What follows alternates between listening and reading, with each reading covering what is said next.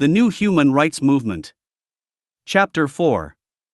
Public Health, Spectrum of Disorder. Not only does structural violence kill more people than all the behavioral violence put together, structural violence is also the main cause of behavioral violence. Dr. James Gilligan. What is poverty? Poverty is generally defined as the economic condition where people are unable to meet their most basic needs. Yet there is natural ambiguity as to what defines a basic need after a certain standard of living is achieved. Generally, poverty takes on three forms. First, there is extreme or absolute poverty. This is where people are not meeting nutritional requirements and/or are vulnerable to debilitating environmental conditions. Today, nearly 1 billion people fit this criterion, the bulk of whom live in the Southern Hemisphere. The Global South, as it is often referred to, houses most of the developing and third world regions, such as Africa, Latin America, and parts of Asia. The prevalence of poverty, pollution, and communicable disease there is dramatically higher than in the wealthier North, meaning the US, Canada, Western Europe, etc. While absolute poverty is certainly present in the North and widely so, it doesn't compare in scale to the deprivation, destitution, and preventable disease epidemics found in the Global South. 45% of all child mortality under 5 years of age links to malnutrition, amounting to about 3.1 million deaths a year, most of which occur in sub-Saharan Africa. A second type of poverty is relative. Like absolute poverty, relative poverty is a socioeconomic condition that leads to a decrease in one's well-being. People in relative poverty are unable to rise to the most common, shared standard of living in a country or the world. While appearing almost trivial on the surface since it is relativistic, meaning it is based on comparisons and not absolutes, this inequality is a powerful driver of negative public health outcomes. Only recently have social scientists come to realize the destructive nature of relative poverty, as the problems associated with it tend to blend into the general disorder of society. As will be explored further, the very existence of socioeconomic stratification or class generates a vast range of problems. It isn't just about inequity, with its lack of true life-supporting resources, it is also about the stress of social comparison and the sense that well-being is not shared fairly. The way society morally justifies unnecessary human suffering due to such inequality imposes some of the most profound existential questions about what it means to coexist. Overall, modern social science shows that an economically stratified society is fundamentally destabilized, manifesting a range of public health problems. While social dominance theory and other elitist views regarding group-based hierarchy see stratification as necessary for social stability, as touched upon in Chapter 2, it is a fact that public health is directly inhibited in vast and complex ways. This phenomenon is a fairly new area of study that is increasingly being explored by epidemiologists. From the prevalence of physical and mental health disease that targets the lower class, reducing life expectancy and well-being, to the psychosocial stress of social exclusion generating antisocial behaviors such as violence, relative poverty is caustic, unnecessary, and extremely inhumane. The third form of poverty to introduce could poetically be termed poverty of the spirit. I first heard this phrase used by Dr. Martin Luther King Jr. in describing the maladjusted way society utilizes the material success it has gained through science and technology. He eloquently stated in his 1964 Nobel Peace Prize acceptance speech, yet, in spite of these spectacular strides in science and technology, and still unlimited ones to come, something basic is missing. There is a sort of poverty of the spirit which stands in glaring contrast to our scientific and technological abundance. The richer we have become materially, the poorer we have become morally and spiritually. We have learned to fly the air like birds and swim the sea like fish, but we have not learned the simple art of living together as brothers. Every man lives in two realms, the internal and the external. The internal is that realm of spiritual ends expressed in art, literature, morals, and religion. The external is that complex of devices, techniques, mechanisms, and instrumentalities by means of which we live. Our problem today is that we have allowed the internal to become lost in the external. We have allowed the means by which we live to outdistance the ends for which we live. So much of modern life can be summarized in that arresting dictum of the poet Thoreau: improved means to an unimproved end. This is the serious predicament, the deep and haunting problem confronting modern man. If we are to survive today, our moral and spiritual lag must be eliminated. Enlarged material powers spell enlarged peril if there is not proportionate growth of the soul. When the without of man's nature subjugates the within, dark storm clouds begin to form in the world. Beautifully put, to be sure. However, if we were to technically reduce his poetry, this poverty of the spirit really signifies a value system disorder. While Dr. King's views express it as a moral problem, which it is by extension, the root is still sociological. As such, these characteristics invariably link back to the structure of society and what is incentivized by the social system. As expressed, there is a primary market logic that leads people to operate in very short-sighted and ultimately neurotic ways. This is consequential of the overall root socioeconomic orientation of assumed scarcity and competition, also discussed before. This orientation continues to mold and reinforce a destructive kind of tunnel vision that guides human focus along a detrimental path, favoring values actually needed to perpetuate capitalism, not perpetuate sustainability, justice, or social well-being. Many philosophers frequently imply that moral maturity is a solution to our poverty of the spirit. However, it is incomplete to argue for improved morality merely through personal growth and increased empathy. It is not enough to change yourself. From a systems perspective, we cannot rationally conclude that an ideal moral compass can be fostered or perpetuated in a socioeconomic condition that doesn't reward it. People typically can only walk against the current so long, no matter how strong their convictions. Humans are far too vulnerable to pressures in their environment. Without the social structures changing to directly embrace our idealized moral strides, little progress can be expected. The fact is, no matter how moral we may think we are or how moral we think the world could be, the structural bigotry inherent in market logic will forever get the best of us, undermining integrity, fueling this poverty of the spirit relentlessly. Impoverished values. This value system disorder, from in-group, upper-class dominance to the casual discrimination common to everyday competitive thinking, has already been touched on in various contexts. In the next two sections I will home in on two specific distortions, the first being a general incapacity to problem-solve accurately, given that overwhelming loyalty to market values blinds society to mechanisms of true improvement, and the second being the rise of consumerism, infinite wants, and the commodification of reality. With respect to problem-solving, almost all modern attempts to resolve existing social problems seek to use markets as the means. You may recall that we explored this some in the prior chapter in the context of the role charity plays in mitigating negative externalities. This market-based attempt at a solution is particularly troubling given that in most cases the very dynamics of markets are what have created the problems to begin with. Society pays great lip service to poverty resolution, increased equality, improved democracy, resource conservation, ecological sustainability, and the general hope for social and environmental justice. Yet regardless of the media fanfare, highly publicized conferences, the UN's Millennium Development Goals, ubiquitous protest movements, and endless green rhetoric, we've effectively been running in place with only minor improvements for decades. Of all the conceivable ways to approach socio-ecological problems, the most common solution proposed has merely been the pursuit of more economic growth. Increased economic growth along with other market-based initiatives continues to be pitched as the solution for just about every social problem there is. Those areas where economic growth can't be at least gestured at as a solution are simply ignored outright, further adding to the endless frustration of the activist community. Given the very nature of the market economy, economic growth has, indeed, helped alleviate some poverty and some loss of opportunity, and so economists speak of it as though it is the only possible solution. Yet, economic growth is far from a universal positive in its dynamics. Economists tend to ignore its fundamentally problematic nature, forgetting that market-based economic growth is first and foremost a function of human and habitat exploitation. The United States, which is home to 5% of the world's population, consumes 25% of the world's energy production and 50% of the world's production of raw materials, and produces 40% of the world's waste. In fact, only 20% of the world's wealthier population consumes a massive 80% of the world's goods. What this means is that the standard of living enjoyed by the United States and the global North is largely built upon international trade, and that trade is highly incentivized to find and utilize cheaper resources and labor.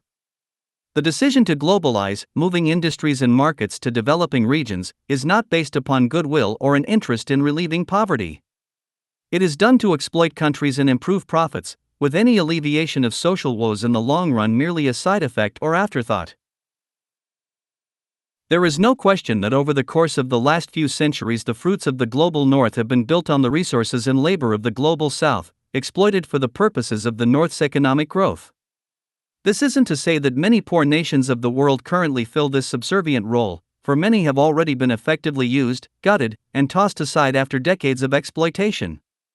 As a result, these regions tend to fester vast internal corruption, regional fracturing, and destabilizing tribal warfare, as evidenced by areas such as sub-Saharan Africa, home to perhaps the greatest foreign exploitative abuse.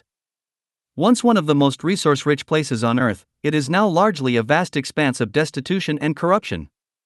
Many observers fail to see this chain of causality, sharing the view that these countries were always corrupt or always poor. As described in what has been termed post-colonial theory, the long-term socio-economic and cultural effects of historical imperial abuses have proven highly caustic. In the words of Vandana Shiva of the International Forum on Globalization, responding to the myth that the poor of the world have simply not implemented proper market reforms and are the authors of their own poverty, this is a totally false history of poverty. The poor are not those who have been left behind, they are the ones who have been robbed. The riches accumulated by Europe are based on riches taken from Asia, Africa, and Latin America. Without the destruction of India's rich textile industry, without the takeover of the spice trade, without the genocide of the Native American tribes, without Africa's slavery, the Industrial Revolution would not have led to new riches for Europe or the US. It was this violent takeover of third world resources and markets that created wealth in the North and poverty in the South. Put mildly, economic growth or development results in inequality as a side effect. This is due to the inherently exploitative and imbalanced procedural dynamics of market economics. This inequality materializes both within nations and between nations in the same basic way, as we see with globalization. We have been told that rising tides lift all boats, and while that idea may be somewhat true over time, it is a grossly misleading aphorism. The truth is that this rise only occurs in tandem with the creation of corrosive inequality, including many stages of adjustment and abuse before the possibility that those drowning boats find mild buoyancy. In the words of Gavin Kitching, Professor of Social Science and International Relations at the University of New South Wales, economic development as a long-term process of structural change, as a historical process, poses awful and awesome moral and political dilemmas which, even to be confronted adequately, require hard and informed thinking. Development is an awful process. It varies only, and importantly, in its awfulness. Likewise, the positive outcomes of the growth process are limited to areas that have a certain degree of relative economic development already. In other words, the extreme poor are less affected by broad economic growth because their regions lack the proper infrastructure and resources to benefit. As concluded by Matilda Dahlquist in a detailed study of low-income countries, does economic growth reduce poverty? Economic growth does not appear to be sufficient a tool when the level of extreme poverty is high. This seems to indicate that poverty reduction must be triggered, the gears must be set in motion, especially in countries with a large portion of extremely poor. Accounting for this fact should, if something, be an initiative for governments across the world to invest in poverty-reducing activities targeted strongly toward eradication of extreme poverty. Africa has 75% of the world's poorest countries, with only nominal poverty reduction over the past few decades. The number of African people living on less than $1.25 a day has declined a mere 8% since 1990. Not to mention that the $1.25 guideline put forward by the United Nations in its original Millennium Goals as the working threshold of global poverty is far from viable as a public health measurement. Even with the recent 2015 elevation of the poverty line to $1.90 a day, it is still not enough. Arguably a more accurate measure, termed by some researchers as the ethical poverty line, puts the dollar value much higher, revealing a different picture of reality. As articulated by Jason Hickel of The Guardian in late 2015, if we want to stick with a single international line, we might use the ethical poverty line devised by Peter Edward of Newcastle University. He calculates that in order to achieve normal human life expectancy of just over 70 years, people need roughly 2.7 to 3.9 times the existing poverty line. In the past, that was $5 a day. Using the World Bank's new calculations, it's about $7.40 a day. As it happens, this number is close to the average of national poverty lines in the global south. So, what would happen if we were to measure global poverty at this more accurate level? We would see that about 4.2 billion people live in poverty today. That's more than 4 times what the World Bank would have us believe, and more than 60% of humanity. And the number has risen sharply since 1980, with nearly 1 billion people added to the ranks of the poor over the past 35 years. The UN's Sustainable Development Goals, launched in September, are set to use the $1.90 line to measure poverty. Why do they persist with this implausibly low threshold? Because it's the only one that shows any meaningful progress against poverty, and therefore lends a kind of happy justification to the existing economic order. This means that the effective use of market solutions and financial measures to address the problem of poverty, unemployment, and deprivation is limited and can often be misleading. This orientation simply continues to injure global society in the long run, regardless of minimal gains, distracting from the underlying economic problems inherent in the system itself. This issue becomes clearer when we consider economically rooted environmental problems. Proposed solutions to resolve pollution, biodiversity loss, and resource overshoot have only recently brought the issue of capital accumulation and economic growth into question. Today, particularly with respect to climate change, the idea that capitalism in and of itself just might be detrimental to earthly sustainability is slowly entering the conversation, and inevitably so. However, all it has generated is confusion and cognitive dissonance, since any talk of grand revisions to the economic system is still taboo. Society has persisted with the Malthusian view that our ecological problems are mostly inevitable, and only a proportional decline in human population or standards of living can result. Hence, survival of the fittest is deemed justified, and the fortunate can go to bed at night thinking they did what they had to do, and this is just the way it is. Once again, it is the poor who disproportionately suffer from environmental problems, making the issue less about green activism specifically and more about social justice itself. The fact of the matter is that the current state of ecological affairs is far from natural, with industrial inefficiency and the deliberate, system-specific creation of unnecessary waste to blame. As will be argued in Chapter 5, capitalism's industrial orientation, meaning how the actual processes of production and distribution are conducted, is arguably the most inefficient mode of economic behavior one could come up with in light of modern possibilities. It basically favors the opposite of what is needed to ensure environmental sustainability, perpetuating extremely inefficient resource allocation across the global population. Classical market economics teaches us that supply and demand power the world. Yet it ignores the fact that constant supply and demand is actually required. Structurally, the market can basically be reduced to interaction between consumers and producers. The wheels of economic growth only turn when people produce, sell, and buy at an increasing rate. That is the root mechanism powering our economic survival, like a vehicle's gas pedal. The more people produce, sell, and buy, the better the health of the economy and supposedly the population. This means that in order for people to get work, they must be needed, according to existing demand. Where demand is low, there is no need to employ, and those who are unemployed cannot help the economy by spending money back into it, fueling it, since they have no income to spend. So, the market economy is based on cyclical consumption, and it really doesn't matter what is being produced, how it is being produced, or why. If demand or production slows, so too does the movement of money, and when this happens, the economy contracts, systemically reducing the standard of living for many. Ecologically, this means capitalism is structurally oblivious to humanity's existence on a finite planet. The system wants to produce, not conserve. In fact, if you think about it, you will discover an interesting paradox to market logic: the fact that capitalism is a scarcity-based economic system that actually seeks infinite consumption. In other words, it favors a threshold of goods scarcity to secure competitive profits, theorized as a model to properly manage scarcity, optimizing resource use and distribution.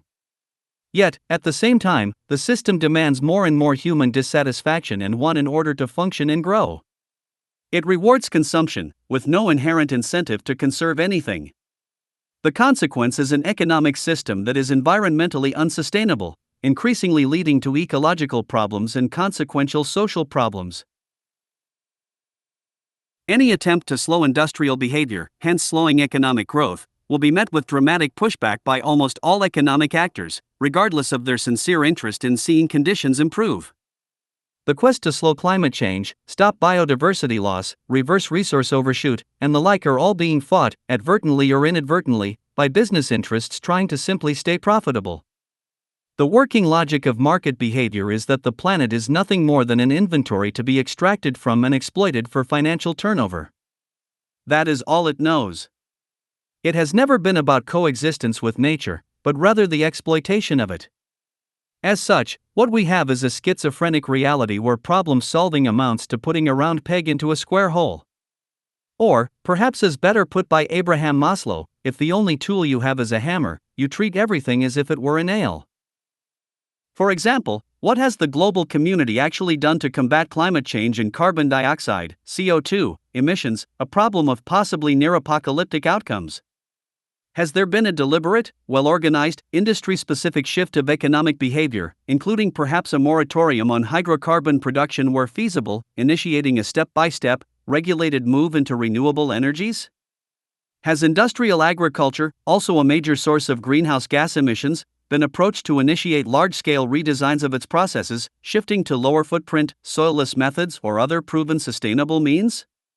Has the idea of subsidizing this kind of important transition by repurposing money from other expenditures, such as the world's vast military spending, that serve a lesser social role been given thought?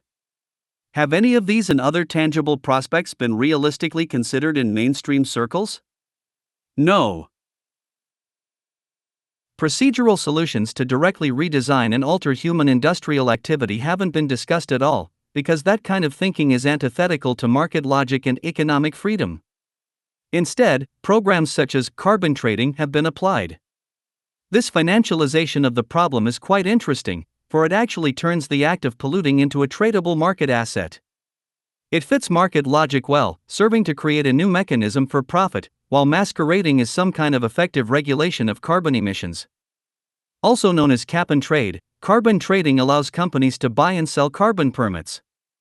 In short, governments set an annual limit on emissions. They then create permits to pollute that can be traded between companies, like commodities. The logic is that a company will work to be innovative and reduce emissions, never reaching its annual limits and not needing to spend its store of pollution permits. It can then sell its surplus permits to other companies that need more credits, knowing they will exceed their limits. In other words, they can buy these permits to pollute from companies that don't need them. The idea is that as long as the cap is respected, it doesn't matter who is polluting and who is innovating. Amusingly, folks at Enron and Goldman Sachs developed this system.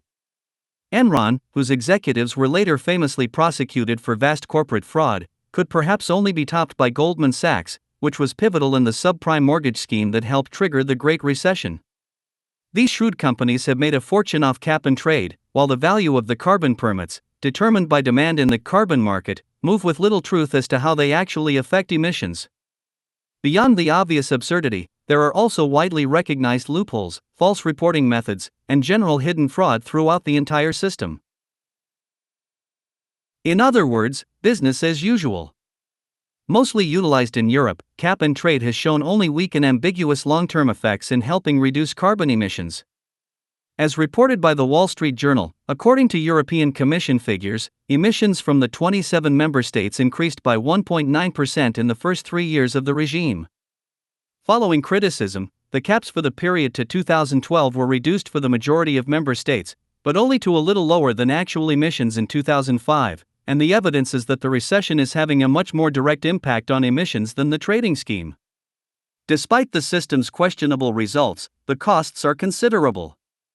Since initiation of the Kyoto Protocol in 2005, with the stated objective being the stabilization of greenhouse gas concentrations in the atmosphere at a level that would stop dangerous anthropogenic interference with the climate system, there has been only nominal progress. The Kyoto Protocol excluded pivotal, large polluting nations such as China and India, and the US never ratified it, making what little progress was achieved virtually moot given the vast amount of greenhouse gas pollution coming from the excluded nations. China and the United States are by far the largest polluters on the planet. While legally binding in theory, the Kyoto Protocol could be opted out of. In 2011, Canada simply quit after its emissions doubled. Rather than paying the $14 billion in penalties, the government simply withdrew, saying it needed to favor its economy and oil production over environmental concerns. In 2015, a seemingly more promising meeting was held in Paris, known as COP21. The $200 million, two-week event, attended by 40,000 participants representing 200 countries, sent positive publicity and shockwaves of hope across the world. Yet, when the dust settled, one wondered what exactly was accomplished. Not only was the global agreement reached non-binding and full of promises with no real basis of enforcement, but there was also a near-complete lack of industry-specific technical goals. As Tom Switzer reports, the 196 nations only agreed to volunteer their carbon-cutting promises to the IPCC, Intergovernmental Panel on Climate Change, every 5 years. They don't have to set ambitious goals, not least because there are no common standards for measuring improvement. Nor are they required to meet their targets, largely because there is no penalty for non-compliance. Unlike 1997's Kyoto Protocol, Paris isn't a legally binding treaty. Nations can provide excuses for failure and pledge to do better next time. That hardly bodes well for verifiable and enforceable action to slash greenhouse gas emissions. As far as the issue of biodiversity loss goes, in 2002 representatives from 192 countries gathered at the Convention on Biological Diversity, making a public commitment to significantly reduce the loss of biodiversity and increase habitat preservation by the target date of 2010. 8 years later their results were published, stating, none of the 21 subtargets accompanying the overall target of significantly reducing the rate of biodiversity loss by 2010 can be said definitively to have been achieved globally. It continued, there has been insufficient integration of biodiversity issues into broader policies, strategies, and programs, and the underlying drivers of biodiversity loss have not been addressed significantly. Actions to promote the conservation and sustainable use of biodiversity receive a tiny fraction of funding compared to activities aimed at promoting infrastructure and industrial developments. Emphasis added, moreover, biodiversity considerations are often ignored when such developments are designed, and opportunities to plan in ways that minimize unnecessary negative impacts on biodiversity are missed. Actions to address the underlying drivers of biodiversity loss, including demographic, economic, technological, socio-political and cultural pressures, in meaningful ways, have also been limited. Most future scenarios project continuing high levels of extinctions and loss of habitats throughout this century, with associated decline of some ecosystem services important to human well-being. Should we be surprised by any of this? Again, the entire ethic of conservation, efficiency, and, in effect, sustainability itself, moves against the structural nature of market economics. No matter what the long-term threat may be, people's most immediate sense of security comes from ensuring their next paycheck or next business opportunity. There will always be a seemingly rational justification to disregard larger-order eco-social factors. In other words, market logic has everyone backed into a corner, forcing short-term preservation at the cost of long-term destruction. Of course, this isn't to argue that some improvements have not been made. For example, the Montreal Protocol, a global effort to stop ozone layer depletion by reducing chlorofluorocarbon (CFC) emissions, is an example of a successful initiative. However, the financial pain that solution required of business pales in comparison to what is needed today. Today, unlike any other period in history, the ecological crises at hand present the greatest technical and existential problem humanity has ever faced. Much like during the CFC crisis, the case for human-generated climate change and the need for action are also being opposed by a highly funded public relations and science campaign working to diminish the argument. This is yet another level of the competitive self-preservation inherent to market logic, deeply distorting motivation and honesty. A study by Drexel University in 2013 traced the financial roots of what it terms the Climate Change Countermovement, CCCM. It found that 91 CCCM organizations, consisting of think tanks, advocacy groups, and other industry-associated organizations, were funded by 140 different conservative foundations, the vast majority of which could be tied to vested corporate interests. Through lobbying, media campaigns, and political contributions, billions are spent to persuade the public that the science behind man-made climate change is wrong and that oil and other suspect industries should continue business as usual. The study says the CCCM efforts focus on maintaining a field frame that justifies unlimited use of fossil fuels by attempting to delegitimate the science that supports the necessity of mandatory limits on carbon emissions. To accomplish this goal in the face of massive scientific evidence of anthropogenic climate change has meant the development of an active campaign to manipulate and mislead the public over the nature of climate science and the threat posed by climate change. This counter-movement involves a large number of organizations, including conservative think tanks, advocacy groups, trade associations, and conservative foundations, with strong links to sympathetic media outlets and conservative politicians. That noted, what makes this whole environmental situation even worse is that given the current rate of problems in this business-as-usual approach to problem solving, the poor developing nations have very little hope of ever pulling themselves out of destitution before near irreversible, high-impact ecological problems truly surface. This isn't to say it can't happen, it means that established industrial and economic means are too archaic and destructive. For example, China has based its entire growth model on the early United States, meaning the use of fossil fuels and belligerent consumption to lift all boats. In this process, with high growth and low environmental protections, China now has 16 out of 20 of the world's most polluted cities. In the words of sociology professor Walden Bello, this leads us to the dilemma of the South. Before the full extent of the ecological destabilization brought about by capitalism, the South was expected to simply follow the stages of growth of the North. But now, the South can't do so without bringing about ecological Armageddon, yet the elite of China as well as those of India and other rapidly developing countries are intent on reproducing the American-type overconsumption-driven capitalism. Based on current methods, it would take literally numerous Earths and something of a giant pollution-removing vacuum cleaner to make the whole world a first world. The truth is that it is going to require a radically new form of orchestrated economic activity to alter these trends to increase standards of living without the extreme negative externalities.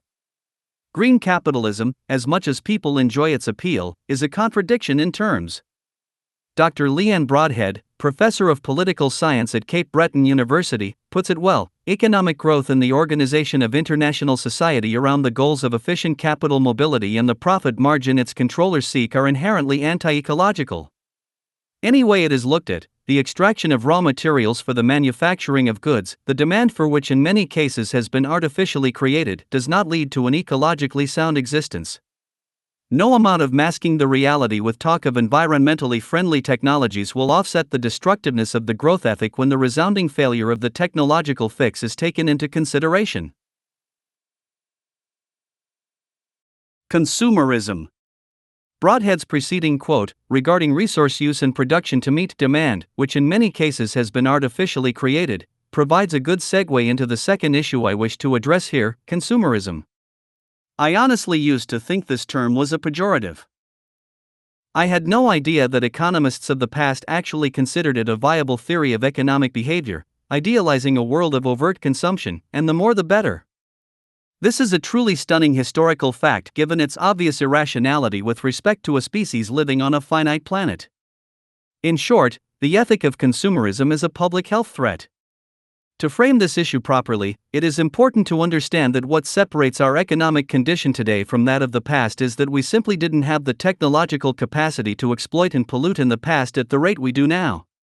200 years ago, market behavior was simply incapable of approaching the limits of environmental sustainability. Back then, people could try all they might to produce, sell, and pollute repeatedly, and it wouldn't have made a dent in the long run because the economic means were too low-tech, slow, and arduous. All that changed after the Industrial Revolution. While we can now produce exponentially faster than before, expanding the economy and elevating standards of living, we can also destroy, pollute, and use up resources just as fast because our methods and incentives are mostly wrong. Like the rise of financialization as an outcome of capitalism's maturity through time, our current predicament of grotesque material production and consumption, along with the mammoth amount of pollution and waste generated, is also a realization of the market's true character. Like a dormant cancer waiting for the right conditions to flourish and kill its host, the true face of the system is being revealed as our advanced technological capacity is enabling accelerated economic turnover to satisfy the market's need for constant economic growth, clashing with natural planetary limits. Overall, the crux of the issue is centered between two incompatible processes: business and industry. In his famous work The Engineers and the Price System, Thorstein Veblen, first referenced in Chapter 2, was perhaps the first to really express the root difference between these two orientations. In short, business and industry have contradictory views of what efficiency means. Business employs market efficiency, which is about maximizing extraction, production, distribution, turnover, and labor employment. Industry employs technical efficiency, which is about sustainable design, conservation, reduced turnover, per-case labor employment, optimization of resource use, reduced waste, and effectively being economical in the truest sense of the term. Historically, the assumption has been that these two processes were complementary. It was assumed that money saved meant resources saved, and money earned or spent meant resources efficiently utilized. This is far from reality, a reality that has become more evident given the rapid rise in productivity over the past 200 years. What we find is that business efficiency disdains industrial efficiency. Being truly economical, accomplishing more with less, maximizing longevity, and facilitating conservation is not what works for business. Rather, it needs technical inefficiency to ensure repeat purchases and a dissatisfied, generally unhappy culture that has endless, neurotic material desires. Inefficiency and its partner, planned obsolescence, now largely drive economic growth in the 21st century, coming in the form of consumerism. Even more, since business is confined to money and trade only, the abundance capacity and benefits of modern industry only extends to those regions and classes where purchasing power exists. This fact explains why, in a world able to achieve such vast productivity, poverty is still rampant. How did we get to this place? In the 1920s, increased industrial productivity translated into a loss of consumer demand in America and Europe. Extended periods of goods surpluses drove exchange values down. This resulted in diminished profits, slowing job and economic growth. This slowdown created pressure to find ways to increase consumer demand and get cyclical consumption moving faster. While the Protestant, puritanical ethic of American culture has been argued as favorable to capitalist development, a view famously promoted by sociologist Max Weber, the same ethic meant that flagrant, conspicuous consumption was not a virtue. As such, commercial leaders and government knew something had to be done to change people's values. The Great Depression brought into global question not only the U.S. economy, but the very integrity of capitalism itself. Yet even before this, the effects of mass production on a relatively conservative culture were a mounting concern. In 1927, Paul Mazur of Lehman Brothers famously wrote in the Harvard Business Review, "We must shift America from a needs to a desires culture. People must be trained to desire, to want new things even before the old have been entirely consumed. We must shape a new mentality in America. Man's desires must overshadow his needs." Charles F. Kettering, the head of research at General Motors for almost 3 decades, wrote an article in the Nation's Business magazine in 1929 titled, "Keep the Consumer Dissatisfied." In this, he argued for the merit of consumer dissatisfaction as a force of social progress, stating, "Change, to a research engineer, is improvement." People though don't seem to think of it in that manner. When a change is suggested, they hold back and say, "What we have is all right, it does the work." We, as manufacturers, must offer those improvements after they have been found to be capable improvements. The public buys and disposes of what it has. If everyone were satisfied, no one would buy the new thing because no one would want it. The ore wouldn't be mined, timber wouldn't be cut. Almost immediately hard times would be upon us. You must accept this reasonable dissatisfaction with what you have and buy the new thing, or accept hard times. You can have your choice. Kettering's view became largely accepted after World War II, as consumerism was perceived as literally an obligation of the citizenry, something that would help defeat the communists and fuel the American dream. Harvard historian Elizabeth Cohen, author of A Consumer's Republic, makes it clear that there was a highly concerted effort to guide the public toward seeking endless consumption. After World War II, the social climate in America was weary of the exceptional acceleration of material production. Why should people feel the need to alter their lifestyle if they were satisfied? Also, given the general relativity of what is or is not a respectable standard of living after certain core needs are met, it is clear that consumerism and materialism are contrived sociological phenomena. While some have argued that a culture of infinite wants is simply human nature, anthropological evidence shows otherwise. Many Native American cultures, for example, have or had a very deep value for balance with the environment, seeking to avoid material acquisition in favor of a spiritual sense of connection and responsibility. Therefore, at least among some cultures and clearly in the US, the requisite insatiable values needed to be programmed in, manipulating our social nature so that we represent ourselves through what we own, rather than what we actually think and do. With great effort, social engineers accomplished this task through emotionally fueled advertising and various levels of marketing. Edward Bernays, who was mentioned in Chapter 2, was a highly pivotal figure in this transition. Cohen states, if encouraging a mass consumer economy seemed to make good economic sense for the nation, it still required extensive efforts to get Americans to cooperate. Beginning during the war and with great fervor after it, business leaders, labor unions, government agencies, the mass media, advertisers, and many other purveyors of the new post-war order conveyed the message that mass consumption was not a personal indulgence. Rather, it was a civic responsibility designed to improve the living standards of all Americans. The persuasion was multidimensional. For example, this large influx of productivity and goods driven by technology was touted as evidence that capitalism was on pace toward a more egalitarian and democratic society, with politicians using the fruits of mass industrial production as psychological warfare to further condemn competing communist nations. This was the dawn of the elusive American dream. However, what people forget about the vast destruction of World War II is that most major powers outside the US lay in shambles. The United States still had its infrastructure intact. Hence, once the economic machine resumed post-war, the US had all the advantages to eclipse the economic capacity of other nations, not to mention having just terrorized the world with its power play of dropping atomic bombs on Japan. Cohen continues, wherever one looked in the aftermath of war, one found a vision of post-war America where the general good was best served not by frugality or even moderation, but by individuals pursuing personal wants in a flourishing mass consumption marketplace. Private consumption and public benefit, it was widely argued, went hand in hand. And what made this strategy all the more attractive was the way it promised a socially progressive end of social equality without requiring politically progressive means of redistributing existing wealth. This is a very convenient disposition for those in positions of political and commercial power, since it implies that any lack of fortitude in working and consuming on the part of the public is the problem, not the power establishment or even the social system. Meanwhile, the profit obtained by commercial interests was elevated and the capitalist, free market system of social control could remain ideologically sound in public perception.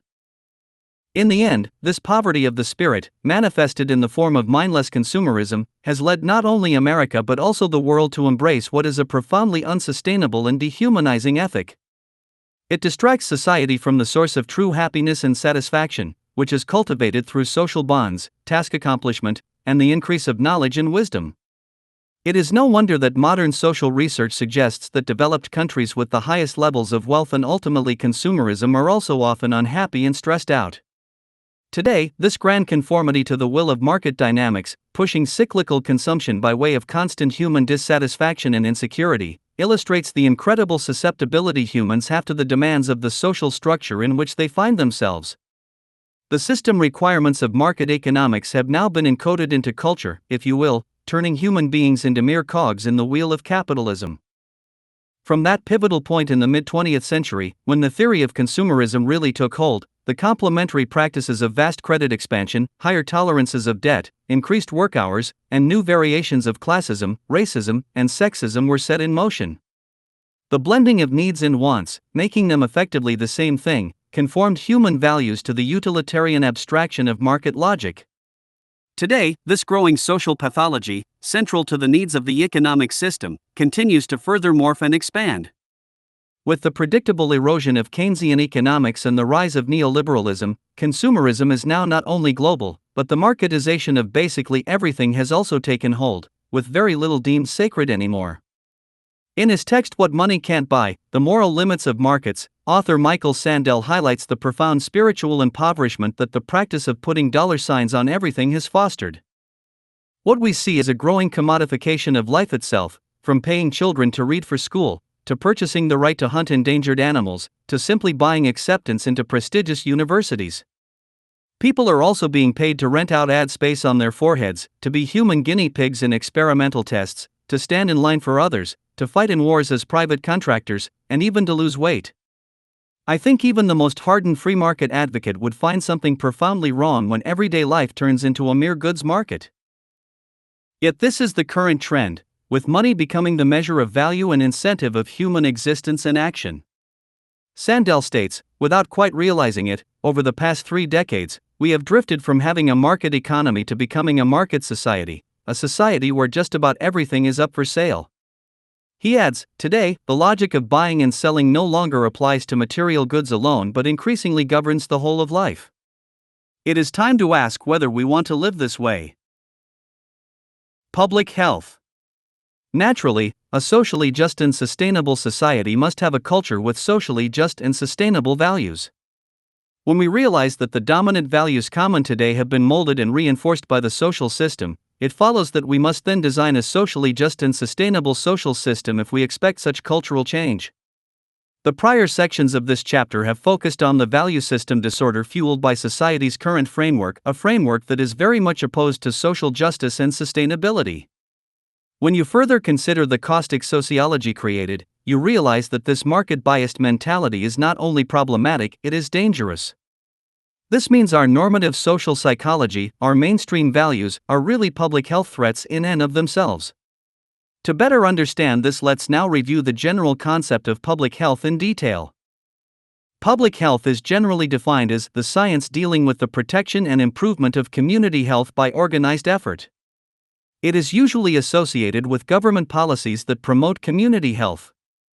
This includes preventing disease and accidents, providing physical and mental health care, conducting research, educational, and social programs, and even improving infrastructure such as sewage treatment, sanitation, and water treatment.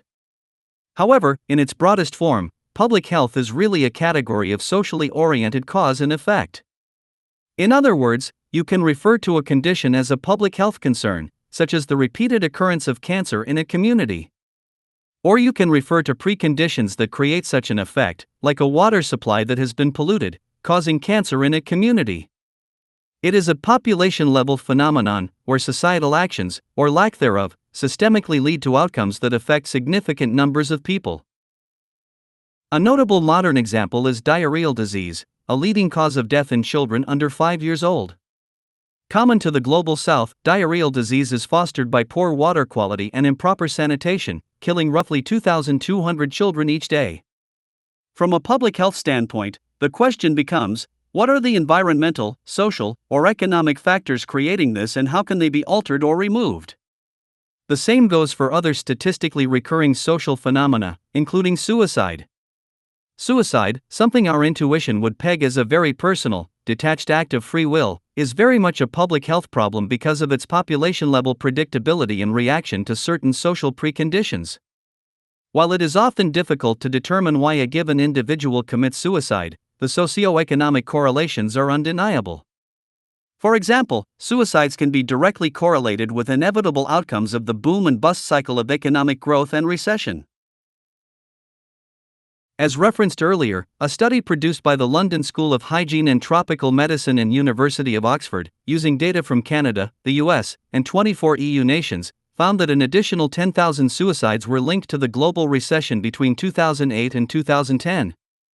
The study found the biggest risk factors were job loss, home repossession, and debt.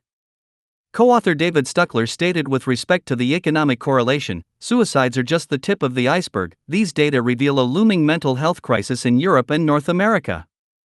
In these hard economic times, this research suggests it is critical to look for ways of protecting those who are likely to be hardest hit.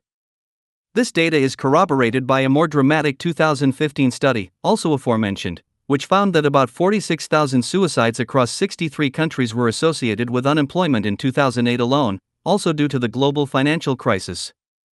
Then there is behavioral violence. Also one of the more difficult areas to contextualize in terms of public health, since it means one must factor in social preconditions rather than free will individual actions. Behavioral violence is slowly being understood as a systemic problem. Dr. James Gilligan, a lifelong prison psychologist and former director of the Center for the Study of Violence at Harvard Medical School, has been at the forefront of describing violence as a public health problem rather than a moral or legal one. While acknowledging the complexity of the issue, his research has concluded that socially specific negative emotions operate like pathogens, leading to behavioral violence in the same way a biological agent leads to general disease. He writes, "A consensus on the causes and prevention of violence has been emerging over the past few decades among investigators of this subject from virtually every branch of the behavioral sciences. All specialties, independent of each other, have identified a pathogen that seems to be necessary but not sufficient cause of violent behavior, just as specifically as exposure to the tubercle bacillus is necessary but not sufficient for the development of tuberculosis. The difference is that in the case of violence, the pathogen is an emotion, not a microbe, namely, the experience of overwhelming shame and humiliation. And just as people's vulnerability to tuberculosis is influenced by the state of their body's defense mechanisms, so their vulnerability to violence is influenced by the state of their psychological defense mechanisms. This is a radical departure from the free will orientation of human agency common today, particularly in judicial practice.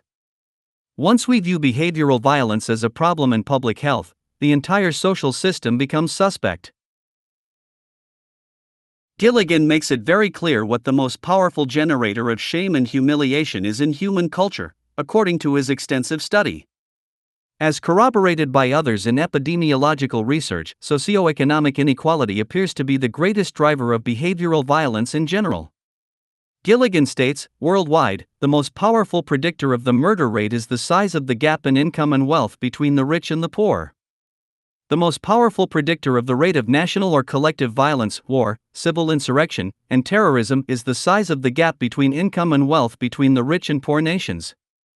This is a troubling finding, as wealth inequity is a textbook characteristic of capitalism, effectively making capitalism itself a precondition for war and violence. Such correlations between population level, statistically consistent negative health outcomes, and various socioeconomic preconditions are abundant. In the work The Spirit Level, Why Equality is Better for Everyone by Wilkinson and Pickett, a large amount of epidemiological data is explored and correlated. As will be revisited later in this chapter, what is found is that many public health and social problems are correlated to economic inequality. By comparing developed nations specifically, we can see clearly that the more equal a society is in terms of income, the more stable, healthy, and happy that society will be. On the other hand, societies with large income gaps, such as the United States, suffer disproportionately across a range of problems, including higher incidences of heart disease, obesity, infant mortality, homicides, imprisonment, teen birth, mental illness, poor education, and more. Socioeconomic inequality is also correlated to a gradient of health and well-being such that those with higher socioeconomic status have better health than those with lower status. While this may seem like common sense due to differing lifestyle options, researchers have recently found that a critical component is actually stress. Both general survival insecurity and psychosocial stress have been found to take a powerful toll on people's health in the lower classes, in addition to their lifestyle choices regarding food, smoking, and the like. The stress of simply feeling poor and inferior, a direct socioeconomic consequence given how personal success is currently measured in material and class terms, has emerged as just as relevant a health detriment as a poor diet or polluted environment. In effect, social stratification is a mechanism of structural violence, as will be explored throughout the rest of this chapter. Structural violence. As defined in Chapter 1, structural violence is about preventable violence, death, and suffering resulting from human institutions. The body of research on this complex idea has grown over the past few decades. In 1976, Gernot Kohler and Norman Alcock produced a defining paper titled An Empirical Table of Structural Violence. Building on related ideas by Johann Galtung, they refined a model of the idea that is just as viable today as it was then. They state, whenever persons are harmed, maimed, or killed by poverty and unjust social, political, and economic institutions, systems, or structures, we speak of structural violence. Structural violence, like armed violence, can have two effects: it either kills its victims or it harms them in various ways short of killing. Gilligan refines the definition to home in on its root socioeconomic relationship. While structural violence can theoretically occur in a purely political and social arrangement without economic influence, its main manifestation comes from social class by way of economic inequality. In fact, general economic factors actually precede sociopolitical ones, once again putting the nature of the economy at the very root of societal organization. Gilligan says, increased rates of death and disability are suffered by those who occupy the bottom rungs of society, as contrasted with the relatively lower death rates experienced by those who are above them. Those excess deaths are a function of class structure, and that structure is a product of society's collective human choices concerning how to distribute the collective wealth of society. Gilligan's notion of excess deaths has to do with deciding what degree of suffering and death is avoidable or not. If it is plausibly avoidable, it is violence. Johann Galtung, in his original treatment on structural violence, stated that the difference rests between what could have been and what is. Thus, if a person died of tuberculosis in the 18th century, it would be hard to conceive of this as violence since it might have been quite unavoidable, but if he dies from it today, despite all the medical resources in the world, then violence is present according to our definition. Put another way, imagine a person pulls out a gun and kills a 30-year-old person. Given the modern average life expectancy of 54 years can be assumed to have been taken from that person. This is certainly violence, as everyone would agree. Now imagine the same person born into the toxic condition of poverty, in the midst of an overall affluent, abundant society, dying at the age of 30 from a disease linked to poverty. Is that also considered violence? It hasn't been until recent times that inequality has been seen as an umbrella condition for many public health problems. Generally, we sense that inequality is socially corrosive and detrimental to those in abject poverty, but the true depth of that violence has gone widely ignored. Gilligan's expression, increased rates of death and disability, conveys the general idea that poverty is a kind of violence, but that violence is expressed in countless ways, often too subtle to see. In fact, it is difficult for me to think about the issue without associating it with a unique period of my childhood. My mother was a social worker in rural North Carolina for almost 30 years, an occupation that is a direct response to structural violence by way of socioeconomic class. Returning home each evening, she would often comment to me about her cases. Working in perhaps one of the most unpleasant jobs possible, she had to decide whether children should be taken away from their families to be placed in foster care. Given that even the most dysfunctional and abusive families still form deep bonds, the idea of government coming in and intervening in such sensitive affairs is quite controversial. Yet some of her cases involved neglect, sexual abuse, child prostitution, addiction, extreme criminality, incest, and various extremes of perversion that would convince even the most steadfast family preservationists to intervene. Around the time of the North American Free Trade Agreement, NAFTA, she changed jurisdictions to an already poor region that was being hit with increased job losses. NAFTA, promoted as a free market liberator between Canada, Mexico, and the United States, had the effect of job flight from the U.S., increased inequality, and human displacement. In my mother's jurisdiction, the already low-wage factory and farming jobs dissolved as plants closed or moved, producing a sea of even poorer families with less opportunity. In this climate, social services did what they could. Still, she would be the first to tell you that most victories were small. A child taken from one abusive or neglectful family very often ended up in only a slightly better home. Foster care itself was incentivized by money, sought by already poor families in the same general region. The dark cloud of poverty and its violence was ever present. Though, not all of her cases were of an extreme nature. Many were slowly unfolding tragedies of well-meaning people who really tried, but lacked the means ever to gain traction or stability. This relentless stress often leads to despair, along with self-medication through alcohol and drugs. While we may look at a drug-addicted mother as being a terrible person, sacrificing the welfare of her child for her habit, we miss the backstory of how she got to where she is. This is not to absolve people of responsibility, but to uncover the complexity. Humans can be frail creatures, and enough stress and pain can break just about anyone. Oftentimes my mother would be alerted by schools reporting something wrong. For example, children would come to school filthy, beaten, without shoes, or emaciated. Social services would investigate on such grounds, finding consistent patterns. A snowball effect was often clear, wherein already disadvantaged poor people, often with little education, end up with children they can't financially support. In many cases of assumed neglect, the circumstance was really not malicious. Parents were working long hours at low-wage jobs, unable to pay for daycare, so child supervision simply wasn't possible. This resulted in accidents, such as children playing with their parents' guns, and also misguidance through a lack of familial presence and support. It isn't difficult to understand how such lack of structure, coupled with the dynamics of poverty in general, can mold a child in negative ways, or difficult to see how those influences extend into adulthood. These habits were repeated when those adults had their own children, often in the same poor conditions, creating feedback loops of human distortion. In the mid-1990s, I had a personal experience in which the abstraction of this world I had been passively hearing about through my mother's stories became a reality.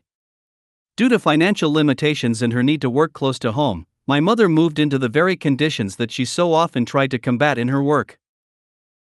It was an area of rural white poverty consisting of an array of dilapidated mobile homes sprawled about in a generally wooded area. Old cars and industrial debris peppered the terrain. Attending school in the city where my father was, I visited during summers and weekends. The area and culture was in mild contrast to my father's neighborhood, which, while also poor, was instead urban and mostly occupied by non-white minorities. In one of my first visits, after befriending some local children, I was guided to a parking lot up the street. Here I saw a couple of dozen teenagers and a few adults intently gathered in a semicircle. The focus was on two 14-year-old boys fighting. While young teens fighting is nothing new, what made this circumstance unique, as I came to learn, was that the fathers of the two boys were the ones enforcing the fight. It appeared the kids had gotten into a scuffle at school and the fathers took it upon themselves to teach their kids a lesson by having them fistfight in a public display. One kid was pummeled and humiliated by the other in front of his peers, and he ended the fight in a fetal position, crying in the back of a pickup truck. I glanced around to notice the primitive reactions of the locals as they praised the dominant figure and yelled obscenities at the defeated one. It appears this was how some adults in the community dealt with adolescent conflict. Needless to say, even at my young age, I was troubled by the situation, wondering how anything positive could have possibly come from such a scene. What does this teach impressionable kids about conflict resolution? What does it teach about parenting? This was a hint of the spectrum of social disorder inherent in this community, fomented by poverty. Over the course of visiting, making friends, and getting to know other families, I found my sense of destabilization growing more visceral, an unnerving sense that anything could happen at any moment. As years went on, I came to recognize that the children my age who had been born and raised in those conditions really had little hope of breaking the cycle of racism, illiteracy, privation, violence, and drug addiction that surrounded them. They only knew what their cultural condition presented to them, compounded by the complex stress of limited options. In truth, they were victims. They were victims along with their parents before them, who, more often than not, were born into the same basic deprived socioeconomic condition. They were victims of socioeconomic circumstances that created feedback loops of negative stress and limitation. The loss of opportunity, lack of education, absence of status, and echoes of prior generations' bigotry and derangement are all outcomes of poverty and inequality itself, forming chain reactions and cycles that perpetuate a never-ending human tragedy. From one acquaintance who was beaten by a gang to near-permanent disability, to the next-door neighbor who would crossbow stray dogs in his front yard, to the boy up the street who one day put a shotgun in his ex-girlfriend's vagina and pulled the trigger, this was a breeding ground of crime, violence, anger, and bigotry. While my experience was of an American variety, the correlation between poverty and this vast array of what are effectively public health problems can be found in every country and across every culture. It is a pivotal example of the systemic, corrosive nature of inequality. These people were not authors of their own poverty, they were consequences of the structural violence resulting from the economic imbalance generated by the social system itself. With that in mind, let's step back and consider the idea of economically driven structural violence an abstract principle. Imagine an island with 100 inhabitants. One person has managed to acquire, through customary trade methods, 99% of the resources of the island. The other 99 are poor, sharing only 1% of the resources, and they are consequently suffering physically and psychologically. They are getting sick, fighting among themselves, and dying off prematurely for lack of economic means. The one wealthy person has more than enough to provide for everyone on the island without suffering any real loss of well-being, but chooses not to help. While intending no harm to anyone, the wealthy person simply thinks everyone gets what they deserve, however unfortunate their plight. Is this a condition of violence? When systemic social mechanisms result in a highly disproportionate benefit to one group while preventing another from meeting basic needs, logic demands the acknowledgement that the effect is, indeed, one of violence. While most recognize violence as a direct result of one person's or group's doing deliberate, clear harm to another, our society also recognizes the need for personal responsibility for public safety. When a person kills a pedestrian by accident while driving drunk, we view this incompetence and lack of external concern with contempt. While the harm was not intentional, it was unnecessarily consequential to poor judgment and hence inadvertently violent. Likewise, if a restaurant doesn't properly process its food, creating toxins that then poison and kill patrons, society also reacts in contempt since the harm done was caused by unnecessary neglect. There was no direct intent to do harm, it was consequential to other behavior or lack thereof. It is in this context of social responsibility and the avoidance of neglect that structural violence can be framed. The question is, to what extent are any or all of us responsible for the unnecessary suffering of others? As discussed in the previous chapter regarding structural bigotry, the architecture of the market economy is such that no matter what the public does, economic inequality is going to occur, leading to social injustice. It can expand and contract, but it will never go away. That precondition of inequality then translates into structural violence when it results in harm that is provably unnecessary. Yet, due to society's localized perception, such harm goes unregistered as actual violence since people haven't been taught to see the connection. Hence, they feel no sense of responsibility. This is further compounded by the individualistic value disorder inherent in the system's social psychology, which effectively locks most people into assuming everyone gets what they deserve, compounding the problem even further. Such has been the common perception for a long time. In the words of Nancy Shepard Hughes, structural violence erases the history and consciousness of the social origins of poverty, sickness, hunger, and premature death, so that they are simply taken for granted and naturalized so that no one is held accountable except, perhaps, the poor themselves. It has only been through modern statistical research in public health that the depth of structural violence and its systemic roots has come to light. Given this, I repeat the question, to what extent are any or all of us responsible for the unnecessary suffering of others?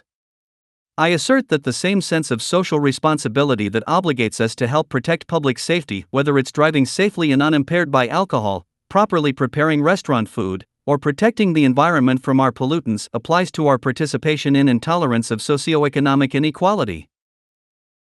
As mentioned earlier, the distinction to be made involves what suffering is necessary and what suffering is not. Is it necessary for almost 1 billion people to effectively starve during an age of advanced technology and mathematical proof that we can feed everyone? Is it necessary to create a world where the top 25 billionaires could end world hunger, while millions of families like those I experienced in rural North Carolina must endure debilitating poverty, leading to a vast spectrum of social disorder?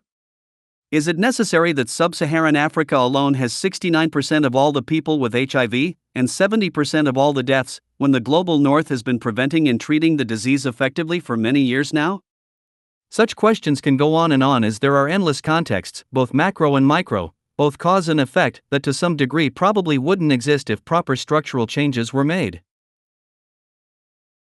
These problems include, but are far from limited to, psychological and physiological disease, the cultivation of racism and bigotry, underground economies such as drug trafficking and prostitution, gang violence, all forms of slavery and exploitation, suicide, behavioral violence, addiction, general crime, destructive elitism, debilitating inefficiency, child abuse, spousal abuse, terrorism, social destabilization, animal abuse, environmental pollution, biodiversity loss, and even war.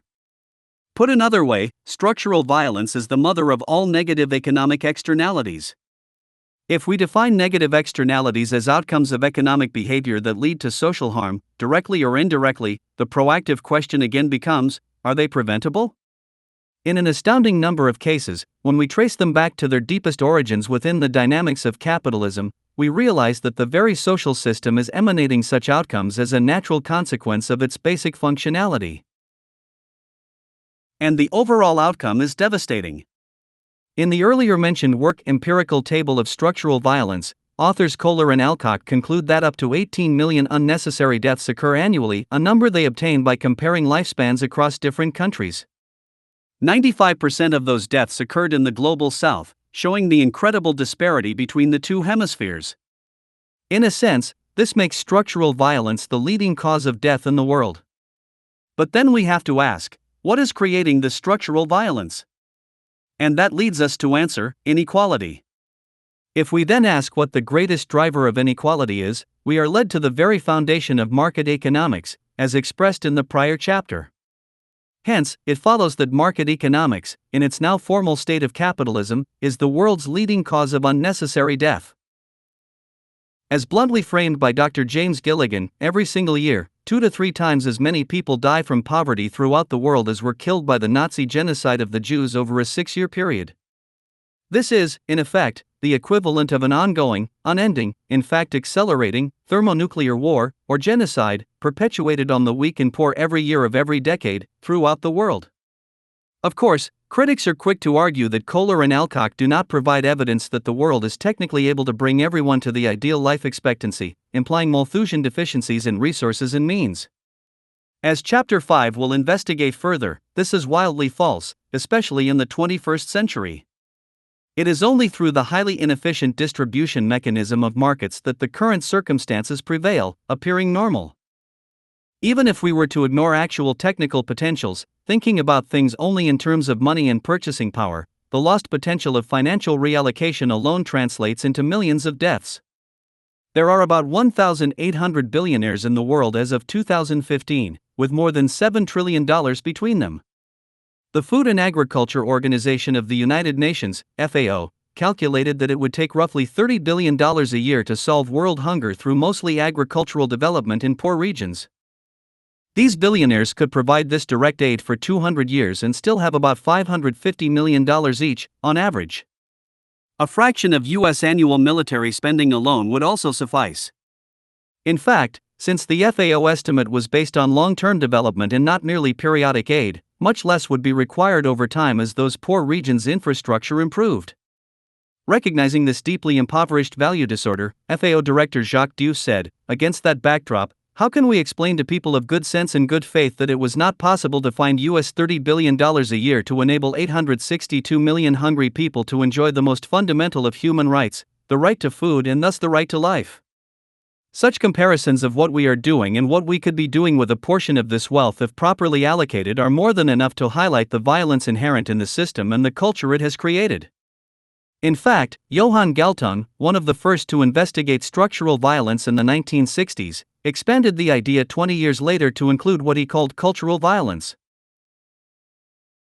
This has to do with those aspects of culture that normalize both direct and structural violence and their mechanisms, sanctifying it as natural. It is in this line of thinking that Dr. King's poverty of the spirit really hits home. That a person can have $1 billion in the bank and walk around as though that excess is okay in the midst of the vast suffering around him is an exceptional state of ethical and empathic impoverishment. But instead of looking at billionaires as a manifestation of both our problematic social system and disturbed human psychology, the public is lured into cultural violence, idolizing billionaires as heroes and beacons of success. As of 2015, 62 people have more wealth than the bottom 50% of the entire human population, some 3.5 billion people. It is quite amazing that we don't view that reality as an expression of pure violence against the general population. Social pollution.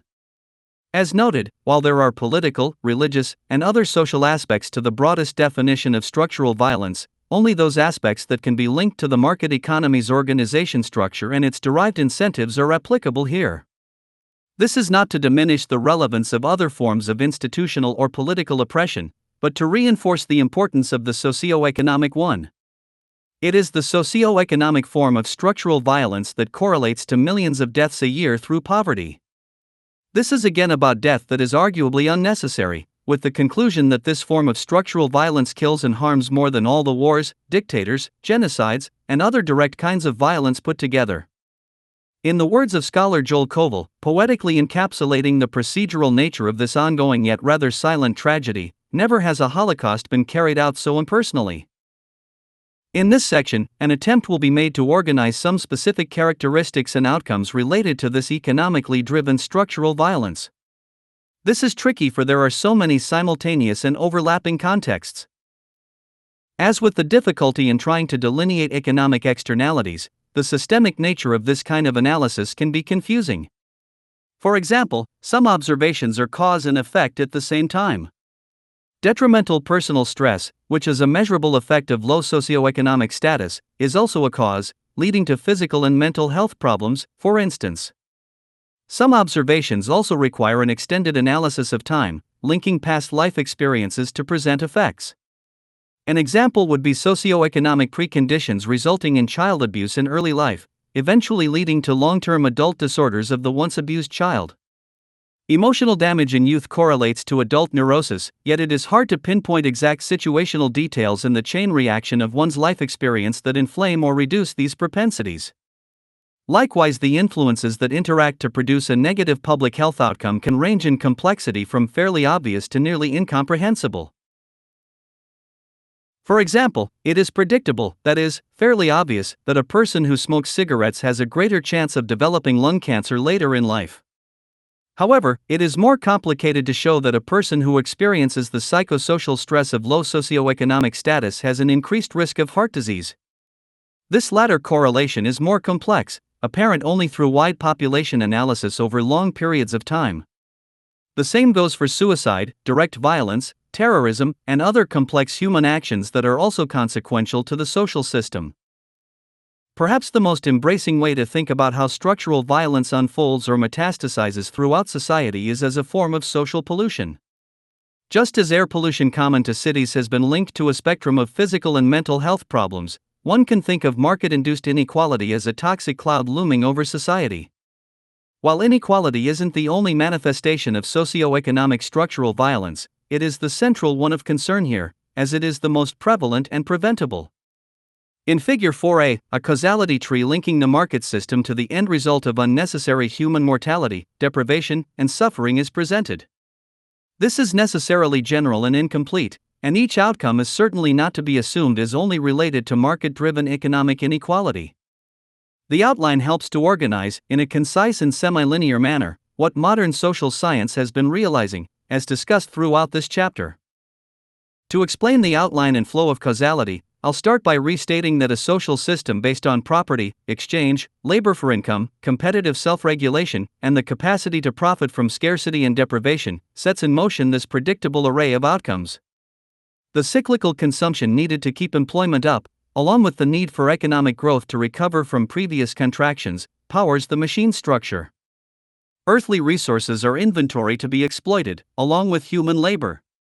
At the same time, negative externalities flourish, and increasingly so, as our technological capacity grows, often being used for the wrong purposes. This is all embodied in the market structure, like the tiny seed that sprouts a towering tree. Again, it is often argued that capitalism is a specific mode of market behavior, separate from other forms of market economies. This is a false distinction. While economists often talk about true free markets or differentiate between state capitalism, merchant capitalism, and even market socialism, these are all variations on a core, foundational theme. The tiny seed that grew to a towering tree may produce various fruits, but no matter how diverse they seem, the genetics of that tree remain the same.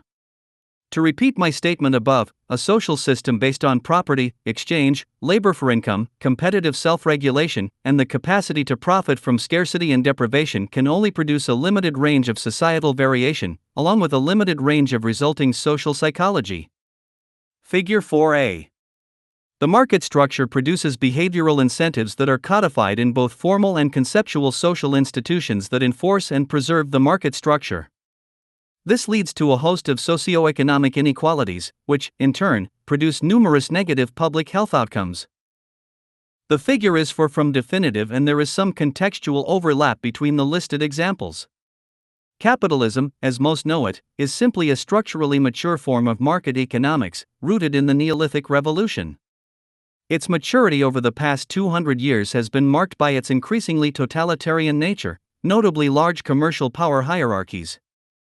While one can theorize a market with no hierarchy or dominance by an elite capitalist ownership class, that is not the natural gravitation at all. Moving to the second tier in the figure down, there is incentive. The incentive system resulting from the market structure has been described previously as the primary logic that guides human behavior in the quest for financial success in the market game. It is this incentive logic that simply cannot be avoided if a person or business expects to succeed, no matter what their moral or ethical views may be.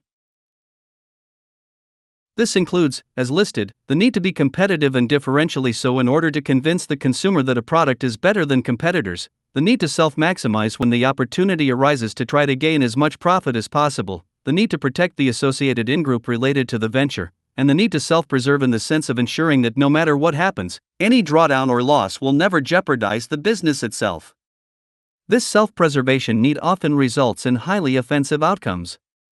The history of tobacco and cigarette use is a classic example of such an outcome. Decades of lying, lobbying, and fraud to secure profits occurred once it was clear that smoking causes serious health problems. Currently, we see this behavior in the energy industry, with hydrocarbon-based corporations slowing the desperately needed shift to renewables for the sake of maintaining profits. Returning to Figure 4a, we next have the institutions, third tier down. These are the formal and conceptual institutions that organize the market system in day-to-day reality. These include merchant institutions, goods-producing corporations, financial institutions, central banks or monetary policy, ideological institutions, neoliberalism or consumerism, regulatory institutions, property law or government, and legitimizing institutions, the market-favoring discourse of the intelligentsia, general state propaganda, and even the industry of commercial advertising itself. Advertising, while also a merchant institution, exists to promote cyclical consumption, supporting the ethic of consumerism and hence economic growth. I would like to clarify that ideological institutions and legitimizing institutions are similar as they both promote values and arguments in favor of the market system.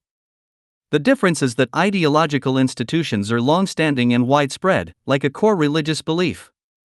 Legitimizing institutions are periodic and can vary, effectively existing to enforce or justify the core ideological institutions.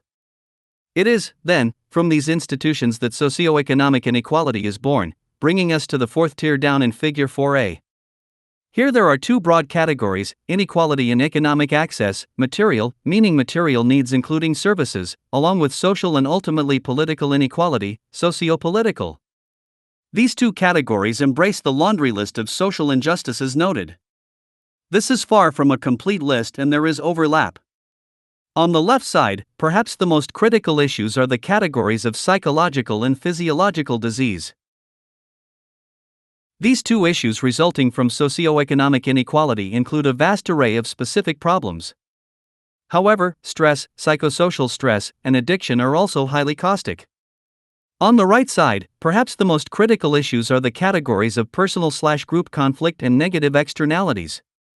However, oppression and legal discrimination are also highly important. In the end, all of these injustices and detrimental pressures lead to the final stage manifestation of structural violence, as expressed in the two resulting categories at the bottom of Figure 4a. Epidemiology.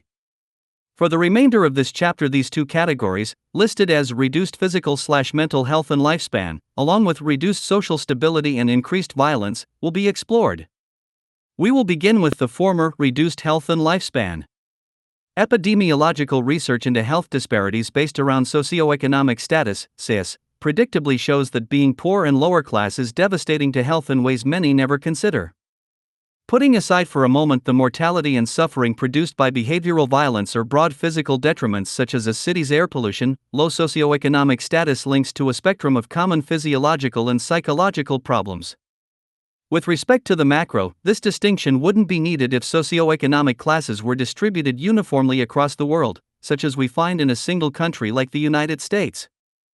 Because of the historical unfolding of competitive economic behavior, colonization, and the more modern rise of neoliberalism and globalization, the global North and global South have separated into two very different worlds.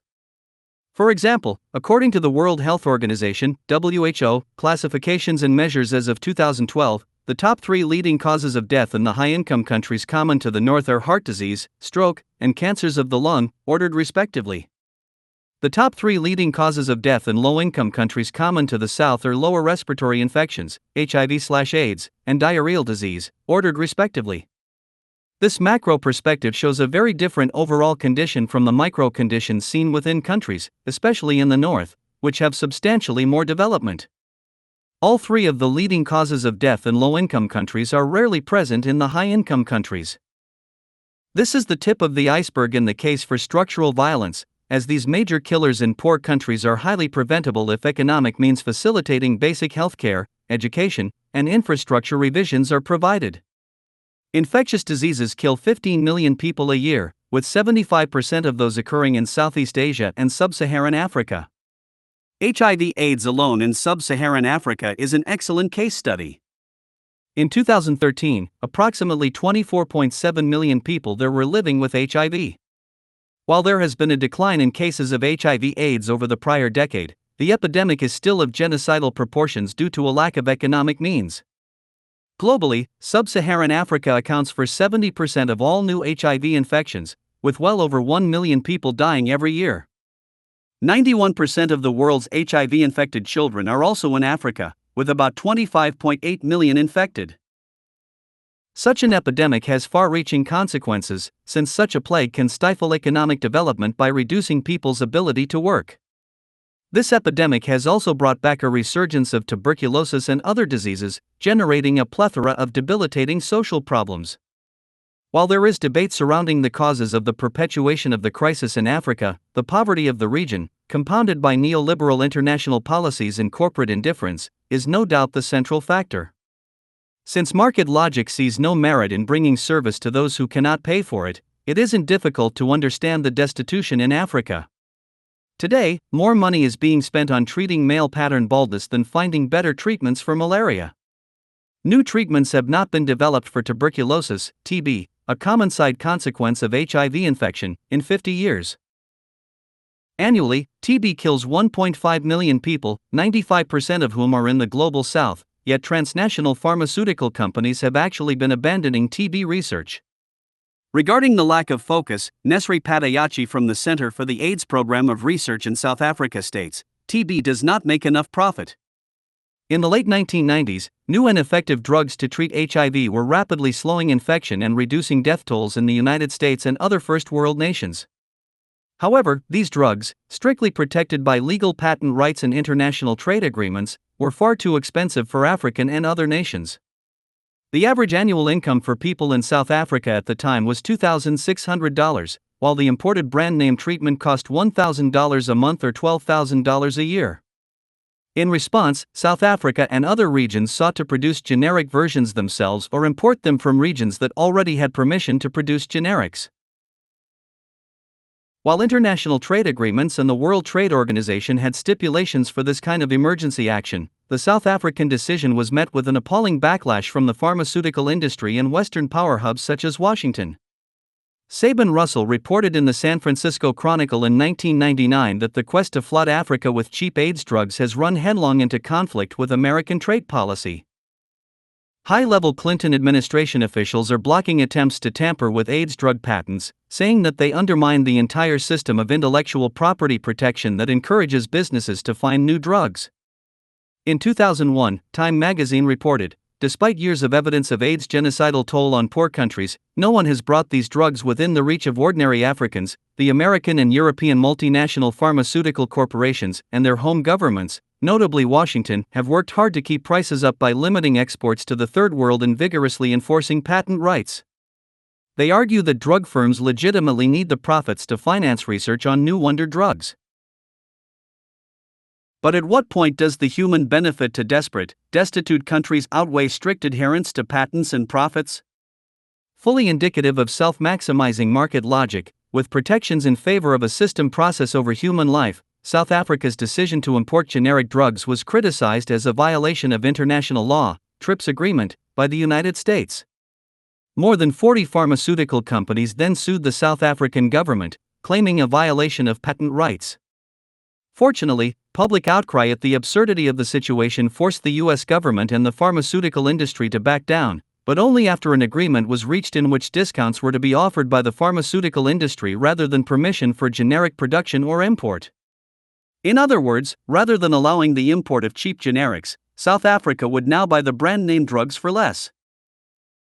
This may seem like a win for South Africa, but, in the words of journalist Gary Leach, the companies had simply realized that if they failed to provide discounted drugs, then countries would follow the example set by South Africa, seeking domestic production, or the importation, of cheaper generics. The companies responded to this threat to their market share and their ability to maximize profits by negotiating discounts only where they did not believe they can successfully prevent compulsory licensing or generic use. One may wonder how large and highly profitable pharmaceutical companies can rationalize the restriction of independently produced versions of their drugs in poor regions suffering from catastrophic disease. The most common reaction invokes the infamous word greed. Greed, however, is a relative qualification. Income self-maximization is part of the market system's primary logic, once again. It is a strategic rule of the game, with limited rational flexibility. The actual amounts realized are irrelevant. It is very easy to rationalize the need for any amount of money or profit because it translates into future security or future productivity. From those individuals who hoard billions under the pretense that they need it to help the world through philanthropy or even just to help their children, to the large corporations that see their income as more fuel for research and development, there is no end to such greedy rationalization. Unsurprisingly, in response to generic HIV drugs being produced by poor countries, Merck Pharmaceuticals stated, research and development-based pharmaceutical companies like Merck simply cannot sustain a situation in which the developed countries alone are expected to bear the cost for essential drugs in both least developed countries and emerging markets. This would seem like a fair statement if one ignored the fact that research and development-based pharmaceutical companies like Merck have and continue to enjoy astronomical profits, far exceeding what would be needed to dramatically slow epidemic disease in the Third World. As of 2012, only 6 million of the 24 million infected were receiving HIV treatment in sub-Saharan Africa. For the sake of abstract argument, let's assume the price for a year's treatment is the same as it was around 2001, $1,000 for a generic drug made in India. If we take the number of people untreated, based on the 2012 estimate, 18 million, the cost to cover all infected persons in sub-Saharan Africa per year would be $18 billion. Seems like a lot of money, right? Well, it does, until you realize that in 2012 the pharmaceutical industry spent over $27 billion on marketing and advertising alone. If 66% of that marketing budget were shifted, the HIV crisis in sub-Saharan Africa would be dramatically reduced, with millions of lives saved in the long term. To add insult to injury, the 11 largest drug companies made $711 billion in profit between 2002 and 2012, eclipsing virtually all other sectors. The structural violence of an industry unwilling to forego a small percentage of industrial profits to save millions of lives adds an increasingly somber tone to Dr. Martin Luther King Jr.'s poverty of the spirit. But once again, this is not so much an issue of greed or even character, it is an issue of system logic, of appropriate, self-maximizing, business-as-usual decision-making. HIV/AIDS in Africa is just one example of the incredible degree of manifest human indifference today, when outrageous wealth and resource inequality on the global level, if equalized even slightly, would save millions of lives every year, reducing vast suffering and destabilization. Moving on and returning to our larger order context of physiological and psychological health issues resulting from low socioeconomic status, let's now explore the micro realm. While the consequences of inequality are extremely severe in the developing world given the degree of abject poverty, a more subtle and overshadowed level of structural violence is also ubiquitous. We can see this more clearly in the developed world, where across populations we find a clear socioeconomic distribution of disease and mortality. In short, the poorer and further down the socioeconomic ladder you are, the more suffering you endure and the faster you will die. Statistical evidence of this is particularly clear in wealthy countries with larger income disparities. The United States makes an excellent study, since it has one of the largest income/wealth gaps in the world, along with a workable amount of reported public data. A 2011 study by researchers at Columbia University's Mailman School of Public Health found that factors surrounding poverty, lack of education, and racial discrimination were linked to the death of approximately 874,000 Americans in 2000. About 2.8 million Americans died in 2000, meaning 31% of the U.S. population died because of these arguably preventable circumstances tied to income and loss of opportunity. Dr. Sandro Galea, the chair of epidemiology at Columbia, states, social causes can be linked to death as readily as can pathophysiological and behavioral causes.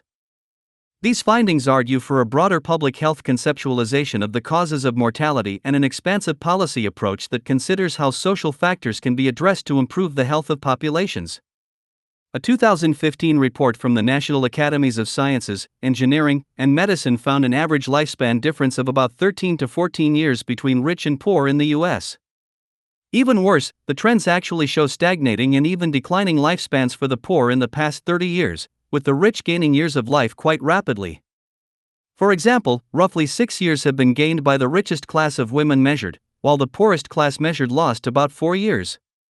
This research was corroborated by the Brookings Institute, with its report confirming life expectancy is rising for those at the top of the distribution of individuals ranked by alternative measures of socioeconomic status, but it is stagnate or declining for those at the bottom.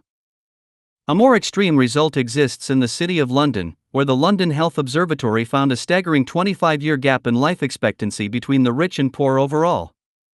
Today, there is no question that low socioeconomic status is a true risk factor for many mortality-producing diseases. Socioeconomic inequality directly links relative poverty to strokes, cancer, cardiovascular disease, and many other ailments. Dr. Samuel Broder, former director of the National Cancer Institute, declared that poverty is a carcinogen, referring to it as a cancer-causing agent. A 2013 study expanding previous stroke correlations to income confirmed poorer people within a population in poorer countries globally are most affected in terms of incidence and poor outcomes of stroke. Mortality rates and disability-adjusted life years lost have been reported to be up to 3.5-fold higher in low-income compared with middle and high-income countries. The number of deaths from stroke is projected to increase from 6.5 million in 2015 to 7.8 million in 2030, with a faster increase projected for LMIC low-middle-income countries compared with HIC high-income countries. As for heart disease, the evidence is even stronger that social stratification causes increased mortality. As the leading cause of death on Earth overall, heart disease kills around 17 million people annually. A 2011 study done by UC Davis found that people with lower socioeconomic status had a 50% greater chance of developing heart disease. Using data from the United States, where more than 600,000 deaths occur each year, the lead author of the study concluded, low socioeconomic status is a heart disease risk factor on its own and needs to be regarded as such by the medical community. This is an important observation. It essentially states that the intersecting problems common to the lower class are consistent enough for us to view class itself as a public health detriment. When that view is taken, causality then links directly to the structure of the social system, as explained before. How exactly does inequality translate into such health disparities? There are a range of notable influences. The combination of stress, lack of absolute resources, lack of options, and lifestyle choices are core factors. While it may seem to some that lifestyle and education are unlinked from poverty, the truth is that there is a direct correlation between low socioeconomic status and low educational attainment, along with negative lifestyle choices. Regarding education, Child Fund International, a non-profit that compiles research on the effects of child poverty, stated, "One of the most disturbing links between poverty and education we see is that low household income correlates closely with poor achievement in school. Children from lower-income families are more likely than students from wealthier backgrounds to have lower test scores, and they are at higher risk of dropping out of school.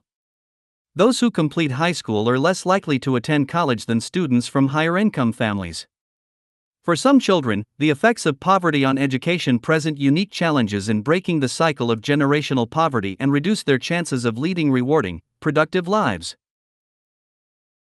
A 2015 Columbia University study found that cognitive impairment correlates to poverty in the form of brain damage. It showed that the brain structure of children and teenagers in poverty actually differs from those in affluent conditions. The largest study of its kind, focusing on areas of the brain related to functions such as language, reading, and decision-making, revealed that children in families earning less than $25,000 a year had 6% less development than in those earning $150,000 or more. A similar study also found that poverty overall correlates to a reduction of cognitive capacities and subsequently an effective reduction in IQ. This study, which was done at the University of Warwick, concluded that the stress of worrying about money and survival, clearly common to the lower classes, can create a cognitive deficit equivalent to a loss of 13 IQ points. The researchers suggest that this stress explains why poorer people are more likely to make decisions that exacerbate their financial difficulties. Poor nutrition also strongly correlates to poverty. A 2010 study confirmed the obvious, stating, many nutritional professionals believe that all Americans, regardless of income, have access to a nutritious diet. In reality, food prices pose a significant barrier for many consumers who are trying to balance good nutrition with affordability.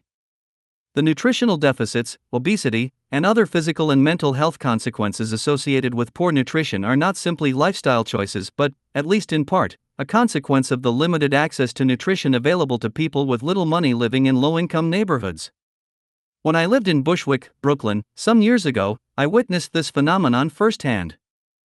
I was residing in an illegally converted commercial loft, a common feature of West Brooklyn in those days. My neighborhood had a cliché, gangland feel reminiscent of a Charles Bronson movie. While it has improved a bit today, this pre-gentrified area was an echo of 1980s New York City poverty, with steel bars on everything and store clerks hiding behind bulletproof glass. My apartment building, a converted factory, was surrounded by a steel gate that rose 30 feet in the air, making it look more like a prison. Right next door was the local grocery store, which I frequented. As a glaring white anomaly roaming the aisles among the predominantly poor Black and Hispanic customers, I came to realize that not only did many of my neighbors pay for their food with food stamps, but they also appeared to pretty much live on cheap ramen noodles, frozen pizzas, Coca-Cola, and other high-sugar, high-sodium, and high-fat processed foods. In 2014, the non-profit group Feeding America surveyed 60,000 people who used such food subsidy programs, finding that 80% tended to buy junk food to further save money. They also found an expected yet startling disproportional occurrence of diabetes and high blood pressure. This problem is compounded, they noted, by the larger order problems such as how stores in poor neighborhoods tend to stock low-quality food over more expensive, healthful food, further reducing choice. This is to be expected, since in a market economy product quality is associated with purchasing demographic. Just as a company will make a very expensive car to target the rich, food companies produce low-quality, unhealthful, preservative-polluted food to sell to the poor. However, when you have little purchasing power, the nutritional content of a food becomes secondary to the desperate interest in saving money, coupled with the aforementioned educational limitations inherent in poverty. People cannot be expected to purchase more healthful food that is also more expensive when they lack the means to afford it and when they may also be ignorant of the health problems that lower-quality food can cause. Regarding psychological stress, an interesting nutrition-related case study is the phenomenon of poverty-driven obesity in the First World. Astoundingly, it has been projected by the Centers for Disease Control and Prevention (CDC) that 42% of Americans will be obese by 2030. In the work Stress Science, Neuroendocrinology, by neuroscience and mental health expert George Fink, powerful research on the adverse effects of emotional stress on the human body is explored in great detail. The work states, many overweight people, particularly those with abnormal obesity, find that eating increases in situations of discomfort and also soothes their feelings of stress and anxiety. This phenomenon is usually called stress eating or emotional eating. While obese individuals may realize that in general they eat in response to stress/emotions, they are typically unable in the moment to stop themselves from eating. This type of stress eating might be due to disruptions of central regulatory systems involved in the control of energy intake. In obese binge eaters, stress eating occurs, and it is up to 100% specifically triggered by stress and negative moods, e.g., depression, anger, anxiety, etc. As is also the case with compulsive drug or alcohol use, stress eating as self-medication can find its root in immediate conditions, as a result of prior life trauma, or both. A 2014 Swedish study examining 112,000 participants found a well-defined link between child abuse and adult obesity. It states, the study clearly shows that difficult life events leave traces which can manifest as disease much later in life. The mechanisms behind this process include stress, negative patterns of thought and emotions, poor mental health, increased inflammation, as well as lowered immune function and metabolism. Now, one may counter-argue that incurred physical, emotional, and sexual abuse in childhood has nothing to do with the later adult's socioeconomic status and hence class cannot be blamed. However, this argument holds little ground since the precondition of poverty is arguably the largest broad predictor of physical, emotional, and sexual abuse in childhood. When exactly this socioeconomically triggered causality occurs in life doesn't change its relevance. There are also unique biological synergies that make matters worse, wherein stressed, possibly predisposed people not only eat too much, but also will naturally crave foods containing high levels of salts and sugars. When the brain is stressed, it releases certain stress hormones. These hormones push and pull on one's system, with the body often seeking alleviation. One outlet is an increase in dopamine. Dopamine, a powerful neurotransmitter, gives a sense of pleasure when released. Sugars, salts, and fats are known to trigger a dopamine response over other foods, which is why people gravitate toward comfort foods, especially when stressed. A 2008 study undertaken with genetically altered mice also showed that stress contributes to increased consumption of food high in fat and carbohydrates and could possibly increase the risk of obesity. Overall, in the developed world, the highest rates of obesity occur among population groups with the highest poverty rates and the least education. However, it is worth pointing out that obesity is unique in its biopsychosocial causality, since body image stigma, loss of confidence, and hence reduced perceived social status can create a vicious feedback loop. The depression and anxiety common to people already overweight or obese is exacerbated by the stress of poverty, lack of options, and feelings of low self-worth. This stress then triggers the biological urge to further overeat often unhealthful yet satisfying high-risk factor foods, repeating the cycle. Now, while more specific mental health issues will be touched upon, notably psychiatric disorders and the psychology of behavioral violence, it's important to highlight that in the field of epidemiology, what used to appear as only physiological has come to be understood as often equally psychological. The truth is there is actually no singularly physiological or singularly psychological phenomenon, just as there is no nature as separate from nurture. Body and mind act in synergy. After all, regardless of its grand mystique, the brain is still an organ like the heart or liver. What has been discovered is that the effects of emotional stress are no longer mere agitators of already unhealthy states. Negative stress is actually a silent killer. It is a pathogen linked to social inequality, constituting a public health epidemic in and of itself. Psychosocial stress, meaning psychological stress coming from the social environment, links to brain damage, hormone problems, depression, anxiety, reproduction complications, sleep disorders, growth impairment, memory problems, diabetes, cardiovascular disease, gastrointestinal disorders, sexual disorders, and overall immune deficiencies that open the door to a host of other diseases and complications. One of the more studied links is heart disease. Atherosclerosis, a condition in which plaque builds up in the arteries, leading to a heart attack or stroke, has been tied to stress hormones such as glucocorticoids, which trigger immune processes that lead to plaque deposits in the arteries. Chronically stressed people slowly poison their arteries, ultimately reducing their lifespan. A landmark study started in 1967 by Michael Marmot of the University College of London analysed more than 17,000 British civil servant workers over 10 years. These were middle-class people, representing a more narrow range of socioeconomic stratification. Oriented around job status specifically, or what the study called an employment grade, the study found that the highest and lowest rungs of the group had a threefold difference in cardiac disease mortality.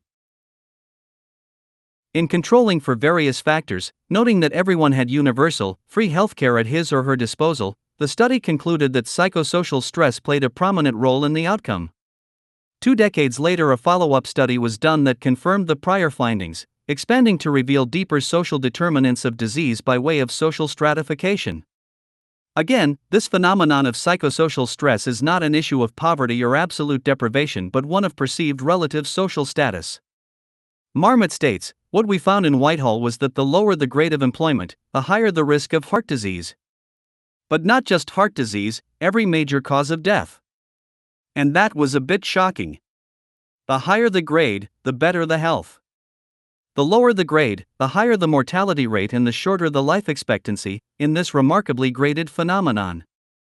The other striking thing is that none of them is poor in the conventional sense. We're used to thinking that poverty is bad for health, and so it is. Poverty is dreadful for health. But even the lowest grades of British civil service are not poor in any absolute sense of the word. It was this gradient. It was not just about poverty. He continues, so we haven't got the richest people in society, we haven't got the billionaires, and we haven't got the poorest people in society, and we haven't got anybody who's unemployed or has any risk of losing their job. And yet we see this remarkable social gradient. The people at the bottom of the hierarchy had a 4 times higher risk of death than people at the top. The people in the middle had twice the mortality risk of the people at the top in people who were not exposed to any of the usual hazards. The research showed that psychosocial stress seemed to account for about 75% of the social gradient in mortality. He continues, we have strong evidence that there are 2 important influences on health in explaining the hierarchy in health. The first is autonomy, control, and empowerment. People who are disempowered, people who don't have autonomy, people who have little control over their lives, are at increased risk of heart disease, increased risk of mental illness. The second is being able to take your place in society, to benefit from all that society has to offer. It's self-esteem, it's the esteem of others. It's saying that I can benefit from the fruits that society has to offer. The implication is far-reaching. Social inequality is itself problematic. While social status is not necessarily about income, there is no question that income and wealth are signifiers of one's sense of status, belonging, self-respect, and autonomy with regard to society as a whole. In effect, what we have is a public health indictment of the very nature of social stratification itself.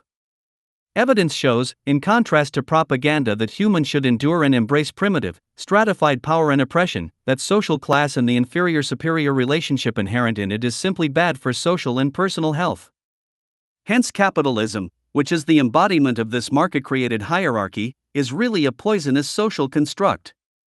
This study, while performed in Britain, has been replicated across the world, with little variation in the overall outcome.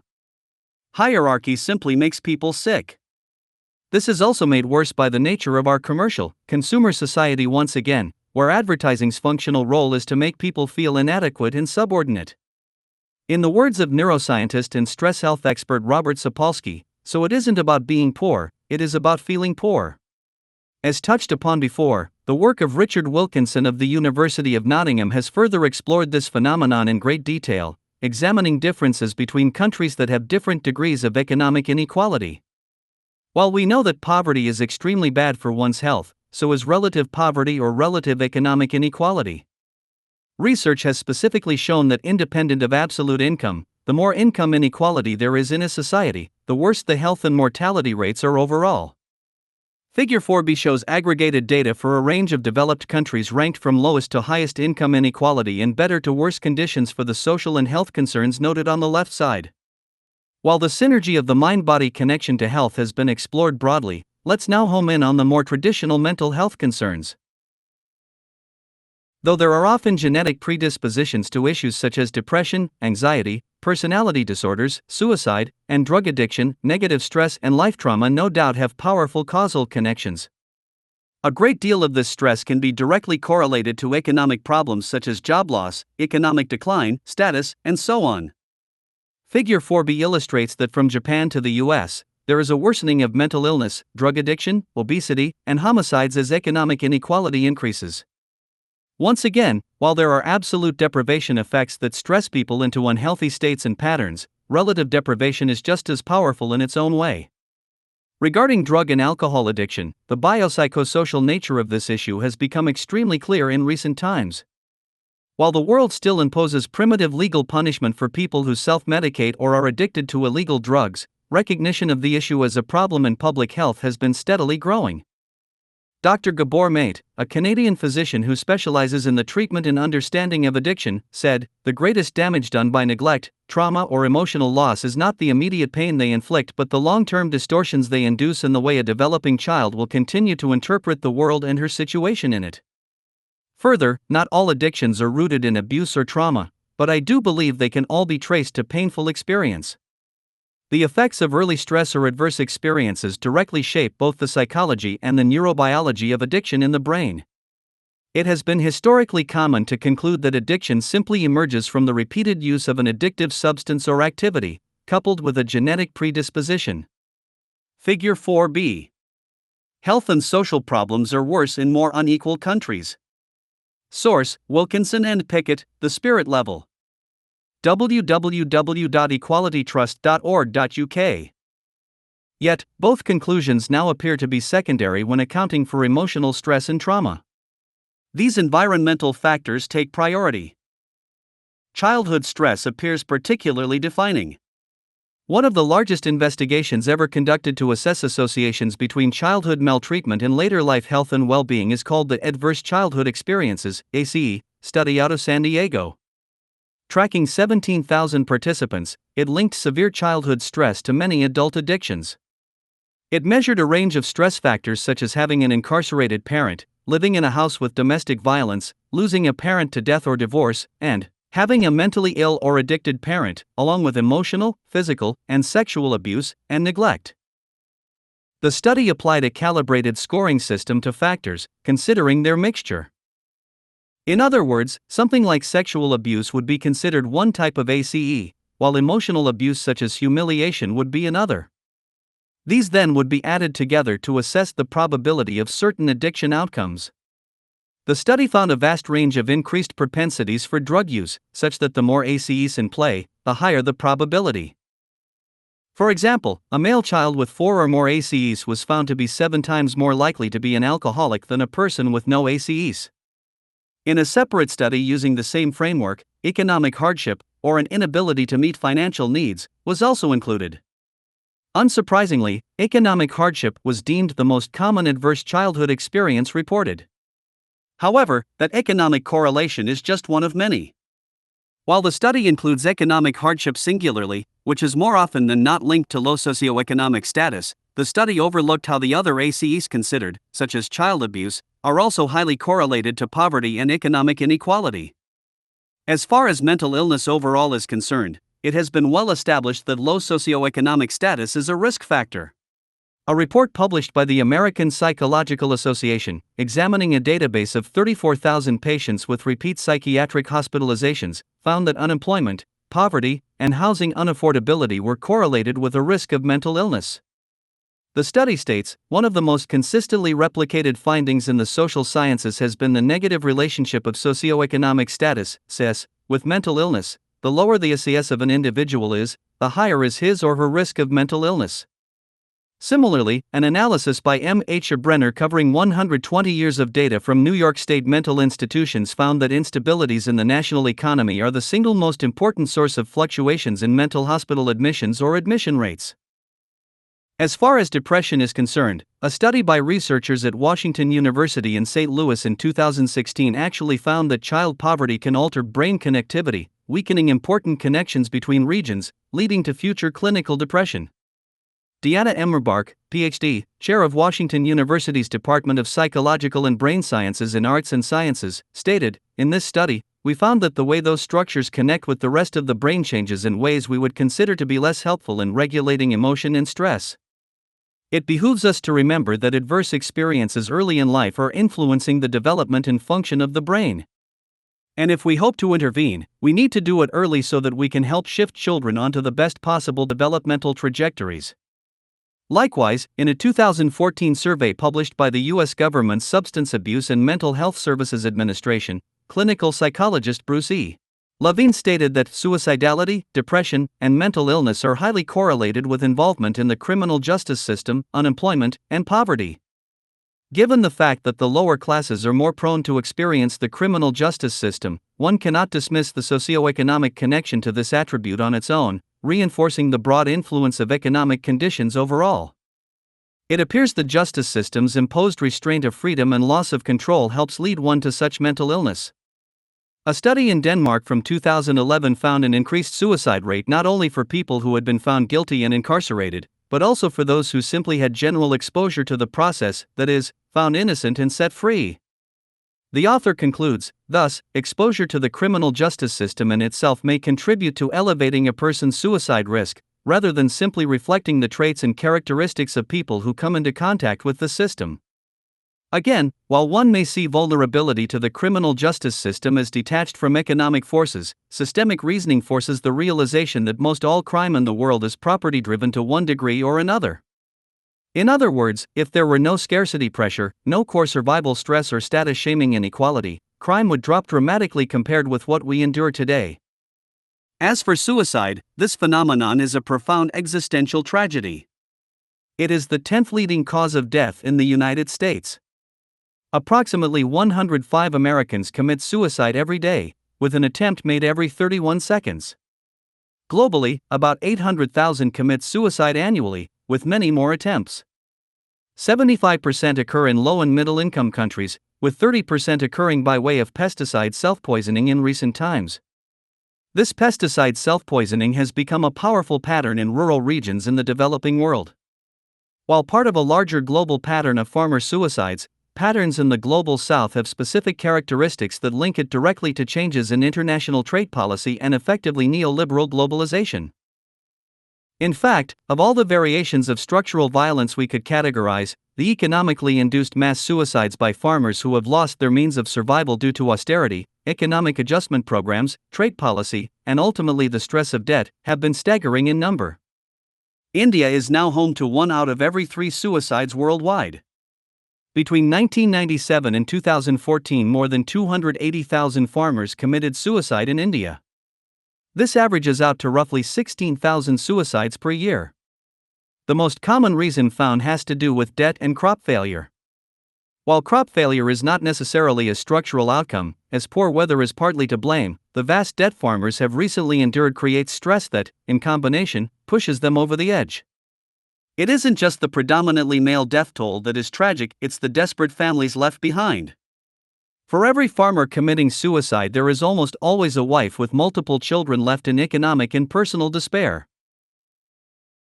Indian journalist Palagumi Sainath, who studied the problem for decades, is one of many who argue the phenomenon is directly tied to the arrival of neoliberal trade liberalization in the 1990s.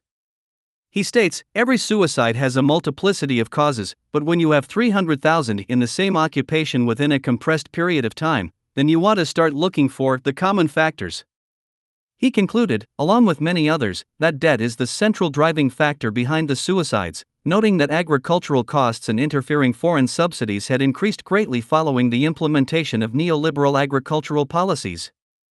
General debate on the issue is wide, with a well-oiled PR machine that has worked to dismiss any assignment of blame to commercial, corporate, or government policy.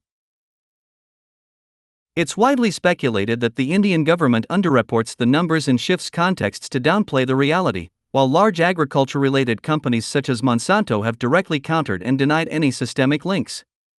The truth is that while the defensive position portrays trade liberalization and the forced introduction of Western patented seeds as having no correlation with the rise and persistence of debt-driven farmer suicide, a detailed analysis proves otherwise.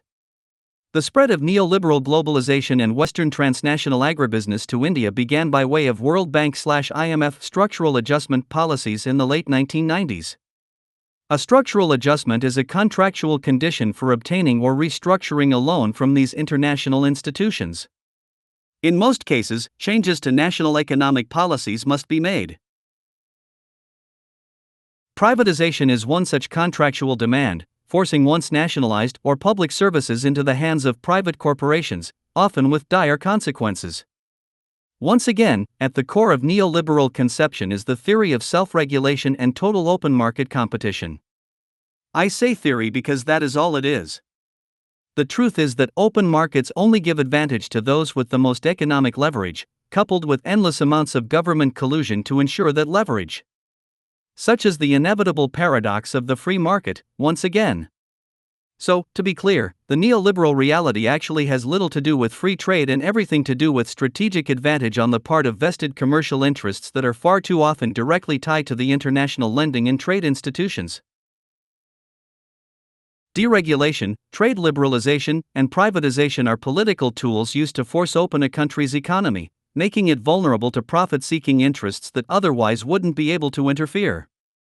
Trade liberalization isn't talked about this way at international economic summits, of course, but that is exactly how things have unfolded for numerous developing nations around the world. In the case of India, the World Bank's structural adjustment policies required the country to open up its seed and overall agricultural sector to transnational corporations like Monsanto. One area of interest was cotton, for which Monsanto had developed a proprietary genetic type. These seeds, generally called Bt cotton, cost substantially more than traditional seeds, also requiring supporting chemicals and monoculture regimens to work properly. These seeds also can't be reproduced, owing to genetic modification, forcing farmers to buy the custom products from Monsanto each season. Before the 1990s, seeds were naturally collected upon harvest and used the next year. The increased expense of this new regimen ultimately led to substantial borrowing, under the promise of increased crop yields, diminished pesticide use, and hence more profit. At the same time, adherence to the new trade policies required the gradual removal or reduction of once fortifying Indian government agricultural subsidies, leaving the cotton farmers to compete in the market with little support. Simultaneously, the United States and other nations were now free to export cotton to India and sell it much more cheaply than the Indian farmer ever could.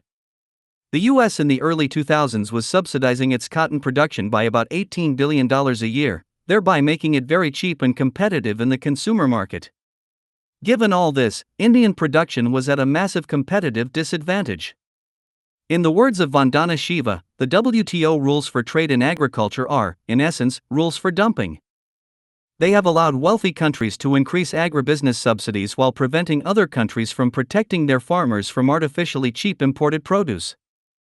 $400 billion in subsidies combined with the forced removal of import restriction is a ready-made recipe for farmer suicide. Global wheat prices have dropped from $216 a ton in 1995 to $133 a ton in 2001, cotton prices from $98.20 a ton in 1995 to $49.10 a ton in 2001, soya bean prices from $273 a ton in 1995 to $178 a ton. This reduction is due not to a change in productivity, but to an increase in subsidies and an increase in market monopolies controlled by a handful of agribusiness corporations. So, Indian farmers went into debt to buy the new patented products, which reduced their tolerance for crop failure, all while being forced to compete with cheaper, subsidized cotton imports. The structural violence machine accelerated to full speed, foreign producers earned high profits, Monsanto collected vast seed royalties for its monopoly crop, and Indian cotton farmers spiraled into disarray. A study by Srijit Mishra, a professor at the Mumbai-based Indira Gandhi Institute of Development Research, found that in 2006, 86.5% of farmers who took their own lives were in debt and about 40% had suffered a crop failure.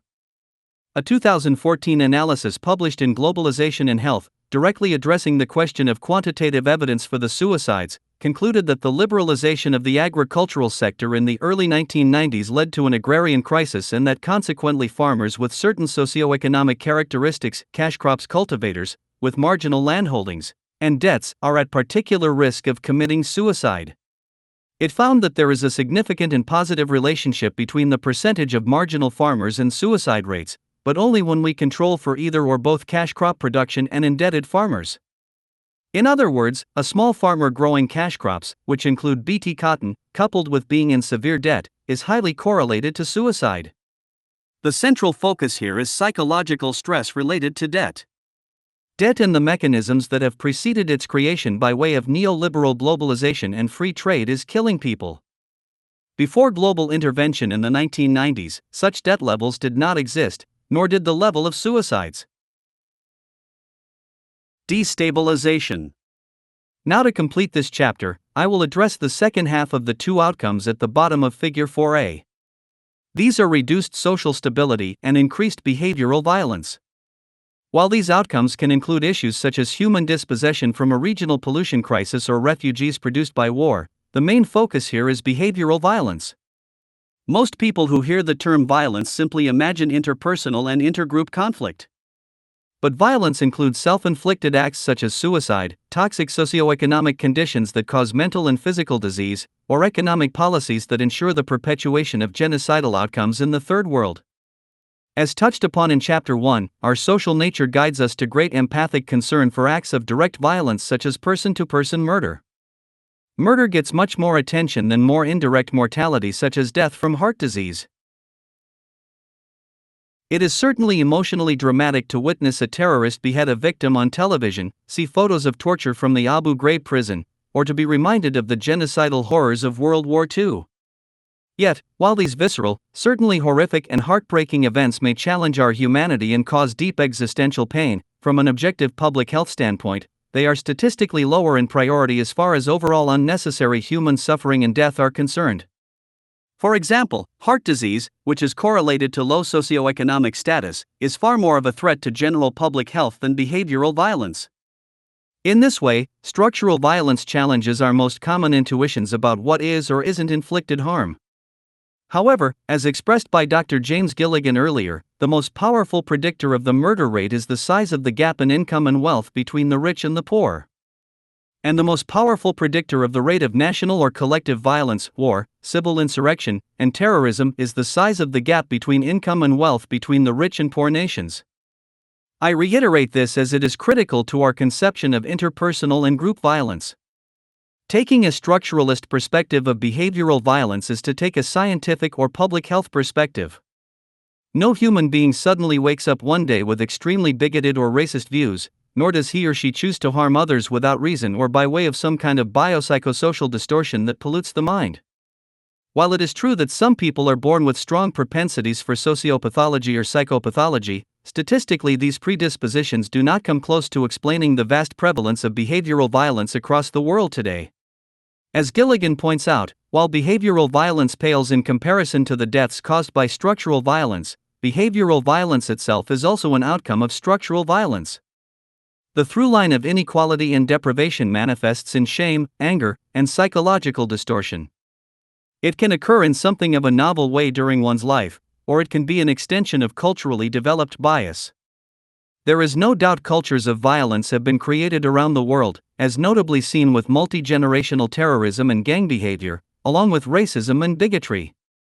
This is problematic from a causal perspective since it is easy to forget that causality for violent propensities can run deeper than a single generation. Loss of opportunity, loss of social inclusion, loss of material support, loss of security, and the life or cultural history of people enduring intersecting inequalities and deprivation, all linked to personal and social destabilization. How these outcomes tie back to the competitive market structure is certainly more complex than the prior investigation of health disparities resulting from inequality or loss of economic means. Yet they can be traced. When the smoke clears, we find that the main cause of human conflict and the destabilization it creates links back to economically induced desperation, fear, and contempt. Just as we find that research on interpersonal violence links to poverty, low socioeconomic status, lack of education, and exclusion, we see that the same basic attributes apply to group behavior. At the same time, the logic of the market economy, firmly rooted in competition and exploitation, creates justification for direct acts of state violence through war, along with imperially imposed global trade policies. Neoliberalism is the modern adaptation of state violence, in which Western power uses trade sanctions, embargoes, and austerity to ensure global compliance of nations that are not in line with its economic interests. This tendency is not to be confused with a flaw of state power, as some in modern libertarian circles propose. Rather, this mafia-like behavior is tied to the ethic of market competition at the root. Free trade agreements and the now global laissez-faire obsession systemically create conditions ripe for group violence on many levels. With that overview stated, this section will explore three dominant areas of group violence: hate crime/racism, terrorism/gang violence, and national war. A hate crime is generally defined as a crime motivated by bias against a race, religion, disability, ethnic origin, or sexual orientation. Unlike normal crime, which is usually about property or money directly, the perpetrator of a hate crime is motivated only by the desire to make the victim worse off. As for analysis, the first problem with measuring these events is the lack of reporting. Using the United States as an example, a 2013 study released by the Bureau of Justice Statistics found that only 1 in 3 hate crimes was generally ever reported to law enforcement. Of those reported cases, for the period of 2007 to 2011, the average number of hate crimes was about 259,700 a year.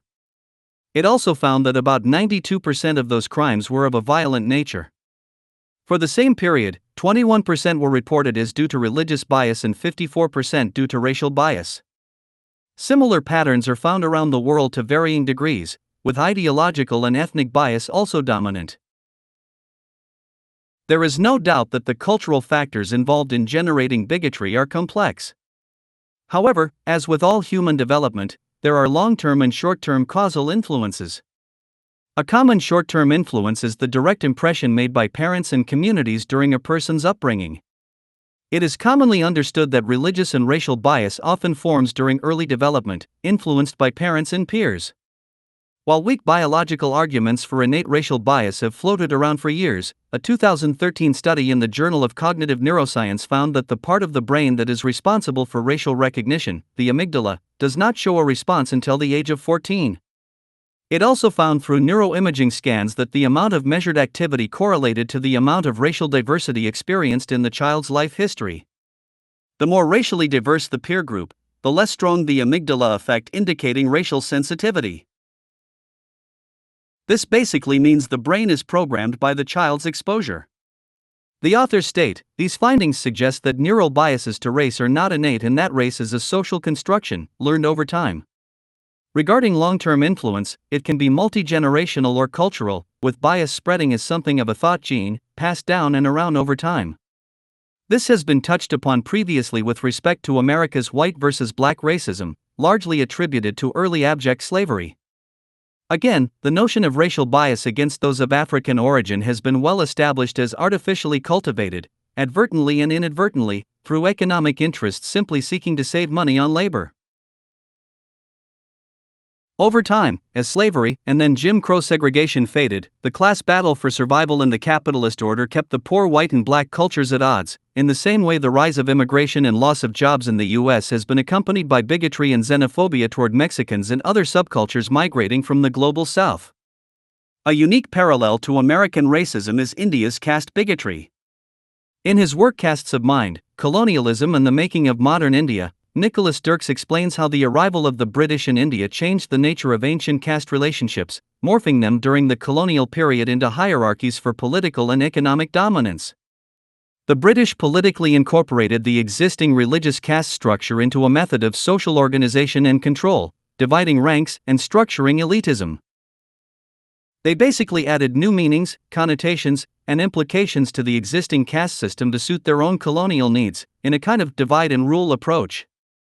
Once colonial rule ended, the associations created remained in place, perpetuating caste bias and discrimination to this day. While this may seem vague from a socio-economic perspective, remember that the purpose of the Indian colony was fundamental for economic exploitation. The drain of wealth, as termed by Dadabhai Naoroji, helped make the British rich through robbing India and exploiting human labor. This links the pursuit of profit and the primary logic of capitalism to such social manipulation and hence the chain reactions still plaguing the country. Today, about 165 million lower caste people are routinely subject to discrimination, exploitation, and violence as a result. Now, as far as hate crime in general goes, social science researchers trying to find patterns usually seek out influences that may accelerate or diminish occurrences over time. Periodic economic downturns and poverty have been widely debated as related to the prevalence of hate crime in a given period. However, the problem is that unlike more readily measurable correlations such as the link between suicides and economic recession, hate crime behavior is far more sporadically distributed. Yet that doesn't disprove a socio-economic correlation. The root of such behavior comes from a sense of threat. Perceived threat is a psychosocial phenomenon with great variance in how it manifests in an individual or culture. For example, as of the time of writing, waves of anti-Muslim hate crimes have been occurring in the US and Europe, noticeably spiking when a terror attack is blamed on Muslims by the media. The perceived threat in this case is directly related to a fear of personal harm. The media presents the image of the minority subculture as a symbol of bombing, violence, and attack. Fearful people absorb the associations, and sometimes lash out vindicatively, a neurotic reaction. The average person with no prior bias does not simply hear about Islamic extremism and terrorism and then suddenly choose to participate in anti-Muslim hate crimes. People have to be groomed in some way to reach such a state of susceptibility. What sociologists have found is that while the issue is complex, xenophobic and minority fears ultimately link to fear of loss, specifically loss of a community's material and social resources. These resources include jobs, health services, welfare, and other assets that are directly or indirectly economic by nature. This is not to say underlying economic factors are a sole cause, since there are many different forms of threat perceived, such as the protection of cultural identity. In sociologist Alan E. Liska's classic work Social Threat and Social Control, the idea of group threat in the context of conflict theory is explored. He highlights the need to expand considerations away from overly simplistic ideas such as mere group power plays. He states, economic interests, ethnic antagonism, and cultural identity are the new terms in the current debate. The new discussion has set aside the simplistic initial formulation of a struggle between dominant and subordinate group interests in favor of an investigation of the implications of minority groups' threat, fear of crime, social disorganization, and competition for socio-political dominance. Fear of crime is certainly a commonly discussed threat, often talked about in media and political circles with respect to immigration. There has been no shortage of politicians and pundits who blame legal or illegal immigrants for crime and other social problems. Yet, the real problem has nothing to do with minority culture and everything to do with unseen, underlying economic deprivation. For example, it has been well established that the implementation of NAFTA in the mid-1990s has had highly negative consequences for rural Mexico. Similar to the case of subsidized Western agriculture that has damaged India through globalized free trade, Mexican farming was deeply inhibited by dramatic price drops of staple exports due to competition with foreign corporations. By 1998, rural poverty stood at 82%. This poverty increased the drive for immigration to the north. In the 1990s, the Mexican-born population in the U.S. doubled from 4.5 million to 9 million. This consequence in and of itself has been an atrocity, not to mention the profoundly destabilizing acceleration of gang warfare and drug cartel violence that can also be linked to neoliberal economic adjustments. And Mexico is not alone. According to USAID, the lack of economic opportunities in Latin America makes the region the number one source of illegal immigration into the United States, with 88% of illegal immigrants coming from these countries.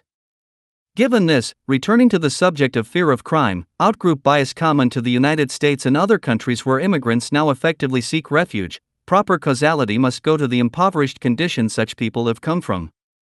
Since destitution and poverty have been long correlated to general crime, this is far from a surprise. Sadly, the modern cliché, especially in the West, is that immigrants are a source of crime, and this fear is perpetuated without an understanding of the deeper root cause. Historically, this is all very old sociological behavior. Immigrants and minorities have always been used as scapegoats, even as they were being exploited and excluded. People often forget that in the early United States, vast ethnic antagonism was in play, beyond the dominant white versus black issue. The Irish, Italians, Jews, Poles, and other immigrant groups experienced deeply bigoted, xenophobic reactions as they competed for socioeconomic resources and labor. When the Irish, for example, who had been viewed as white Negroes in 19th-century Britain, came to the U.S., they were ostracized for their perceived cultural traits. I can even remember my grandmother once bad-mouthing the Irish, revealing she was brought up in a culture of ethnic bias during her generation. The point here is that while racism and bigotry have numerous cultural roots, the meeting ground has generally been socioeconomic competition. As noted by Stanford University historian George M. E. Fredrickson, the 19th century was an age of emancipation, nationalism, and imperialism, all of which contributed to the growth and intensification of ideological racism in Europe and the United States. Although the emancipation of blacks from slavery and Jews from the ghettos received most of its support from religious or secular believers in an essential human equality, the consequence of these reforms was to intensify rather than diminish racism. Race relations became less paternalistic and more competitive. The insecurities of a burgeoning industrial capitalism created a need for scapegoats.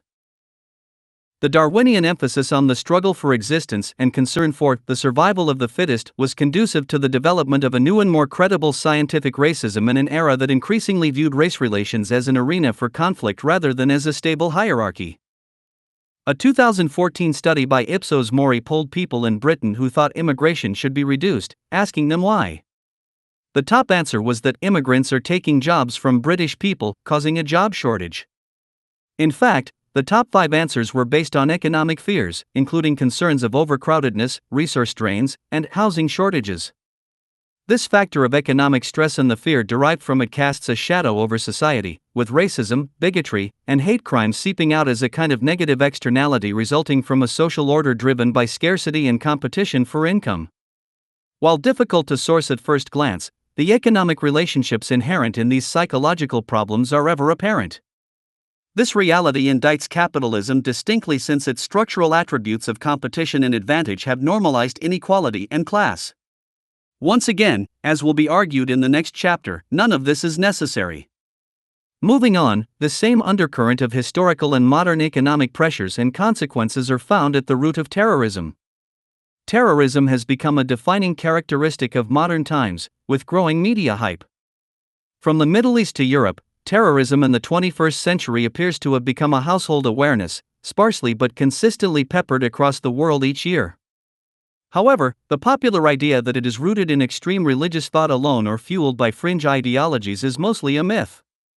This isn't to say aspects of extreme ideology are not present, but religious, national, and ideological hatreds that foment violence require more than mere words on a page.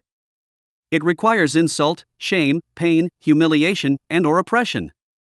Terrorism involves an active need for retribution. This is not to absolve the problem of religion and violence, as all major theistic religions have written into their scriptures prescribed acts of revenge and bigotry to some degree or another. The issue is interpretation and motivation. People backed into a corner, feeling abused, will start to see things as a Rorschach blot, justifying ideas and acts that they otherwise would not support. Theistic religion has always been a handy tool for irrational justification of preconceived action. In the aftermath of a 2015 attack in Paris that killed 130 people, blame quickly went to an Islamic extremist group operating mostly out of Iraq and Syria called Islamic State, IS. IS has emerged as something of an upgraded version of the notorious Al-Qaeda, famously linked to the attacks of September 11, 2001. Unlike Al-Qaeda, IS has, as of the time of this writing, succeeded in taking over fairly substantial amounts of territory in post-war Iraq and beyond. The suffering and death inflicted in their wake has been complemented by self-produced media documenting and glorifying their mass murders and beheadings. Unlike the crude media produced by prior groups, IS approaches these films with music, sound effects, professional editing, visual effects, and an overall Hollywood gesture. These aesthetic presentations have added to the emotional public outcry to see an end to the group, with now large sums of money being spent on military action and anti-terrorist surveillance in an attempt to collar the problem. Yet, in the midst of the panic and outrage, little perspective is given as to where IS came from. While the group is deemed a Salafist jihadist group, believing in an ultra-Orthodox Sunni Muslim interpretation and strict Sharia law, the basis of its views is not original. In fact, the dominant religion and political system of Saudi Arabia is also based on Salafist, Sunni views operating under Sharia law. Saudi Arabia is also a central ally and high-value commercial partner with the United States, while IS distinctly expresses its hatred of everything US and the West. So, if it is purely ideological, why such extremes? Why does the overwhelmingly vast majority of Muslims condemn such violence, disassociating from such groups? With 1.8 billion Muslims in the world, those who do commit violent acts are very few by regional comparison. A University of Berkeley study found that when it came to the context of crime, Muslim countries average 2.4 murders per annum per 100,000 people, compared to 7.5 in non-Muslim countries. This was after controlling for authoritarianism and political regime, meaning state oppression was considered not a determinant factor. Yet it is still true that Muslims have been responsible for the majority of terrorist attacks in the world. According to political scientist M. Stephen Fish, contemporary terrorism is disproportionately Islamist. Between 1994 and 2008, the world suffered 204 high-casualty terrorist bombings. Islamists were responsible for 125, or 61% of these incidents, which accounted for 70% of all deaths. On the surface, this contrast seems strange, compounded by the fact that this rise in Islamic terrorism is fairly new, with few occurrences by comparison decades ago. The only real explanation is a social one. There is a social problem in play, arguably the result of long periods of interference coming from the Western world. A cursory examination of the Middle East regions most plagued by insurrection, violence, and terror systemically links to dramatic geopolitical and economic events. Again, this perspective is not to excuse acts of murder or violence but to show how such acts are cultivated. Just as an individual with certain natural vulnerabilities can be distorted by life experiences that eventually drive the development of psychological problems, generating destructive behavior, so too can whole subcultures that share a common identity be pushed into aberrant acts. The story of Iraq is perhaps the clearest example. While its broad history is quite interesting, including the US-backed coup d'etat in the 1960s that helped install dictator Saddam Hussein, destabilization of the region really began with the harsh economic sanctions imposed in the 1990s. Economic sanctions are financial and trade restrictions placed on a nation intended to force political or economic change. In effect, such sanctions are a form of coercive economic warfare. After Saddam Hussein invaded Kuwait in 1990, the United Nations, led by the US and the UK, effectively cut off all economic trade with Iraq for the next 13 years. With the first Gulf War invasion in 1991 devastating Iraq's infrastructure, the toxic and restricted condition of the country fueled mass poverty, starvation, and disease. Just 4 years after the sanctions started, 576,000 children were reported as systemically killed through poverty. Defended as a means to ensure Iraq couldn't gather resources to build weapons of mass destruction, WMDs, the sanctions by 1999 are argued to have killed up to 1.5 million people. Dennis Halliday, who spent 34 years with the United Nations, resigned in disgust over the issue, referring to the situation as genocide. In 1999, he stated publicly, "There are 4,000 to 5,000 children dying unnecessarily every month due to the impact of sanctions because of the breakdown of water and sanitation, inadequate diet, and the bad internal health situation. It doesn't impact governance effectively and instead it damages the innocent people of the country. It has also produced a new level of crime and street children. There is a town where people used to leave the key in the front door, leave their cars unlocked, where crime was almost unknown. We have, through the sanctions, really disrupted quality of life, the standard of behavior that was common in Iraq before." Halliday has also spoken of cultural changes, with great foresight of the future. He talked about the growing sense of exclusion, desperation, and consequential rise of more extreme religious views. He discussed how mosque attendance soared as sanctions continued, with Iraqis seeking solace in religion.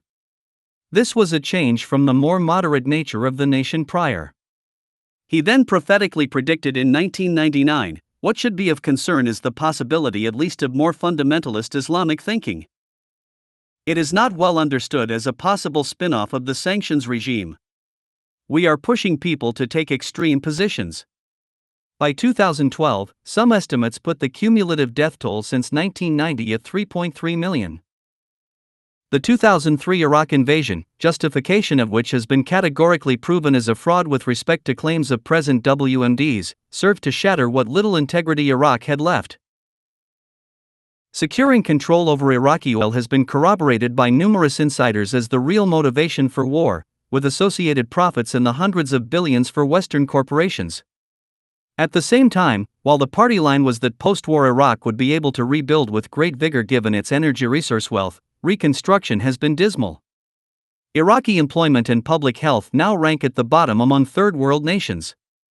As far as post-war violence is concerned, the UN reported that between January 2014 and October 2015 about 19,000 people were killed in sectarian violence.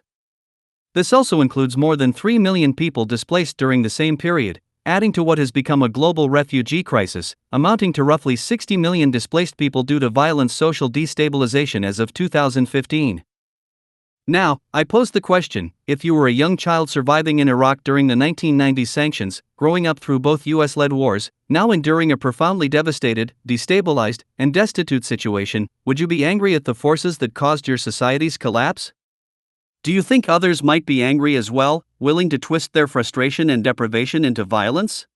Would it not seem fairly reasonable that views of the West would become synonymous with suffering and oppression, slowly molding a culture of anti-American sentiment, passing these values onto children as they grow up?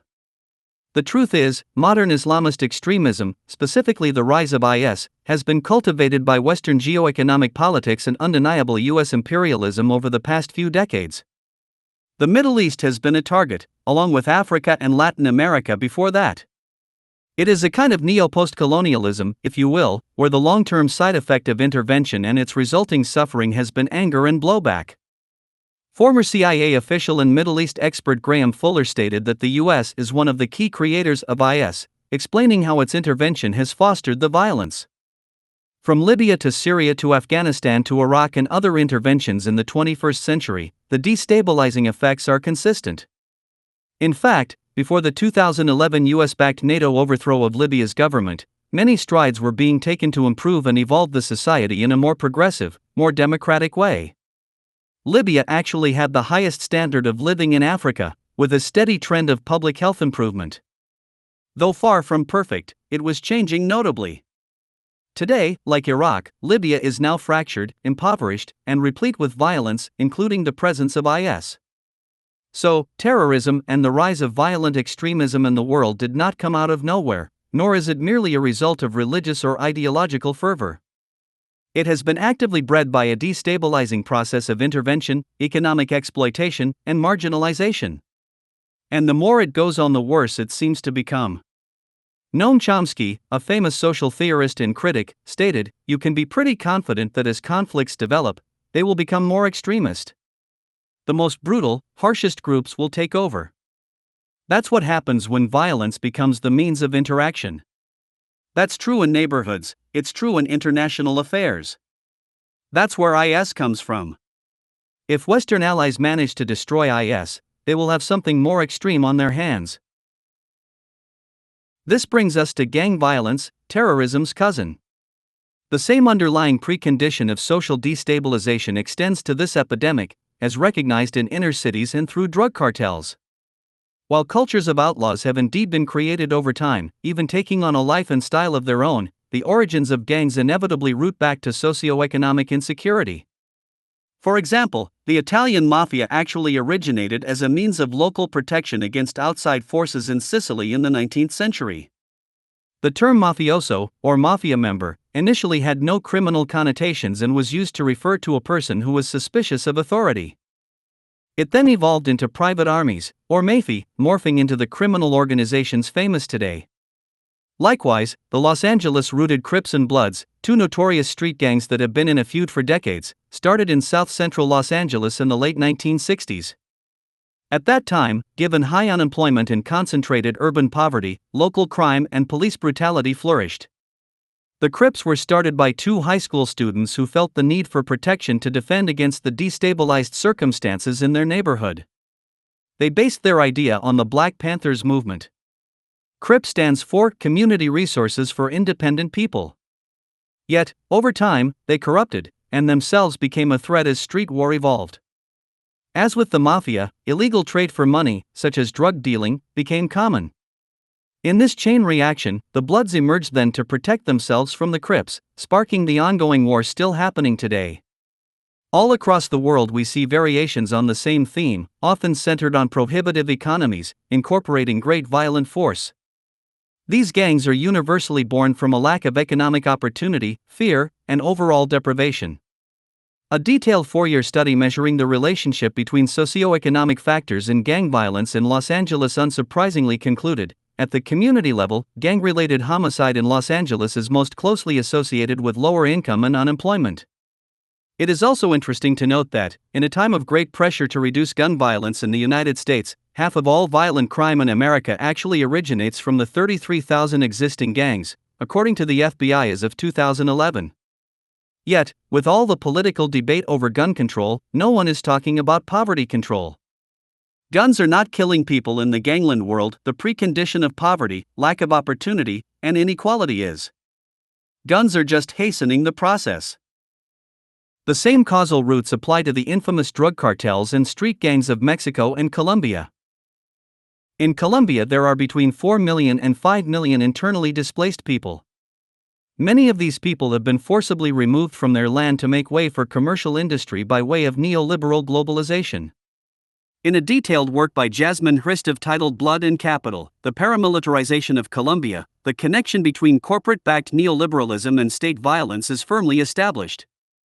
In the 1990s, sweeping pro-US economic policies were put in place, largely in response to prior international debt pressures. Hristov states, the main cause that led to the official adoption of neoliberal policies by the developing countries in Latin America and elsewhere was the pressure to service their external debts in the late 1970s.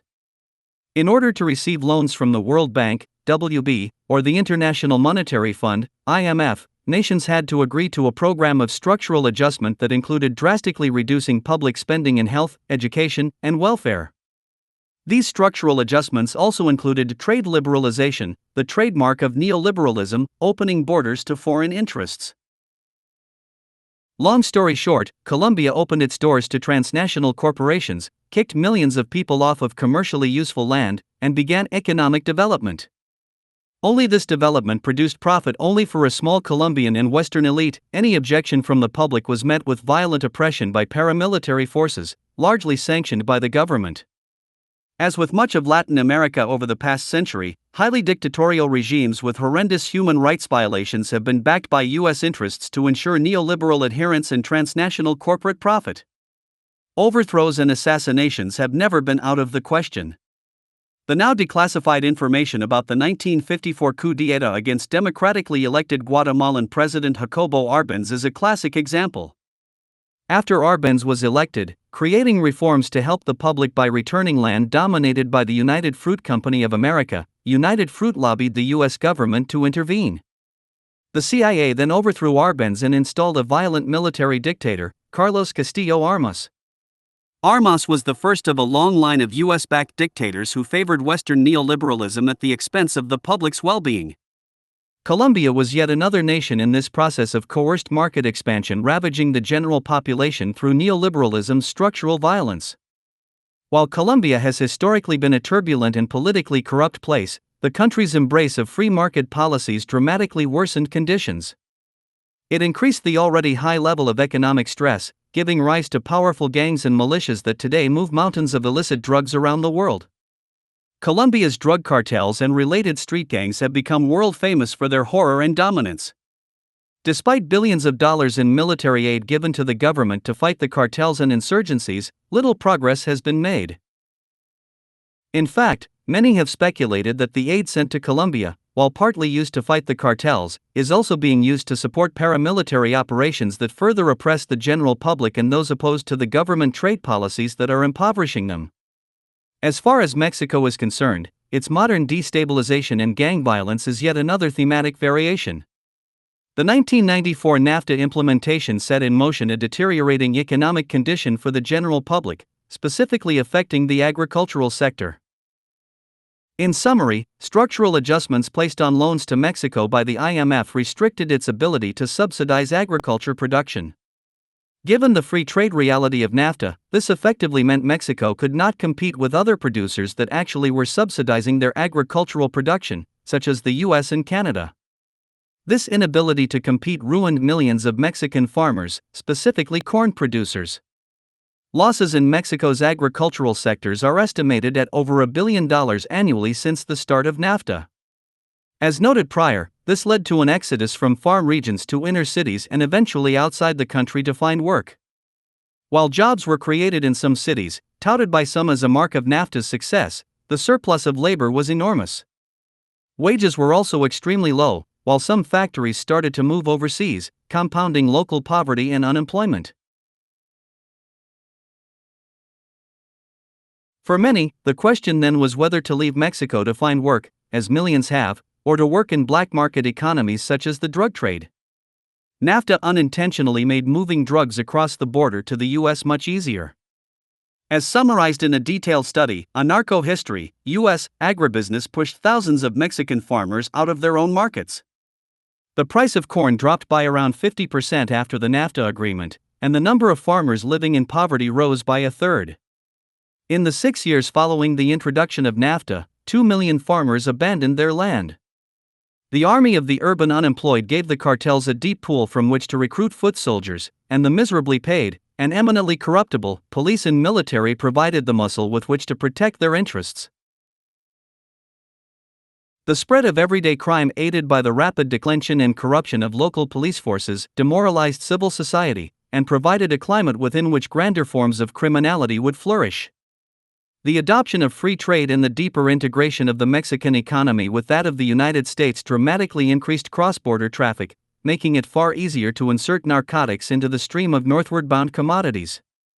The result has been horrific gang violence and bloodshed. Some 85,000 people are estimated to have died from drug gang violence since 2006, with cartels dominating many cities. In effect, we see the chain reaction of structural violence unfold through the gateway of poverty, scarcity, and lost opportunity, exacerbated by neoliberal economics once again. To make matters worse, the degree of degradation is so severe, the social distortion so deep, that common-sense economic alleviations to reduce poverty will likely now have very little effect. This is the problem once cultures of corruption have been created. As a secondary issue related to this subsection, as it pertains to the broad context of terrorism and gang violence, the modern era has also seen a marked increase in seemingly random mass shootings in public settings. As the media tends to slap labels on such events as being acts of domestic terrorism and so on, the nuanced nature of this specific phenomenon goes largely unaddressed in sociological terms. From the Columbine High School massacre in 1999 to the Virginia Tech mass shooting in 2007 to the Pulse nightclub massacre in Florida in 2016, the frequency of such explosive rage has been steadily increasing. While the obvious mixture of mental illness and a need for revenge are apparent in all cases, along with the unique prevalence of most mass shootings of this nature occurring in the United States, non-coincidentally the global center of extreme socioeconomic inequality, each case study of this seemingly random violence shares a common thread. That thread is a psychological need by those perpetrating such acts to feel like they are winning and in control and that people are paying attention to them.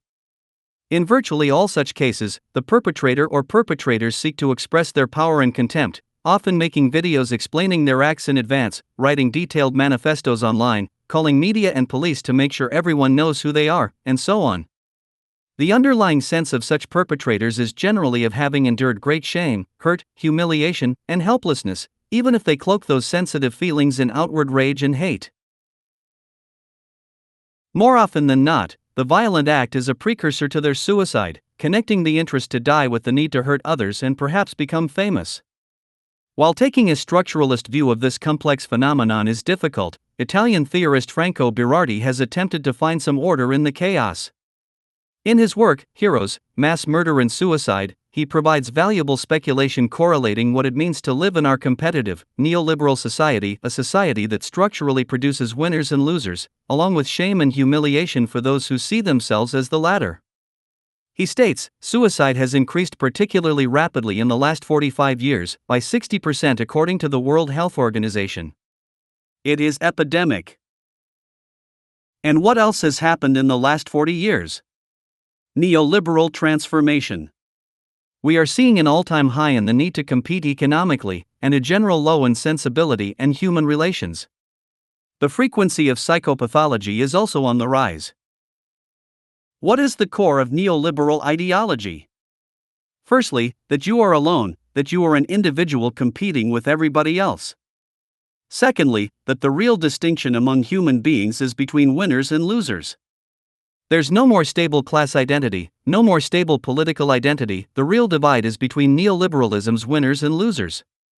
And if you are a young person who has grown up in this capitalist environment, and you understand that actually you can never be a winner, what will you do? In some cases, you decide that you are going to be a winner for a second, for an hour, for a moment. Because you feel like a winner when you kill all the people around you and then kill yourself. And this is not just my theory. It's not me saying all these horrible things. It's Eric Harris and Dylan Klebold, the two young men who committed mass murder and killed themselves at Columbine High in 1999. They wrote in their diaries, which are available to read for anyone, "You gave me all this shit, telling me I am a loser, but I will be a winner for a minute." And so you see, it's not so much the neoliberal ideology that motivates mass murderers, it's much more the particular psychological effects of this neoliberal ideology. Chapter 5. Designing out, where we go from here. We must rapidly begin the shift from a thing-oriented society to a person-oriented society. When machines and computers, profit motives and property rights are considered more important than people, the giant triplets of racism, extreme materialism and militarism are incapable of being conquered. Dr. Martin Luther King Jr. The previous 4 chapters have covered a range of diverse issues, linked by a train of thought. This train of thought carves out a model by which we can better understand society, resolve major problems, and set a course for more productive social progress. As stated, the dominant view here is structuralist, defined in this context as respecting the influence of larger order system dynamics and realizing the disproportionate power of these influences over our lives. Given this perspective, general patterns of violence, mortality, disease, crime, oppression, and other seemingly separate outcomes are found to share common roots, linked to our social system. Just as a clean water supply is foundational to a city to prevent poor health and other social problems, an appropriately designed social system is the starting point of healthy social psychology, peaceful cohabitation, positive public health, and an all-around quality of life. Putting aside the market's perpetuation of socioeconomic inequality and inhumane patterns of hierarchical dominance, we can see that the general loss of improved technical efficiency and overall productive inferiority is a serious problem. Apologists for capitalism often declare that it is superior to all known systems in terms of productivity. But this is a shallow conclusion since there hasn't been any kind of real departure from market-based organization in thousands of years. System variations such as historical communism, socialism, and fascism have varied more politically and ideologically than economically. The shared mechanisms of competition, cost efficiency, exploitation, trade, and overall monetary practice show little real variance across modern history, regardless of nuances or theoretical ideals. The main problem with the capitalism works best defense is that it ignores modern economic potentials that far exceed what the market is capable of. Since technological progress is at the root of increasing standards of living, along with consequential alleviations of social tension, the question becomes, what specific economic approaches can optimize technological progress? For example, today the world produces 17% more calories per person than it did 30 years ago, despite an increase in population of 70%. We can produce enough food to provide everyone with at least 2,720 kilocalories, kcal, per day. This is more than enough to maintain good health for most. Yet a substantial portion of the world is still malnourished, dying of starvation. This simple fact shows that there are flaws in the economic pipeline that are producing distribution inefficiencies and exceptional waste. When the current state of productive capacity and efficiency is examined overall, we discover underutilized and potential methods that are far superior to what is being applied. As will be described, society currently uses only a fraction of known technical means that can increase efficiency greatly. This lack of application is caused by general ignorance of such potentials and by core problems inherent to the market's mechanistic structure, as well as the stagnating tendency of business to fight change. As discussed in Chapter 4, business does not favor optimized technical efficiency. It favors market efficiency, which is basically the opposite. Companies also seek self-preservation to remain profitable in the short term, naturally pushing back interfering change. Capitalism's competitive incentive, promoted as the virtuous force behind world progress, has now become the greatest detriment to social advancement. If we cannot update and redesign our society to embrace its modern technical capacity to increase economic efficiency, including equitable distribution, the major problems we see today will find little resolution, including the growth of xenophobia and in-group/out-group bigotry. The goals of this final chapter are to highlight how human-perpetuated scarcity and inequality are now the central drivers of human disorder, how current negative trends are on pace to severely destabilize society in ways never before possible, and finally, to explore potential solutions that can overcome these problems, improving public health and social stability. However, before those aspects are addressed, let's quickly summarize the prior chapters for clarity. Chapter 1 introduced the systems-based, structuralist perspective that underscores this entire book. As expressed, this kind of thinking goes against our most basic perceptual intuition. It is also at odds with the way society is currently oriented. After all, that orientation has been largely built upon the same faulty intuition that fails to see society and culture in a systemic or interconnected way. It took the advancement of physical and social science for us to start recognizing facts our intuition previously failed to reveal. Just as weather balloons and satellite imagery have confirmed that hurricanes emerge from atmospheric collisions of differential weather systems, statistical analysis and longitudinal studies have revealed the origins of outcomes related to public health and human behavior. This chapter featured a case study focused on systemic racism and the evolution of America's bigoted criminal justice system. When historical events are considered in combination with modern oppressed conditions, we can begin to understand how institutional and interpersonal racism have been created and perpetuated as a systemic consequence related to socioeconomic phenomena. In other words, drivers of racism, xenophobia, and similar forms of human bigotry very often linked to economic circumstances on one level or another, as argued. Yet, there are naturally exceptions, for certain issues are indeed more cultural in origin. Gender bigotry and LGBT discrimination are examples. These two important issues have not been focused on in this work as their roots are less driven by socio-economic dynamics. In the case of LGBT bigotry, there appear to be normative cultural identity problems that inspire fear of people with non-normative lifestyle practices. Yet there is still an economically linked tendency to exacerbate such out-group fear and condemnation when economic stress arises. Gender discrimination is also cultural, deeply rooted in civilization's long, mostly patriarchal history. However, economic motivations accentuate this problem as well. While one may argue that the modern wage gap between men and women is a consequence of cultural disrespect of women, we can't forget that underpayment is a basic feature of labor exploitation, hence driven by economic motivations rather than just sexist ones. The link between economic deprivation and female vulnerability to abuse should also be highlighted. Prostitution, sexual violence, and the trafficking of women is still epidemic in the world today. This outcome of our social system's manifest inequality, commodification, and basis in exploitation arguably reinforces male-perpetuated sexism, chauvinism, and the general abuse of women. There is no argument regarding the link between economic deprivation and female sexual exploitation. From the bikini model plastered on a billboard, to the far less culturally respected stripper who undresses on stage, to those actresses who engage in pornography, to prostitutes walking the streets late at night, we cannot understand these patterns of behavior without accounting for the need for income.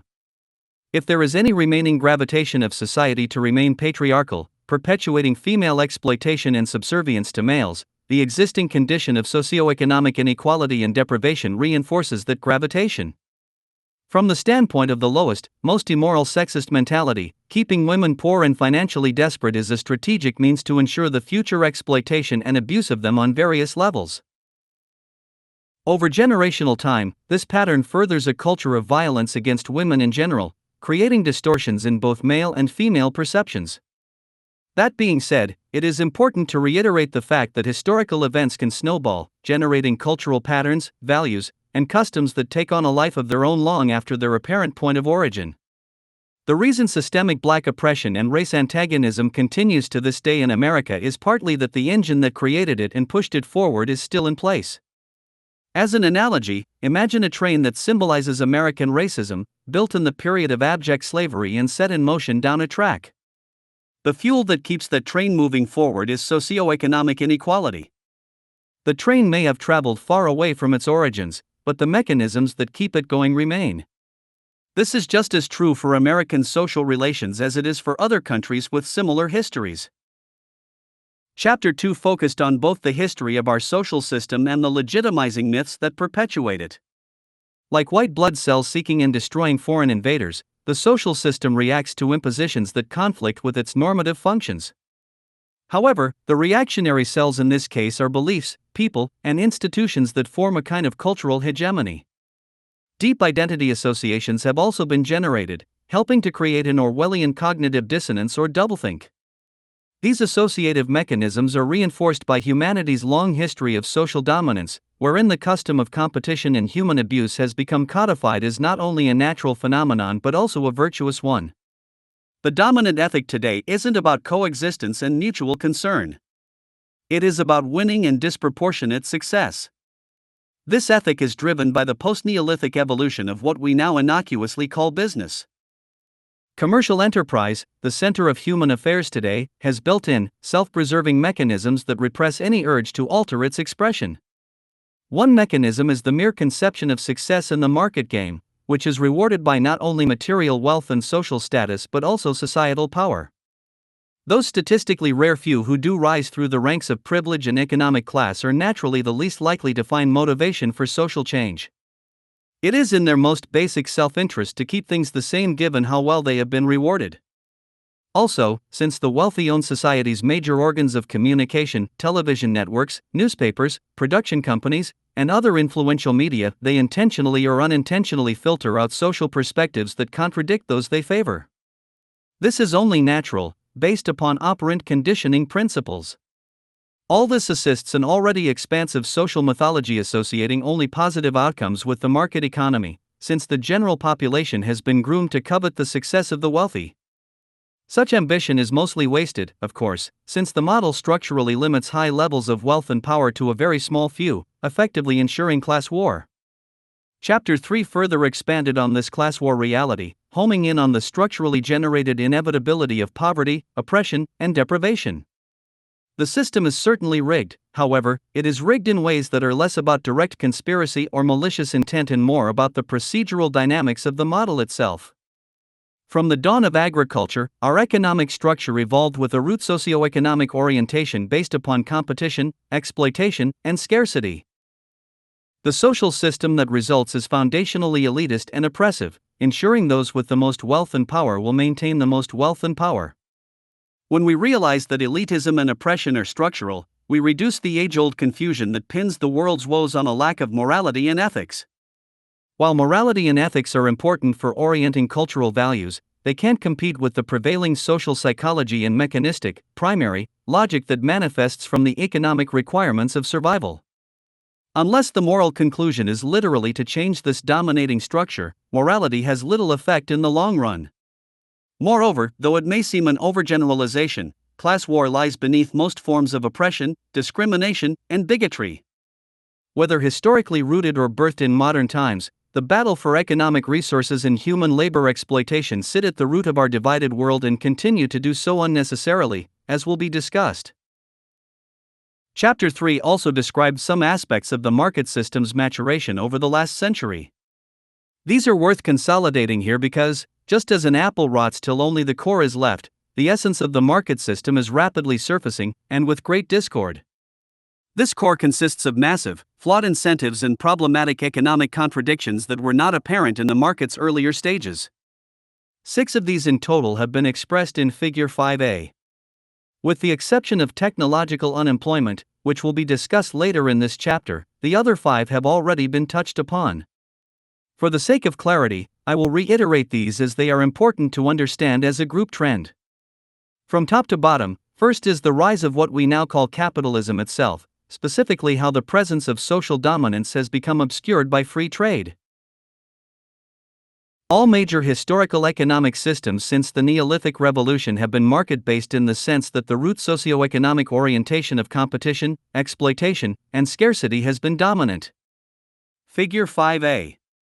Conceptual trend depiction of 6 notable issues that have evolved since the Industrial Revolution. Each of these developments are natural to the market economy, consequential as social and technological conditions have changed. The molding of modern-day capitalism over time was inevitable as more complex labor roles and technology unfolded. In this, the once obvious social inequities and undemocratic power imbalance of early societies slowly became cloaked by the idealism of the free market. Unlike in earlier eras, which featured intolerant government monarchs, abject slavery, and other more primitive forms of dictatorial power and direct oppression, this new structure provided the needed illusion of democratic participation, rights, and freedom by structurally submerging social dominance within the mass competitive act of free trade. The beauty of this means of social dominance is that it facilitates the pretense that totalitarianism doesn't exist. Kings and regimes no longer wield total control over the lives of their subjects. Rather, power and wealth remain concentrated by way of a process of competitive advantage in the market, a process that is provably undemocratic and structurally rigged to favor a small, undefined, transient minority in the same basic manner, yet obscured, by which a monarch exerted control. In effect, the ethic of trade in markets has become synonymous with democracy and freedom. Any talk today of government directly assisting a population in an organized, streamlined capacity, efficiently using resources in a way only larger order design and organization can achieve, is derailed derisively as socialist interference with market freedom. This process of maturation of capitalism has sanctified or normalized the idea that some should be very rich and powerful and most should be very poor and impotent. This ethos is preserved by the mythology that any other way can only be anti-freedom. The second form of maturation worth reiterating, as noted in Figure 5a, is the rise and spread of neoliberalism, specifically through globalization. In effect, this is the expression of the market economy's fully realized belief structure. The once passive, quaint, and generally ignored invisible hand comment by Adam Smith has grown into full-blown orthodox religious extremism. Neoliberal globalization includes not only the ethic that free trade and business power should prevail over democratic institutions and state policy, it also embraces capitalism's tendency toward constant hegemonic expansion. Capital accumulation, which is a fancy term for the business interest in reinvesting profit in new capital assets that will in turn further increase profits, rests at the heart of globalization. Like cancer, businesses always seek to expand and multiply. Transnational corporations forge extensive international trade contracts such as the North American Free Trade Agreement, NAFTA, or the more recent Trans-Pacific Partnership, TPP, not with an interest in respecting public choice or improving global health, but to further their trade interests and exploit labor for corporate profit. Such agreements increase government and public policy subservience to corporate interests on the international level. This process is transforming and conforming the world to one governed only by business logic and competitive gaming. I will add that, as is characteristic of most religious extremism, intolerance of non-believers is acute. Any contrary economic belief system on the planet today has been effectively condemned as sacrilegious, the behavior of socio-economic savages. Countries that attempt to praise a different economic god are quickly struck down in the holy name of freedom and democracy. Of course, the only real freedom apparent is the freedom of moneyed interests to do as they please, seeking constant capital accumulation across the world, leaving no stone unturned. Neoliberal globalization is the evolving process of homogenizing the world into one economic belief system. The third form of maturation to reiterate is the rise of financialization. In earlier times, the practice of labor specialization in trade was minimalistic in that people mostly sought to satisfy their most basic needs. For example, a man milks a cow and sells that milk to buy some bread. The man who sold the bread then uses that money to buy a needed tool, etc. If we lived during the Malthusian trap, this behavior would be indispensable given how arduous and slow production was. During the time of Adam Smith, trade was a powerful and useful tool and represented a mutual pursuit through networked specialized labor. The agrarian and handicraft-oriented time period of capitalism's formal inception clearly justified the act of exchange. Yet under the surface of this behavior is still the abstract framework of buying and selling for gain, no matter what is bought and sold. This once cloaked feature led to the practice of wealth speculation and ultimately to today's vastly profitable and increasingly powerful financial sector. While speculation in some form goes back hundreds of years, what we find now is truly an extreme. Perhaps the best term to use is decoupled. The purpose of trade in its most notable handicraft-oriented conception is now decoupled from any true, tangible utility. Today, people buy and sell and employ for no other reason than the pursuit of income, with no true concern over what is being bought and sold. The buying and selling of mere digits on a screen, the economically irrational appreciation and depreciation of physical assets, and the trade of functionally meaningless certificates of ownership have grown to supplement the original productive utility of the market economy. Wall Street and the non-productive financial sector are indicative of just how detached from reality the idea and purpose of trade has become. The original purpose of market interaction has been lost in our technologically advanced society, distorted into abstract, economically meaningless perversions that do little more than further ensure socioeconomic inequality, social dominance, and environmental destruction. The fourth form of maturation worth reiterating is the inherently unsustainable nature of the market's need for economic growth and turnover, a topic covered in Chapter 4. While true economic logic recognizes earthly scarcity as a condition to be respected and avoided by efficient and sustainable management, market logic sees scarcity as yet another mechanism for exploitation, while paradoxically pushing for as much production and consumption as possible. Without this growth and consumerism, the system cannot work, since labor demand comes from consumer demand. This cyclical consumption is demanded by the market. Once again, this feature went unexpressed in earlier times since the technical means to reach such high levels of productivity simply didn't exist. It has only been within the post-Malthusian period that this productivity is now possible. This maturation from low-impact industry to high unsustainability has necessarily occurred in tandem with the fifth form, consumerism. As noted, the rise of consumer culture and conspicuous consumption is best thought of as a transfer of the structural demands of the market system to the social psychology of the masses. This evolution has not only worked to assist needed cyclical consumption, but also has further distorted psychology by turning once arbitrary wants into emotionally demanded needs. This leads culture into general emotional confusion, as it copes with trying to decide what is important to social existence and what is not. It is this distorted aspect of social maturation by way of market influence that now correlates reduced happiness to increased material gain, once one's basic survival needs have been met. As for the sixth and final form of maturation, technological unemployment, this will be explored later in this chapter. However, to introduce the issue, the rapid rise of mechanization around the Industrial Revolution has been the main reason for the vast increases in productive efficiency. While the rise of this phenomenon has been responsible for increased ease and the development of more complex industries, it has also shifted labor roles such that machine automation is proven to be more effective and less expensive.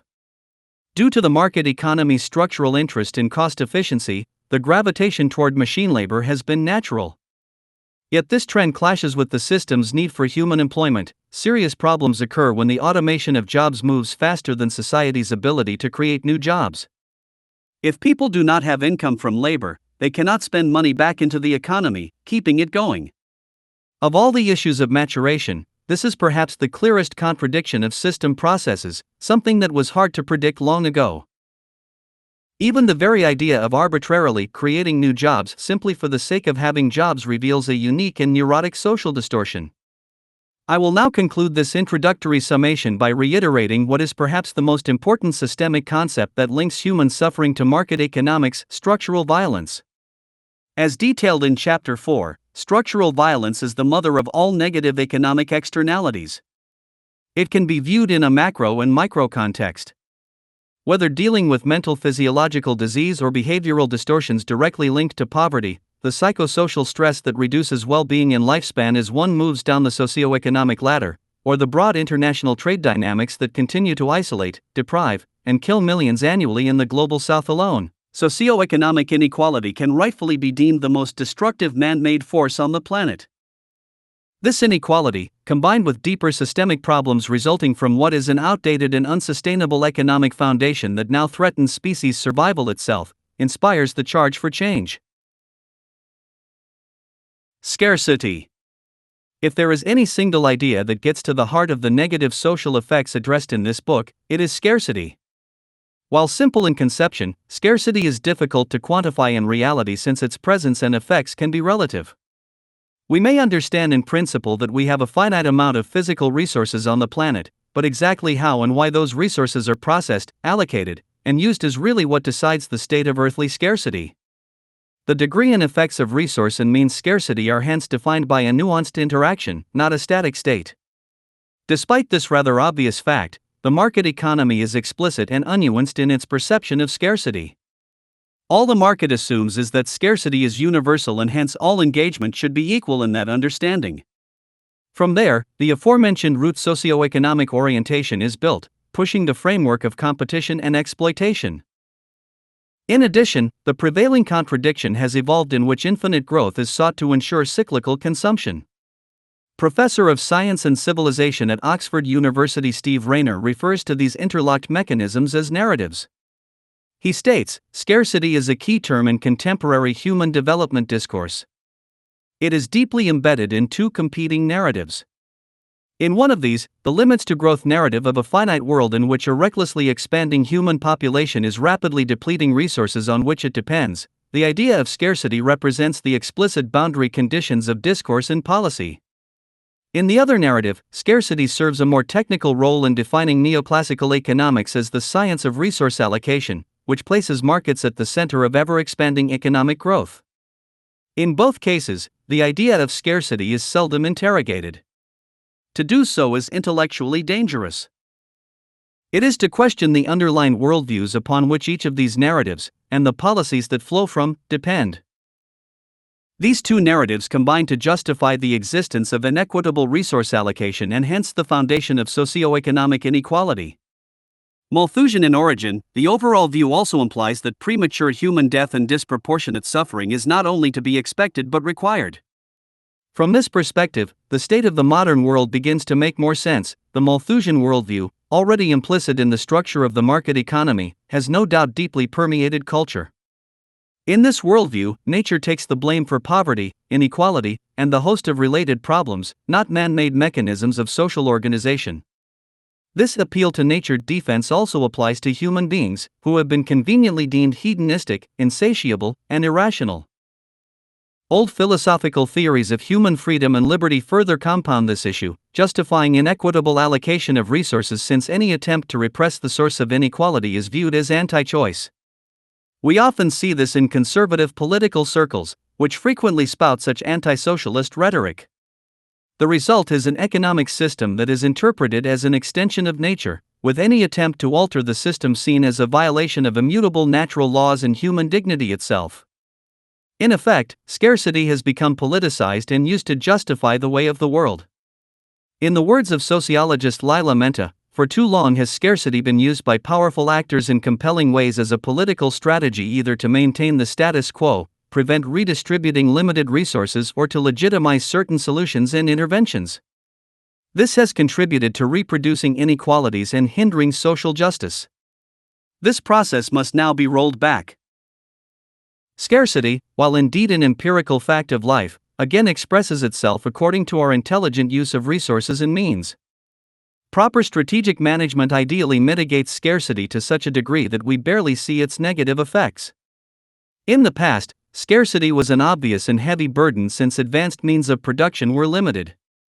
Today, our advanced technological civilization has the capacity to tame scarcity to a profound extent through intelligent design and efficient organization. The disappointing truth is that the most prominent form of scarcity in the 21st century is that which is created artificially through market behavior. In fact, I would argue that what we have today isn't really an economic system at all. It is an anti-economic system. Its focus on trade and profit translates into the system preference for general privation and conflict. It is grossly unfair in its allocation of resources, and by inherent design concentrates wealth among a few, dividing the rest of humanity into subclasses of varying relative insecurity. One cannot define a system as being economic when its structural characteristics support the opposite of thrift, i.e., growth, the opposite of problem solving, i.e., profit from servicing problems, not solving them, and the opposite of equitable allocation across the population. As this chapter will explore, there is no technical reason for any human being to be without a generally high standard of living in modern terms. This is a bold statement, requiring great defense since our society has become so alienated from what a high standard of living means in terms of human happiness, sustainability, and coexistence. By high standard, I do not mean the excesses of the modern upper 1%. That extremity is not a condition of sound mind and intelligence but a neurotic, disrespectable condition of immaturity and irresponsibility. Just as no human being should be poor, starving, and living on the streets, no human being should have such material excess that it pollutes the whole of society by way of social alienation.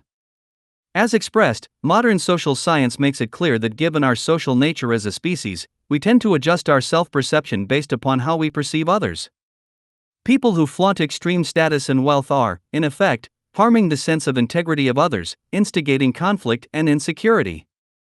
Wealth signaling and class stratification itself is really a social pollutant, not an inspiration for progress, as is often argued. When I refer to a high standard of living, I am including the ability to engage in society without exclusion or alienation, have all basic material needs met, and have access to high-order luxuries that can only be determined by the culture itself. What one culture sees as a need, another may see as a luxury or want. This relativity proves the arbitrary nature of material excess, showing that such luxuries are social tools, sought for social purposes. As such, it is time the drive for material excess be seen for what it is, a sociologically driven mental illness. At the same time, our misconception of scarcity and sense of lack is so deeply ingrained that the mere suggestion that modern means and available resources can currently elevate the whole of humanity to a relatively high standard of living is quickly dismissed as utopian. This reaction is natural. We've been brainwashed with the exact opposite message across all mainstream economic and political discourse. For example, for centuries now talk of the Earth's carrying capacity has been in the background of global affairs. Simplistically, we assume the rate of resource consumption that supports a given number of people will always be the same. If the human population doubles, the resources required to support them doubles too, as a one-to-one correlation. However, this isn't accurate. While the rapid rise of global population over the past 2 centuries is attributed to increased productive means, extracting and processing more and more resources, there has also been a parallel rise in efficiency of use. This means our increased scientific understandings have reduced the amount of resources needed over time to satisfy the needs of the same proportionate number of people. In other words, we have learned to do more with less. The Malthusian trap ended with what has been termed the Great Divergence around the Industrial Revolution in the early 19th century. This great divergence started an exponential advance in productive capacity and efficiency. Ephemeralization, a term coined by our Buckminster Fuller, embraces this more with less phenomenon, while other theorists, such as Jeremy Rifkin, refer to it as approaching zero marginal cost. Approaching zero marginal cost means that once systems are set up to produce goods, each consecutive good gets cheaper and cheaper, approaching zero cost or zero value in terms of production. For example, imagine a good producing machine that costs $1,000 to build. The very first good that machine outputs effectively costs $1,000, if we leave aside any additional resources required. The second good produced would then cost $500 to create, since the output value of the machine is now divided into 2 goods. Now, imagine that machine has produced 100,000 goods with no costly need to service the machine. The value of that last good produced is now 1 cent. This is the nature of approaching zero marginal cost. Digital media is the best example of this, for music, film, and other forms can be reproduced and distributed at virtually no cost across the internet, nearly an infinite number of times. Our Buckminster Fuller's assessment of ephemeralization was more general in that the whole of economic production could be viewed as a move toward ever-increasing efficiency, based upon advancement in design. An example is the first computer. The ENIAC computer of the 1940s contained 17,468 vacuum tubes, along with 70,000 resistors, 10,000 capacitors, 1,500 relays, 6,000 manual switches, and 5 million solder joints. It covered 1,800 square feet of floor space, weighed 30 tons, and consumed 160 kilowatts of electrical power. It also cost about $6 million in modern value. Today, a nearly zero-cost, cheap, pocket-sized cell phone chip computes substantially faster than ENIAC and uses vastly less resources and energy. This is the most important economic development of human civilization. It debunks the long-standing mantra that there simply isn't enough to go around, and in so doing it discredits the core rationale of market competition, scarcity. As will be discussed, there is plenty to go around if certain economic adjustments are made, and if we reverse the market-spawned value system disorder that increasingly perverts modern culture. The only ostensibly real reason that exists today for poverty and inequity is the idea that not everyone can have a 50-room mansion or a private jet. It is this infinite wants view of reality that supports the market's arbitrary emphasis on scarcity, through which we justify starving almost 1 billion people so 0.01% of the population can rationalize neurotic material excess. It is not enough to imagine a world that has streamlined its economic system to maximize the reduction of scarcity and the reduction of socioeconomic inequality. We must also imagine a state of social maturity that recognizes the true natural limits to human existence. This maturity includes understanding the immutable need to coexist with our habitat, along with realizing the socially destabilizing public health problems that ultimately arise due to the practice of economic competition, exploitation, and resulting inequality. While values against these practices and outcomes can be realized on a personal level with a heartfelt interest to see change, real sociological transformation will not occur until the most dominant influence on our social psychology, our economic mode, is replaced. If what it is replaced by favors behavior that condones sustainable, collaborative, and socially just outcomes, then a cultural shift is possible. Otherwise, it is all talk. Until the social system is designed to support these new humane values and practices, there is no chance of any serious human rights expansion in the future. This is not to say that educational activism isn't critically important, as that is the path to influencing and inspiring this revolution. However, we cannot be naive enough to think the problem exists in the moral aptitude of individuals when, as described in Chapter 2, there is really no such thing as an individual expressing free will without inhibitions. Likewise, since our social nature often distorts our perception as we tend to conform to normative society, thereby preventing painful social exclusion or feelings of inferiority, we gravitate toward the irrational. Material inequality, for example, creates a psychological perception of scarcity that can be almost as real and stressful as absolute scarcity, even though the goods in question are not core to survival. In the words of anthropologist Mary Douglas, a person wants goods for fulfilling personal commitments. Commodities do not satisfy desire, they are only tools or instruments for satisfying it. Restricting consumption of goods restricts participation in the extended social conversation for which they are used. This again explains why in some societies what are deemed basic needs are often luxuries elsewhere, revealing the arbitrary nature of socially contrived needs. So, scarcity is just as much of a physical problem as it is a spiritual one. I use the term spiritual in its most technical sense, being of or relating to. Spirituality, despite the endless poetic rhetoric associated with it, relates to feelings of connection with something outside the self. This can be our connection to one another, to the planet, to the universe, or to anything and everything. From our narrow, individualistic perspectives, locked into localized perceptions, we limit our sense of connection at our peril, that is, peril to ourselves as individuals, to our greater society, and to the planet as a whole. A systems-based worldview raises the question of who and what we are and how we fit.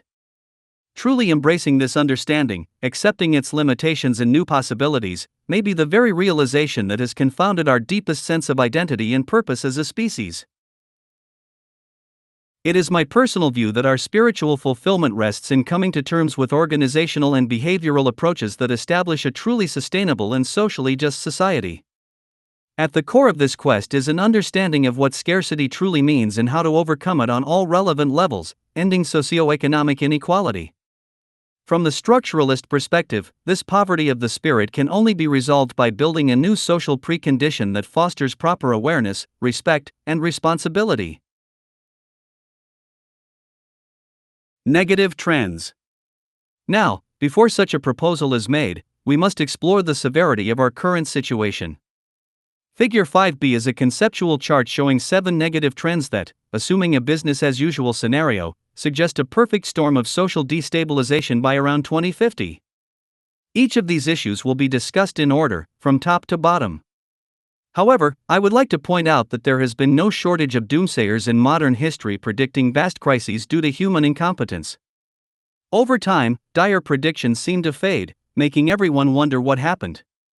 It isn't that most in the scientific community who have warned of such trends have been delusional, it is that our technical ingenuity continues to surpass expectations. For example, for many decades we've been warned of peak oil, a theory predicting the irreversible decline of Earth's oil reserves. Proponents of this theory simply analyzed the known state of reserves at the time, noting negative supply trends. With growing global energy demand, it's easy to understand the concern. Yet, the focus was on the nature of extraction at the time, something we can call conventional extraction or production. Conventional oil production is drawing raw crude from large reservoirs under the Earth's surface. In this context, the peak oil proponents were correct. The U.S. peaked in the 1970s as far as conventional extraction goes, with an additional 37 countries deemed past their peak today. What no one expected was the technology-enabled rise of non-conventional extraction, including shale, tar sands, and hydraulic fracturing or fracking, referring mostly to natural gas. These practices are now driving down hydrocarbon prices, making the peak oil debate mostly moot. This pattern is an aspect of ephemeralization or increased efficiency. Unfortunately, the application of technology is just as important as its power, for the alleviation of hydrocarbon pressures has only stifled what is a deeply needed shift to renewable energy sources. The rapid rise of pollution-induced climate change, along with other related environmental issues, has made this innovation in non-conventional extraction a terrible advent in the long run. While people sigh in relief at the lower cost of gas, the long-term ecological damage will no doubt harm the generations ahead. The Center for Biological Diversity put it clearly in 2013, the development of oil shale and tar sands has been shown to be environmentally destructive and water and energy intensive. Extracting oil from U.S. public lands through oil shale or tar sands would deal a disastrous blow to any hope of reducing atmospheric CO2 levels to below 350 parts per million, the level we need to reach soon to stabilize Earth's climate. Besides helping push us toward global warming catastrophe, oil shale and tar sands development destroys species habitat, wastes enormous volumes of water, pollutes air and water, and degrades and defile vast swaths of land. Figure 5b. Conceptual trend depiction of the top 7 factors that may lead to severe social unrest. Based on independent studies conducted for each issue, targeting 2050 for peak problems. This figure begins at 1800 BCE, around the First Industrial Revolution, where most of the issues take root. The counteracting efficiency factor marks the possibility that current trends may slow due to increased efficiency in some form. This is noted as inherent since it is assumed conduct will still be business as usual. Today, we have passed 400 parts per million and climbing, with ever-increasing biodiversity loss. Regarding Figure 5b, we begin with biodiversity loss and resource overshoot. At the cost of $24 million, a 4-year study sponsored by the United Nations utilizing more than 1,300 scientists from 95 countries found that 60% of the world's forests, grasslands, farmlands, rivers, lakes, and other known ecosystem attributes are being depleted and disturbed in an unsustainable manner. In the words of Jonathan Lash of the World Resources Institute, this report is essentially an audit of nature's economy, and the audit shows we've driven most of the accounts into the red. Corroboration of these conclusions is extensive, showing things getting worse as time goes on. Today, species are now going extinct 1,000 times faster than the rate recorded during the previous 65 million years. The 6th Great Extinction is upon us. There have been 5 large extinction events in the past, from the Ordovician Silurian, some 400 million years ago, to the Cretaceous Paleogene, some 60 million years ago. However, unlike prior events, it appears this one is entirely man-made. A 2011 study found that though we've put millions of square kilometers of land and ocean under legal protection, it has done little to slow the trends of ecological decline. The same study also analyzes resource overshoot in tandem with biodiversity loss, stating, the excess use of the Earth's resources or overshoot is possible because resources can be harvested faster than they can be replaced. The cumulative overshoot from the mid-1980s to 2002 resulted in an ecological debt that would require 2.5 planet Earths to pay. In a business-as-usual scenario, our demands on planet Earth could mount to the productivity of 27 planets by 2050. In effect, all life support systems are in decline, with nothing currently sustainable about major industrial practices. As the population inches toward 9 to 10 billion by 2050, any positive outlook on future ecological integrity is arguably delusional. In the words of Professor Sir John Lawton, former chief executive of the UK's Natural Environment Research Council, there will undoubtedly be gainsayers, as there are with the IPCC, Intergovernmental Panel on Climate Change, but I put them in the same box as the flat earthers and the people who believe smoking doesn't cause cancer. Given that the entire foundation of human civilization depends on biodiversity, including the regenerative resources needed for day-to-day survival, the general political silence on the issue is quite unsettling. From fish and marine species halved in number since the 1970s to 6 million hectares of primary forest lost or damaged each year since 1990, there are no positive trends occurring on the whole. Only in a world based upon capital accumulation and environmental exploitation could the denial seen today become so opaque. As for climate change, trend B in Figure 5b above, the cognitive dissonance is also profound. Even though the overwhelming majority of scientists agrees on its effects in man-made sources, and even though the research goes back many decades now, conservative political and economic forces continue to pretend it is unimportant or a mere fantasy. In a 2015 work titled Climate Change, Capitalism, and Corporations, authors Wright and Nyberg explore the powerful corporate resistance to any meaningful adjustment to market economics, exposing the myth of green capitalism. They report that profit-seeking businesses simply work around policy shifts designed to help the environment, while spending a great deal of money on lobbying and counter-activist influence to ensure the security of their bottom line. They write, "Our economies are now reliant upon ever more ingenious ways of exploiting the Earth's fossil fuel reserves and consuming the very life support systems we rely on for our survival. This is evident in the rush by some of the world's largest companies to embrace deepwater and Arctic oil drilling, tar sands processing, new mega coal mines, and the fracking of shale and coal seam gas. These examples highlight both the inventive genius of corporate capitalism and the blindness of industry and government to the ecological catastrophe they are fashioning. The authors make a clear case that the current capitalist orientation will only drive humanity into an ever-deepening hole, despite the green rhetoric and impressive, high-profile international meetings. No significant change is happening in real terms, because the social psychology generated by the market, the root orientation of the system that guides narrow, self-interested behavior, is larger than personal discipline.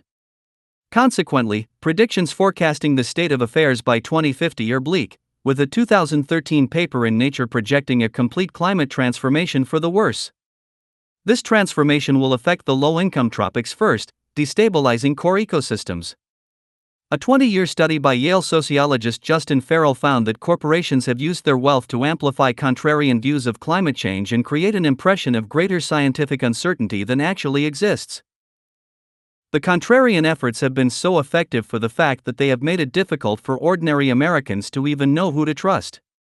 A leaked draft report from the United Nations published by the New York Times stated that governments of the world were still spending far more money to subsidize fossil fuels than to accelerate the shift to cleaner energy, thus encouraging continued investment in projects like coal-burning power plants that pose a long-term climate risk. The report also warned that if the 500 ppm threshold of CO2 is passed, as is predicted if trends stay the same, future generations will need to find ways to suck greenhouse gases out of the atmosphere and store them underground to preserve the livability of the planet. The Times also published that it was the opinion of the report that while emissions appear to have fallen in recent years in some of the wealthiest countries, that is somewhat of an illusion. The growth of international trade means many of the goods consumed in wealthy countries are now made abroad, so that those countries have, in effect, outsourced their greenhouse gas emissions to countries like China. Since the start of industrial society, there has been a 40% increase in greenhouse gases, reaching levels higher than anything recorded in the past 800,000 years. The effects on the cryosphere, the frozen water part of our planet, have provided empirical evidence of the damage. As the ocean warms and ice formations shrink, sea levels rise in synergy with many other factors that set the stage for a litany of negative future effects. Moving on to general pollution, Trend C in Figure 5b, we see that in concert with greenhouse gas emissions, air, land, and water integrity are all experiencing negative trends. A 2016 study linked household and outdoor air pollution to an astounding 5.5 million premature deaths each year, based upon 2013 data. Half of those deaths are occurring in China and India, two countries that are employing the mid to late 20th century Euro-American model of economic expansion through dirty industrialization means. A 2015 study, tracking current trends, concluded model projections based on a business-as-usual emission scenario indicate that the contribution of outdoor air pollution to premature mortality could double by 2050. Land degradation is equally dire. According to the World Wildlife Organization, half of the topsoil on Earth has been lost in the last 150 years. Topsoil is the uppermost layer of soil that possesses the greatest concentration of organic matter and microorganisms, where plants obtain the majority of their nutrients and thrive. Today, it is disappearing at an alarming rate, primarily due to conventional agricultural practices such as monoculture.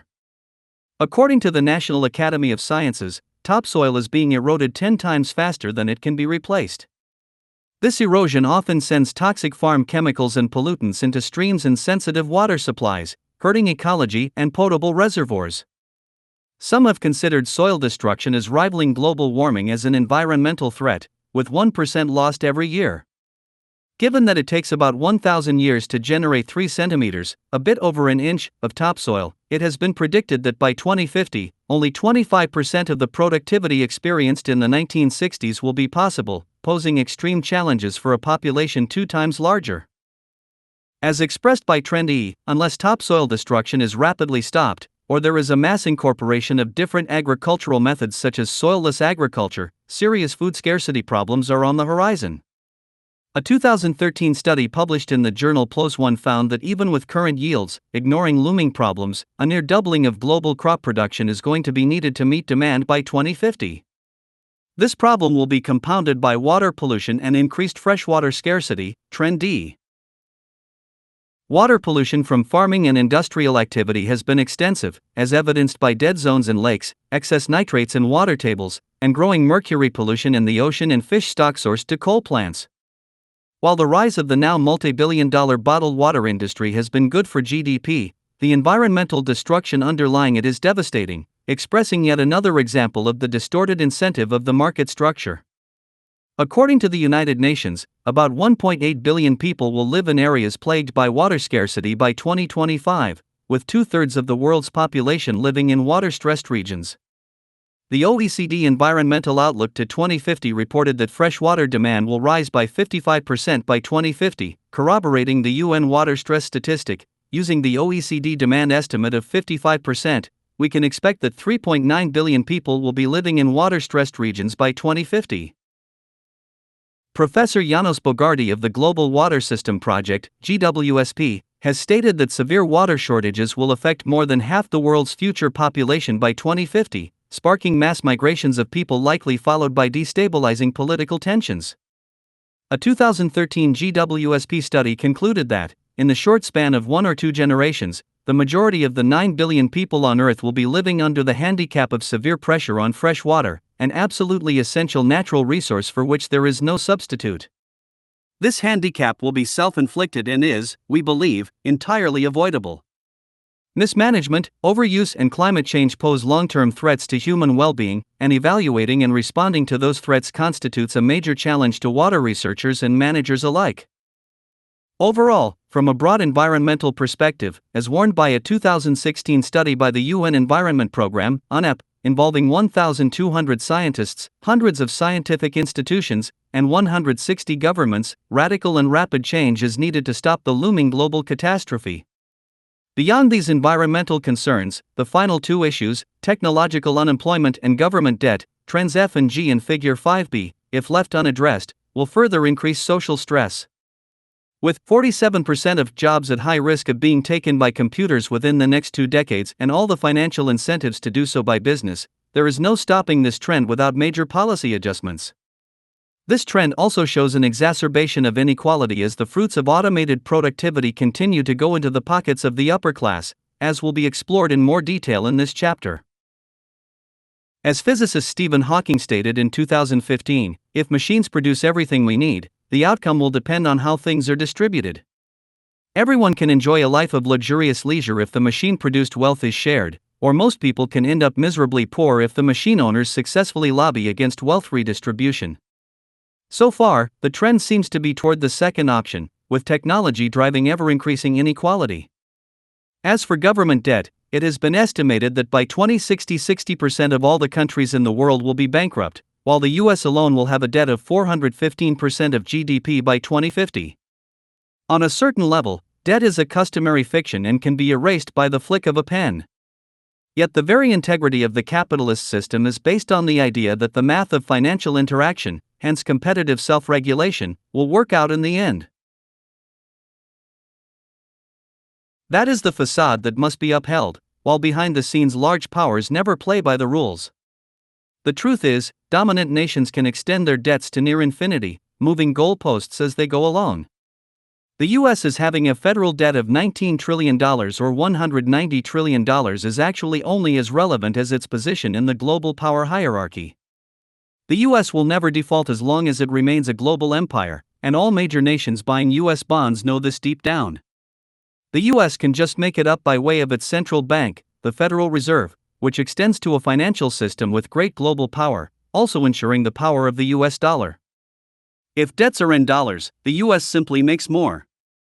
Although people often argue that the US is in debt to a private banking cartel, its central bank, and that is a problem in itself, it is really irrelevant in the broad view. The whole thing is mostly a sleight-of-hand arrangement that lets the US government borrow endlessly while the banking system gets special political treatment. No one in the US government and its central bank cartel really cares about US government debt because money is made out of thin air. They only care about public regulation and public perception, not government spending or government debt. In the words of former Federal Reserve Chairman Alan Greenspan, the United States can pay any debt it has because we can always print money to do that. So there is zero probability of default. However, that is not the case with smaller nations, which are highly susceptible to international debts. Small nations face serious repercussions imposed by way of sanctions, structural adjustments, and austerity if they cannot meet debt requirements. These repercussions reduce the welfare of their citizens, decreasing standards of living and increasing the probability of destabilization. They are forms of oppression, in truth, punishment for simply being poor. Again, it is market discipline for the poor and socialist protections for the rich. The true free market is really the freedom of those with the most money and hence control.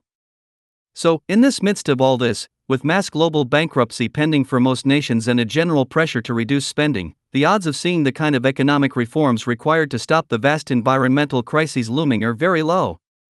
The pressure is also against any large-scale social welfare compensation for the population to ease economic stress, along with any hope to finance the mass shifts needed to revise the global energy infrastructure. In short, we are entering into a situation that, if we are to respect capitalism's financial dynamics, will require enormous amounts of money to make the sustainable changes required. With a world in debt to itself at many times its GDP, it is very hard to feel optimistic about such changes actually occurring. Capitalism and markets simply cannot be respected if we expect to move forward with integrity. As a final note on Figure 5b, which targets 2050 as a perfect storm of negative trends, the wiggly line is the hopeful wildcard. It is termed the counteracting efficiency trend, suggesting a possible tapering off of these trends to a limited degree as unexpected forms of ingenuity prevail. In the same spirit of the decline of peak oil, the figure expresses hope that these negative trends will slow so as to allow more time for large order change. Ephemeralization, which is really the only positive economic feature of modern times, guides this trend.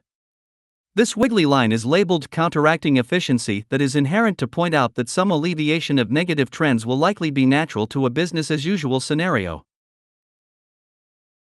Be that as it may, unless a deliberate and highly specific effort to counter these trends occurs, far beyond this inherent counteracting efficiency, the social destabilization on the horizon is going to be spectacular.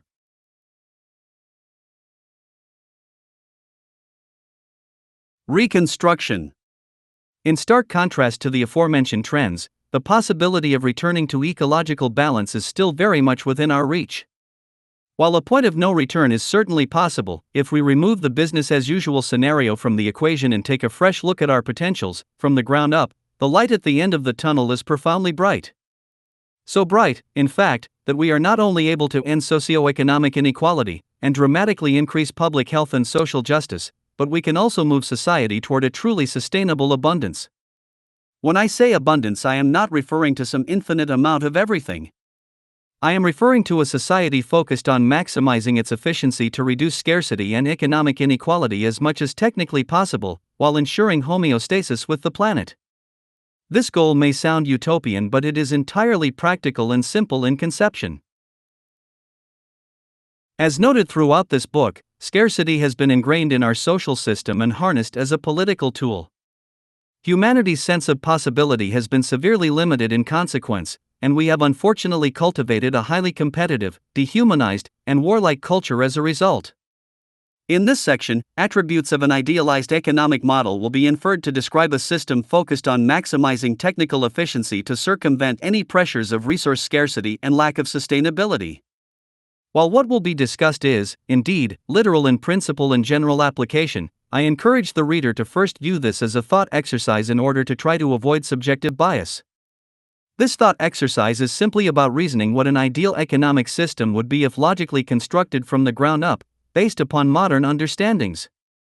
The goal is maximum efficiency to meet all human needs in a sustainable way.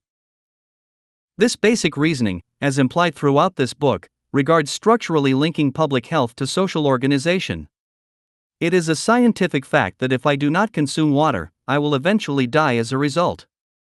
By extension, the means by which water is accessed, utilized, and preserved for future use becomes just as much of a technical, non-subjective issue of organization as the need to drink it. This is how, from a structuralist view, we can argue that those dying from dehydration, water-transmitted disease, and starvation in the world perish due not to the actual lack of food or water, but to societal inefficiencies that allow, or create, such deprivation. The mechanics that enable these inefficiencies exist in the territory of the objective, not the subjective, since we can quantify the cause-and-effect relationships that link food or water scarcity to broader influences and eventually larger-order system dynamics. Suddenly, we see that the nearly 1 billion people on Earth who lack safe drinking water are in that condition because of the structural nature of the global economy, not due to some natural, immutable imposition of our habitat. So, this exercise, or train of thought, is about constructing an economic system technically and objectively, in the same way one builds an airplane to fly. The only decision to be made is that of purpose. An airplane is built with the purpose of safely and efficiently moving cargo from one location to another. This new economic model is built with the purpose of providing for all the people in the world in the most efficient and sustainable way possible. What has been argued in this text is that either this new approach is adopted or humanity is on a fast track to increased destabilization. In other words, as odd as this may sound, it is less about the moral issue of what is right or wrong in terms of social fairness and more about what works and what doesn't. If the goal is ongoing human survival as a species with the least amount of violence, premature mortality, habitat destruction, and other ultimately public health issues, what we have now is simply unworkable. 5 attributes that form the foundation of this new economic model are conceptualized in Figure 5c. They include A. Automation, B. Access, C. Open source, D. Localization, and E. Network digital feedback, also generally referred to in popular literature as the Internet of Things or IoT. Each of these represents a more efficient mechanism to achieve higher productivity and the least amount of waste and environmental impact feasible. The logic is no different in principle from the practical decision to reject using a manual screwdriver in favor of an electric one, increasing productive efficiency. Yet they contradict the structural logic of the market system as they are based upon technical efficiency, not market efficiency, 2 very different approaches to economic behavior, once again. Interestingly enough, these 5 ideas are actually not obscure, randomly idealized, or pulled out of thin air. People who pay attention to current social and technological trends are aware of them, yet have not thought about their broader implications. Signposts pointing us in new directions surround us, in fact, and the following thought exercise will extend their implications, showing how they complement one another in optimizing economic efficiency. In effect, what underscores these new attributes is a dramatic change of our current root socioeconomic orientation.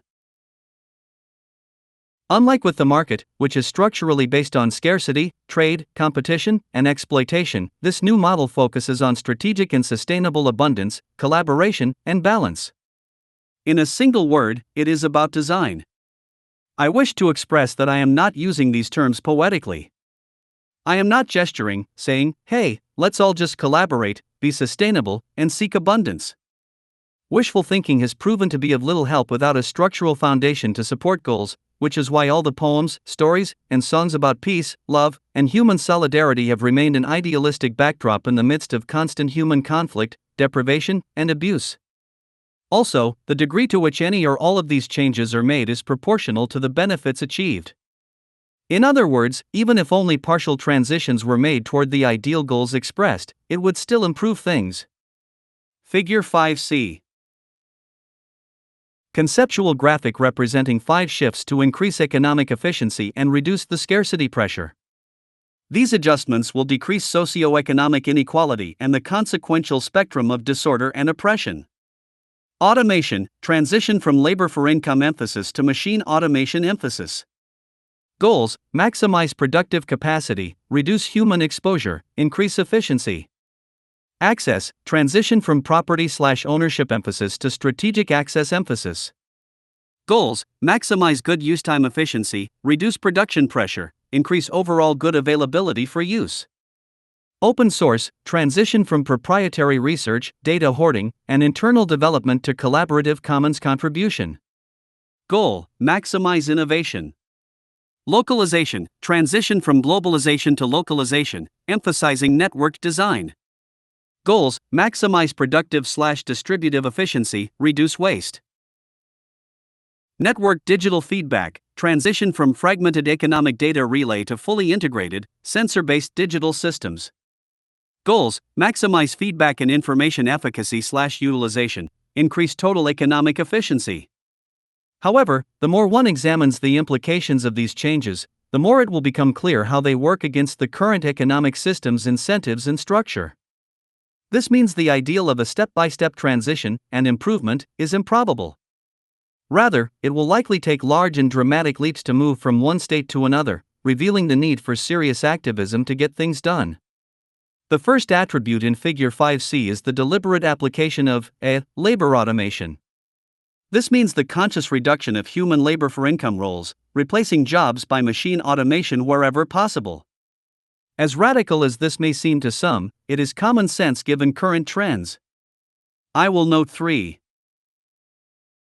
First, in contradiction to the market's framework, human employment is now inverse to productivity in the sectors where automation has been applied. This means human labor is becoming obsolete and human employment is actually economically inefficient when the automation option is available. It doesn't make sense, in the same way that farming a field with 18th century equipment is inappropriate today. Second, machine automation has greatly helped facilitate the vast increase in productive efficiency and resulting standard of living increases experienced by much of the globe. As such, it becomes a matter of social responsibility and prudence to maximize this potential.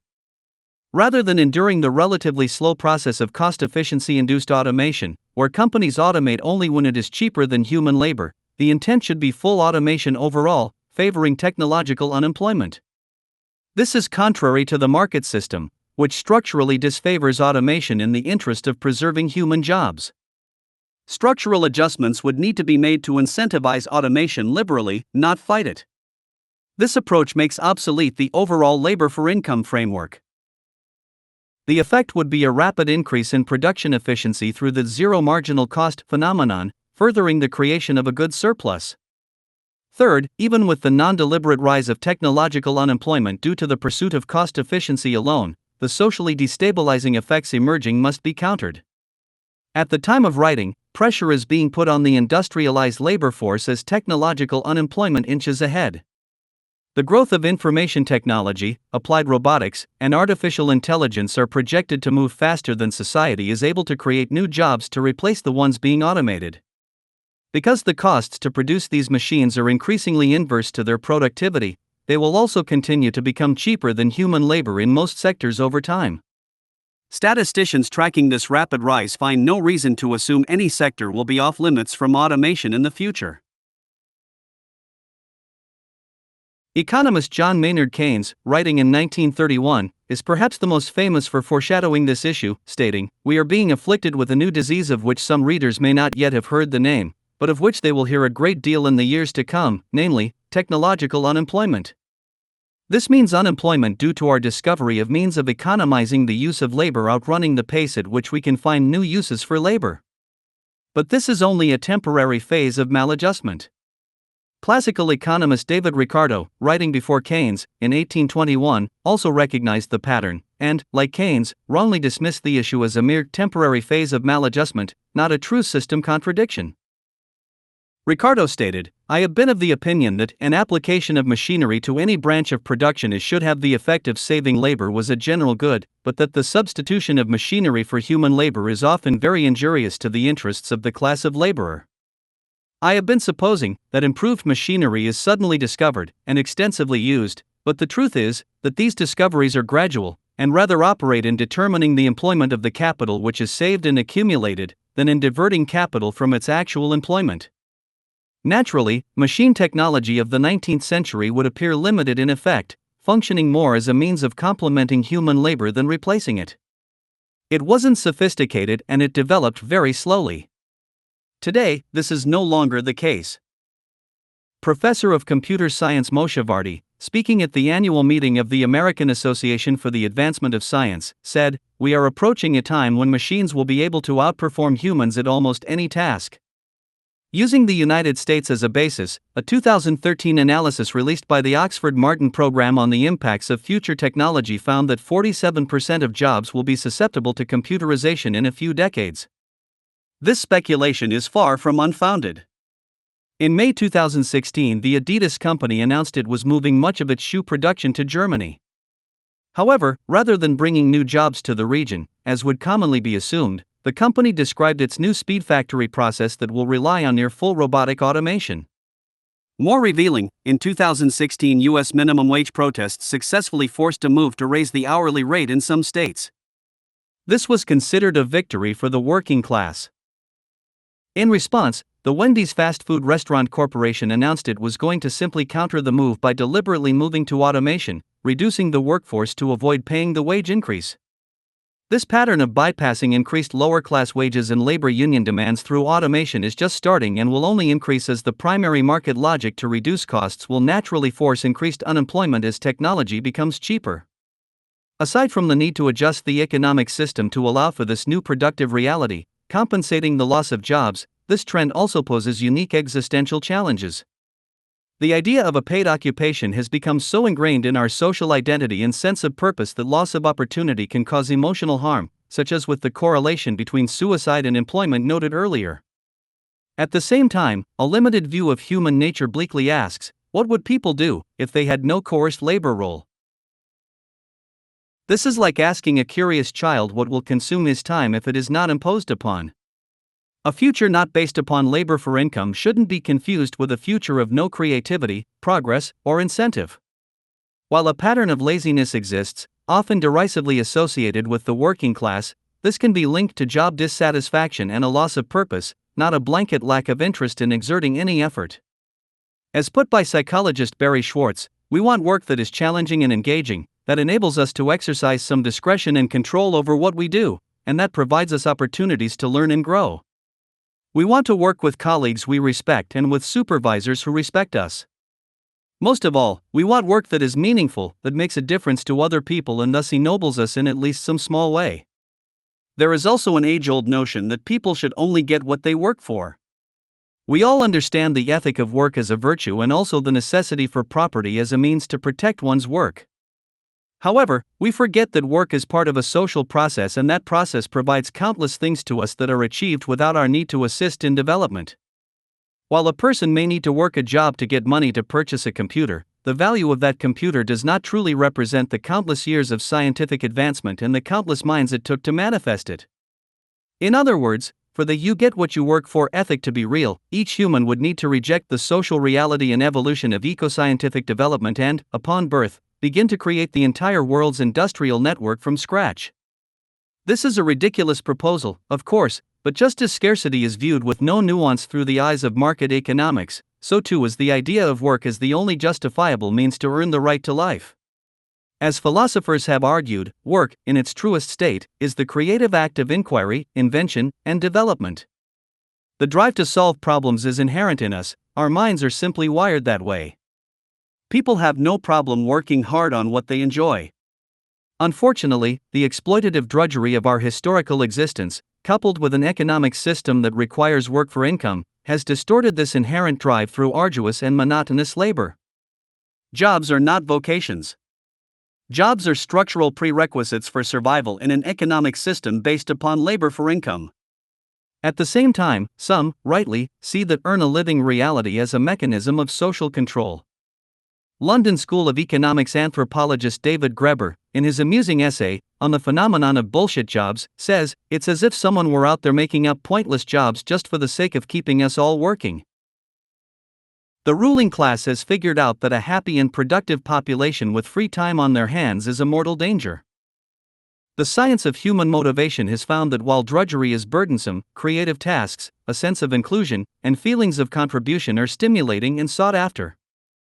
Adam Smith was famous for cynically stating, "It is the interest of every man to live as much at his ease as he can. It is certainly his interest, at least his interest is vulgarly understood, either to neglect work altogether or to perform it in as careless and slovenly a manner as possible."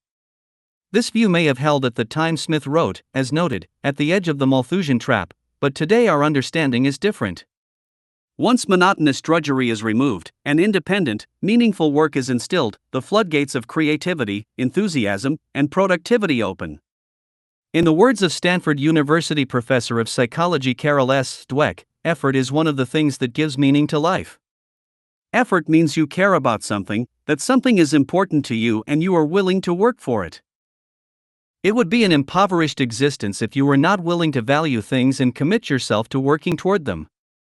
This helps explain the exceptional amount of work people do for no monetary reward in the world, simply seeking purpose and meaning. For instance, a 1992 Gallup poll found that more than 50% of American adults volunteered time for social causes at an average of 4.2 hours a week, for a total of 20.5 billion hours a year. This was calculated to equate to about $176 billion in value. Even in times of recession, average people continue to give and help at high rates. Aside from how this structural shift to labor automation will dramatically help create a more equitable standard of living for all due to increased efficiency, it will free humanity from dictatorial, dehumanizing, monotonous labor roles. This freedom opens the door to a new world of incentives, shifting motivation into creative, collaborative, and exploratory fields. As a natural course, the first areas that automation becomes applicable in are generally the most monotonous since they are the easiest to mechanize. This means the path of adjusting society to an automated economy first removes the type of work people do not wish to do, refocusing on areas with greater fulfillment. Furthermore, highly specific to the theme of this book, this adjustment has many implications for improving interpersonal affairs and the alleviation of social dominance. For thousands of years, labor has been the main focus of human exploitation and abuse. The rise of automation breaks the need for human commodification and dehumanization, assuming we adjust accordingly to remove labor for income as a universal economic requirement. In the words of Jeremy Rifkin, a half-century from now, our grandchildren are likely to look back at the era of mass employment in the market with the same sense of utter disbelief as we look upon slavery and serfdom in former times. The very idea that a human being's worth was measured almost exclusively by his or her productive output of goods and services and material wealth will seem primitive, even barbaric, and be regarded as a terrible loss of human value to our progeny living in a highly automated world. How the system adapts to such a shift is a complex discussion, but many theorists today have returned to the idea of Martin Luther King's universal, guaranteed minimum income, or universal basic income. The idea is to simply compensate for unemployment and poverty with money given directly by the state to the public. This is a logical step, along with the parallel idea of shortening the workday, as has already been experimented with in some Nordic countries. The second attribute noted in Figure 5c is B. Access over property, by which I mean tilting the balance toward access and away from ownership. Ownership and property are foundational to the market economy. This idea goes back to the philosophical work of John Locke. However, things have changed since the time of Locke, and our high-technology society is now being hindered by the tradition of ownership, proving it wasteful and impractical. From the standpoint of technical efficiency, the general idea of everyone owning one of everything is irrational for a species sharing a finite planet. The fact is, very few goods are constantly utilized over time, with some goods, such as cars, dormant the majority of the time. This ethic of individual ownership has also been a large contributor to resource overshoot, environmental destruction, pollution, and waste. It promulgates a materialist conception of reality that further fuels detrimental cyclical consumption. Sharing and the communal commons have also existed to a fair degree, from libraries to rental systems to public transit. Interestingly, due to pressures of eco-concern and an increased democratization of commerce, we have seen a mild increase in more advanced sharing systems, from street bike depots in cities, to car-sharing networks, to home sharing. While the term sharing is actually not entirely accurate since it is really consumer-driven renting overall, the phenomenon has still been dubbed the rise of the sharing economy or collaborative consumption. The term access will be used here, as the root of the trend is about people gravitating away from ownership, relying on access to sharing networks as needed. Yet, like the rise of automation, entry into this territory has been slow and tenuous. That is because the core of the market system fights it. Access instead of ownership interferes with cyclical consumption and growth. Generally, there is no economic benefit in a market economy when fewer goods are produced to meet the demands of more people. Today, the sharing economy isn't really an access economy but a fad based around consumer recycling of current ownership. A true access-based approach to distribution means good use is spread across the population, just as 1,000 people over a generation may check out a single book from a library. Let's consider the example of automobile transport. If 50 people need to drive a car, the market benefits from all 50 of them each buying a car. However, if 50 people were to share 10 cars, the economy would suffer a theoretical contraction of 80%. It has been reported that the average American only uses his or her car about 5% of the time. In 2015, there were 257.9 million consumer vehicles in the United States. Abstractly, given the 5% use time, only 13.8 million cars would be needed to meet demand if they were shared and not owned. The real number would be much higher given the logistics of such a sharing arrangement, but it certainly wouldn't come close to 257.9 million. This would mean a deep reduction of traffic and parking congestion since the vast majority of cars wouldn't be needed. Likewise, the pollution reduction would also be substantial, especially given that hydrocarbon power is unfortunately still the norm. As with automation, driverless car technology has advanced markedly in the past few years, as well. It has been estimated that this development, in combination with collaborative consumption car networks, is on pace, conservatively, to eliminate 10 million jobs. If this approach were to be combined with a more deliberate access focus, magnified to incentivize the removal of private, single-use car ownership whenever possible, the access abundance and positive ecological effects would be staggering by comparison to today. This is just one example, as the idea of incentivizing access over property can be applied to a wide range of goods genres, from tools to recreation equipment to apartments.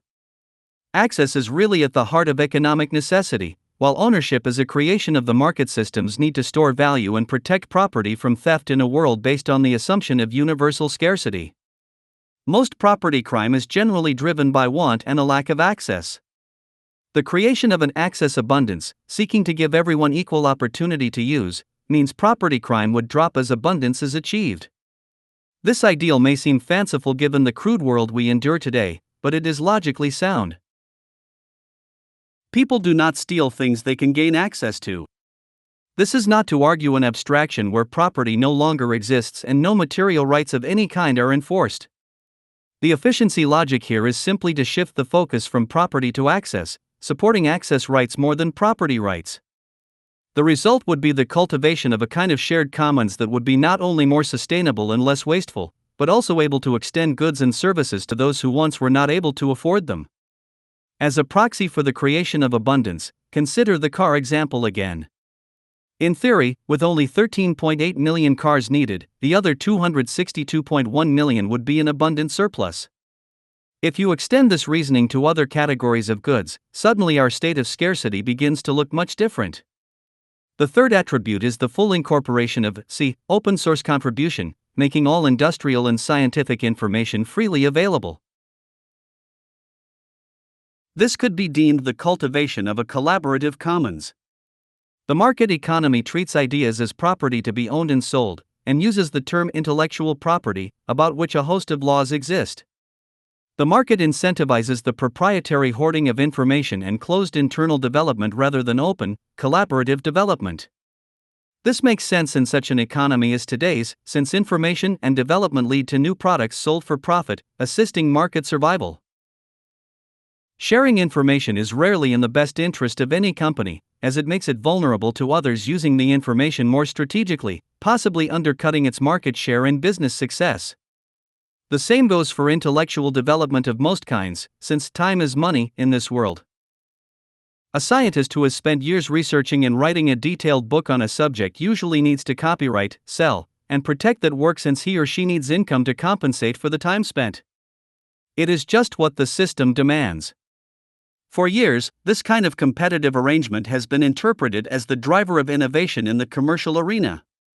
While this may have been true to a certain degree, today it has become clear that technical innovation is actually occurring more quickly and efficiently through open-source collaborative contribution than through proprietary, closed development.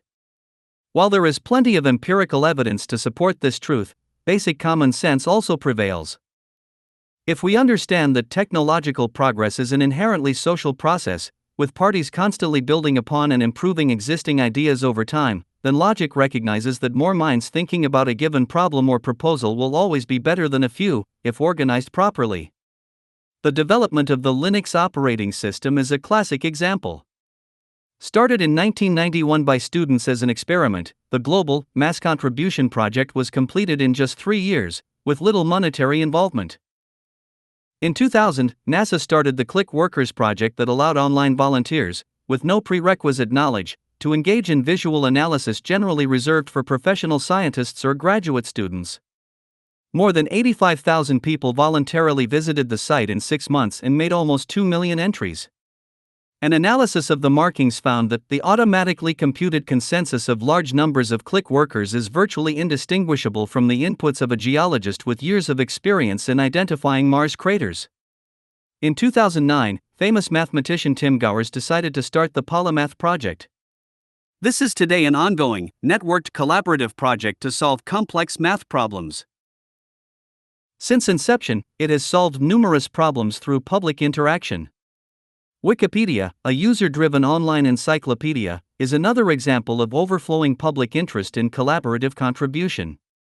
While structurally limited in its bureaucracy and famous for its often opinionated undertone, it has still been found to have an error rate that isn't much higher than the proprietary Encyclopedia Britannica Online. The scope of open-source development and collaborative mass decision-making and contribution has been expanding rapidly since the dawn of the Internet. As Thomas Getz reports in Wired magazine, open source has spread to other disciplines, from the hard sciences to the liberal arts.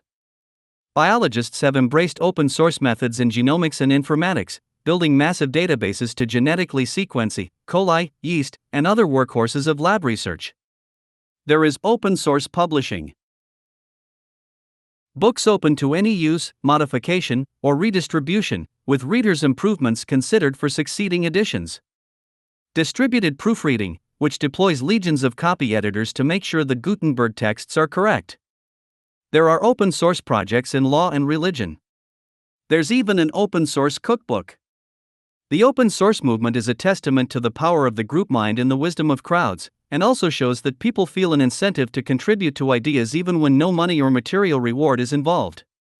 While in its infancy, as numerous pro-open source organizations now plead with industry to open their intellectual vaults, the emerging reality is that the efficacy of proprietary development is losing steam as an optimized means of innovation.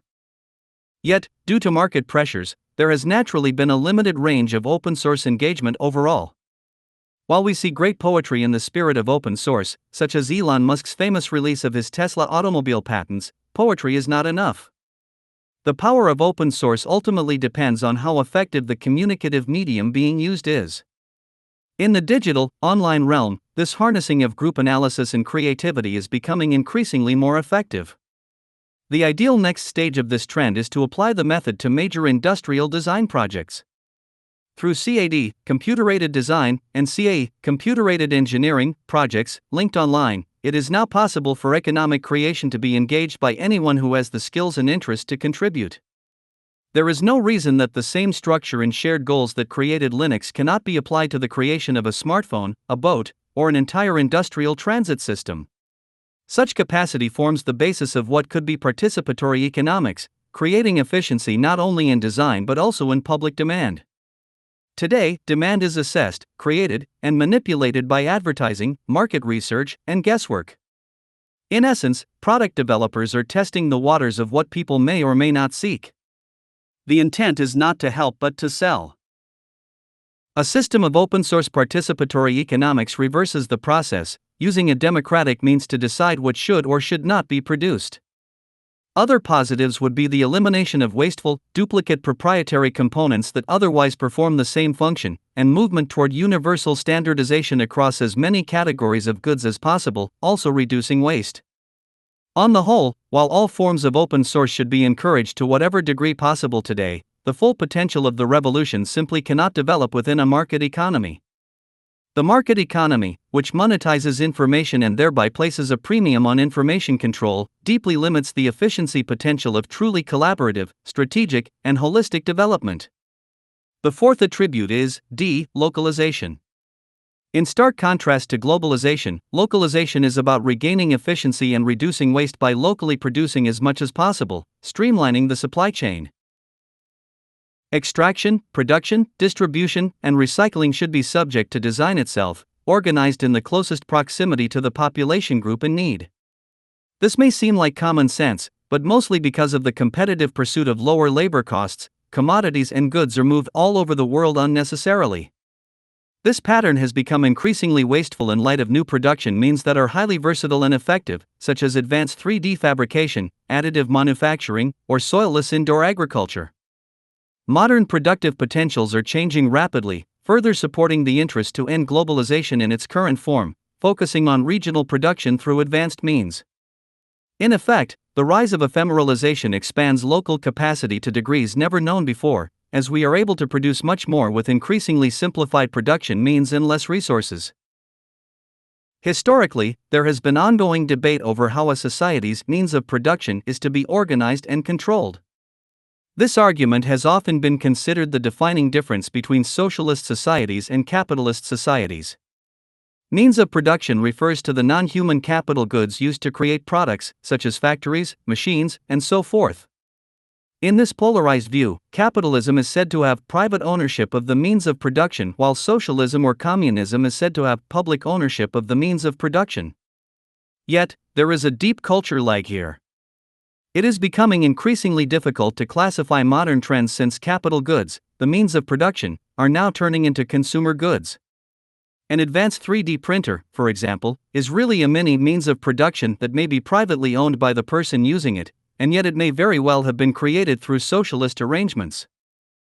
In the reverse case, a capitalist system may output a 3D printer, but it may then be used communally in a town to assist the production of local interests in a socialist way. In other words, the lines are blurred as ephemeralization makes production means smaller, more portable, and more powerful. Likewise, with the advent of automation, we now see labor power, once deemed a core, human-performed economic factor of production, collapsing into the context of capital goods. In effect, labor power, capital goods, and consumer goods are now blending together. Taking this trend to its logical conclusion, it isn't difficult to envision advanced fabrication systems capable of producing, through mostly automated means, virtually everything material a region needs, locally. This would be a dramatic shift from current practices. The only imports perhaps required would be raw materials the machines use to produce the goods. This notion may seem utopian, but it isn't. It is simply where ephemeralization is headed, doing more with less. The point here is that society should refocus its intention in this way to maximize this efficiency, bypassing the highly wasteful practice of globalization, in which we unnecessarily import goods from thousands of miles away to save money, while using exploited labor in distant lands for the same reason. If intelligently developed and applied, localization by way of modern means would increase efficiency greatly in comparison with current methods. To put this idea into perspective with respect to global food production, according to the Institution of Mechanical Engineers, we produce globally about 4 billion metric tons of food per annum. Yet due to poor practices in harvesting, storage and transportation, as well as market and consumer wastage, it is estimated that 30 to 50%, or 1.2 to 2 billion tons, of all food produced never reaches a human stomach. Furthermore, this figure does not reflect the fact that large amounts of land, energy, fertilizers, and water have also been lost in the production of foodstuffs which simply end up as waste. This example of a problem could be resolved today by the application of strategic localization to food production through advanced, soilless agricultural systems. Localized vertical farming systems, for example, would be effective if liberally employed. Yet, once again, market dynamics complicate this shift. One problem is that attempts at larger-order industrial design across the Earth's surface to efficiently link the supply chain are restricted by random land ownership. It is almost impossible in the current economy to design an optimized regional production network in the same way one would design an airplane to function as a single system. It is as though one person owned the wings, another the fuselage, a third the electronics, etc., and all had to be in agreement to make the system work. The chaotic web of landowner relationships confounds sensible macro-industrial design. However, as production means become smaller and less resource intense, and if, or when, society incentivizes such streamlining, regional production networks can be designed and hence optimized. This shift would require a democratic, community process of organizing the landscape to be most efficient, as opposed to the current market system in which land is randomly acquired and sold, again, as though the airplane's wings were sold while in flight to an owner who wanted to use them for some other purpose. Overall, it is very difficult to embrace the power of efficient, holistic design in a market economy, specifically on this macro level. Current mechanisms that attempt to accomplish this, such as zoning, eminent domain, or massive capital investment, are cumbersome in the extreme and therefore limit the potential. I bring up this lack of integrated design not only to point out this property-related disorder, but to again highlight how ephemeralization will assist localization, embracing smaller and increasingly more simplistic industrial mechanisms. Assuming a transition over time to this localization approach, strategic macro-industrial design will become easier to harness, increasing total efficiency. I would also like to mention that there is an underlying human liberation to be achieved by localization and community self-containment, in contrast to the current hierarchical, power-concentrated capitalist reality. In his writings, Mahatma Gandhi made clear his opposition to emerging capitalist industrialization on the grounds of a loss of control and misguided incentive. When asked in conversation about his view on the rise of industrial mass production, he stated, "In 1931, I would categorically state my conviction that the mania for mass production is responsible for the world crises. If there is production and distribution both in the respective areas where things are required, it is automatically regulated, and there is less chance for fraud, none for speculation. Because while it is true that you will be producing things in innumerable areas, the power will come from one selected center. That, in the end, I think, would be found to be disastrous. It would place such a limitless power in one human agency that I dread to think of it. The consequence, for instance, of such a control of power would be that I would be dependent on that power for light, water, even air, and so on. That, I think, would be terrible." Aside from our context of modern efficiency, this objection has certainly been validated by recurring problems of centralized economic power. Gandhi saw the use of localization, even at that early time, as possibly as efficient as centralized industrial activity, while much better at safeguarding liberty and social justice. He stressed the importance of parallel systems of mutual power, like oceanic circles overlapping in synergy, avoiding centralized pyramid structures common to industrial capitalism. Every village has to be self-sustained and capable of managing its affairs even to the extent of defending itself against the whole world, he wrote. However, it has really only been in the modern day that Gandhi's localized, oceanic circles economic ideal can be facilitated through new high technology. The advanced means of production that was once only accessible to large, proprietary entities is now coming into the realm of consumer use. Ephemeralization continues to move this transition forward. The goal here is a kind of decentralization that, to the highest degree possible, makes communities economically self-contained. This does not mean a global consciousness is not present, of course, as maintaining a holistic synergy between population centers to ensure overall global sustainability is very important. But the focus to organize a region's needs in a localized way is the first step to a vast improvement in efficiency and community integrity. This brings us now to the fifth and final attribute to address, network digital feedback.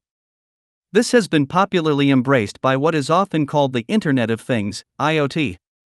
While the IoT has no exact definition, it is about networking technology and sensors to optimize information flows.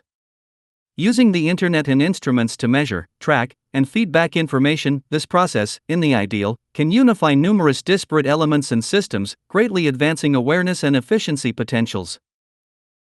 Some ambitious ideas are smart cities where various components of the urban infrastructure become networked for rapid response, from personal health sensors that link to hospitals, to lights that dim when no one is detected in order to save energy. The imagination can run wild with possibilities.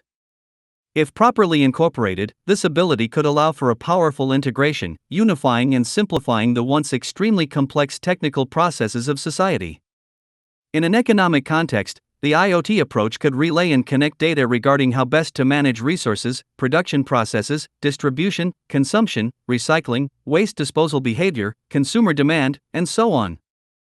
It may seem abstract, but such a process of networked economic feedback would work on the same principle as modern systems of inventory and distribution found in major commercial warehouses. Many companies today use a range of sensors and sophisticated tracking means to understand rates of demands, exactly what they have, where it is or where it may be moving, and when it is gone. It is ultimately an issue of detail and scalability to extend this kind of awareness to all sectors of the economy, macro and micro. Today, the market economy is mostly driven by feedback from consumer purchases and little more. Through people's preferences expressed by way of buying and selling, business alters its productions and designs to accommodate them. As termed in older economic circles, this feedback comes from the price mechanism. Austrian school economist Ludwig von Mises, in his work Economic Calculation in the Socialist Commonwealth, famously argued that without the use of price and exchange, it would be impossible for efficient information to be communicated within the economy. Money changing hands was the bridge to all transactions, feeding back critical supply and demand information. At the time of his writing, in 1920, it is safe to say he was mostly correct in this view, even though there was no shortage of rebuttals. However, today there is no doubt his view is outdated.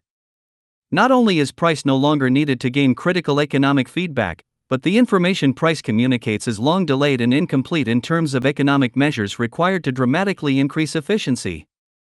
Mechanisms related to the IoT make it possible to efficiently monitor shifting consumer preference, demand, supply, and labor value, virtually in real time. Moreover, IoT can also be used to observe other technical processes price cannot, such as shifts in production protocols, allocation, recycling means, and so on. A true system of economic feedback and management is about understanding the total interaction of economic components on all levels, in a unified way, not just supply and demand or what people are buying and selling. It is now possible to track trillions of economic interactions related to the supply chain and consumer behavior by way of sensors and digital relay, far surpassing what we are doing today. Needless to say, we are far away from this kind of holistic approach to economic management despite its vast potential. But not because it isn't technically feasible.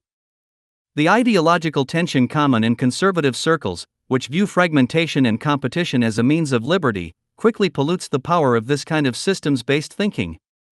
The protectionist needs of the market also thwart such collaboration, since even something as basic as releasing inventory data of a natural resource stock is often kept secret by commercial powers.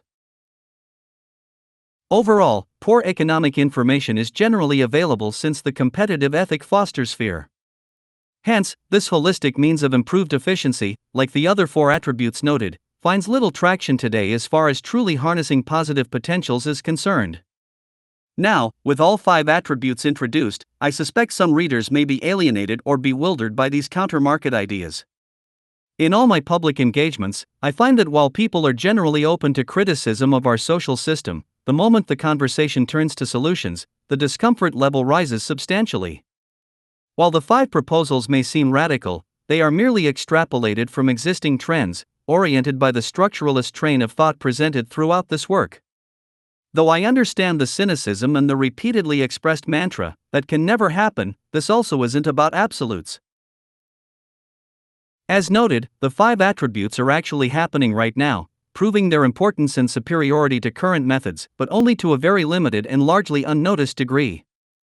I can't stress enough the need for an expanded sense of creativity and inquiry in this regard. Naturally, any relevant proposal for true social change is going to feel awkward given how acclimated people are to normality, as we know it.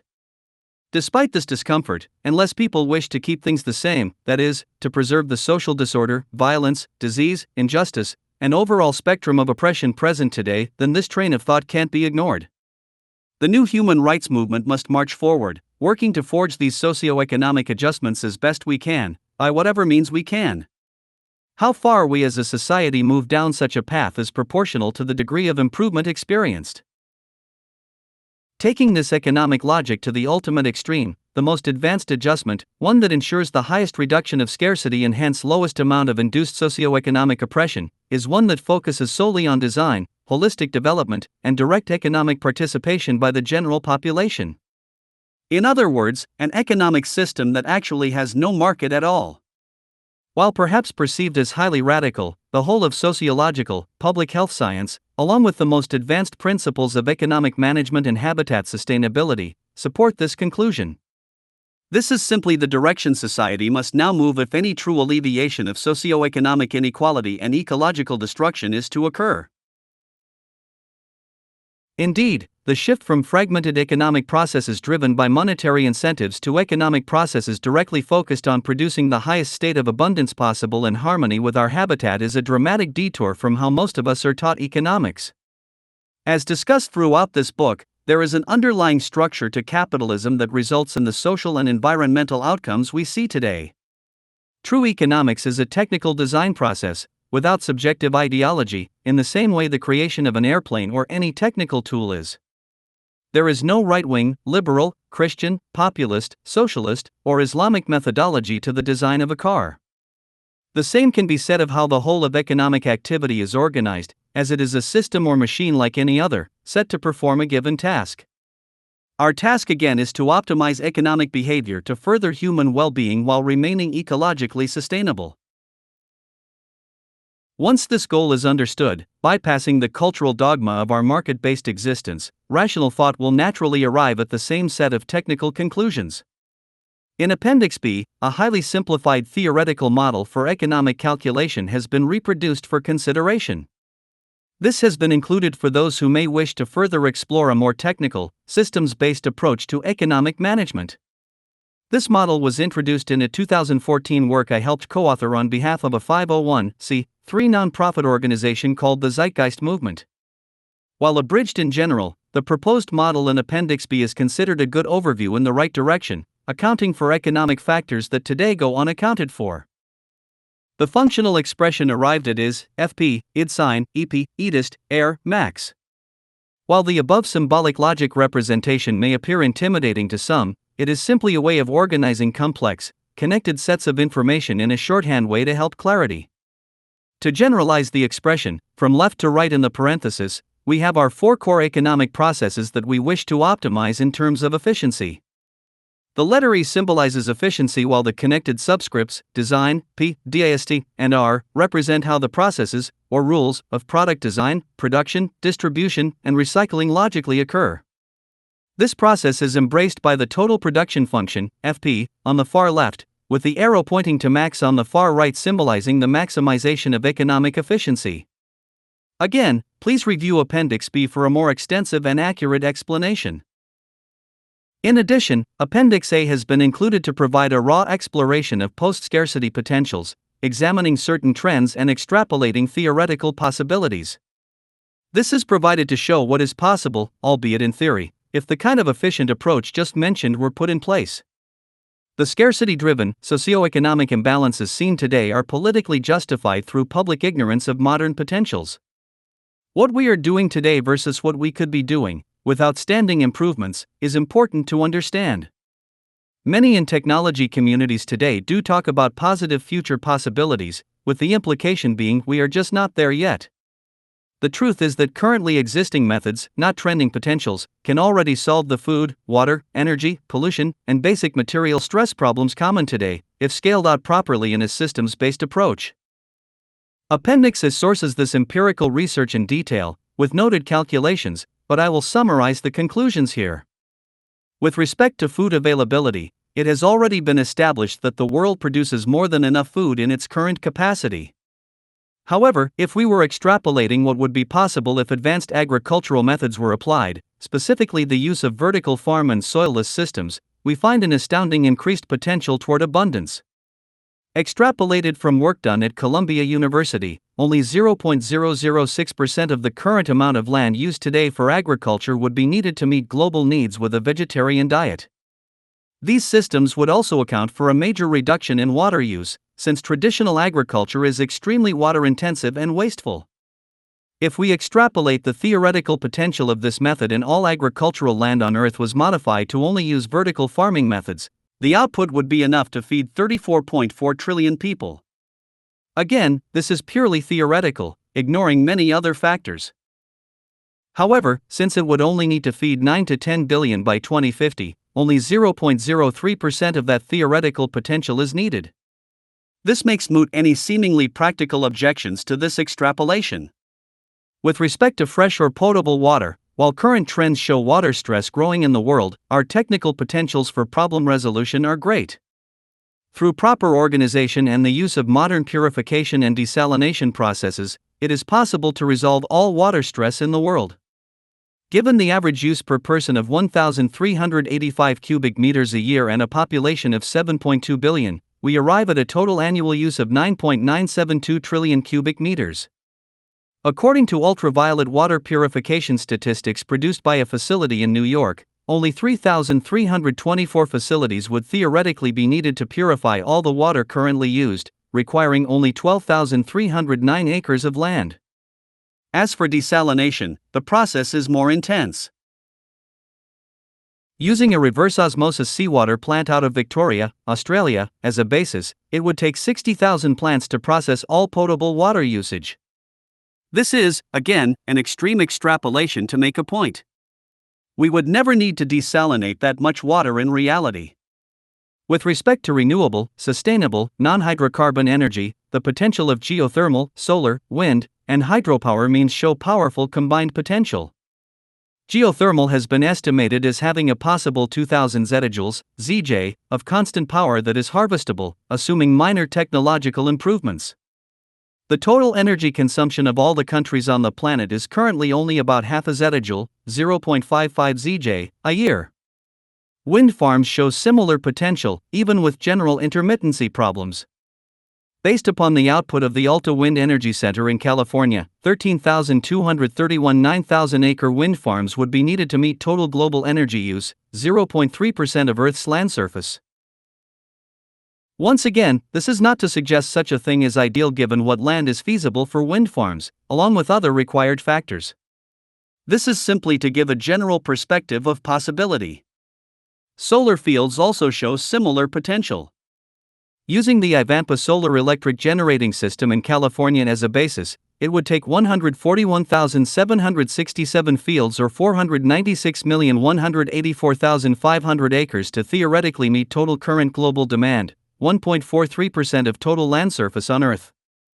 And as for hydropower, combining existing statistics for wave, tidal, ocean current, ocean thermal, and osmotic, we arrive at 130,320 TWh/year or 0.46 ZJ a year.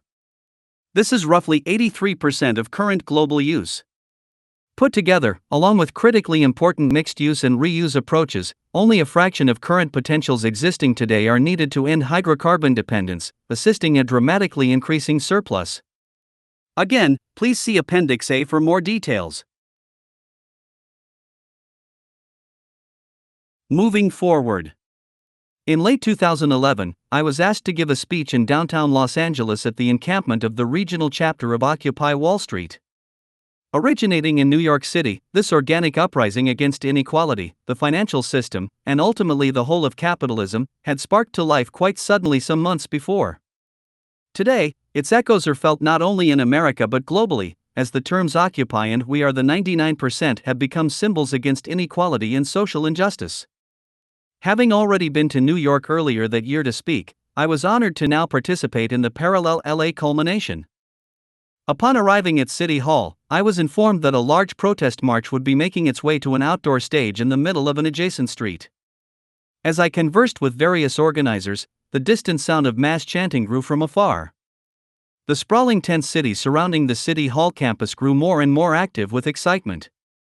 Eventually, the march flooded in, saturating the area and revealing a spectrum of demographics across the thousands of participants. From the stage, the congregation could be seen going back into the horizon along the street, blurred by the signature glare of Los Angeles smog. The energy was overwhelming. Nervously awaiting my cue to speak, I realized I was following John Densmore, the former drummer of the famous rock group The Doors. His presence added to the already retro feel of the scene, reminiscent of the 1960s counterculture. Listening to Densmore's rhetoric, I felt like I had been sucked into a documentary on Vietnam-era civil rights and anti-war protests. Yet, this time it wasn't a singular issue such as voting rights or seeking to end a specific hegemonic war. This time it was about the dysfunction of the whole social system, most notably the undemocratic power of business and the emergence of vast economic inequality. What I witnessed looking out from the stage that day was the gradual fortification of our social immune system. The public is increasingly coming to terms with the structural flaws of our economic system. Occupy Wall Street, no matter how crude or unfocused its critics may declare it, has been a preliminary step in what I think will eventually be the greatest social transition of human culture since the Neolithic Revolution. The eon-long battle to overcome injustice, group dominance, and oppression has expanded in awareness to realize a deeper context. Activist concerns that have been historically detached, from the environment to war to social rights, are slowly being recognized as sharing a common root. That root, as explored in this text, is an economic mode with a distorted incentive structure and a mechanistic framework that conflicts with the basic laws of human and ecological nature. Unlike prior moves against capitalism, specifically the rise of Marxism and the failed Soviet experiment, modern social and physical science has clarified nuances of the problem, helping us better understand what is specifically wrong and why. In the context of public health and socio-environmental sustainability, a move away from market-based economics is no longer an ideological or moral proposal. It is a foundational requirement for progressing society in a positive, increasingly humane way, thwarting powerful negative externalities that mount as the clock ticks down. This is compounded by the now overwhelming potential of our advanced capacity to provide for all human beings on Earth, also allowing for true harmonic balance with our regenerative habitat. Tired arguments based upon false dualities such as individualist or collectivist or capitalist or socialist can be put to rest. Our increased awareness of how the world works as a unified, systemic synergy shatters such ideological polarity. As Martin Luther King put it in his final work, "Where do we go from here?" Communism forgets that life is individual. Capitalism forgets that life is social, and the kingdom of brotherhood is found neither in the thesis of communism nor the antithesis of capitalism but in a higher synthesis. It is found in a higher synthesis that combines the truths of both. Traditional cultural beliefs and values, no matter how rich and meaningful, do not compete with the laws of human sustainability and public health. The dynamics of what comprises a healthy society transcend our customary loyalties. Instead of arguing about the way we think the world should be, based upon our values, we should first argue about what is working and what isn't, based upon observable facts. Again, while many have viewed civil or human rights as a moral debate, I would argue that the real issue isn't just moral but really one of social stability. We cannot sustain ourselves in the long run without resolving socioeconomic inequality and the undercurrent of environment incompatibility. Either destruction through environmental forces will create mass social instability, or the more desperate victims of unequal economic conditions will ensure deprivation-sparked backlash. The creation of the atomic bomb and the rise of terrorism are two diverse examples of how insecurity, competition, and fear lead to broad dangers. As more advanced weapons emerge that can cause extreme destruction through smaller and more powerful mechanisms, that is, as ephemeralization affects weapons development, the alienated populace will increase its capacity for destruction, with the effects becoming increasingly catastrophic. Security can no longer be about laws, locks, surveillance, and punitive threat. True global security will come from removing socioeconomic inequality and the oppression/deprivation that defines it. It is also worth considering how the threat of global disease epidemics, something the 21st century seems to flirt with more and more each year, will arise from the tropics of the global south given the vast poverty and overall loss of public health. This puts the whole world at risk, not just the region. Reducing global poverty and improving public health is no longer an isolated concern. It is an international one given the widespread travel common today. Furthermore, our social immune system must be careful to avoid false solutions. One such myth is the idea that the market will arrive at a global, zero marginal cost, post-scarcity condition in environmental harmony with further equality all by itself. This view has become popular in technologist circles today. People believe that only minor economic adjustments are needed to allow the fruits of post-scarcity and resulting equality to thrive. Many books have been written in the past decade by generally well-to-do, tech-centric entrepreneurs who isolate the more with less trend, falsely arguing that it proves the efficacy of the market economy in the long term. I use the term techno-capitalist apologists to refer to those who view the market as a facilitator of, rather than a hindrance to, material and social progress. The mantra is that since the increased rise in efficiency is being accompanied by lower costs, society must therefore be on pace to equalization as a whole as goods become more affordable. They mistakenly believe the market is creating the power of increased efficiency when the real cause is our increasing capacity to intelligently design. The market is merely an incentive and distribution system, and a poor one at that. Recall that in Chapter 4, I discussed that business values only market efficiency, not technical efficiency. While there are no doubt parts of the world, specifically the industrialized nations, that have seen a rise in standard of living at lower costs, we will never reach the level of truly optimized potentials if the market remains in its basic form. It matters little what the intentions of green or social entrepreneurs are. The entire goal of seeking a reduction of socioeconomic inequality, ecological sustainability, and post-scarcity is simply incompatible with the market's root socioeconomic orientation. Yet, this myth that we need only tweak the market to birth an abundant, equitable society continues to prevail. For example, many techno-capitalist apologists boast that the affordability of cell phones has brought service and options to millions in Africa who previously lacked any form of telephone. As great as this is, the anecdote misses the deeper problem: more Africans have cell phones than running water. Hence, these are not prioritized developments. The fruits of ephemeralization, without comprehensive design inspired by specific intentions to resolve problems, will never be inclusive enough to be effective. Though some improvements will occur, they will be chaotic, while the overall system consequence will continue to generate destructive inequality and structural violence. Humanity cannot afford to pander to the superstition of market self-regulation and Adam Smith's invisible hand, pretending everything will be fine in the end because we see fragmented evidence of approaching zero marginal cost in some sectors. While the positive intentions of the techno-capitalist apologists should be respected, their delusion should not. The grace period of market-driven development is ending. The chickens, climate change, technological unemployment, biodiversity loss, and resource overshoot are coming home to roost in the form of multiple negative externalities that have no in-system resolution. Without a unified design approach to the economy, one that undoes the current system's structural intentions, only minor progress will occur.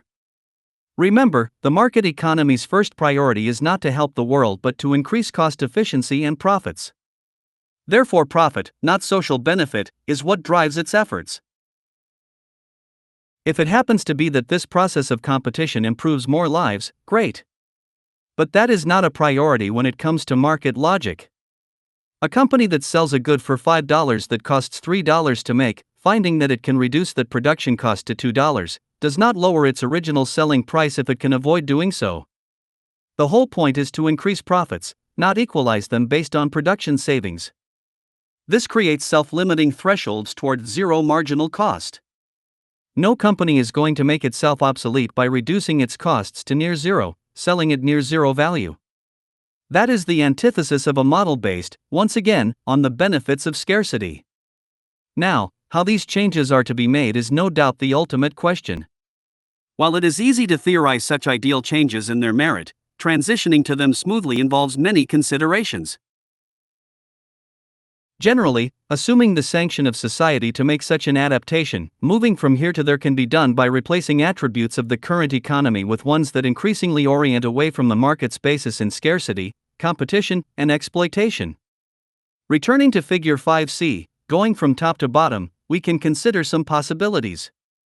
However, I wish to point out that what follows regarding ideas of how to transition to each of the 5 shifts in Figure 5c is presented to inspire further thought by the reader. It is not the scope of this text to expand this line of thinking into extensive specifics, owing to the inherent complexity. Also, I wish to remind the reader that what follows assumes the overall sanction of society, meaning the majority would seek these changes, with little political or establishment resistance.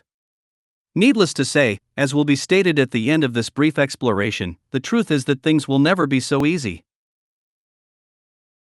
The move from human labor to automation could be made by the use of a universal basic income, UBI, and the strategic shortening of the workday, as touched upon prior. It is a matter of replacing lost income from increased automation through compensating adjustments. The source of the universal basic income is open to debate, but, as per Thomas Piketty's observations, a large tax on the wealth of the super-rich would be an obvious start. This step would also directly assist the reduction of economic inequality, which, in and of itself, is a dire imperative in order to improve public health and stabilize society. Any debate about the importance of the ownership class's role as job creators and hence the need for upper-class tax breaks and the like can finally be rejected permanently on the grounds that the focus of society is no longer on creating jobs but on removing them in favor of more efficient means. Likewise, with the shift to labor automation and efforts to maximize zero marginal cost, the value of goods will drop in general, causing positive deflation of prices directly. This means less income will be needed in general to purchase the same amount of goods. It's also important to express that when people criticize UBI by asking where the money will come from to begin with, they forget that wealth is not money. In fact, wealth is not even a store of value, nor is wealth an outcome of acquisition or investment. We are taught these crude interpretations of wealth because capitalism is based around individual success, not social or technical success, while value is associated with property. True wealth, in the purest economic sense, can only describe a kind of strategic leverage over nature, an economic strategy for personal and group prosperity that can only be measured in terms of efficiency trends, not stores of value or property. For example, years ago, a simple electric calculator cost $1,000. Today, you can get one for $1 or less. The real value or wealth inherent in any calculator, or any good, is the efficiency trend achieved over time, doing more with less. In this sense, what allows for UBI is the ever-increasing economic efficiency we are seeing, as driven by technology, not the arbitrary level of money, incomes, or goods in circulation. The same logic applies to the shortening of the work week or the reduction of daily work hours. It isn't about money as related to labor, it is about efficiency achieved, and the more efficiency, the less need for money or labor. The move from property to access could be assisted by further incentivizing a rental or so-called sharing economy, where it becomes more cost-effective to rent than own. At the same time, the liability of ownership should be moved from the user/consumer to the producer as much as possible. This shift incentivizes the creation of more optimized, durable goods that don't suffer from planned obsolescence or other common production weaknesses currently occurring due to the need for cyclical consumption. While today we see a passive attempt at durable production through product warranties, this is not enough. Further shifting most all liability to the producing company in an access or rental society will ensure more efficient and sustainable products, with less waste. The overall benefit will reduce the production footprint greatly through access while increasing goods integrity through producer-based liability. Fewer goods will be produced, but they will be used by more people through rental systems, with those goods becoming more efficient, pliant, and long-lasting since the company no longer has an incentive to produce low-quality or soon-to-be obsolete goods, planned obsolescence. The move from intellectual property to open source could be assisted by a program of royalty or single reward incentives for those contributing. For example, if Apple Incorporated decided to open source all of its software and hardware designs, utilizing a democratized platform that people could engage to assist development, monetary reward for those with the most measurably helpful contributions could be effective. Yet it should again be pointed out that such an idea really moves against the grain of how capitalism works in terms of intellectual property. Because the public interaction or collaboration would be out in the open for all to see and learn from, such a move would quickly erode the vast profit potential currently occurring. To void Apple's patents means to remove a major aspect of their profitability by extension, meaning it would invariably hurt the company in traditional economic terms. However, that is also the point, expressing the role of such a transition away from market economics.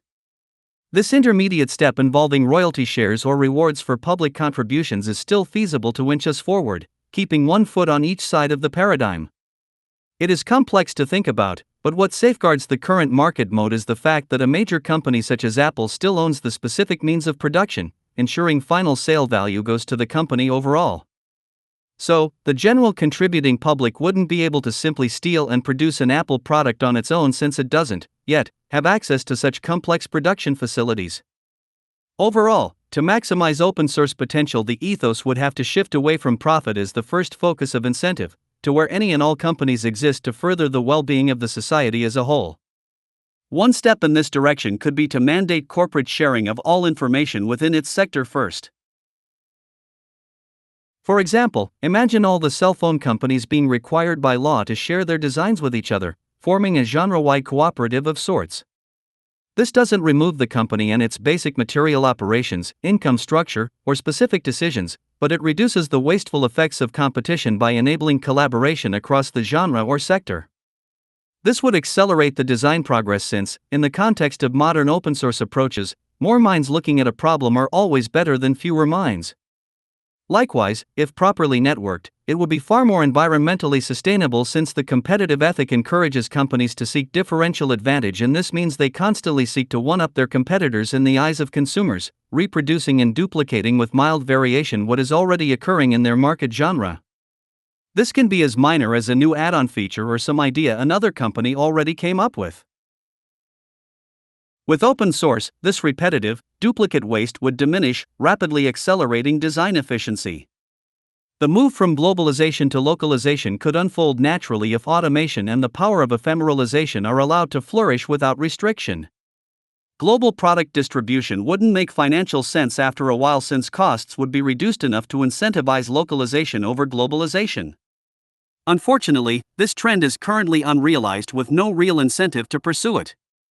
In terms of market efficiency, it is still too cheap and profitable to exploit poverty in distant lands, wastefully moving resources around the globe. For example, it has been estimated that the average American foodstuff now travels an absurd 1,500 miles before being consumed. To deter such behavior, disciplinary action could be used. The state, assuming it could be disengaged enough from its elitist business loyalties, could directly incentivize local production, finding companies that engage in unneeded globalization for profit on the grounds of environmental waste. It could also reward companies through tax breaks and the like to focus on localized production as well. While this is certainly a big challenge given the anti-free market nature of such a move, I suspect such impositions are going to be forced in the future regardless, given the need to counter climate change and the clear relationship it has to globalization.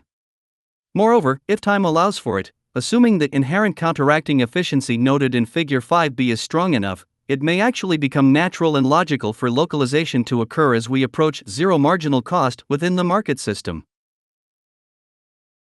The reduced size and needs of the means of production simply won't be complex enough to warrant third world labor and resource exploitation anymore, making it more profitable to localize. However, that is a personal hope and not an expectation given the reality of circumstances today. Overall, localization in the context in this text would synergistically incorporate all the attributes noted in Figure 5c. The establishment of a highly efficient and advanced industrial network would be needed. The general transition would be to socialize or generally make free, without direct purchase, goods from as many industries as possible. Logically, the least complex production needs would be socialized before the more complex, likely starting with food production, moving to energy production, and then to basic goods production. As a process, in addition to shorter work hours and universal basic income to compensate for reduced purchasing power, less complex products would be made free before the more complex, in the same kind of step-by-step logic. Those sectors most approaching zero marginal cost through automation could then be subsidized for the final margin, allowing fully free access to the public.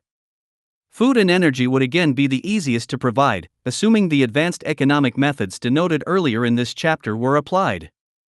As for the final attribute, the move from fragmented economic feedback to networked, digital feedback through sensors and measures related to the IoT, this involves scaling out current systems already in use to incorporate the widest range possible. Within a market economy, this is difficult given the inherently non-integrated nature of things on the technical level. It would perhaps be easiest to start with sector-wide networking and data sharing. Sector-accessible databases could be created that dynamically show all related activity, including environmental impact, raw resource use, recycling efficacy, processing rates, waste output, etc. One important mandate would be the use of an intelligent calculation system to ensure steady-state equilibrium and design optimization. As in the crude conception in Appendix B, if each sector utilized such an integrated system, the regulatory nature of this calculation would thwart many unsustainable practices. Monitoring this activity, fines or sanctions could then be placed on companies that violate basic protocols. Ideally, this integration would extend to the entire global economy so a total Earth system/habitat perspective could be understood. To reiterate, taken to its logical extreme, the end goal of achieving a truly sustainable, post-scarcity economy would logically be one that has no trade or money at all, but rather focuses on design and management processes that have become democratized and made participatory. And again, despite the controversy of such a proposal or conclusion, that is exactly what the train of thought presented here suggests in terms of optimized public health, habitat sustainability, and ultimately reduced social oppression. This level of organization through design has only really become possible in the past few decades. It may seem like a fantasy goal, given what we have been conditioned to believe about society, economics, and human nature, but from a systems-based scientific perspective, what is proposed here is simply what a real economy is, by definition. Now, a great deal more could be said as far as technical steps go. The goal is, again, a transitional move focused on not only designing out socioeconomic inequality and unsustainable practices, but also furthering the move toward post-scarcity. In this, there are many possible avenues and degrees of incorporation, most of which are fairly straightforward. But, as stated, this isn't the real problem at hand. The real problem is that such moves will never happen without a massive amount of activist pressure put on the business-run establishment. It is very easy to rationally theorize a transitional process once the general approval of the community and government is achieved, supporting the overall change. Unfortunately, such approval is far from being achieved at this time given the vast ignorance of the public and the coercive, non-democratic power of the world's business-run governments. Before this complex problem is addressed, I wish to summarize how the new human rights movement has 4 basic levels of realization. 1. The structuralist realization that the most detrimental social patterns existing today are sourced to a flawed economic orientation. 2. These resulting detrimental social patterns include socioeconomic inequality as the core public health threat. Socioeconomic inequality is the precondition for a spectrum of other problems, also linking to unsustainable negative externalities produced by the market. 3. Adjusting away from this flawed economic orientation and seeking to reduce socioeconomic inequality and generate environmental sustainability means shifting focus to maximize economic efficiency through strategic, systems-based, technical design. This will reduce scarcity, reduce inequality, and reduce the environmental footprint. It will also better harness ephemeralization, moving us ever closer to a post-scarcity abundance. 4. Accomplishing this transition will require both creative initiative and activist initiative. The creative initiative has to do with developing the efficiency-enhancing systems that will compose the new economic mode. The activist initiative has to do with strategic pressure and demands placed upon the existing power structure, coercing change from the bottom up. It is realization 4 that is the real problem. Different conditions in different regional cultures and socioeconomic extremes require different actions. However, a major growing advantage is the pressure that technological unemployment is slowly creating. This, combined with the pressure of growing environmental crises such as climate change, is forcing new considerations regarding what the future should look like, slowly eroding confidence in the current economic establishment. These and other factors consequential of capitalism's increased incompatibility with nature and progress itself open the door to new levels of influence.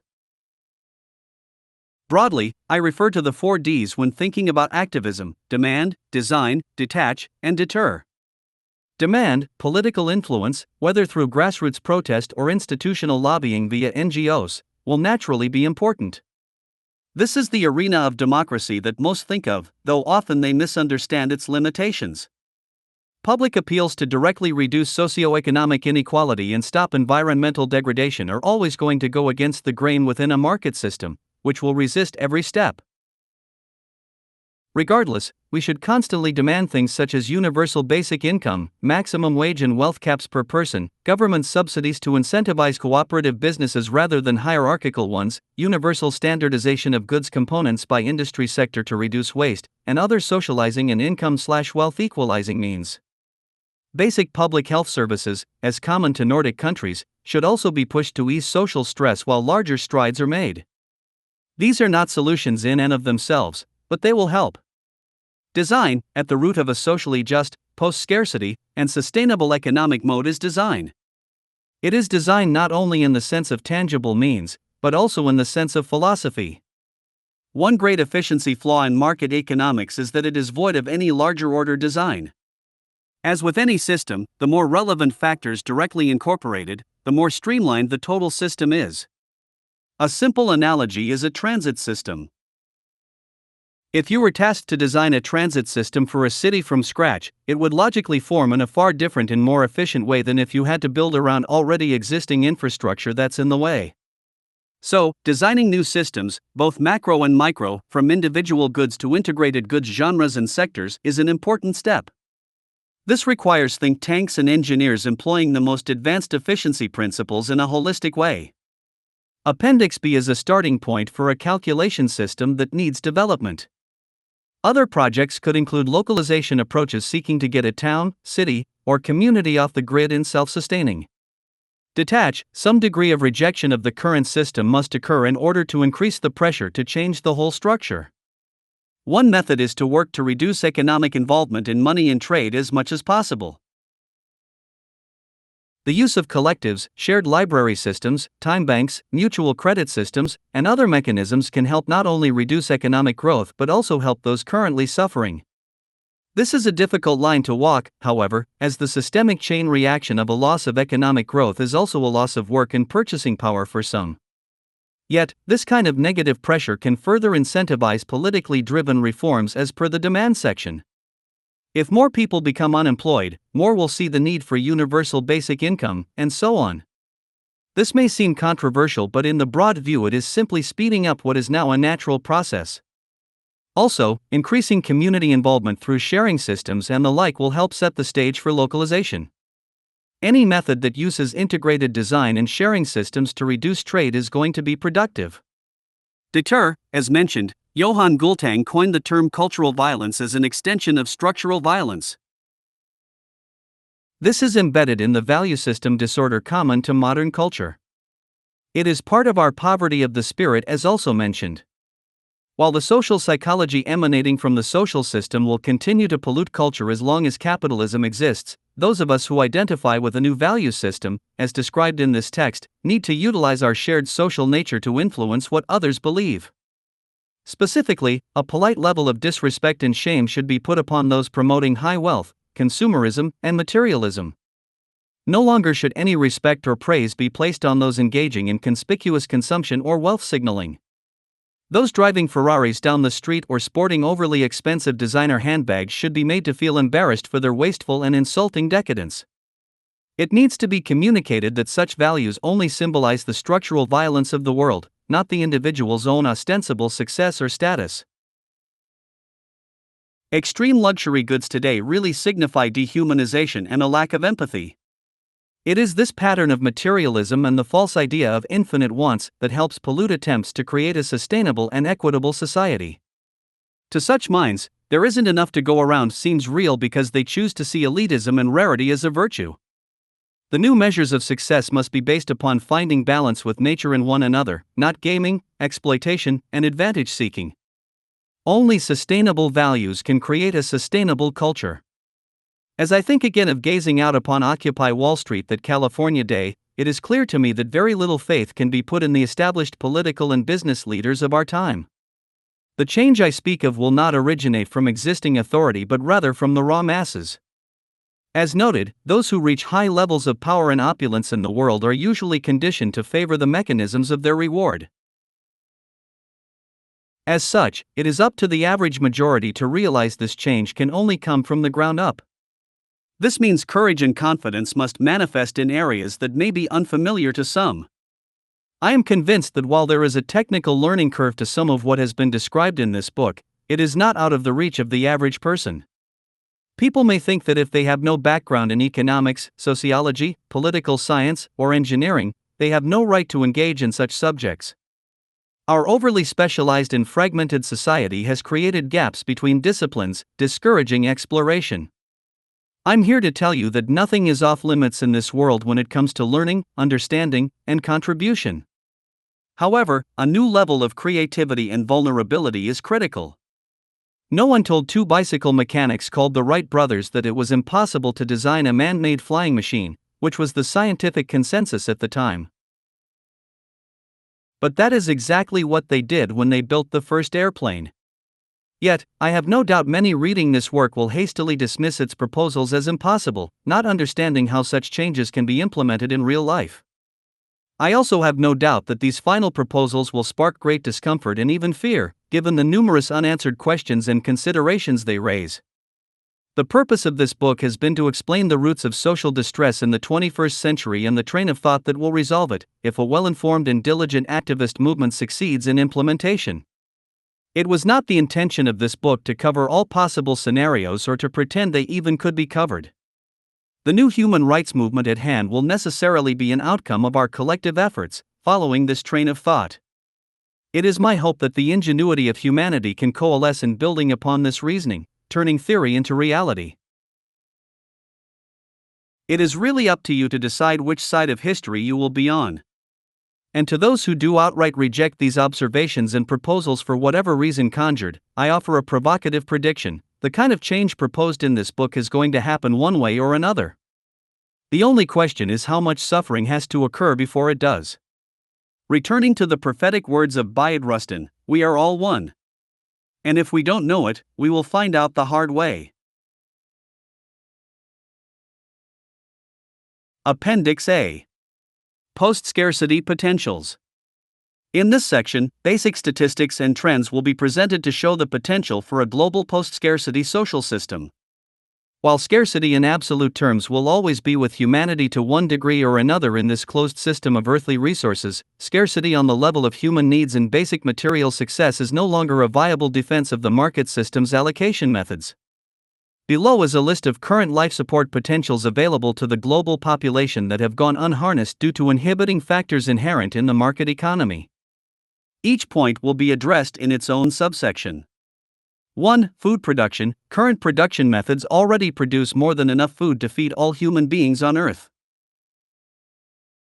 Furthermore, current trends toward more optimized technology and agricultural methods also show a capacity to further increase production efficiency and nutrition quality to a state of active abundance, using minimal human labor and increasingly less energy, water, and land.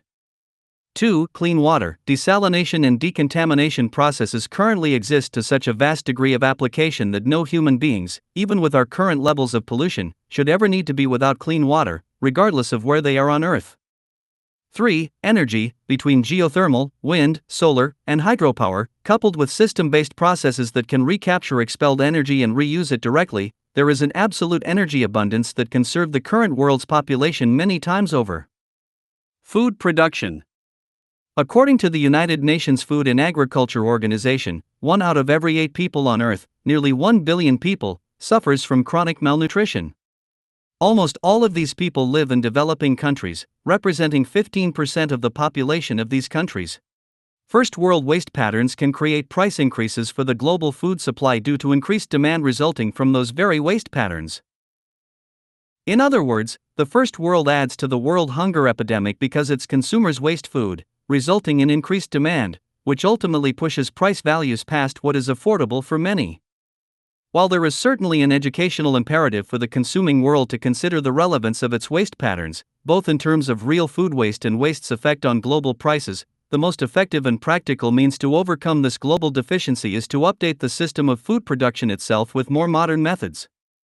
This updating of production methods can also be coupled with deliberate localization to reduce the waste caused by inefficiencies in the current global food supply chain.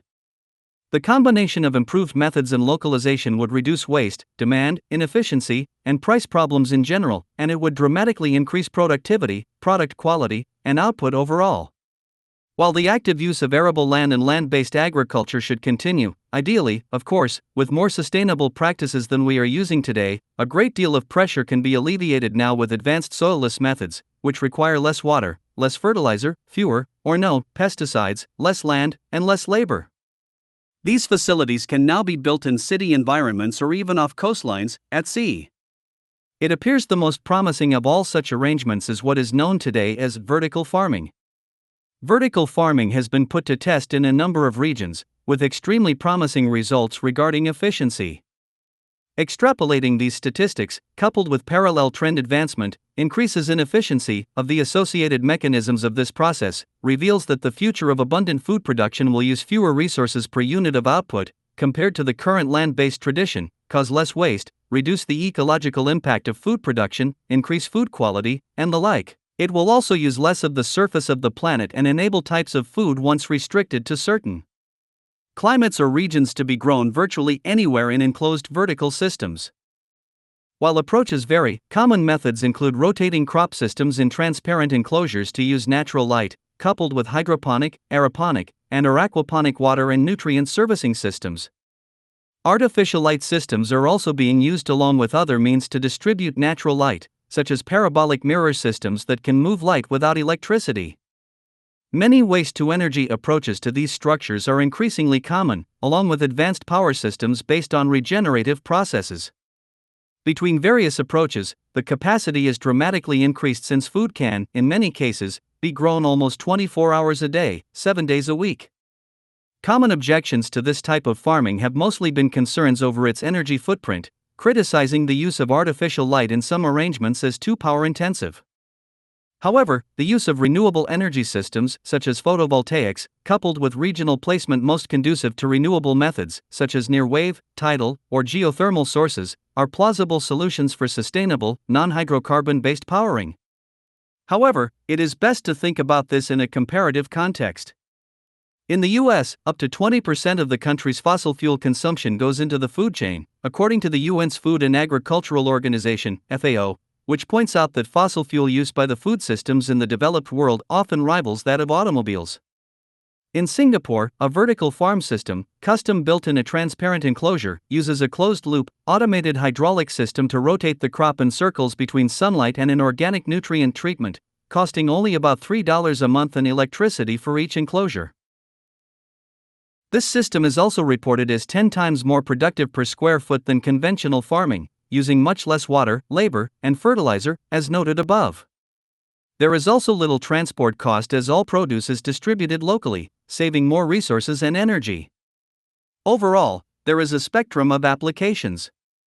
In many cases, pre-existing structures not originally built for vertical farming are being utilized. In Chicago, the world's largest certified organic vertical farm is in operation. While producing mostly greens for the local Chicago market, this 90,000 square foot facility uses an aquaponics system, with waste from tilapia fish providing nutrients for the plants. The farm reportedly saves 90% of its water, compared with conventional farming techniques, and produces no agricultural runoff. Additionally, all of its waste, such as plant roots, stems, and even biodegradable packaging, is recycled in collaboration, making it nearly a zero-waste facility. Current statistics vary with respect to the efficiency, often due to monetary-based limitations and inherent profitability concerns. In line with the market system, promising technology finds development only if it proves competitive. Given how new these ideas are, we cannot expect to see many examples, nor can we expect to see an optimization of such methods to a high degree for measurement without market acceptance. However, we can extrapolate the realized potential of existing systems, scaling the application out as if it were incorporated in every major city, in its most relatively efficient form. The following list confirms the superiority of this approach as compared to current, traditional land-based models. Not only is it a more sustainable practice, it is also a more productive practice. In contrast with existing methods, it can provide the entire world's population with vegetable-based nutrition many times over. Versatile. Unlike traditional farming, vertical farms can be constructed anywhere, even on water, using upward layers to multiply output capacity, i.e., a 10-story farm will produce 1/10 of a 100-story farm. This space utilization is limited mostly to architectural possibility. Likewise, the plants grown can be on demand in many ways. The farms can grow virtually any crop, since regional soil, climate, and similar restrictions have been lifted. Reduced resource use.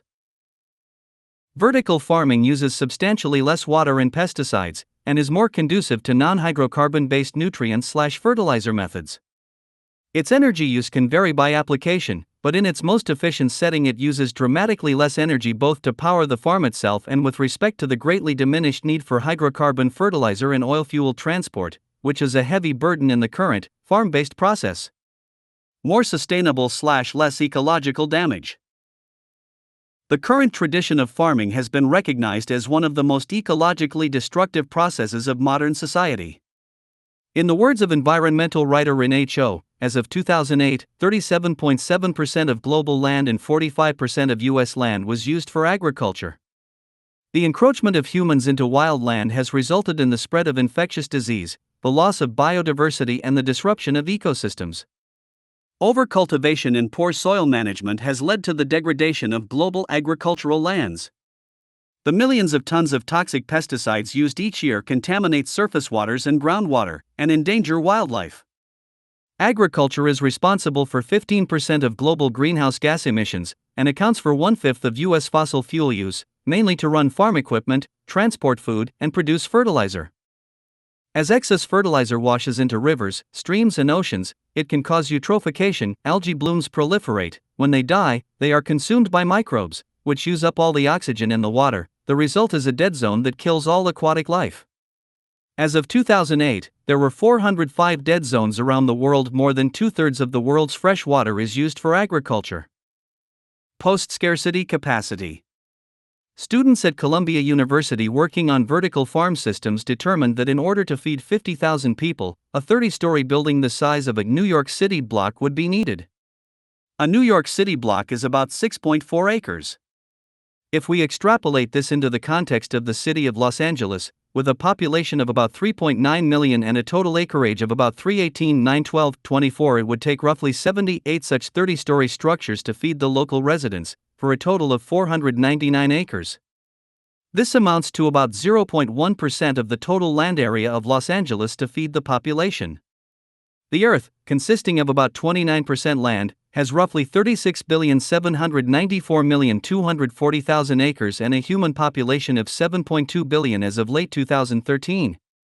If we extrapolate the same basis of a 30-story vertical farm covering 6.4 acres to feed 50,000 people, we end up needing 144,000 vertical farms, in theory, to feed the world. This amounts to 921,600 acres.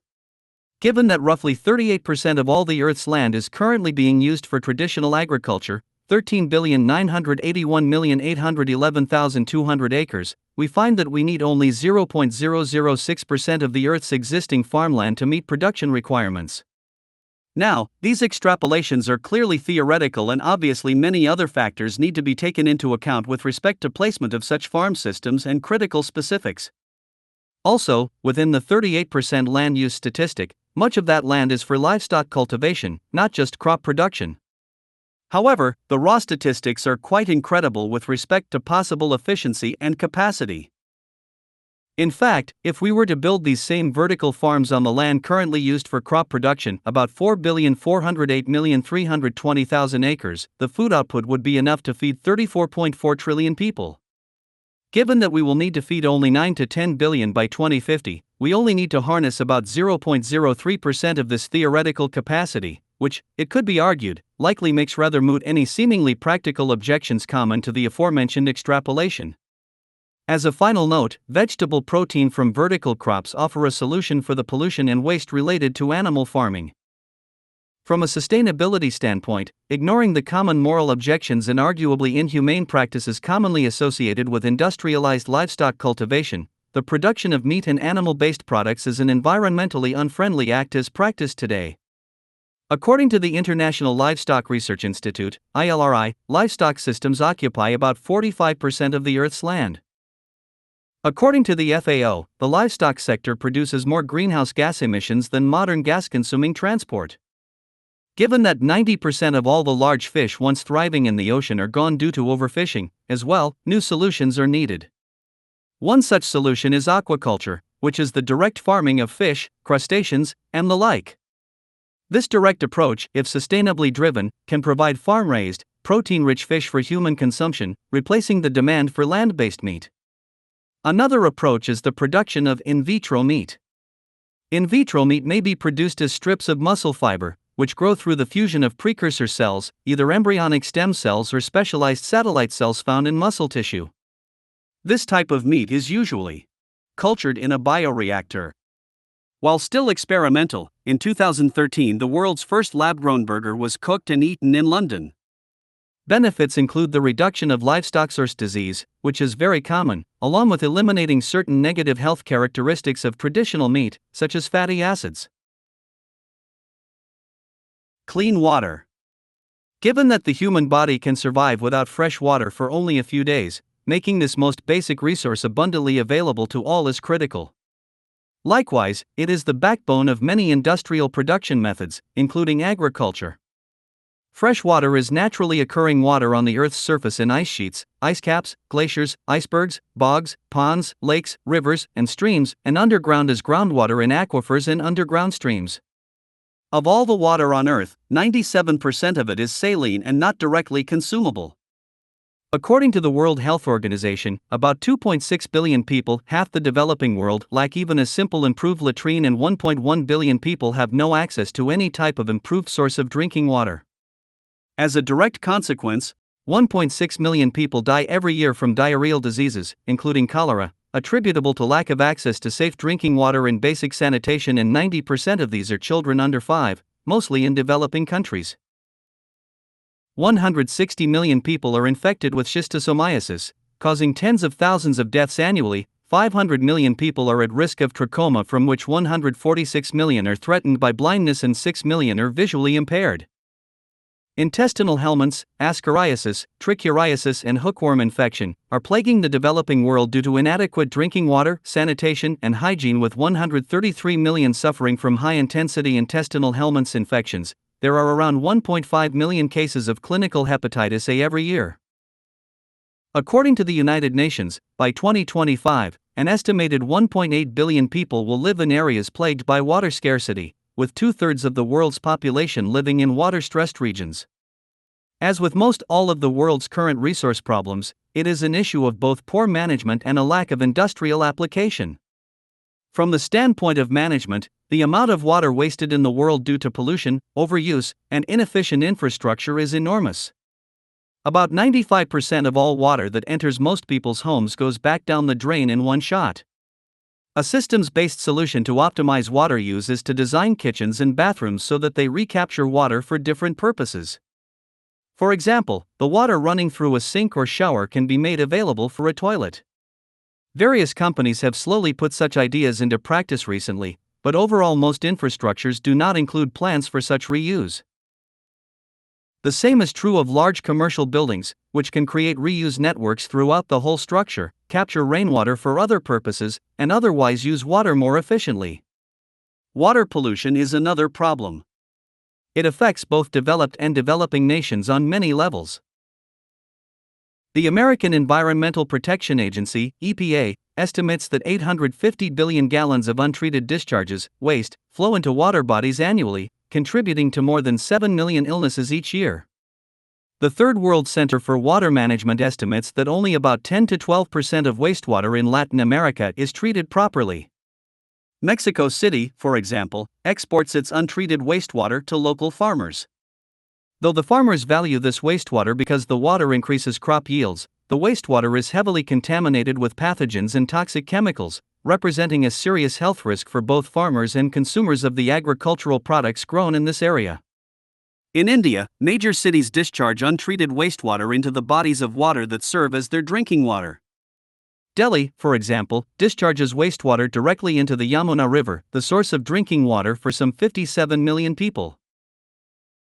Solutions to this problem must in part address the issue of this enormous inefficiency, which itself has most likely been driven by the expense of instituting proper waste management systems.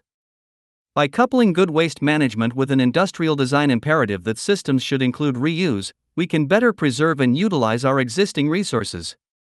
That aside, the broadest solution to compensate for these emerging water problems is through A. Purification and B. Desalination systems, both on the macro-industrial and micro-industrial scale. This approach can alleviate current water problems affecting more than 2 billion people and also transcend the current condition into one of relative abundance. A. Purification. Advancements in water purification have been accelerating rapidly with many technological variations of approach. Perhaps one of the most efficient today is what is called ultraviolet (UV) disinfection. This process is highly scalable, low energy, and works quickly. Engineer Ashok Gadgil has invented a portable UV system that can disinfect water at the rate of 1 ton per hour, or 15 liters per minute. It uses only 60 watts of electrical power, which is comparable to the power used by one ordinary table lamp. This is enough to meet the drinking water needs of a community of 2,000 people. Gadgil developed this device for rural, poor areas. It can run off solar panels, weighs only 15 pounds, and has no toxic discharge. Of course, there is no silver bullet. While UV disinfection works very well for bacteria and viruses, it is less effective with other types of pollution such as suspended solids, turbidity, color, or soluble organic matter. In large-scale applications, UV is often combined with more standard treatments, such as chlorine, as is the case with the world's largest UV drinking water disinfection plant, in New York, which can treat 2.2 billion US gallons, 8,300,000 cubic meters, per day. That is 3,029,500,000 cubic meters a year. The average person in the United States uses 2,842 cubic meters a year. This includes fresh water used for industrial purposes, not just for direct, i.e., drinking, consumption. The global average is 1,385 cubic meters per year. China, India, and the United States are currently the largest freshwater users in the world, and the majority of that water is used in production, mainly agriculture. In fact, about 70% of all fresh water is used for agriculture globally. For the sake of pure statistical argument, ignoring the highly needed changes in strategic water use, reuse systems, and conservation possibilities through more advanced and efficient industrial applications, let us assess the simple question of what it would require to disinfect all the fresh water currently being used in the world on average by the population, in all contexts. Given the global average of 1,385 cubic meters and a population of 7.2 billion, we arrive at a total annual use of 9.972 trillion cubic meters. Using the New York UV plant's output capacity of roughly 3 billion cubic meters a year as a base per installation of such a plant, we find that 3,324 plants would be needed globally. The New York plant is about 3.7 acres, 160 square foot. This means, in theory, that about 12,300 acres are needed to facilitate a purification process of all the fresh water currently used globally by the population. Of course, needless to say, there are many other footprint factors that come into play, such as power needs, coupled with the critical importance of location. However, let's put this into a larger, more thoughtful comparison. The United States military alone, with its roughly 845,441 military buildings and bases, occupies about 30 million acres globally. Only 0.04% of that land would be needed to disinfect the total freshwater use of the entire world, if it were even needed at that scale, which it is not. B. Desalination. The realistic possibility of mass, global purification of polluted fresh water aside, likely the most powerful means to assure usable, potable water is to convert directly from a saline source, namely the ocean. With a planet composed mostly of salt water, this technique, if done properly, would assure global water abundance alone. The most common method of desalination used today is reverse osmosis, a process that removes water molecules from salt water, leaving salt ions in a brine waste byproduct. According to the International Desalination Association, currently, reverse osmosis, RO, accounts for nearly 60% of installed capacity, followed by the thermal processes multi-stage flash, MSF, at 26% and multi-effect distillation, MED, at 8.2%. As of 2011, there were roughly 16,000 desalination plants worldwide. The total global capacity of all plants online, e.g., in operation, was 66.5 million cubic meters per day, or approximately 17.6 billion US gallons per day. As with everything technological, many advancing methods currently considered experimental suggest a powerful increase in efficiency as the trends unfold. One such method, called capacitive desalination (CD), also known as capacitive deionization (CDI), has been shown to operate with greater energy efficiency, lower pressures, and no membrane components, all without the production of a waste discharge like conventional practices. It can also be easily scaled up simply by an increase in the number of flow electrodes in the system. If we examine the existing methods, coupled with emerging methods, we see a general trend of increasing efficiency in both power conservation and performance. That briefly noted, the focus of this extrapolation toward a post-scarcity utilization of desalination will consider only current, proven, in-use methods, namely the reverse osmosis system. The Wonthaggi Desalination Plant is an advanced reverse osmosis seawater desalination plant on the Base Coast near Wonthaggi, in southern Victoria, Australia. It was completed in December 2012. It can produce, conservatively speaking, about 410,000 cubic meters of desalinated water per day, 150 million cubic meters a year, while occupying about 20 hectares, about 50 acres of land. Since, as noted, the total annual water use of the world today is about 9,972,000,000,000 cubic meters, this means that it would take 60,000 plants to process all potable water usage. Once again, this extreme extrapolation is to make a relative point, since we do not need to desalinate that much water in reality. However, assuming that we did need to desalinate seawater constantly to match current global use, 3 million acres of land would be needed in total. Earth has about 217,490 miles of coastline, which means, loosely using the Wonthaggi model of roughly 20 hectares, 50 acres, with 100 meters per hectare, or 328 feet, assuming the construction was 4 hectares deep and 5 hectares long, parallel to the coastline, the plant would take up 1,640 feet along the coast. This means, assuming 60,000 plants of the same dimension, it would take up 98,400,000 feet or 18,636 miles of coastline, 8.5% of the world's coastline. Of course, that is a great deal of coastline, and naturally many other factors come into play in the choice of an appropriate location for such a plant.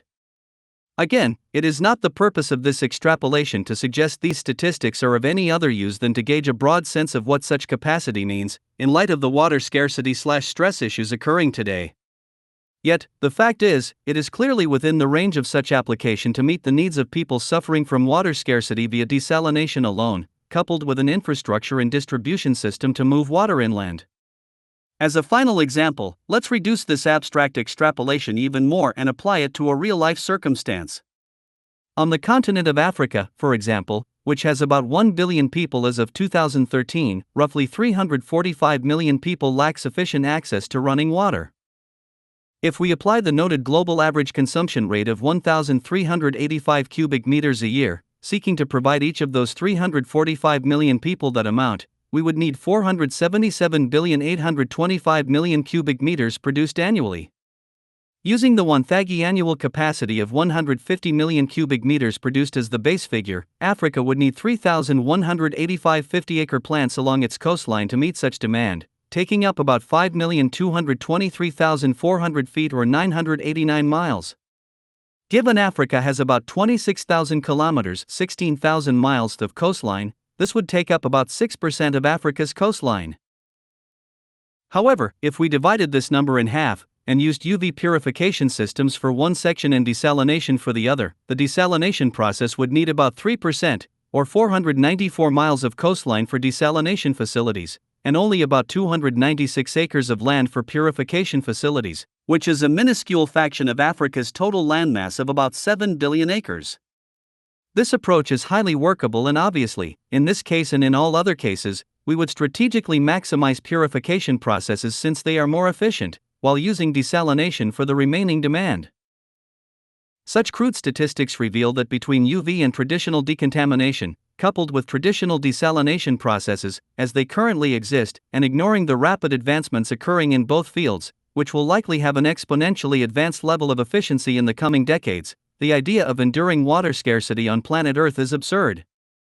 Both of these isolated extrapolations have assumed only one or the other was applied, in only large-scale form, assuming there are no other existing sources of potable water.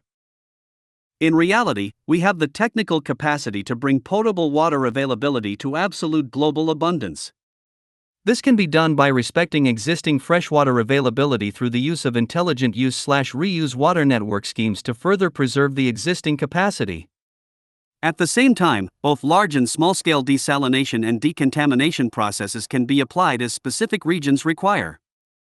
Moreover, we can power these plants using rapidly advancing renewable energy processes. Energy. Renewable energy sources are sources that are continually replenished.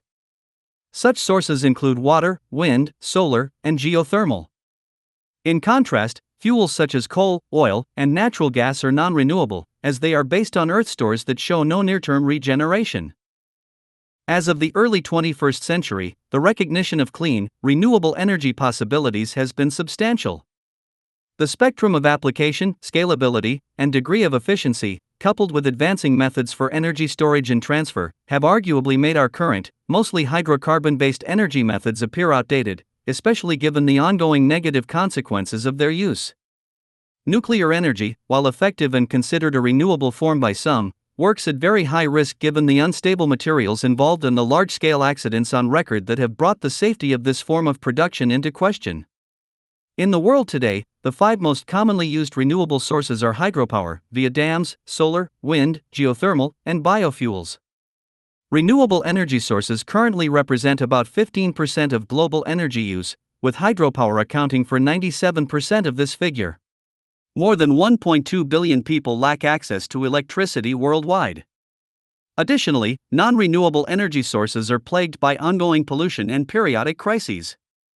Hence, the purpose of this subsection is to show how the dangerous realities associated with fossil fuels and nuclear energy are no longer needed, even as we ramp up to serve those who lack sufficient electricity. We can now power the world many times over with clean, renewable, relatively low-impact methods, largely localized to the needs of a single structure, city, or industrial application. However, it is important to point out up front that there is no single solution at this time. Different areas of the Earth have different propensities for renewable energy, so application must be developed as a system or network of a combination of mediums. That noted, and narrowing down the most relevant of these abundance-producing possibilities, it is perhaps best to think of renewable energy extraction/harnessing and use in 2 categories: A. Large-scale/baseload and B. Small-scale/total mixed-use systems. A. Large-scale/baseload. Large-scale generation, such as for baseload needs required to power a city or industrial center, includes 4 main mediums: A1, geothermal plants; A2, wind farms; A3, solar fields; and A4, water, ocean/hydropower. A1, geothermal. Geothermal power is energy harnessed essentially from the natural heat of the Earth's molten core. Plants are usually placed where heat centers are closer to the surface of the Earth. A 2006 MIT report on geothermal energy, promoting an advanced extraction system called EGS, found that 13,000 zettajoules of power are currently available in the Earth, with the possibility that 2,000 additional zettajoules could be harvested through improved technology. The total energy consumption of all the countries on the planet is about half a zettajoule, 0.55, a year, which means thousands of years of planetary power could be harnessed via geothermal sources alone. The MIT report also estimated that there was enough energy in hard rocks 10 kilometers below the US to supply all the world's current needs for 30,000 years. Even with an expected 56% increase in consumption by 2040, geothermal capacity is enormous if properly tapped. Likewise, the extraction of heat needing to take place from within the Earth appears quite minor in comparison to its store, making the source virtually limitless in proportion to actual human consumption. Also, since the energy is produced constantly, there are no intermittency problems. This type of energy can be produced constantly without the need for storage. The environmental impact of geothermal is relatively low. Iceland has been using it almost exclusively for some time, and its plants produce extremely low emissions and zero carbon compared with hydrocarbon-based methods. This problem has been acknowledged as human-induced, and improvement in the engineering process is offered as the solution, along with a clear understanding of the nature of the location for drilling. In terms of location, it is theoretically possible to place geothermal energy extraction plants anywhere, if the capacity to drill deeply enough is available, coupled with other advancements in technology. However, today most plants need to exist near the junction of tectonic plates. A geothermal map of emitted heat on the surface of the Earth, made by satellite, can show such ideal spots. These maps show possibilities near most coastlines around the world, and while most studies are ambiguous with respect to the number of available locations, the recognized potential is enormous. The U.S. Department of Energy has noted that geothermal energy also uses much less land than other energy sources, including fossil fuel and currently dominant renewables. Over 30 years, the period of time commonly used to compare the life cycle impacts from different power sources. A geothermal facility uses 404 square meters of land per gigawatt hour, while a coal facility uses 3,632 square meters per gigawatt hour. If we do a basic comparison of geothermal with coal using this ratio of square meters to gigawatt hour, we find that we could fit about 9 geothermal plants in the space of one coal plant. Likewise, it is important to note that new, more efficient methods of tapping geothermal are imminent with respect to possible output potential. In 2013, it was announced that a 1,000 megawatt power station was to begin construction in Ethiopia. A megawatt is a unit of power, and power capacity is expressed differently from energy capacity, which is expressed, in this context of megawatts, as megawatt hours, MWH. To put it another way, energy is the amount of work done, whereas power is the rate of doing work. So, for example, a generator with 1 MW capacity that consistently operates at that capacity for 1 hour will produce 1 MWh, MWH, of electricity. This means if a 1,000 megawatts geothermal power station operated at full capacity for 24 hours a day, 7 days a week, 365 days, it would produce 8,760,000 megawatt hours per year. The world's current annual usage in MWH is about 153 billion, which means it would take, in abstract, 17,465 geothermal plants to match global use. According to the World Coal Association, there are over 2,300 coal power plants in operation worldwide. Using the aforementioned plant size/capacity comparison of about 9 geothermal plants fitting into one coal plant, the space of 1,940, or 84% of the total in existence, coal plants would be needed, in theory, to contain the 17,465 geothermal plants. Also, given that coal today accounts for only 41% of the world's current energy production, this theoretical extrapolation also shows that geothermal energy could supply 100% of our global energy requirements while occupying only 84% of the space required by our current coal plants, which produce only 41% of our energy. All this without the pollution from coal, one of the most polluting energy sources in the world and arguably the largest contributor to the human-made increase of CO2 in the atmosphere. A2. Wind farms. U.S. Department of Energy studies have concluded that wind harvesting in the Great Plains states of Texas, Kansas, and North Dakota could provide enough electricity to power the entire USA. More impressively, a 2005 Stanford University study published in the Journal of Geophysical Research found that if only 20% of the wind potential on the planet were harnessed, it would cover the entire world's energy needs. In corroboration, 2 more recent studies by unrelated organizations published in 2012 calculated that with existing wind turbine technology the Earth could produce hundreds of trillions of watts of power. This is much more than what the world currently consumes. Wind power is perhaps one of the most simple and low-impact forms of renewable energy, and its scalability is limited to location only. The 9,000-acre Alta Wind Energy Center, California has an active capacity of 1,320 megawatts of power. Using that plant as a basis, a theoretical annual output of 11,563,200 megawatt hours is possible.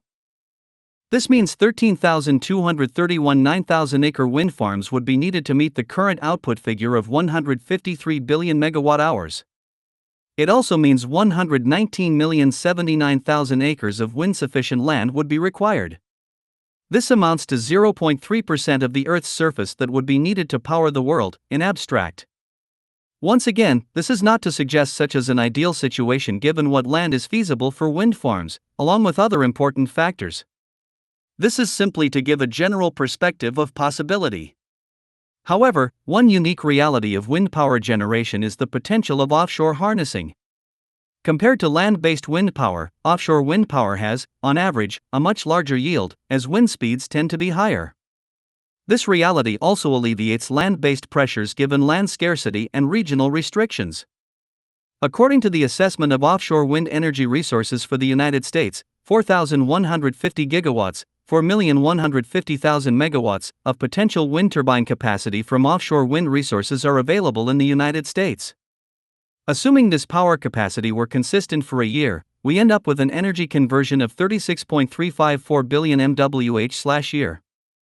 Given that the United States, in 2010, used 25,776 25.78 billion megawatt hours, we find that offshore wind harvesting alone would exceed national use by about 10.6 billion MWHs, or 41%. Extrapolating this U.S. capacity to the rest of the world's coastlines, and taking into account the aforementioned land-based statistic that showed we could power the world many times over onshore as well, the possibilities of wind-based energy abundance are exceptional. 3. Solar fields. The upper atmosphere receives about 1.5 by 1021 watt-hours of solar radiation annually. This vast amount of energy is more than 23,000 times that used by the human population of the planet. If humanity could capture 0.1% of the solar energy striking the Earth, we would have access to 6 times more energy than we consume in all forms today, with almost no greenhouse gas emissions. The ability to harness this power depends on the technology and how high the percentage of radiation absorption is. Conventional photovoltaics, currently the most common form, used mostly for smaller applications, use silicon as the semiconductor and exist in something like a flat cell or sheet. Concentrated photovoltaics, CPV, are generally more efficient than non-concentrated on average, however, they tend to require more direct exposure to focus the light properly. Concentrated solar power, CPS, is a large-scale approach that uses mirrors or lenses to concentrate a large area of sunlight, or solar thermal energy, onto a small area. Electrical power is produced when the concentrated light is converted to heat, which drives a heat engine, such as a steam turbine, connected to an electrical power generator or the like. Unlike photovoltaics, which convert directly to electricity, this technology converts to heat. Recently, large-scale storage methods have also been used to prolong access at night. A variation of CSP is a SEI, or solar thermal energy.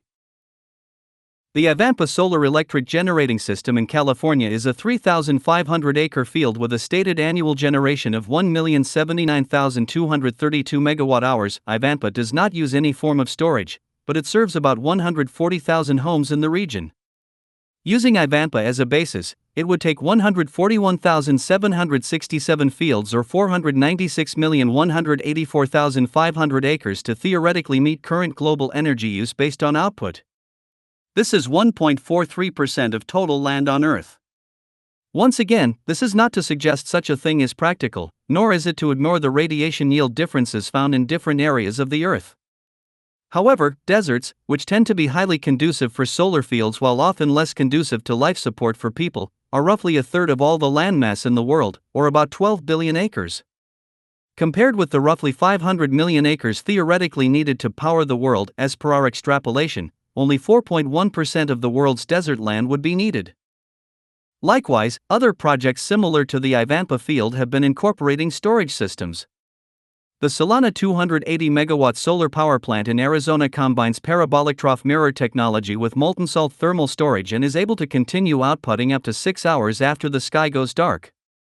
In general, photovoltaic, solar thermal, storage methods, and other existing and emerging technologies continue to rapidly develop, suggesting that many installations seen as highly efficient today will be grossly inefficient in a decade or two.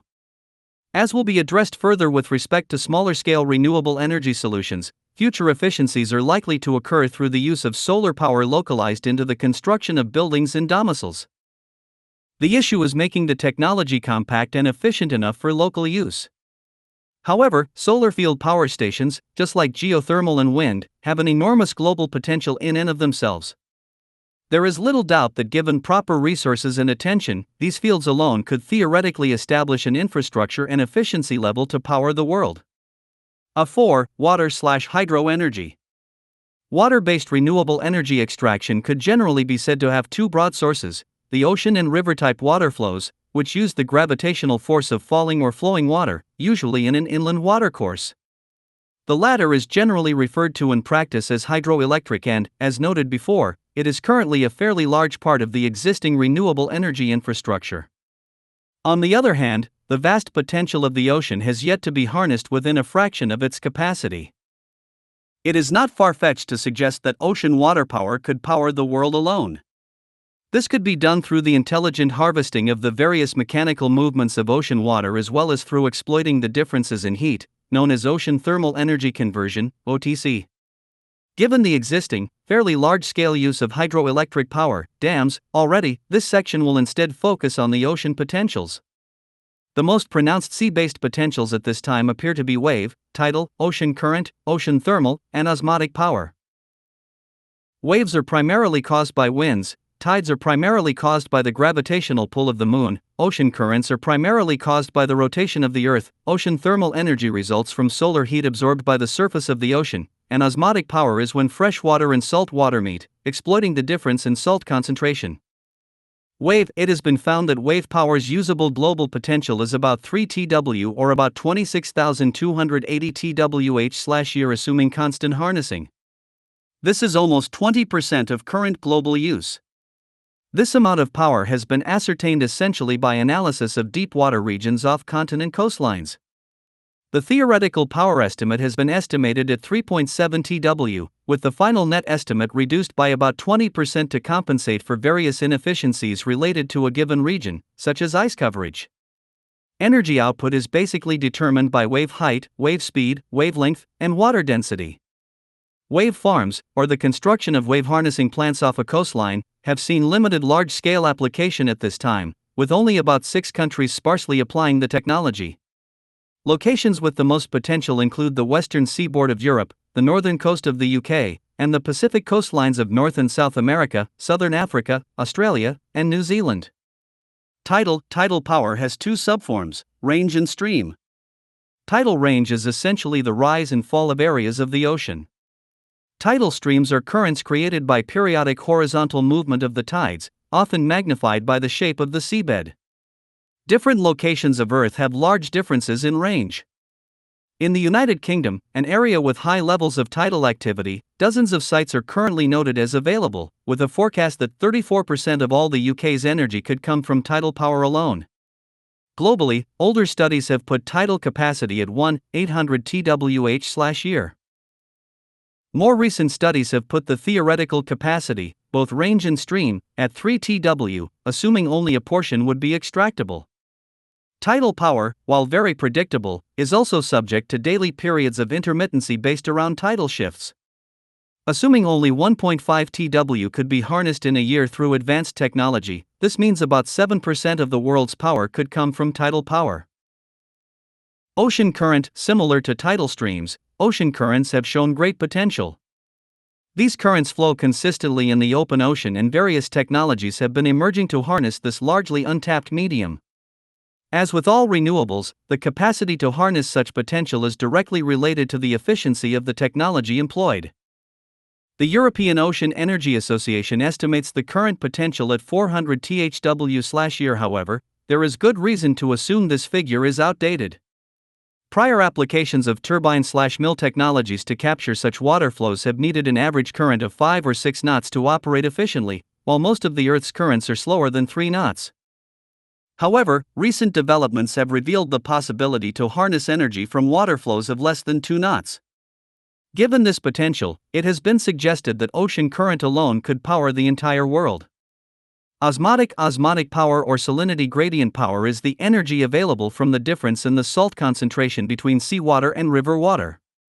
The Norwegian Center for Renewable Energy, SFFE, estimates the global potential to be about 1,370 TWh/year, with others putting it at around 1,700 TWh/year, the equivalent of half of Europe's entire energy demand. While still largely in its baby shoes, osmotic power harnessing through advancing technology is promising. Power plants can, in principle, be built any place where fresh water meets seawater. They can generate power 24/7, regardless of weather conditions. Ocean thermal. The final ocean-based means for energy harnessing worth noting is ocean thermal energy conversion, OTC. Exploiting the differences in heat existing on the surface of the ocean and below, technology can use warmer surface water to heat a fluid, such as liquid ammonia, converting it into vapor, which expands to drive a turbine. That, in turn, produces electricity. The fluid is then cooled using cold water from the ocean depths, returning it into a liquid state so the process can start all over again. Of all ocean-based energy sources, OTEC appears to have the most potential. It has been estimated that 88,000 TWh/year could be generated without affecting the ocean's thermal structure. While this figure may not express total usable capacity, it implies that well over half of all current global energy consumption could be met with OTC alone. As of 2013, most of the existing OTEC plants are experimental or on very small scale. However, a few major industrial capacity projects have been set in motion, including a 10 megawatts plant off the coast of China and a 100 megawatts facility near Hawaii. One 100 megawatts offshore plant can theoretically power Hawaii's entire Big Island alone, 186,000 people according to a 2011 census. Total oceanic power, consistent with the prior categorical estimations set forward for solar, wind, and geothermal power, it is worthwhile to consider the total combined, largely conservative, potential of each noted oceanic medium. This is a crude extrapolation since there are many complex variables, including the fact that some applications are still semi-experimental and difficult to assess. Nevertheless, this general figure still conveys the broadest perspective of the potential of ocean renewables. Here is a list of the noted global potentials. Wave, 27,280 TWh/year. Tidal, 13,140 TWh/year, 1.5 TW times 8,760 hours. Ocean current, 400 TWh/year, old estimate with old tech. Osmotic, 500 TWh/year, average of noted statistics. Ocean thermal, 88,000 TWh/year. All of this added together brings us to 130,320 TWh/year or 0.46 zettajoules a year. This is roughly 83% of current global use, 0.55 ZJ. It is important to note that such numbers are derived, in part, from traditional technologies, with no adjustment made for more recent improvements. If we bring traditional hydroelectric, watercourse-based, power back into the equation, which according to the IEA has a potential of 16,400 TWh/year, this brings the figure up to 146,720 TWh/year or 96% of current global use. B. Small-scale and total mixed-use systems. The prior section described the vast potential of large-scale, baseload renewable energy harnessing. Wind, solar, water/hydro, and geothermal power have all shown that they are capable, individually, of meeting or vastly exceeding the current 0.55 zettajoule annual global energy consumption at this time. The true question is how to intelligently apply these methods. Given regional limitations and other issues such as intermittency, any design should incorporate a workable combination of sources. Such a systems approach is the real solution, harmonizing an optimized fraction of each of those renewables to achieve global, total use abundance. For example, imagine a series of man-made floating islands off select coastlines, harnessing wind, solar, thermal difference, wave, tidal, and ocean current power all at the same time and in the same general area. Such energy islands would then pipe their harvest back to land for human use. Various combinations could also be applied to land-based systems, as well, such as constructing wind/solar combinations to take advantage of the fact that wind is often more present at night, while solar is present during the day. Likewise, we can combine various methods to harness energy on a more local level. Smaller-scale renewable methods that are conducive to single structures or small areas find the same systems logic regarding combination. These localized systems could also, if need be, connect back into the larger, baseload systems as well, creating a mixed-medium integrated network. A common example today is the use of single-structure solar panels, such as for home use. While the efficiency of these panels is still improving and the market imposes return on investment challenges, most people utilizing these solar power systems are only able to complement their home's electricity use rather than gain 100% utilization. For example, most systems are applied to power the home during the day, while pulling power from the regional baseload grid at night. Maximizing localized possibilities first, before resorting to larger-scale energy use, is the key to practical energy abundance, efficiency, and sustainability. To understand the relevance of this concept more thoroughly, let's expand the example of the household solar array to its theoretical potential. In 2011, the average annual electricity consumption for a U.S. residential utility household customer was 11,280 kilowatt-hours. Given 114,800,000 households in 2010, this means 1,295 TWh/year was used. Total electrical energy consumption for the U.S. in 2012 was 3,886.4 TWh. This means 33% of all electric consumption occurred in people's homes, with the majority of that energy coming from fossil fuel power stations. If all households in the United States were able to power themselves for electricity using solar panels alone, a localized energy production capacity that is simply wasted at this time, the baseload stress reduction would be dramatic. Contrary to popular belief, as of 2016, this is a real possibility given the state of solar cell efficiency and storage technology. The problem is that the current energy industry is not prepared for such efficiency, and consumer solar systems currently available suffer from high expense as a result of limited mass production, competition, and a lack of social initiative to advancement. It is worth stating here that the financial system and its price-oriented mechanisms are barriers to ubiquitous and optimized household solar development. This is also true for every other developing technology after a certain point of proven efficacy. While defenders of capitalism argue that the process of investment to market of an in-demand good generally reduces the cost of that good over time, making it more available to those who could not afford it before, these defenders conveniently forget that the entire process is a contrivance. If price and profit were removed from the system, we could focus on the technology and its merit both at the current time and with regard to its longer-term efficiency trends, future improvements. This design focus would enable us to employ proper resource allocation strategies and research to hasten the introduction of promising technology. Given the incredible capacity of home solar arrays to alleviate baseload energy stress and thereby reduce fossil fuel emissions and pollution, it is very unfortunate that this technology is subject to the whims of the market. If we survey the commercial expense of a typical solar array as of 2013, an average home using 11,280 kilowatt-hours a month would require about 30 panels, with a solar cell efficiency of about 9 to 15% and a nighttime battery system. This would cost well over $20,000. Such an expense is unaffordable for the vast majority of the world, even though the basic materials used in traditional PV systems are simple and abundant and manufacturing is increasingly efficient. Likewise, it is equally disappointing that modern home construction has made little to no use of other basic, localized renewable methods that can further facilitate the real-world capacity to bring all households, not only in the United States but also in the world, to a place of energy independence. Noting solar power, other nearly universal applications also apply. Small wind harvesting systems and geothermal heating and cooling technology can be combined with architectural design that makes better use of natural light and conserves heating and cooling. Many other design adjustments could make apartments and houses self-sufficient and more ecologically sustainable.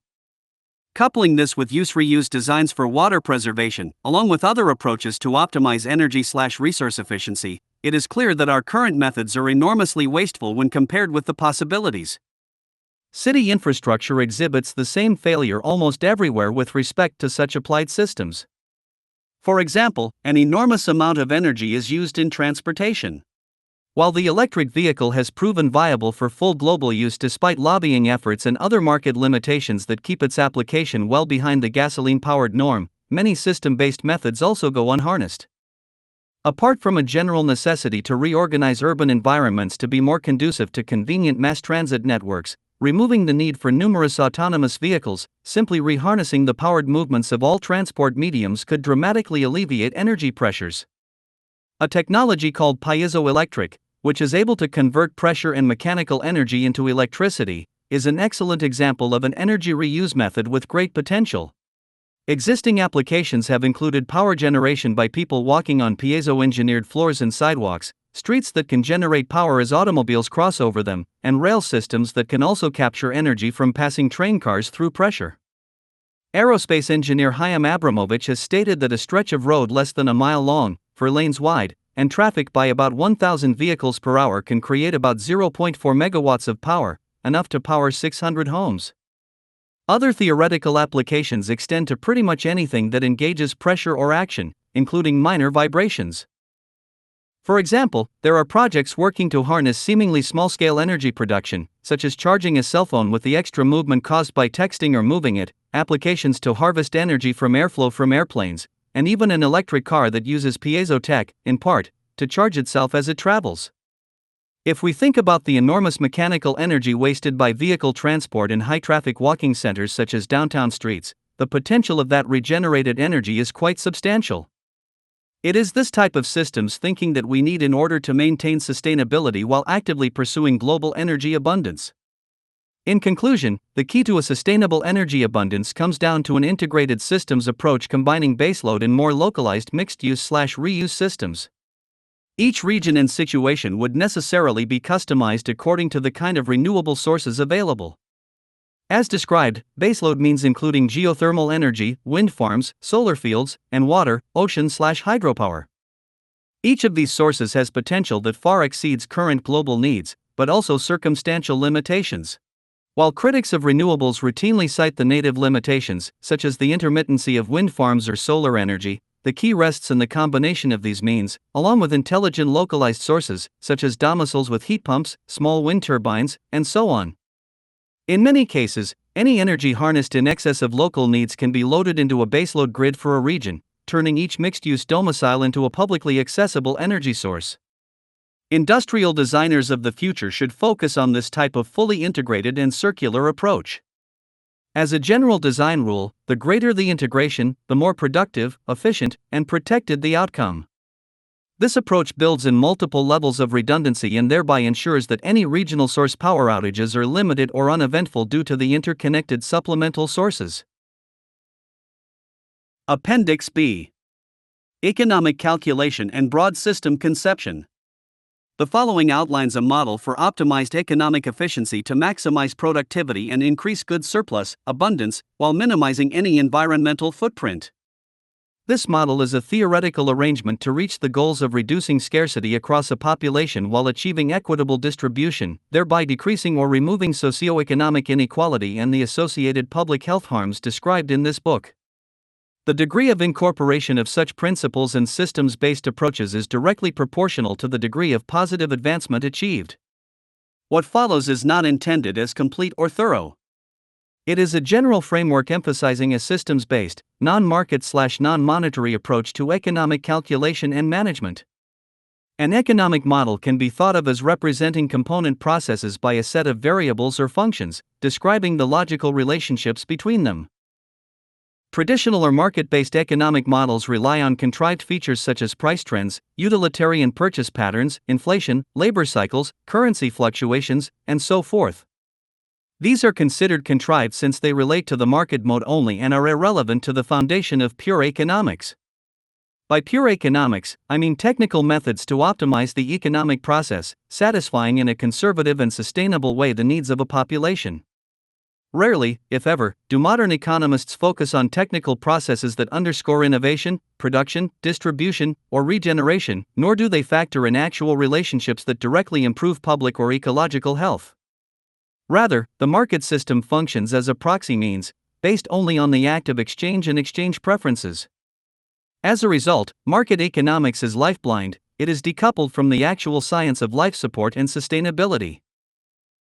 True economic efficiency must first and foremost be thought of not in market-oriented terms but in terms of industrial or technical efficiency, in a systems approach. This considers interrelated input processes such as design proposals and demand assessment, along with what could be called sustainability and efficiency protocols. Before the rise of increased economic activity in the post-Malthusian period, sustainability and efficiency were mere afterthoughts in general economic behavior, since impact and technical knowledge was so minor compared to today. Such protocols are, in effect, the basic rules of economic activity that pursue optimized economic efficiency and sustainability. The model here is scalable, meaning the principles and protocols can be applied to small communities or to the entire world. Naturally, given the reality of our habitat is unified and synergic, the highest level of efficiency would arise from a global approach. Structure and processes. Figure 1 shows a linear schematic of the proposed model, moving from design to production to distribution to recycling. Figure 2 shows the same from a mathematical point of view, as a minimization or maximization of functions.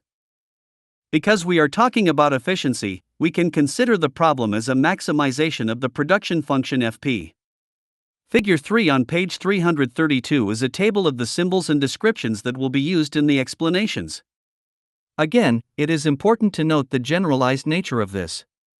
The purpose of this analysis is to give an overview of optimized economic calculation on the core, technical level, highlighting the most relevant, overarching needs or attributes. A more detailed and complete algorithmic calculation, taking into account all related subprocesses in real-life terms, along with democratic interaction, participatory economics, would require a great deal more expansion. It is not the scope of this appendix to extend that far. However, I will state that this process would unfold in real terms by way of a software platform that has these measures, rules, and data streams built in, engaged by the user or organization as a critical interaction to ensure the most optimized outcomes possible at that given point in time. Figure 1. Block scheme of system process. Figure 2. System process as expression. FP, id sign, EP, edist, air, max. Design efficiency. Efficiency standards are standards by which a given design must conform to ensure optimal integrity. This can also be thought of as a filtering process. Proposed designs are filtered through a series of sustainability and efficiency protocols to optimize performance. This is the first stage of intelligent product creation. Figure 3. Logic symbols and description. Figure 4. Expression for the optimized design efficiency function. Id sign equals F, design, TD, A, design, CR, NC, HL. These include the following. A. Strategically maximized durability. B. Strategically maximized adaptability. C. Strategic standardization of genre components. D. Strategically integrated recycling conduciveness. E. Strategic conduciveness for labor automation. As expressed in Figure 4, design efficiency e-design is a critical step affecting the overall efficiency of the manufacturing and distribution process. This design efficiency depends on several key factors, which can be called current efficiency standards e-design I. Here the index I corresponds to some particular standard. Each standard will be generally explored as follows, expanding in certain cases with respect to the logic associated. A. Strategically maximized durability means to make the good as strong and lasting as relevant. The materials utilized, comparatively assuming possible substitutions due to levels of scarcity or other factors, would be dynamically calculated, likely automatically by the design system, to be most conducive to an optimized durability standard. This durability TD, D1, D2, D, maximization can be considered a local optimization issue. It can be analyzed by introducing the factor D, which affects it where do1, do2, doi are some optimal values of the factors. TD, D1, D2, D, max, TD equals Tmax, do1, do2, doi. B. Strategically maximized adaptability ADE sign means designing for the highest state of flexibility for replacing component parts. In the event a component part of a certain good becomes defective or out of date, the design facilitates easy replacement to maximize full product lifespan, always working to avoid replacing the good as a whole. C. Strategic standardization of genre components GC1, GC2, GI, GC&C. Means all new designs either conform to or replace existing components, which are either already in existence or outdated due to a lack of comparative efficiency. This logic should apply not only to a given product, but also to the entire good genre, however possible. NC-min. The aim is to minimize the total number of genre components NC. In other words, the standardization of the process will make it possible to lower the number NC to a possible minimum. D. Recycling conduciveness CR means every design must conform to the current state of regenerative possibility. The breakdown of any good must be anticipated in the initial design and allowed for in the most optimized way. E. Strategic conduciveness for labor automation means that the current state of optimized, automated production is also taken into account in an effort to refine the design to be most conducive to production with the least amount of complexity, human labor, or monitoring. Again, we seek to simplify the way materials and production means are used so that the maximum number of goods can be produced with the least variation of materials and production equipment. This is denoted by human labor HL and automated labor AL. The aim is to minimize the human interaction with the production process. This can be written as HL/HL plus AL, min. Using this equation, we could also write a simpler condition, HL, L1, Li/AL, L1, Li, min. Li are factors that influence human and automatic labor. So, returning to Figure 4, This optimized design efficiency function can be described as F-design, where TD is durability, A-design is adaptability, CR is recycling conduciveness, NC is the minimum number of genre components, and HL is human labor. Production efficiency. Dynamic feedback and monitoring of production factors are critical to integrity, especially in a world where extensive resource overshoot now occurs. Maintaining equilibrium with the Earth's regenerative processes while also working strategically to maximize the use of the most abundant materials, strategically minimizing any emerging scarcity, is critical to efficient production. The scope of this accounting is vast, hence only 3 issues will be discussed here. The first 2 deal with A. Scarcity and the degree of B. Labor complexity. F. Scarcity value could be assigned a numerical value, from 1 to 100. 1 would denote the most severe scarcity with respect to the current rate of use, and 100 would denote the least severe, 50 would be the steady-state dividing line. The scarcity value of any given resource would exist at some value along this line, dynamically updated by whatever feedback systems are tracking such inventory. Figure 5 expresses this visually. For example, if the use of lumber passes below the steady-state level of 50, which would mean consumption is currently surpassing the Earth's natural regeneration rate, this event would encourage a countermove of some kind, such as material substitution or finding a replacement for lumber in any future productions. In a market system, the price mechanism is used to decide which material is more cost-efficient, assuming a given price will have already accounted for relevant technical information. This accounting is only weakly accurate. This new approach accounts for a direct given technical quality by a comparative quantification, rather than using price to assess value. Figure 5. Scarcity rank visual aid. In the case of scarcity concerns, it is best to organize genres or groups of similar use materials and then quantify, to the highest degree possible, their related properties and degrees of efficiency for any given purpose. Then, a general numerical value spectrum is applied to those relationships. This isn't done at all today. For example, there is a spectrum of metals with different efficiencies for electrical conductivity. These efficiencies can be physically quantified and then compared by value. So, if copper, a conductive metal, goes below the 50 value of equilibrium regarding its scarcity, calculations are triggered by the management program to compare the state of other conducive materials, their scarcity level and their efficiency level, preparing for substitution. This is only one example of many. This type of reasoning would get extremely complicated depending on the material and purpose posed, which is why computer calculation is required.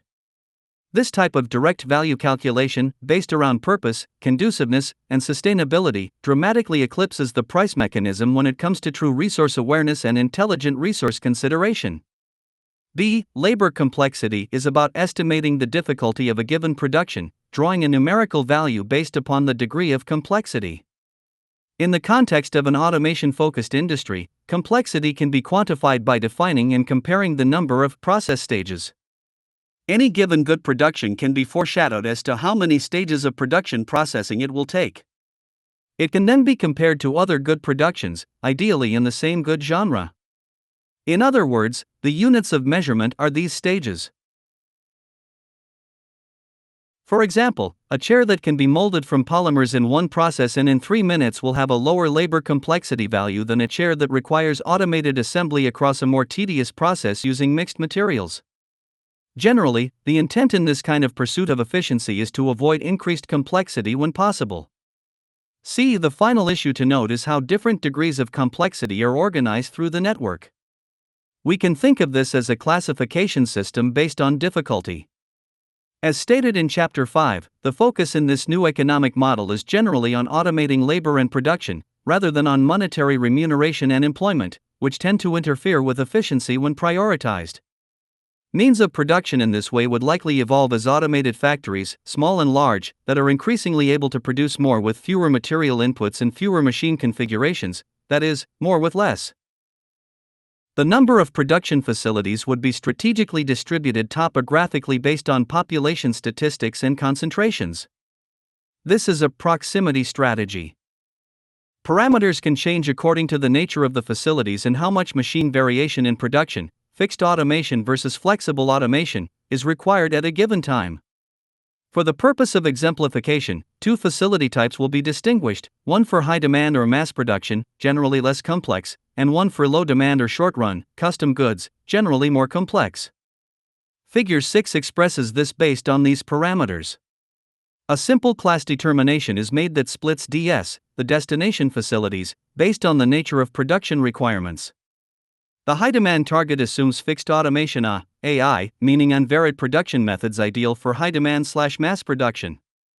The low-demand target uses flexible automation DC AI, which can do a variety of things but usually in shorter runs.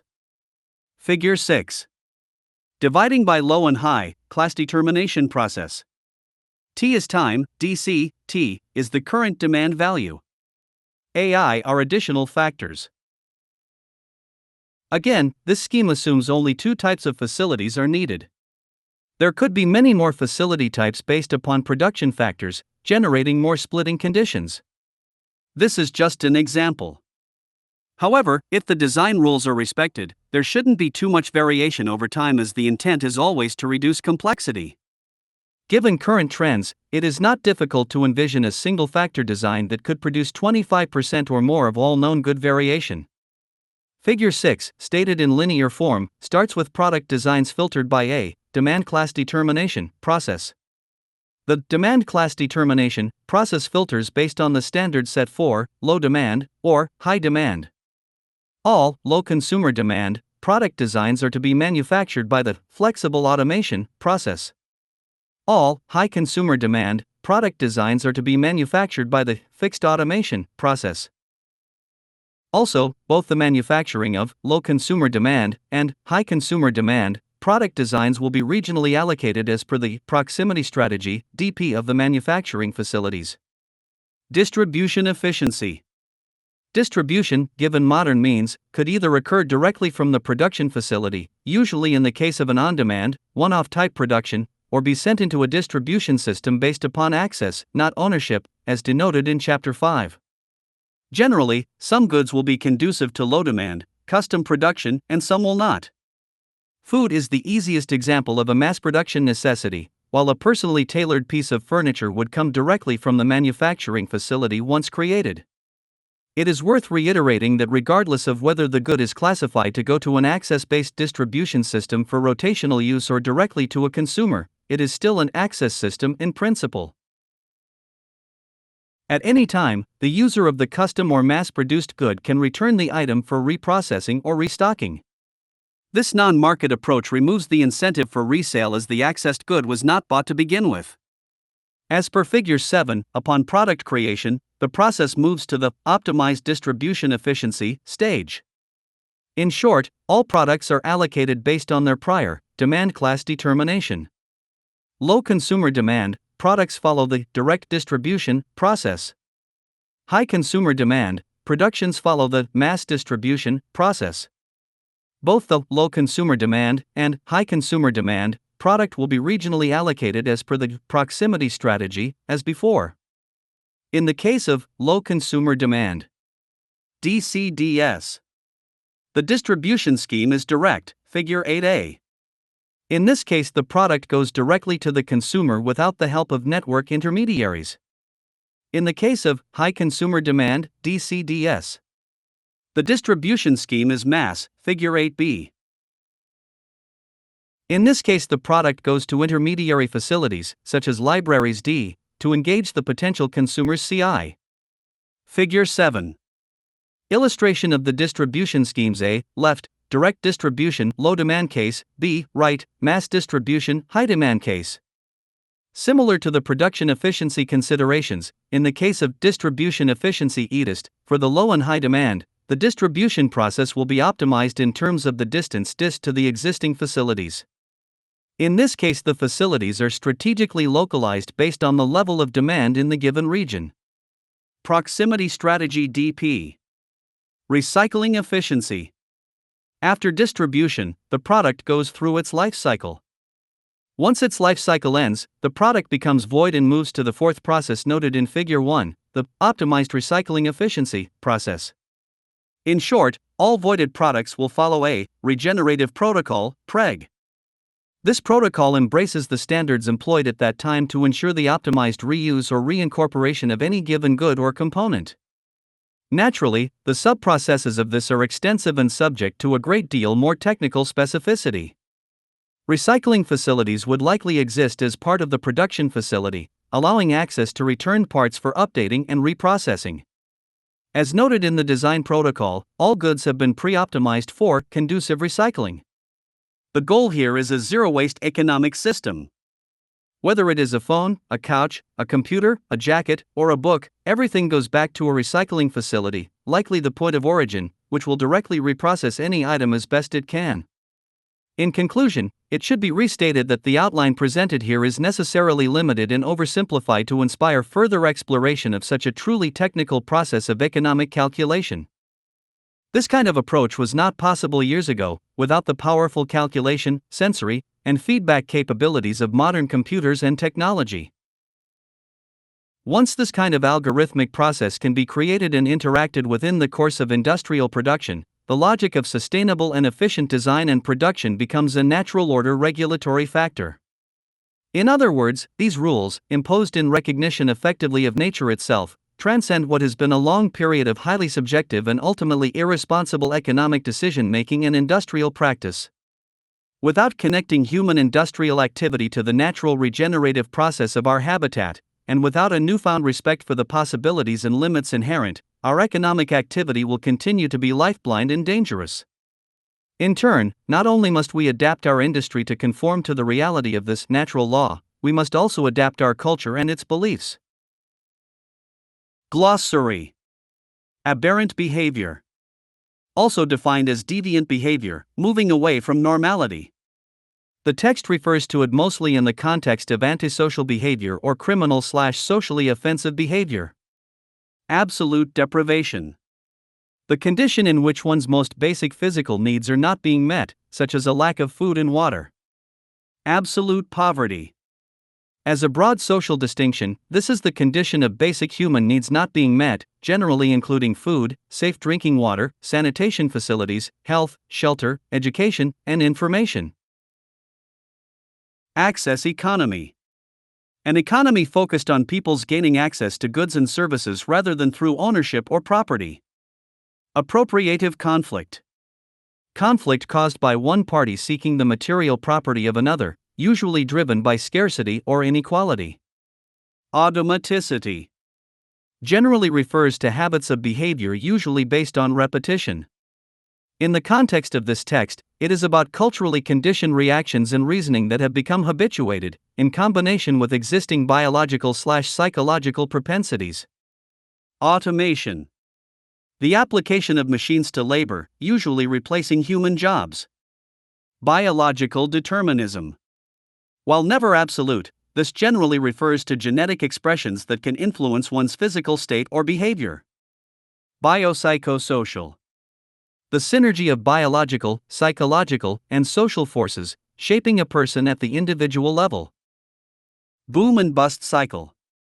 Economic cycle of contraction and expansion. This text emphasizes the destructive nature of the phenomenon since it serves to enhance class division given a redistribution of wealth from bottom to top.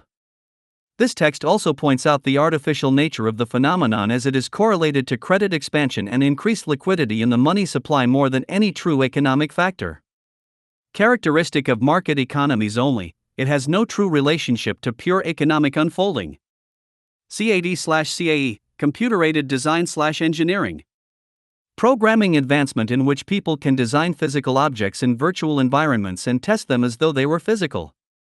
This is mentioned in the text regarding the possibility of open-source design for industrial goods and participatory economics. Capitalism. Generally defined as an economic and political system in which a country's trade and industry are controlled by private owners for profit, rather than by the state. A deeper understanding of this social system reveals a synergy between state power and private power. This synergy, as expressed in this book, shows how state power is actually composed of private power, blurring any lines between the state institution and the market institution. Capitalist ownership. Also termed the ownership class, this highlights the traditional labor role separation between workers and owners in capitalism. Underscoring this relationship is socioeconomic inequality. While often classified as a Marxist concept, the phrase is merely the observation of power imbalance and how there are hierarchy-enhancing aspects of market economics, along with incentivized state policy in favor of power and wealth consolidation for the upper class overall. Class. Distinction denoting the economic stratification of society based on income and wealth. Can also be extended socioeconomically in terms of social status and access enabled/disabled by differential income and wealth levels. Classism. Like the meaning of the term racism, classism is an equivalent conception of bigotry, whether direct or systemic, creating social antagonism through socioeconomic inequality. Class war. In Marxist terms, class war is considered an economic and political power struggle between capitalist owners and workers. More broadly, as argued in this book, class war is a structural inevitability of the market system's incentive psychology and competitive procedural dynamics, creating a constant state of imposed economic and political deficiency upon the lower classes while the upper classes are naturally supported by the structure. In contrast, this outcome occurs without personal intent to oppress or elevate. Climate of opinion. Observation put forward by Carl Becker regarding how dominant cultural influences bias recorded history and social loyalties, polluting objectivity. Cognitive bias. A systematic pattern of deviation from rationality and judgment, whereby inferences may be drawn in an illogical fashion. This idea is emphasized as the tendency reduces the integrity of our free will, highlighting our vulnerability to social and cultural conditions, unknowingly. Cognitive dissonance. The state of having inconsistent thoughts, beliefs, or attitudes. The text specifically argues that the incentive structure of market economics interferes with one's sense of ethics, often forming contradictory psychological confusion and detrimental rationalizations. Collaborative commons. Notably used by author Jeremy Rifkin, this refers to interdisciplinary collaborative systems where information and resources can be shared through both online and offline means. It is contrary to proprietary or closed development, as common to the market economy. Collaborative consumption refers to sharing systems for goods, such as rental services, often originating from consumers themselves and not formal commercial industry.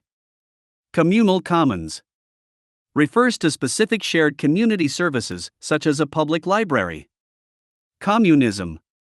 In Marxist theory, communism is a social system based upon the common ownership of the means of production, the absence of social classes, and the end of state power.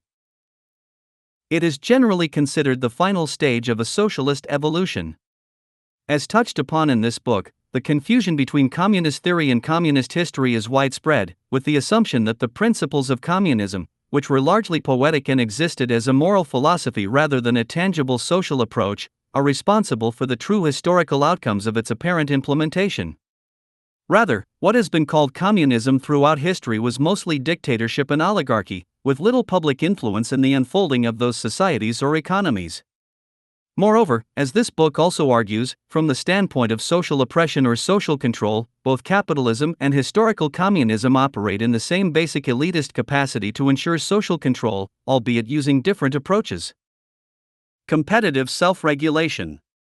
The idea that the market economy is capable of various forms of self-correction by way of mutual parties engaging in competition. As per this text, this idea is argued as false and dangerous. Also see market self-regulation. Conflicting moral dilemmas. In morality theory, these are rationalization problems that occur when a person is forced to decide between two or more non-preferred moral choices.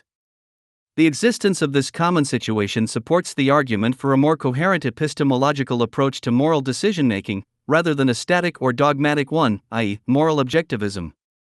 Conflict theory. Also called social conflict theory, this is the view that social dynamics, especially class conflict, are related to competition over economic and social resources. Social change is viewed as an outcome of opposing forces, specifically conflict between the upper and lower classes. This view is in contrast to functionalism. Conspicuous consumption. Coined by Thorstein Veblen, this refers to the expenditure on or consumption of luxuries in an attempt to enhance one's prestige. It is deemed as a consequence of consumer culture and power hierarchy, based upon materialism and wealth being tied to a social perception of success. Consumerism. Generally a derogatory term referencing the preoccupation of society with the acquisition of consumer goods. However, it was also an economic theory of preferred behavior that started in the early 20th century, seeing the act of purchasing goods as a socially progressive act. Continuum fallacy. When two or more different states or distinctions are assumed, while those distinctions actually exist along a fluid continuum that cannot be distinctly differentiated.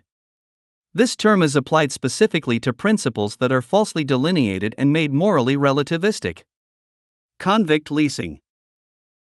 Post-Civil War practice in America that started during the Reconstruction period, consisting of arresting former slaves/African Americans and using the legal system to return them to forced labor. Corporate welfare. Behavior on the part of the state and legal system that favors upper-class, business interests over the general public. An example are the too big to fail corporate bailouts. Cultural hegemony. Coined by Antonio Gramsci, this is the idea of societal domination by cultural influence of the thoughts, behavior, and expectations of general society, such that people are conditioned to appreciate and support the worldview of the ruling class. So influenced, people tend to support the mechanisms and institutions that may actually oppress them. Cultural relativism. Notably used by anthropologist Franz Boas, it is the principle that an individual person's beliefs and activities can be understood in terms of that individual's external culture. Cultural violence. Introduced by Johann Galtung as an extension of structural violence, this idea focuses on aspects of culture that normalize both direct and structural violence and their mechanisms, sanctifying it as natural. Culture of conflict. This phrase expresses the creation of competitive, dominating, and often violent behavioral patterns that have been reinforced over generations. The original reasoning or justification for such aggressive behavior has been lost, replaced by the cultural custom of aggression itself. As argued in this text, those groups or societies who do develop a culture of conflict are far more difficult to change over time than an individual who has succumbed to violent tendencies due to more immediate deprived or oppressive circumstances. Cyclical consumption. Denoting the market economy's need for constant turnover through buying and selling in order to increase or maintain economic stability. This term is used to highlight the foundationally unsustainable nature of the system as it disfavors conservation or thrift. Debt slavery. As one of the oldest mechanisms of slavery, debt slavery or debt bondage uses financial liability to coerce behavior. As argued in this text, the existence of debt slavery is still a global phenomenon, running a spectrum from abject debt bondage conditions afflicting up to 46 million people, to the more common wage slave condition of billions, bound by consumer credit. Differential, or competitive, advantage. Whereas competitive advantage is about the broad scope of competing for personal or group gain, differential advantage is an economic term regarding how a competitor separates himself from other competitors in public perception. As noted in this text, this competitive intent partly composes the root socioeconomic orientation of market economics and is proven destructive in the long term since it overrides more productive and stabilizing collaborative possibilities. Displaced aggression. A social phenomenon that can be seen in both non-human and human primate species, where shame or offense experienced by one inspires motivation to exert control, power, or dominance over others that were previously uninvolved. Domestic abuse is a common example, in which stress experienced outside a family triggers abuse within a family. The idea highlights the importance of reducing socioeconomic stress overall. Doublethink. Coined by George Orwell, this is the acceptance of contrary opinions or beliefs at the same time, generally as a result of political indoctrination. Empathy gap. While a few definitions exist, the term is used in this text to describe a relativism in interpretation in the context of what triggers increased or decreased empathic responses. An example is how different cultures react to negative events occurring in different places. A bombing killing people in a distant city may have little emotional impact on a distant culture, while a closer bombing, harming a similar demographic, may have a large impact. Ephemeralization. A term coined by R. Buckminster Fuller, it is the ability and trend of technological advancement to do more with less. It is complemented by other ideas denoting increased efficiency, such as Moore's law, or approaching zero marginal cost. Epistemological coherentism. Philosophical view that verifiable truth is an issue of how well it is supported by, or coherent with, other held beliefs. Ethical poverty line. Devised by Peter Edward of Newcastle University, this calculation challenges established poverty line figures put forward by the UN, WHO, World Bank, and other international institutions. It states that in order to achieve normal human life expectancy of just over 70 years, people need roughly 2.7 to 3.9 times the traditional poverty line put forward by such institutions, as of 2014. Exceptionalism. Used in both the legal and military context, exceptionalism has to do with the expressed elitism of state or business power not to abide by national/international laws or regulations. This text argues that the market system is premised on exceptionalism for an elite by its very design, inherent in its competitive structure. Externality. A consequence of economic activity that is generally experienced by unrelated third parties and can be positive or negative. The text focuses on negative externalities, highlighting the incapacity of the market economy to solve the problems it is creating. Feudalism. A decentralized social system based on mutual obligations and services going up and down a set social hierarchy, resting essentially on an agricultural foundation. It occurred from roughly the 9th to the 16th centuries. Financial capitalism. In contrast to merchant capitalism, this term expresses the modern evolution of markets and trade such that the selling of physical goods and services for profit becomes replaced by the selling of intangible assets such as stocks, bonds, and futures. Also see financialization. Financialization. A pattern of accumulation in which profit-making occurs increasingly through financial channels rather than through physical trade and commodity production. This text contextualizes the rise of financialization as a maturation process of market economics, moving from the tangible to the intangible. Foundationalism. In contrast to epistemological coherentism, this is the view that all knowledge ultimately rests on a foundation of non-inferential understandings. Free market theory. An idealized form of a market economy in which buyers and sellers transact freely on the basis of mutual agreement in price, without state intervention in the form of taxes, subsidies, or other regulations. As argued at length in this book, this ideal is a destructive myth, as it is technically impossible to have a pure free market since regulation, and hence a means to stifle or coerce market competitors, can be created, bought, and sold, as well. Also see paradox of free trade. Free will. The power of acting without the constraint of necessity, influence, or fate, the ability to act at one's own discretion. Fundamental attribution error. The error of judgment made when people experience another's behavior a certain way, without knowing about other factors involved that would change their interpretation. Game theory. Discussed in the context of utilitarianism, game theory embodies the strategic approach inherent in market competition. While it is common to see descriptions of market theory and behavior in terms of mutual benefit, human service, voluntary trade, and other aspects that sound as though market incentives gravitate towards social or human concern, the truth is that market logic is based upon a gaming strategy for income first and foremost, existing as the most dominant ethos of economic engagement. General equilibrium theory. General theory that seeks to explain the functioning of the market economy in terms of dynamics related mostly to supply, demand, and price interaction. The focus of the theory, and those who utilize it, is usually to prove markets have a natural propensity to find balance and stability through uninhibited free market dynamics. Geographical determinism. Notably attributed to author Jared Diamond, this is about how characteristics of a particular culture have been historically shaped by geographic conditions. Gift economy. An economic acquisition mechanism in which goods are given without an explicit agreement for immediate exchange.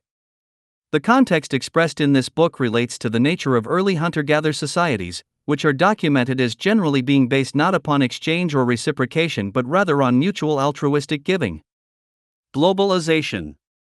A process of interaction and integration among the people, companies, and governments of different nations, driven by international trade and investment.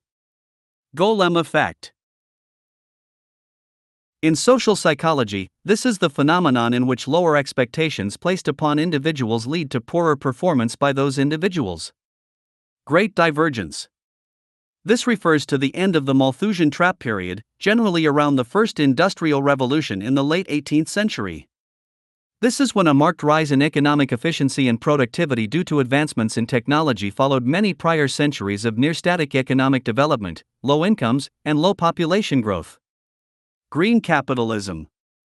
General view that with incentive adjustments and policy shifts, capitalism can evolve out of its unsustainable and destructive environmental tendencies. In the view of this text, this idea is untenable on the whole. Hedonic treadmill. The tendency of a person to remain at a relatively stable level of happiness despite a change in fortune or the achievement of major goals. Accordingly, as a person makes more money, expectations and desires rise in tandem, which results in no permanent gain in happiness. This tendency can also relate to dissatisfaction, in that people seeking further material gain cannot increase happiness.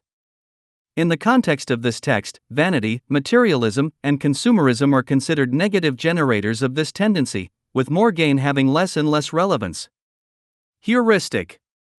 In psychology, this is about mental shortcuts that allow people to solve problems and make judgments quickly.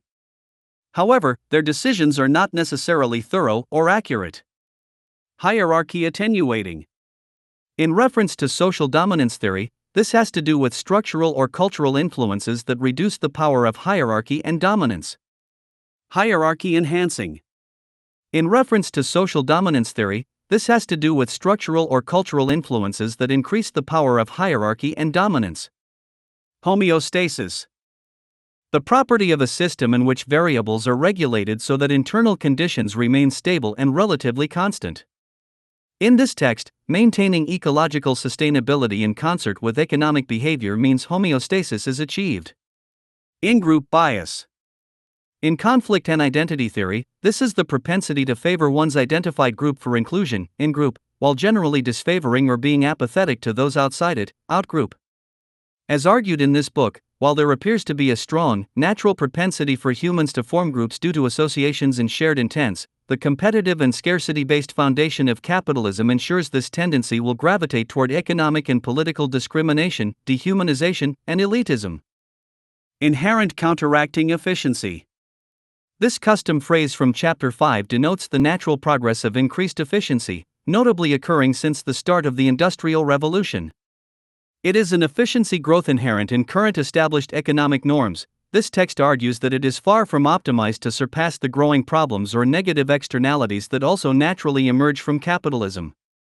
While counterintuitive, this phrase expresses how there will predictably be a mild slowing of many negative future trends as time moves forward, creating a false sense of security, while the force and momentum of the emerging negative externalities themselves in the 21st century will arguably outpace this inherent counteracting efficiency, making it undependable in a business-as-usual scenario. In other words, while things will improve due to the natural growth of efficiency in capitalism, there is little evidence to show that without a large, grand shift of our social system, this problem-solving capacity inherent in market economics will alleviate the accelerating negative public health and environmental trends at hand. Institutional racism. A form of racism expressed in the practice of social and political institutions, as distinct from racism expressed by individuals or informal social groups. Popularized by civil rights activist Stokely Carmichael, this concept and reality expresses a systemic process of bigotry and oppression, generally independent of an individual's personal bias. Invisible hand. As coined by Adam Smith, this is a metaphor to describe unintended social benefits resulting from self-interested, individual actions with a non-social intent. IoT, Internet of Things. Generalized term referencing the networking of physical objects, devices, vehicles, buildings, and other items embedded with electronics, software, and sensors. This networking through the Internet enables vast data exchange and feedback. This text views this advent as a means to assist more advanced forms of economic calculation. Legitimizing myths. Attitudes, values, beliefs, stereotypes, and ideologies that provide moral and intellectual justification for the social practices that distribute social value within the social system. Localization. This is the interest in reversing globalization and seeking to employ as much production and distribution as possible locally in a given region. Localization is emphasized in the modern day since the democratization of the means of production through advanced technology and ephemeralization is a growing reality, coupled with the known waste and inefficiency of globalization. Localized perception. Truncated perception due to an over-reliance on intuition, traditional ideas, and immediately perceived assumptions. It is in contrast to systems perception, which extends causality via systems theory in order to better explain the phenomenon. An example is the old idea or rhetoric that the sun rises, when physically the earth is moving, to create the false perception of the sun's motion. Malthusian trap. Named after the 19th century political economist Thomas Malthus, this denotes the idea that population can or will outgrow its means to feed itself, as described by Malthus's population theories. Use in this text refers to how we can historically see population growth and die-offs occurring cyclically due to a lack of economic efficiency. This is generally considered to have started with the Neolithic Revolution and ended with the Industrial Revolution around the late 18th century. This is referred to as the Malthusian trap period. Market economy, free market. An economy that ideally operates by voluntary exchange and is not planned or controlled by a central authority, an economy run by supply and demand through self-regulation. As per the implications of this text, there are only mixed economies that fall under the market umbrella, utilizing varying degrees of state coercion. A theorized free market is argued as impossible. Also see paradox of free trade. Market efficiency. As used in this text, this is the form of efficiency that assists the market system to maintain optimized functionality in and of itself. This is in contrast to technical efficiency, which is about actual resources, earthly sustainability, and what could be considered true economic factors in real life. Marketization. While generally defined as the exposure of an industry or service to market forces, the context employed in this text has to do with dehumanization and the commodification of human affairs itself. Market self-regulation. The principle that free markets will regulate themselves through supply, demand, and inherent corrective dynamics, removing the need for state intervention or regulation. As argued in this book, this idea is mostly a myth or superstition, with very little evidence to support such assumed integrity beyond very basic price and trade relationships. Mechanization. The use of machines to replace human labor or to aid human labor. Mercantilism. An economic theory and practice dominant in modernized parts of Europe from the 16th to the 18th century that promoted governmental regulation of a nation's economy for the purpose of augmenting state power at the expense of rival national powers. This book contextualizes mercantilism as a stage of an ongoing economic evolution linking back to the Neolithic Revolution as the general starting point. Merchant capitalism. A distinction made that differentiates the pattern of manufacturing and trading tangible, physical goods from the historically recent and accelerating rise of the buying and selling of intangible financial assets. Also see financial capitalism. Moral objectivism. The view that moral truths exist independently of opinion or subjective analysis. There are several versions of moral objectivism with varying levels of strength.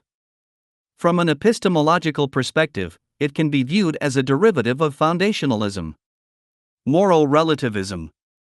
The view that moral or ethical propositions do not reflect objective and/or universal moral truths, but instead make claims relative to social, cultural, historical, or personal circumstances.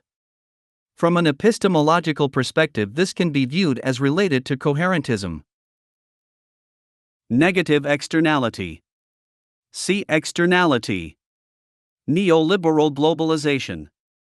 The ostensible philosophy of unregulated trade applied to international commerce.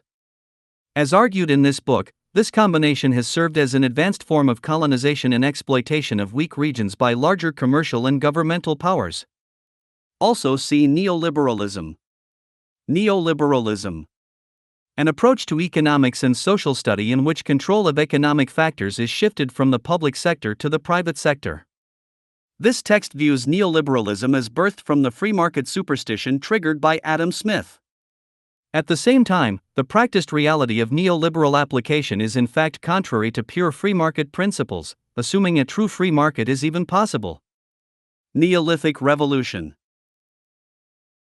Starting roughly 10,000 years ago, this was the social shift from nomadic hunting and gathering to agriculture and permanent settlements, the establishment of social classes, and the eventual rise of civilization as we know it.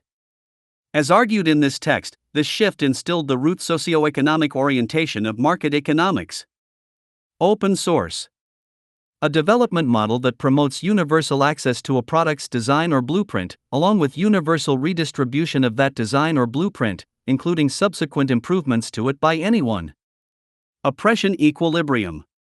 With respect to social dominance or conflict theory, this has to do with limits to social oppression in order to prevent destabilizing insurrection and backlash. Paradox of free trade. The observation that to decide what is and is not for sale in the market is entirely subjective, leading to a systemic contradiction. In a pure free market, one has the right to freely compete as one sees fit, assuming competitive self-regulation and voluntary trade. This also includes the ability to inhibit the freedom of others by coercive spending, such as paying off a politician. Therefore, the free market promotes the incentive to actually eliminate the free market, preferring cartel, monopoly, cronyism, and so on. Participatory economics. A form of decentralized economic planning usually involving the common ownership of the means of production, with a democratization of access and influence. Planned obsolescence. In industrial design, this is the policy of designing a product with an artificially limited useful life, so it will become obsolete after a certain period of time. Post-scarcity. While idealistically termed, post-scarcity is an intention rather than a static state. It is the pursuit of abundance in society by way of increased efficiency, seeking to eliminate aspects of economic behavior that benefit from the existence of scarcity. Since the foundation of market economics is based upon an unnuanced assumption of scarcity, a move toward post-scarcity means a move away from what justifies the existence of capitalism. Poverty of the spirit. As famously used by Dr. Martin Luther King Jr., this form of poverty references a lack of empathy and lost sense of social priority in society. Precondition. Generally defined as a condition that must be fulfilled before other things can happen or be done. This text specifically uses the term to highlight the systemic nature of cause and effect as related to social or public health outcomes. Primary considerations. As used in this text, primary considerations have to do with the root incentive logic of markets. This means reducing costs and maximizing income. This is in contrast to secondary conditions that attempt to fulfill the classical utilitarian view that actions should always promote a greater good. Also termed primary logic. Psychosocial stress. A form of stress that links one's social environment to his or her psychological health. Examples include threats to our social status, social esteem, respect, or acceptance within a group, threats to our self-worth, or threats that we feel we have no control over. It has been found that this form of stress has very direct physiological consequences, as well. Public health. Generally defined as the health of the population as a whole, especially as monitored, regulated, and promoted by the state, public health is argued in this book as embracing not only physical problems occurring across a population, but also behavioral actions and psychology. Purchasing demographic. This term expresses how companies strategically produce goods to target certain income or wealth levels. As argued in this book, this is a wasteful and unnecessary practice since it results in inferior goods quality to match lower-class consumers' purchasing power. Rational choice theory. A framework for understanding and often formally modeling social and economic behavior, largely derived from utilitarianism. It assumes that people always make prudent, logical decisions in their highest self-interest. As argued in this text, what is deemed rational through market logic is very often irrational when it comes to the real world. Relative deprivation. The experience of being deprived of something to which one believes oneself entitled, or something that is causing social exclusion, emotional discontent people feel when they compare their positions to others and realize that they have less of what they believe themselves to be entitled to. Relative poverty. As a broad distinction and dependent on social context, relative poverty is usually a measure of income inequality. However, it also relates to wealth and the overall loss of material and social resources at one's disposal.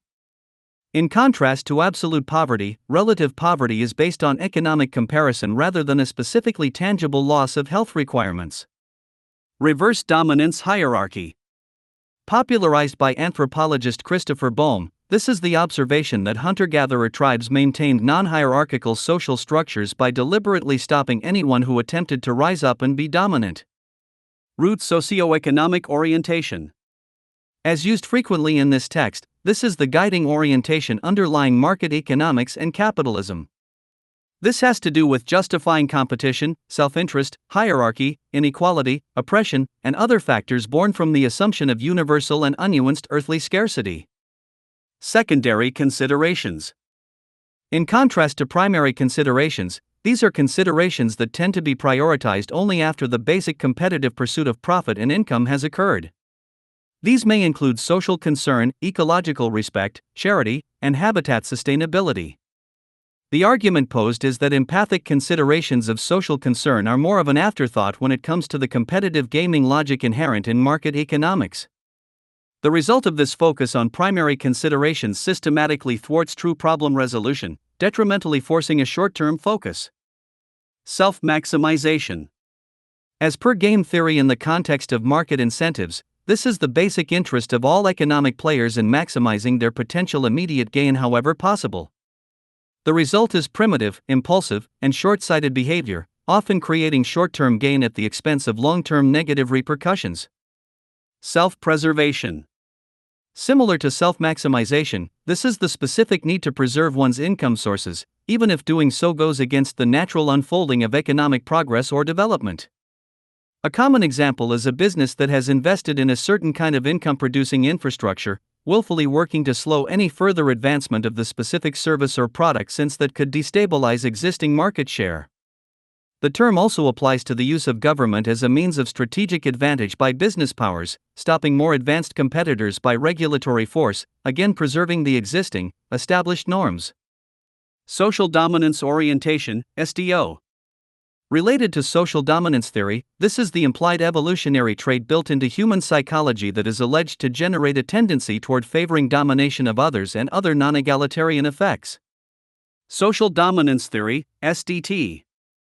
Established by psychologists Jim Sidanius and Felicia Prato, this theory purports to explain the origin and consequences of social hierarchy and resulting oppression, seeing it as immutable in the human condition.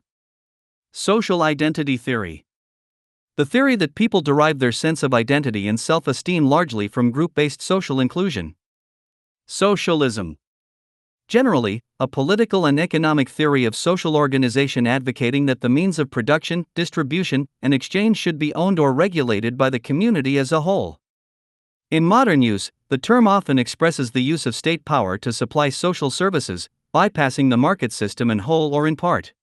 As related to this book, while the end proposals can be deemed socialistic by association, the focus has been to argue that beyond the ideal of a system without a dominant power/economic class, the real issue is the need for synergetic design to increase efficiency and reduce socially destabilizing socioeconomic inequality. From this perspective, the original conception of socialism becomes obsolete as this larger train of thought transcends the original moral premise of the idealized socialist community interaction. Sociobiology. The scientific study of the biological aspects of social behavior in animals and humans. Socioeconomic. Relating to or concerned with the interaction of social and economic factors, specifically regarding how economic pressures result in larger order social consequences in terms of both personal and public health. Socioeconomic inequality. A condition in which physical and social resources are unevenly distributed across a population, with the source of this uneven distribution rooted in economic activity. Strategic access. In contrast to property and product investment, strategic access is about strategizing ways to do more with less in terms of distribution, allowing people access to goods in rotation rather than singular ownership. Structural bigotry. Building upon the idea of Stokely Carmichael's institutional racism, structural bigotry recognizes mechanisms in the social structure itself that create and reinforce social oppression indirectly. These mechanisms, as described in this text, are almost exclusively linked to the economy on some level. Structuralism. Methodology where elements of human culture are to be understood in terms of their relationship to larger, overarching systems or structures. Structural violence. Preventable violence, death, and suffering resulting from human-generated institutions, specifically socioeconomic inequality. Sustainable abundance. In contrast to the utopian ideal of infinite material abundance, the concept of a sustainable abundance qualifies and associates two complementary intents. The first, sustainable, is the need for habitat respect by the human species, using advanced measures and practices to ensure homeostatic coexistence with nature, avoiding resource overshoot, pollution, and so forth. The second, abundance, connects as an economic focus, maximizing efficiency through harnessing the zero-margin cost or ephemeralization phenomenon. In capitalism, the orientation is around scarcity, with incentives built around its preservation and exploitation. In a post-scarcity or abundance-focused society, the goal is to remove such incentives, creating more efficient and system-based design methods to overcome any and all basic human material deficiencies. As argued, there is no technical reason today for any human being to starve, be without water, or exist in poverty as we know it. Systemic racism. Developed by sociologist Joe Fegan, the idea of systemic racism is composed of intersecting, overlapping, and codependent racist institutions, policies, practices, ideas, and behaviors. The racist outcomes manifest are not necessarily intentional but rather a product of systemic chain reactions. Systemic servicing. As discussed in the context of negative externalities, this term relates to the extended chain reactions that occur when certain problems arise through economic practice. Each of these chain reactions tends to require servicing costs that can appear as separate or disconnected. A polluted water supply leading to an individual's cancer in treatment is an example, since the servicing costs to fix such consequences are spread out, ranging from cleaning up the pollution to the medical costs of the individual with cancer, etc. Systems perception. In contrast to localized perception, this is the general analytical perspective that seeks to find and focus on intersecting processes and chain reactions rather than reductionism or the isolation of phenomena. Systems theory. Made popular by biologist Ludwig von Bertalanffy, this is a non-reductionist approach to understanding complex phenomena, focusing attention on larger-order relationships and intersections rather than smaller or detached parts. In the context of this text, systems theory can be applied not only to mechanistic systems such as industrial economic methods, but also to understanding public health science, preconditions, and so forth. Technical efficiency. In contrast to market efficiency, technical efficiency refers to pure economic creation/production/distribution methods that are optimized in the most direct way, without any monetary or business influence.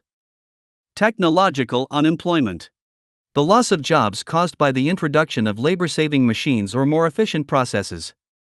Also see automation. Thought syntax. In linguistics, syntax is the set of rules, principles, and processes that govern the structure of sentences in a given language. In this custom usage, a thought syntax has to do with mental associations that, through repetitive customs, belief systems, and operant conditioning, create orientations and resolutions of thought irrespective of the objective information perceived. This discrepancy ultimately creates a mental schema that is biased, unconsciously so. Universal standardization. In manufacturing and design, this ideal has to do with strategically working to reduce the amount of variance occurring across goods genres, making more items more compatible. A simple example is the common wall outlet plug designed to draw electricity. While there is some variance in the world, it is relatively small so as to help people interchange needed powered devices with ease across regions. This simple idea is counter to differential and planned obsolescence strategies common to market competition, wherein keeping components proprietary, changing, and unrelated throughout a sector or product genre is seen as a means to inspire more purchases or brand loyalty. Utilitarianism. As made famous by John Stuart Mill, this is the view that the correct moral choice in any given situation is the one that produces the greatest utility in terms of generating happiness and reducing suffering. Voluntarism. While generally defined as the principle of relying on voluntary action, in market economics this term is often used to idealize free choice in market behavior. As argued in this text, this is fallacious idealism due to the immutable existence of structural coercion throughout capitalism. Wage slavery. A pejorative term, this expresses the market system-generated pressure on people to feel coerced into unpreferred labor roles for the sake of maintaining basic survival levels of income. As argued in this book, a continuum between abject slavery and historical debt bondage links to the phenomenon of wage labor, since the coercive pressure to gain income for survival is just as present, albeit less severe than earlier forms of slavery. The main difference rests in how the coercive pressure manifests, forcing people into vulnerable positions unnecessarily.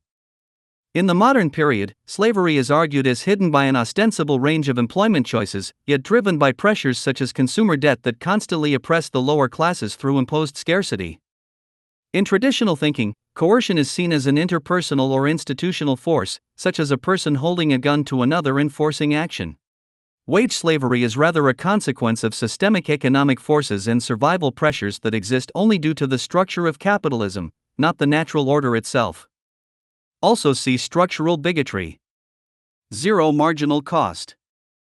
Approaching zero marginal cost means that once technical systems are set up to produce goods, each consecutive good gets cheaper and cheaper, approaching zero cost or zero value in terms of production.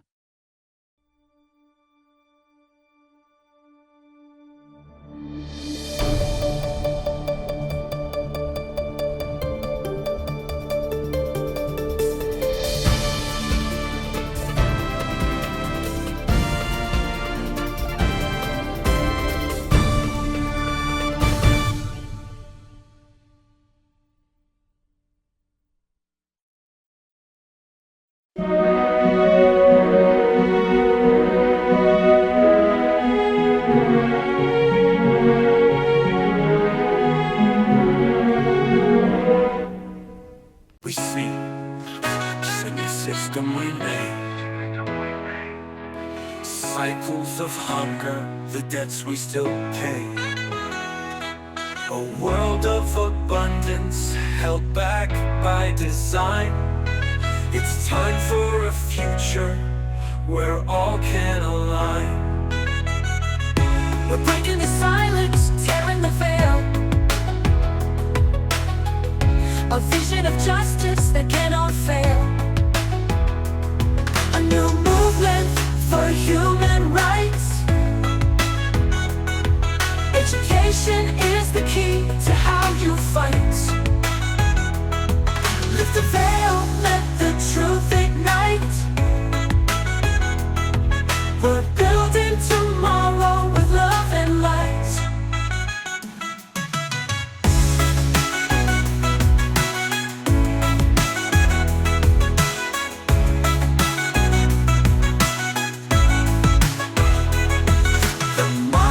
Divide us, but science can heal.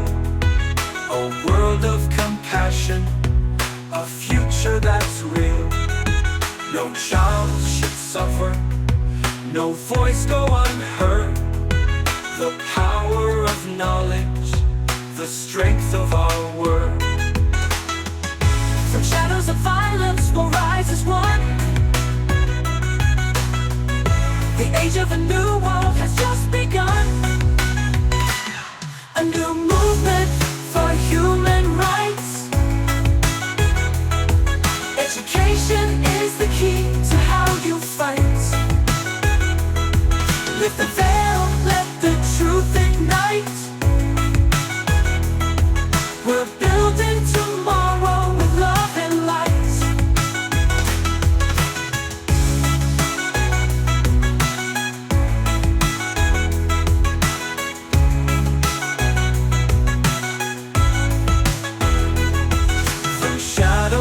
Violence will rise as one. The age of a new world has just begun. A new movement for human rights. Movement for human rights. Education is the key to how you fight. To how you fight. Lift the veil, let the truth ignite. Let the truth ignite.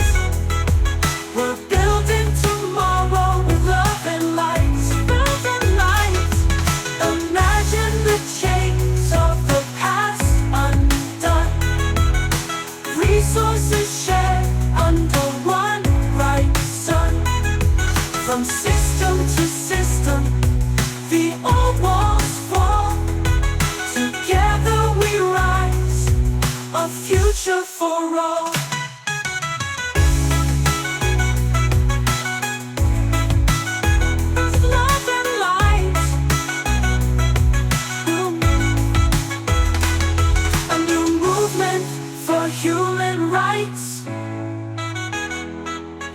Education is the key to how you fight. Lift the veil, let the truth ignite. We're building tomorrow with love and light.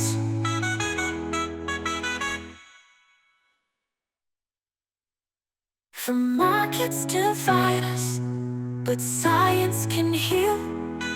A world of compassion, a future that's real.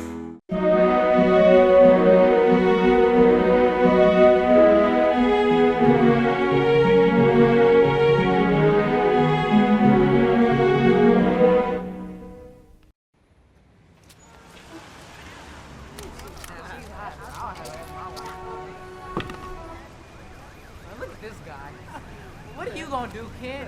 Go home. It's hopeless. Yeah, dude, do something with your life. Leave. You're looking stupid, man. Give it up.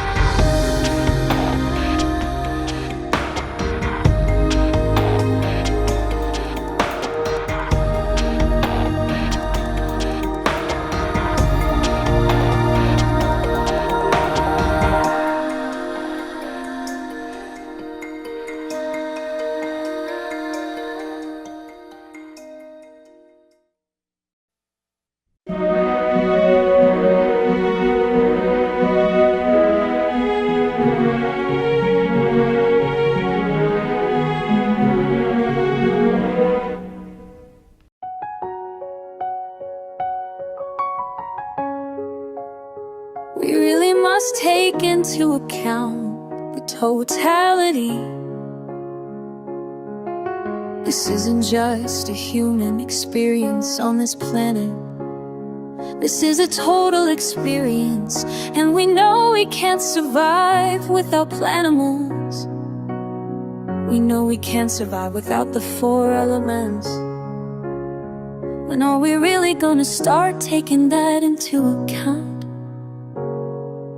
Imagine if the Zeitgeist movement and the Venus Project succeeds in accomplishing a resource-based economy. Imagine a peaceful world without war, religion. It would be wonderful. A world where human needs are truly met. Once we understand the integrity of our personal existences are completely dependent on the integrity of everything else in our world, we have truly understood the meaning of unconditional love.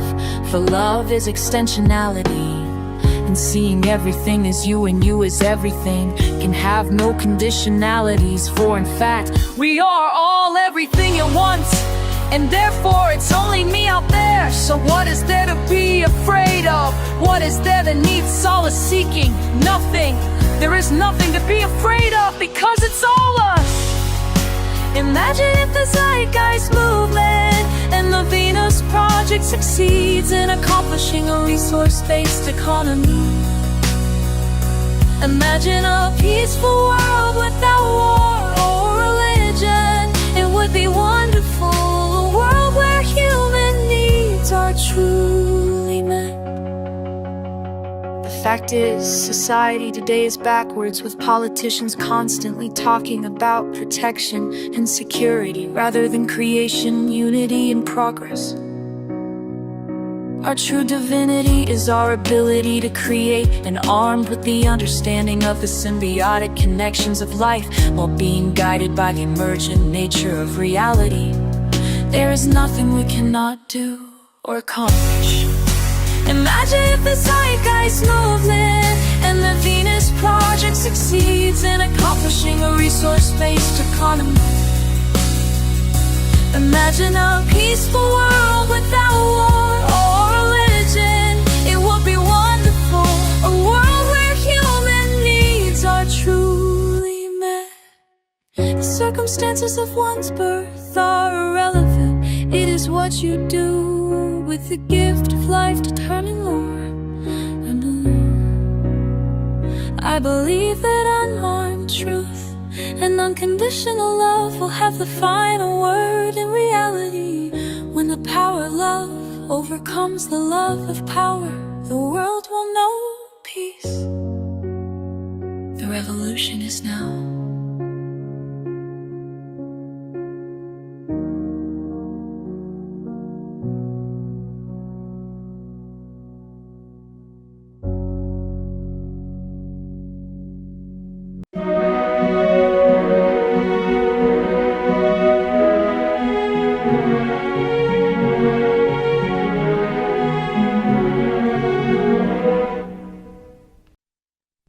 When I was walking home from school, they asked me for my money. I said no. And all my friends ran home because they were scared he might punch them too. I was screaming, but he just wouldn't stop. He always said he would hit me. I just didn't think he actually would. I don't know what I did, but they just kept on kicking me. They tied me up and dragged me outside. They stripped me of my dignity. She said she was going to teach me a lesson. He said I wasn't listening. I didn't think he'd get so mad.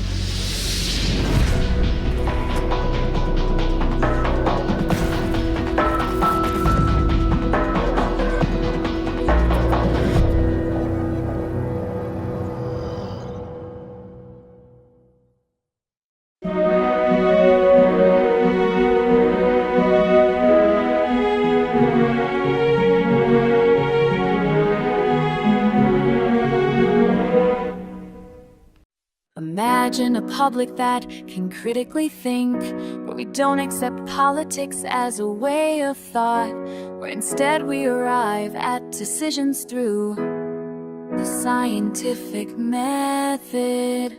Imagine a world without war, a peaceful world with no conflicts or fights, a world where we work together to solve our problems. Imagine a world without scarcity. The market is a lie and it's not based on science. Science, which is too good, is actually counter to the market religion. Imagine a world without inequality. According to science, the greater the gap between rich and poor, the worse the health of society. Imagine a world without money. Debt and bills puts people under stress. Machines should be used to automate work, so employment is a thing of the past. Imagine a world without ugly art. Modern art is not beautiful at all. It conveys a message of purposelessness. Imagine a world without religion. There are no sincere believers in Jesus Christ. Anyone who believes in Jesus been tortured to believe in Him. Imagine a world without pollution. Science should be put at the forefront of society, so we make technology that does not impact our environment.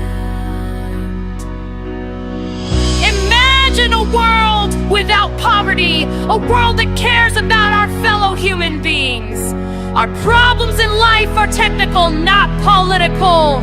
Imagine if the Zeitgeist movement and the Venus Project succeeds in accomplishing a resource-based economy. A resource-based economy is the scientific method applied to social concern. Science can render politics obsolete forever. When the power of love overcomes the love of power, the world will know peace. Find out more at thevenusproject.com.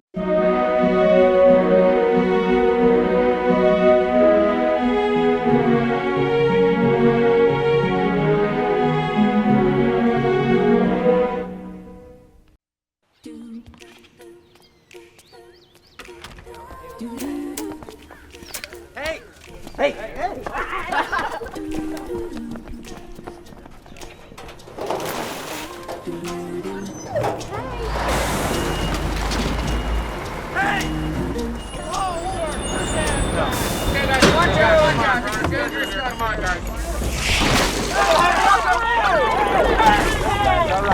stand back, sir. We're just dumping a little excess sewage here. I hope those shoes aren't new.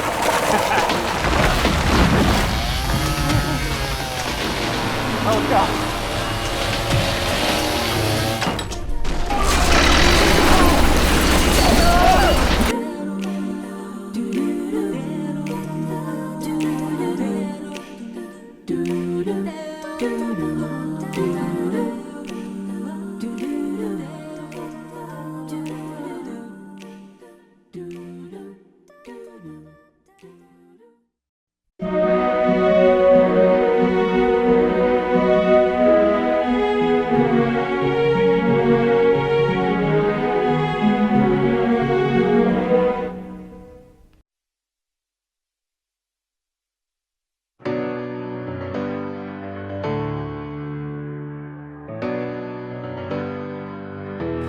Imagine a public that thinks on its own. No more lies from the throne, no more minds overthrown.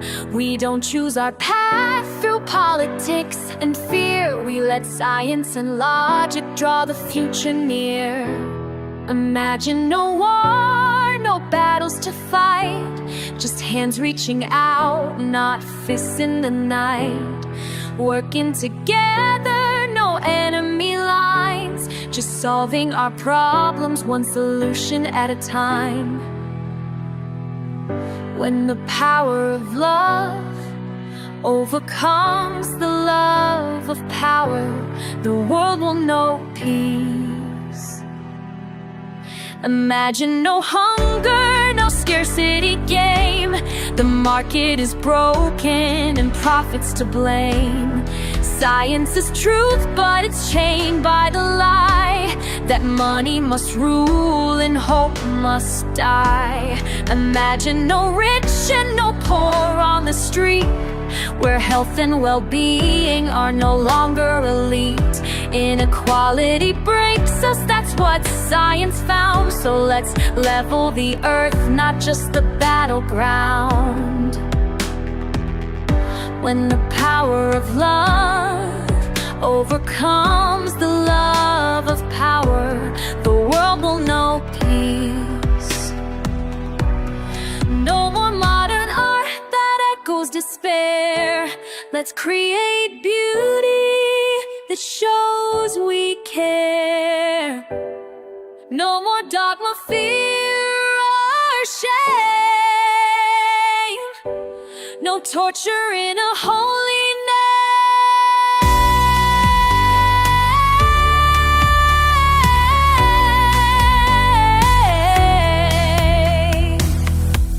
Imagine clean air, green ocean skies, but science to lead and truth that never dies. No poverty chains, no lives on the brink. Our problems are politics, they're technical, we think. When the power of love overcomes the love of power, the world will know peace.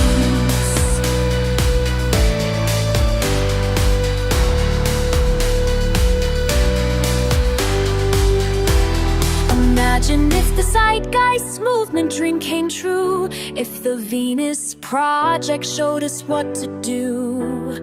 A world built on reason, not economy's plea, where the scientific method sets all people free.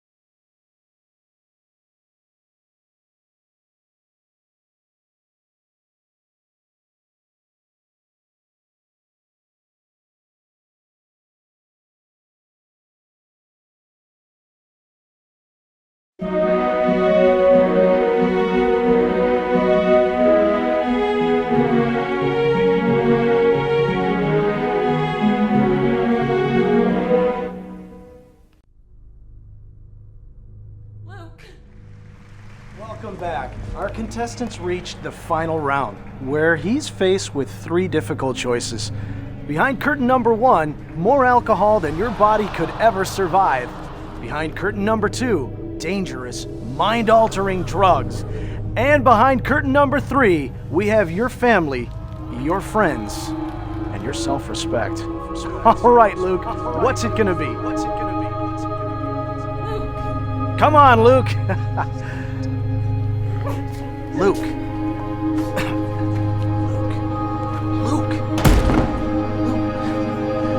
Luke! You want another beer?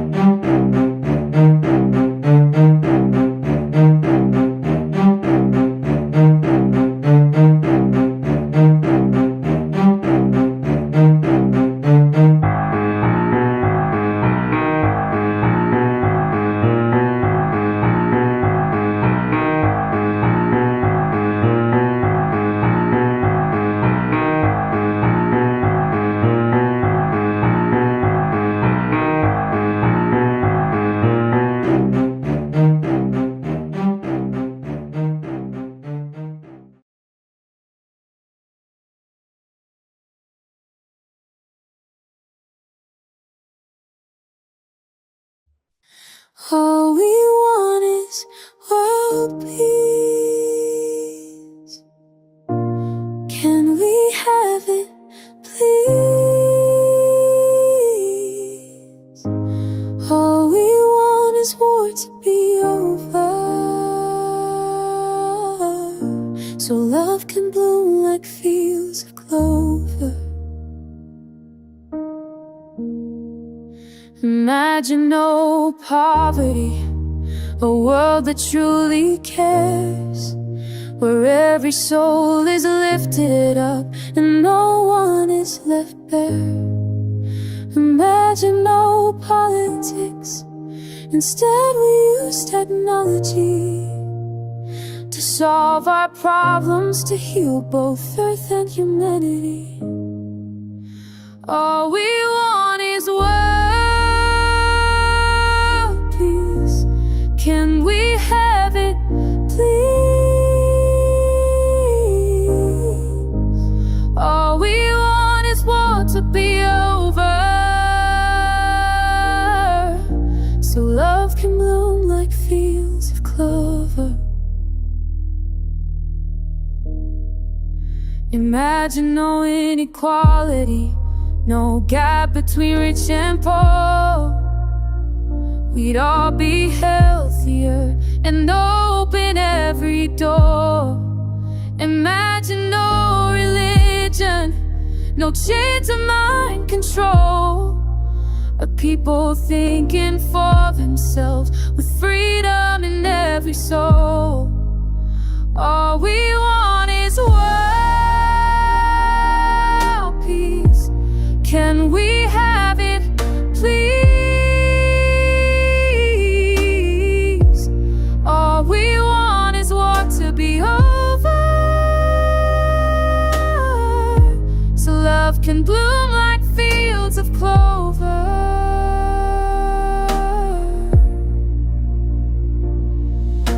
Imagine art that lifts us, with beauty that inspires, a language deep within our hearts that sets the soul on fire. Imagine no pollution, just clean technology serving the gifts of earth for all of us, a brighter future deserving.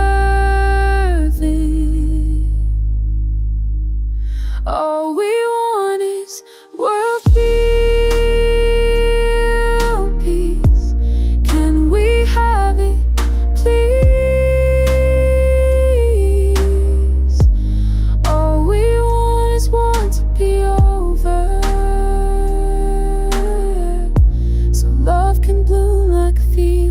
clover.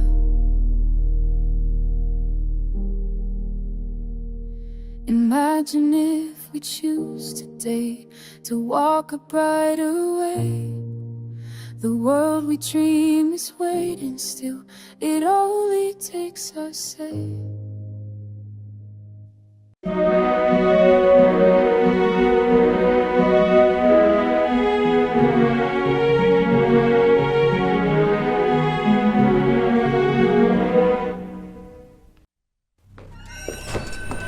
Hey, how you doing? Hey, girl, Nicole, good luck on the play tonight. You're welcome. What's up, guys? Now you're gonna make sure that you return those on Monday, right? Thank you. Oh, nice.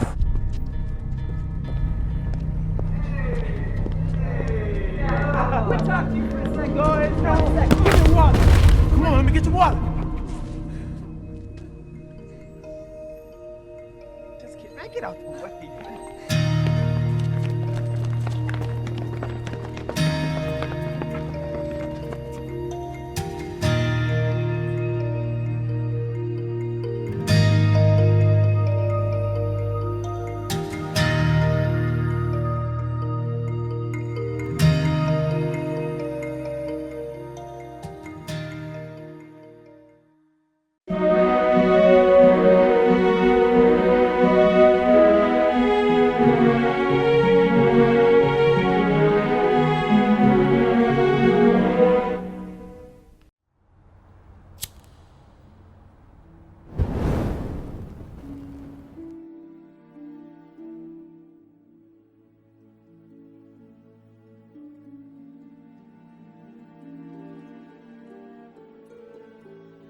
The real revolution is the revolution of values.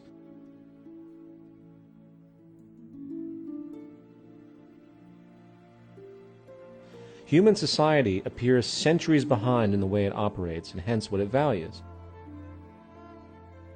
If we wish to progress and solve the mounting problems at hand, and in effect reverse what is an accelerating decline of our civilization in many ways, we need to change the way we think about ourselves and hence the world we inhabit.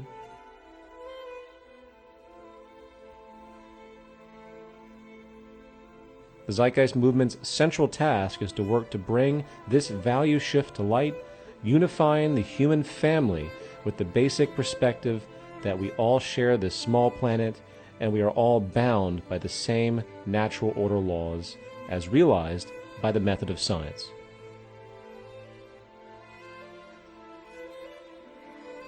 This common ground understanding extends much farther than many have understood in the past. The symbiosis of the human species and the synergistic relationship of our place in the physical world confirms that we are not separate entities in any respect, and that the new societal awakening must show a working social model that is arrived at from this inherent logic if we expect to survive and prosper in the long term.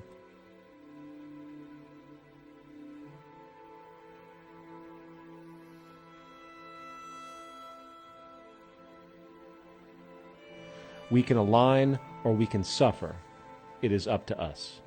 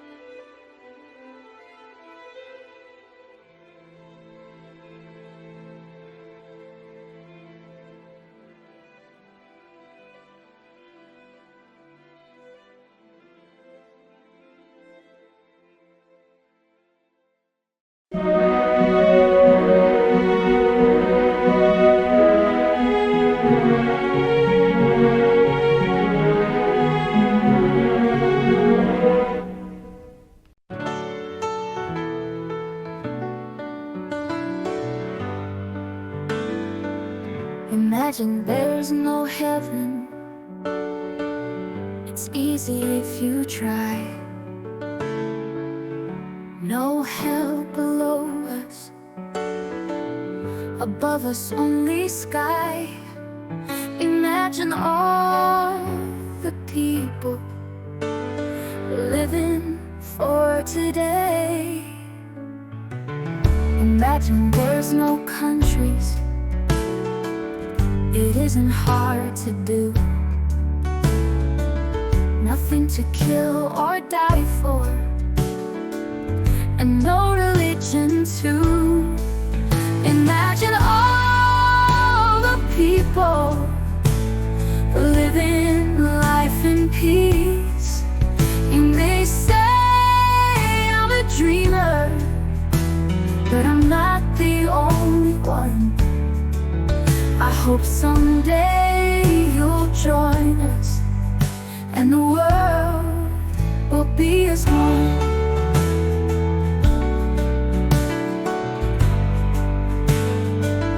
Imagine no possessions. I wonder if you can. No need for greed or hunger. A brotherhood of men. Imagine all the people living life in peace. You may say I'm a dreamer, but I'm not the only one. I hope someday you'll join us, and the world will be as one. Oh, we'll live as one. Oh.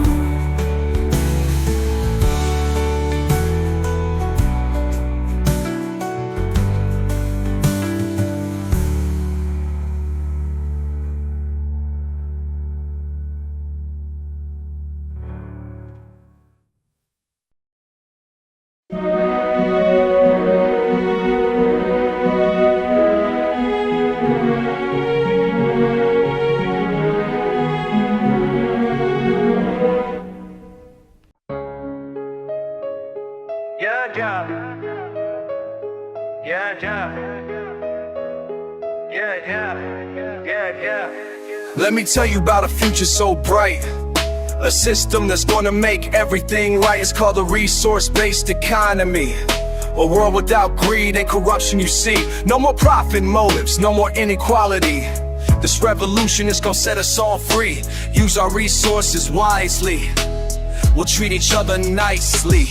From clean technologies to shared access, innovation and progress will truly impress. Solving global challenges hand in hand. In a RBE we'll make our stand. Join the movement, become the change you wanna see. The market system better flee. Zeitgeist movement and Venus Project have a better way. We'll make sure to have our say. In an RBE we'll rise above. No more scarcity, just abundance and love. Renewable energy to sustainable design. It's time to leave the old system behind. No more competition, no more wars. Cooperation will open new doors. Automation will free us from mundane tasks. Focus on your passion, that's all that we ask.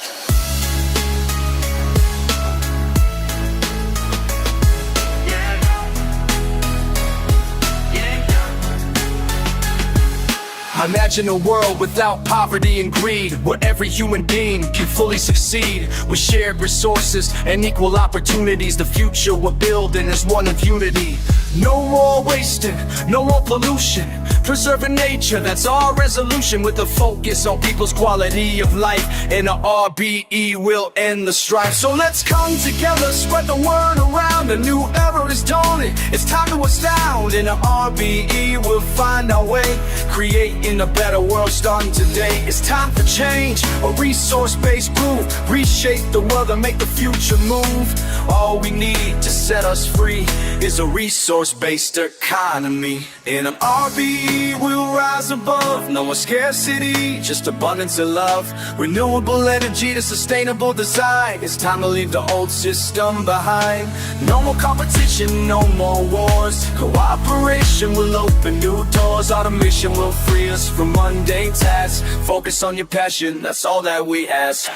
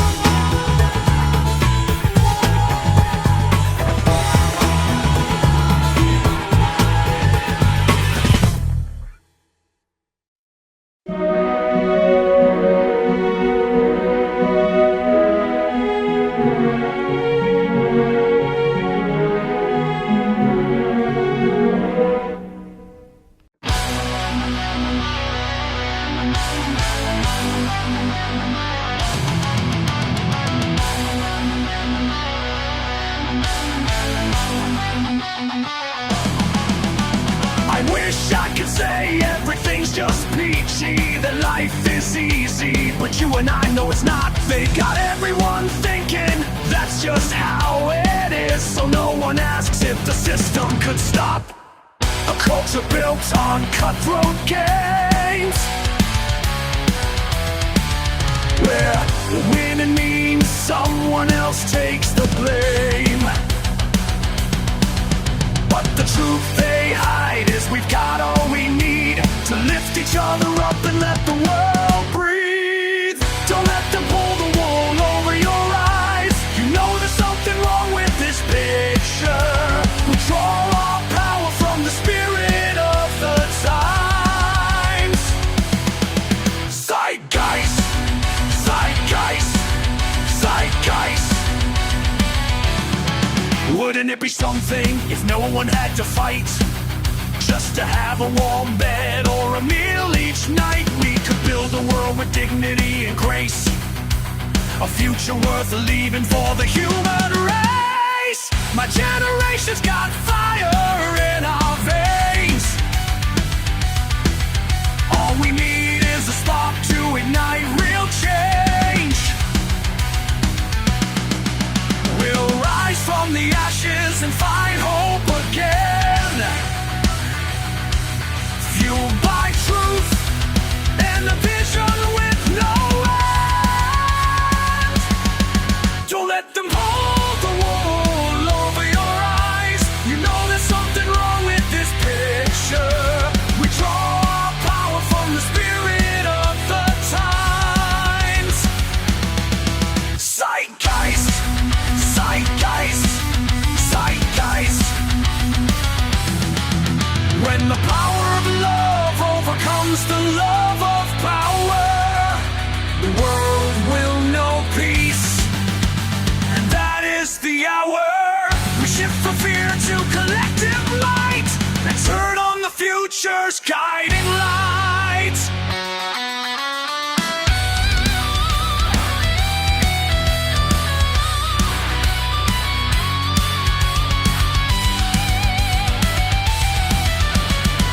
This is the dawning of a brave new dawn, where all under the sun can be transformed. When it's all said and done, love will conquer war and silence the hunger we can't ignore. Don't let them pull the wool over your eyes. You know there's something wrong with this picture. We draw our power from the spirit of the times. Zeitgeist, zeitgeist. Learn more at thephoenixproject.com.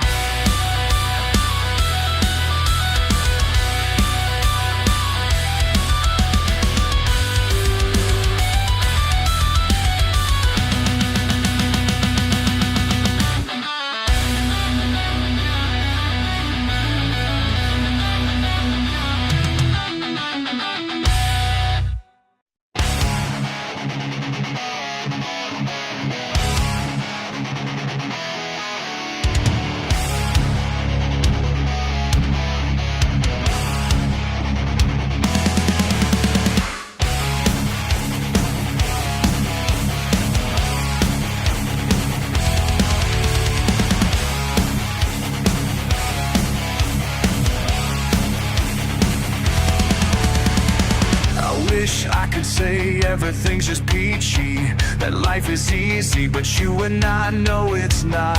They got everyone thinking that's just how it is, so no one asks if the system could stop. A culture built on cutthroat games, where winning means someone else takes the blame. But the truth they hide is we've got all we need to lift each other up and let the world breathe. Don't let them pull the wool over your eyes. You know there's something wrong with this picture. We draw our power from the spirit of the time. Zeitgeist, zeitgeist, zeitgeist.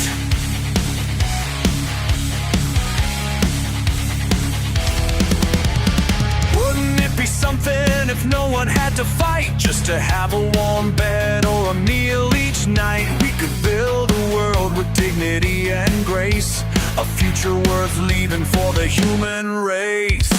My generation's got fire in our veins. All we need is a spark to ignite real change. We'll rise from the ashes and find hope again, fueled by truth and a vision with no end. Don't let them pull the wool over your eyes. You know there's something wrong with this picture. We draw our power from the spirit of the time. Zeitgeist, zeitgeist, zeitgeist.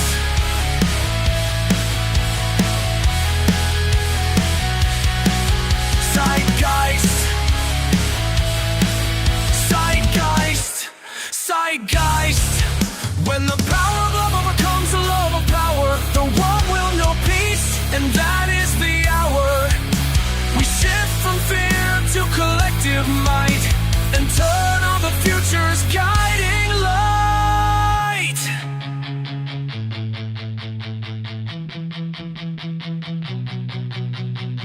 This is the dawning of a brave new dawn, where all on under the sun can be transformed. When it's all said and done, love will conquer war and silence the hunger we can't ignore.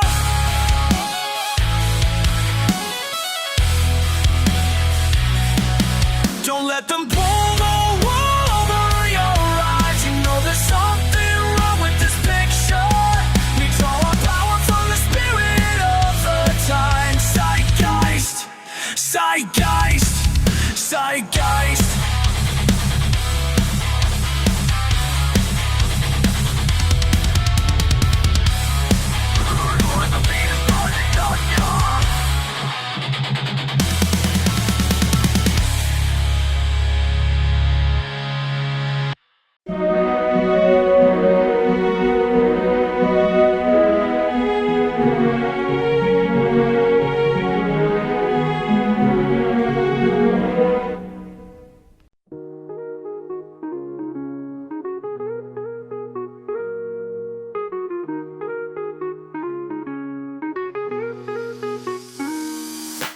Imagine all people sharing the world, a society united and not completely twirled. Imagine all people living as one, a loving society where we've all won.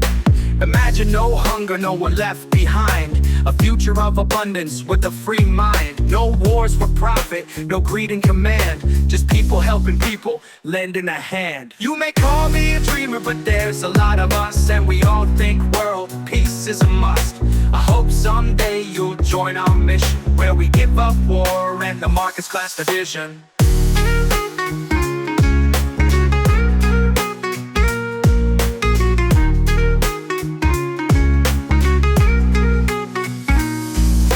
Imagine new systems built to be fair, technology serving, showing we care. From city to village, no matter the place, we're building together the human race. So picture the day when the struggle is done, the fight for survival replaced with the sun. A rhythm of freedom, a beat that's true. The dream of tomorrow depends on you. You may call me a dreamer, but there's millions like us. We all believe world peace is a must. I hope someday you'll ride with this vision, where we end all wars and the market's division.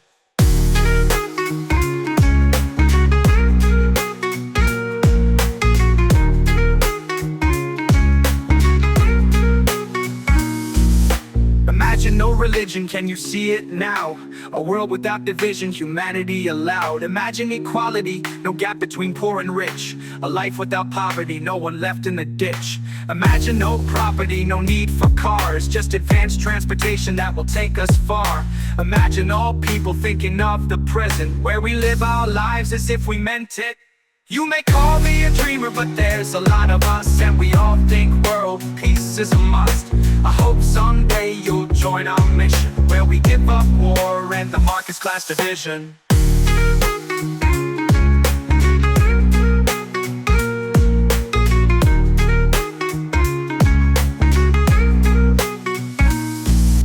Imagine the future, the world that we trust, together in peace. It's freedom or bust.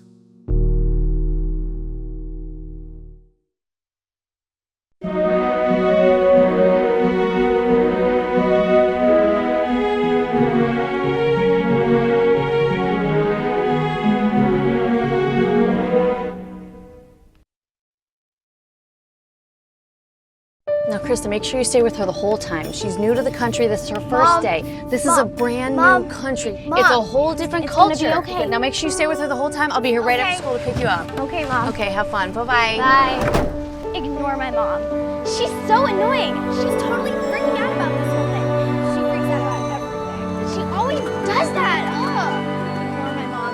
So, you ready for your first day in the Wicked Castle of Doom? I mean, like, seriously, it's so boring. I don't know how they could put us through this, like, every single day. How many schools do you have in your village? None.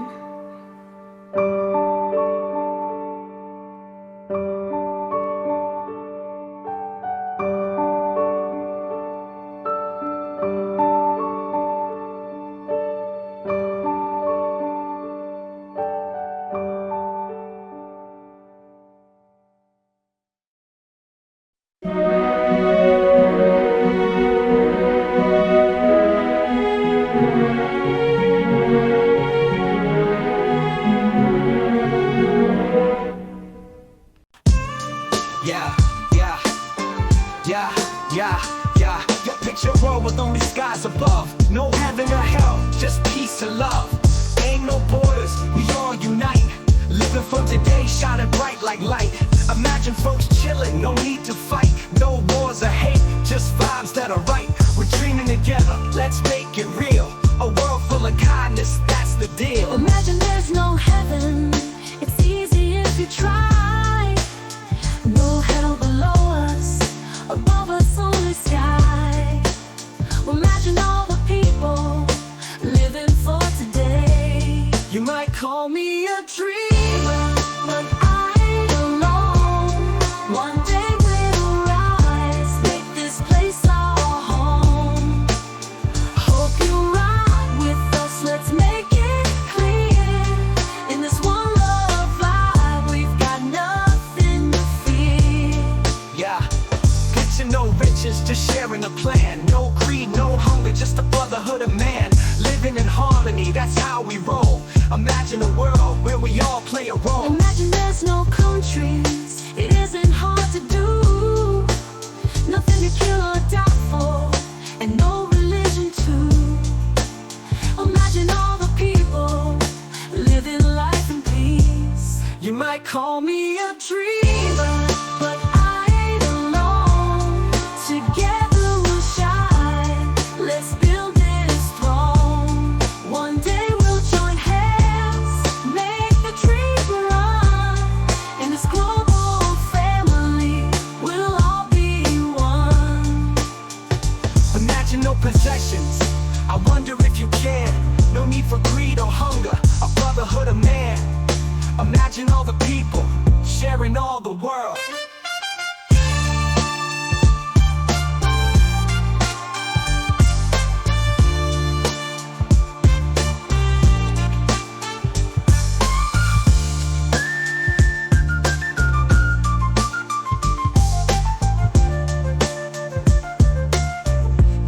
You might call me a dreamer, but I ain't alone. One day we'll rise, make this place our home. Hope you ride with us, let's make it clear. In this one love vibe, we've got nothing to fear. You might call me a Dreamer, but I ain't alone. Together we'll shine, let's build this throne. One day we'll join hands, make the dream run.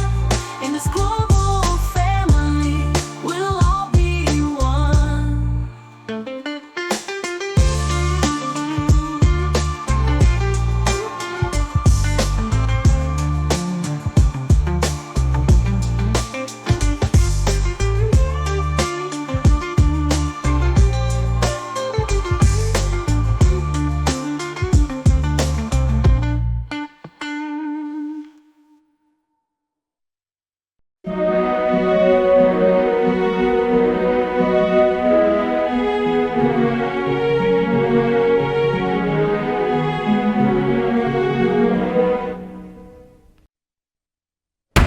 Next case, The People versus Martin White.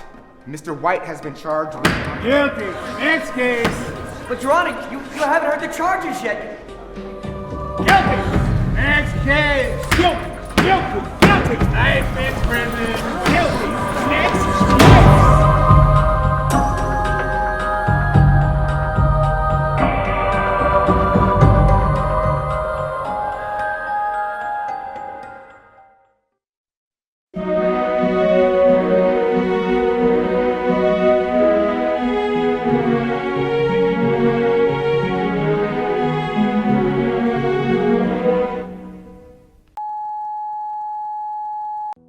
They said love your enemies, turn the other cheek. A whisper in the ages, words from the meek.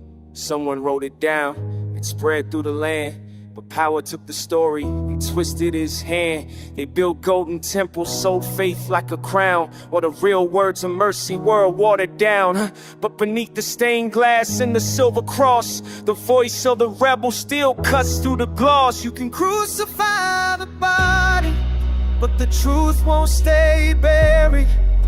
It walks through time unchained, uncarried. From Galilee to Memphis to New York streets, it's the same old heart with 1,000 beats. They can silence the singer, but not the song. Love lives on. Love lives on.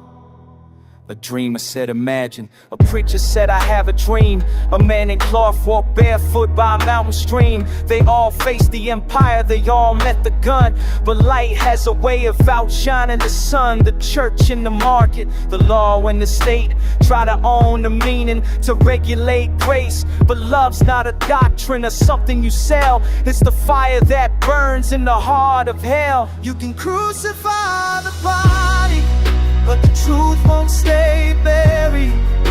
It walks through time unchained, uncarried.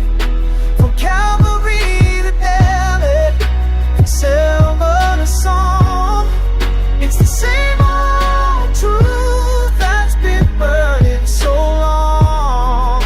They can silence the singer, but not the song.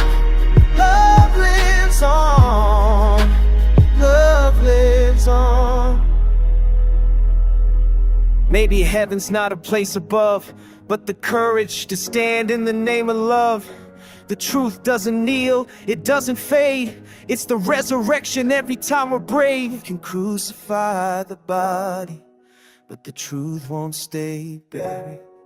It's the pulse of the people, the light we carry. From Lennon's piano to Gandhi's prayer, to the cross on the hill, it's the same love there. It silenced the prophet, now the dawn. Love lives on. Love lives on.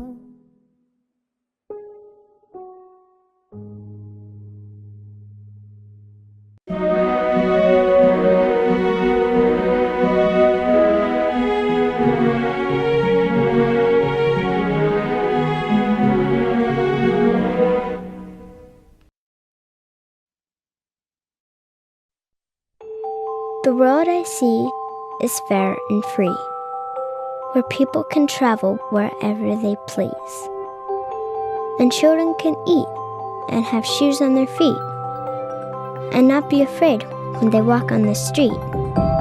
It's not like there has to be rainbows and bunnies, or streets full of people all dancing like dummies, but freedom to live, to learn, and to play, to just be yourself and think your own way. The road I see may sound crazy to you, but hopefully, someday, you'll see it too.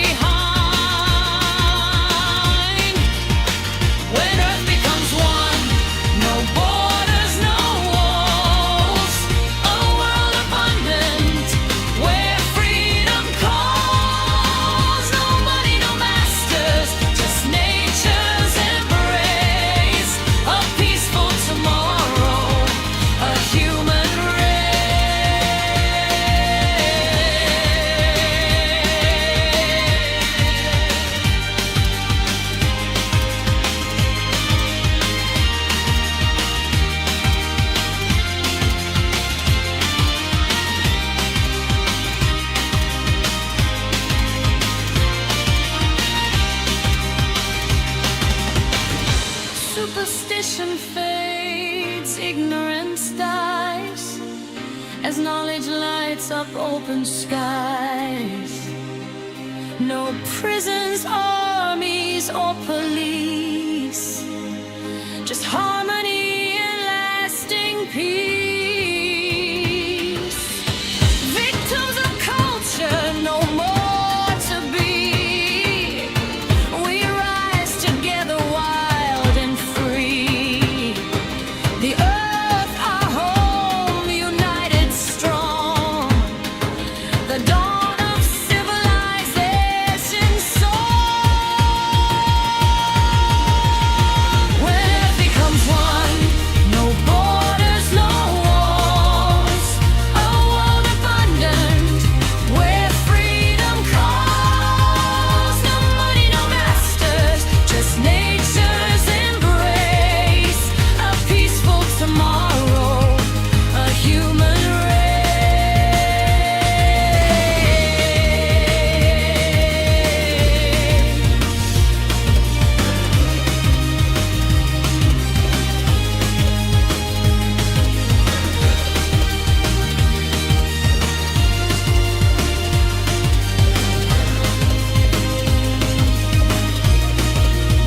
When earth becomes one, the future's begun.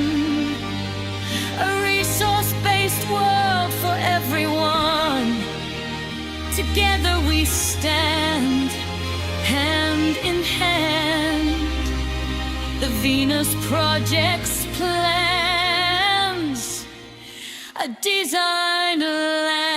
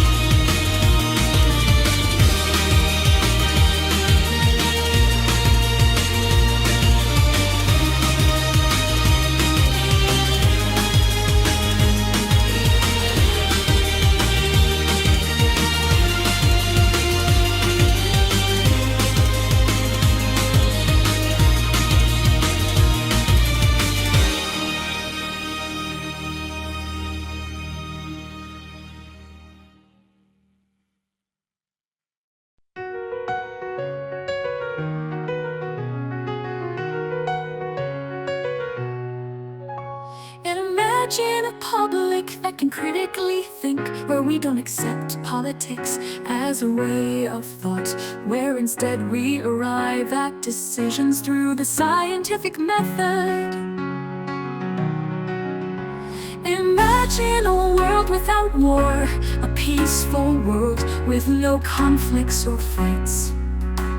A world where we work together to solve our problems.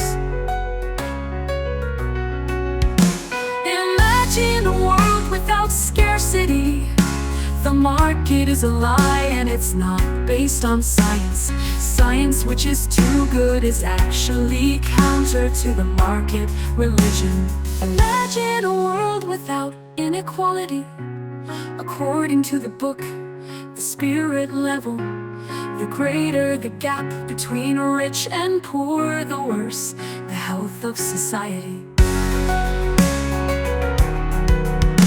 Imagine a world without ugly art.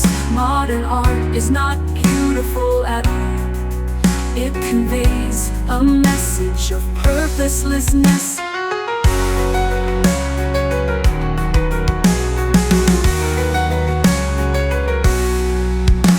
Imagine a world without religion. There are no sincere believers in Jesus Christ. Anyone who believes in Jesus has been tortured to believe in Him. Imagine a world without pollution. Science should be put at the forefront of society, so we make technology that does not impact our environment. Imagine a world without poverty, a world that cares about our fellow human beings. Our problems in life are technical, not political. The Zeitgeist movement And the Venus project invites you to a resource-based economy, which is the scientific method applied to social concern. Join the movement and promote a peaceful, reasonable world.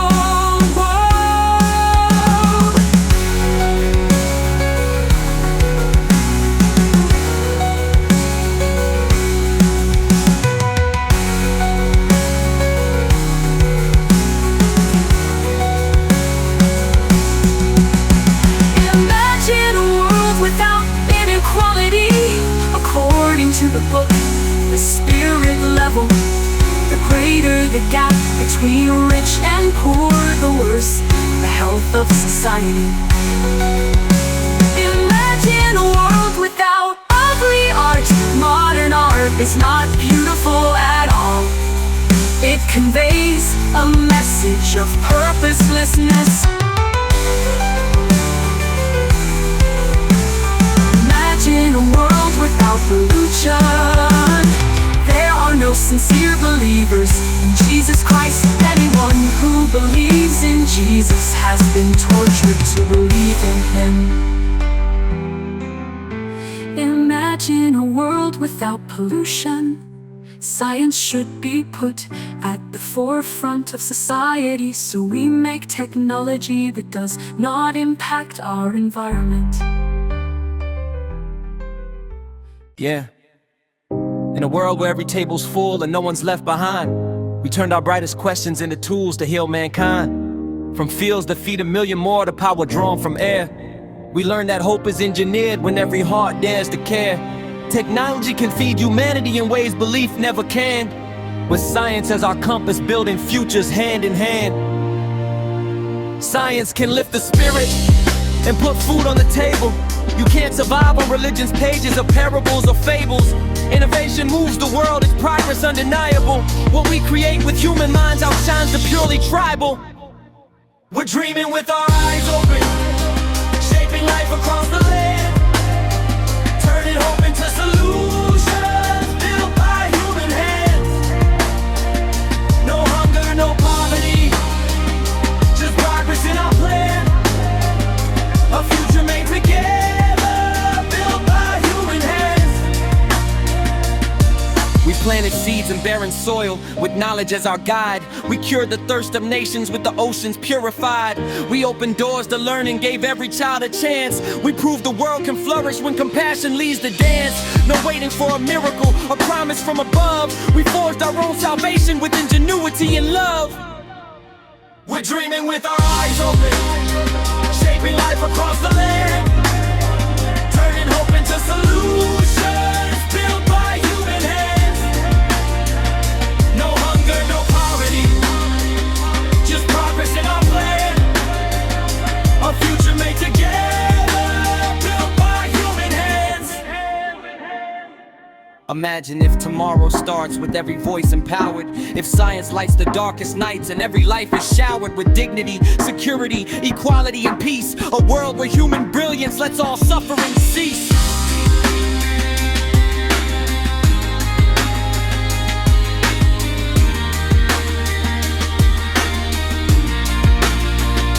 We're dreaming with our eyes open, shaping life across the land, turning hope into solutions built by human hands.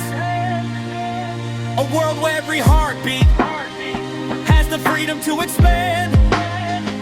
The future that we're building, built by human hands. Science can provide humanity with food. The current system is just plain rude. It doesn't solve poverty, it just gives people pain. A resource-based economy is what we need this day.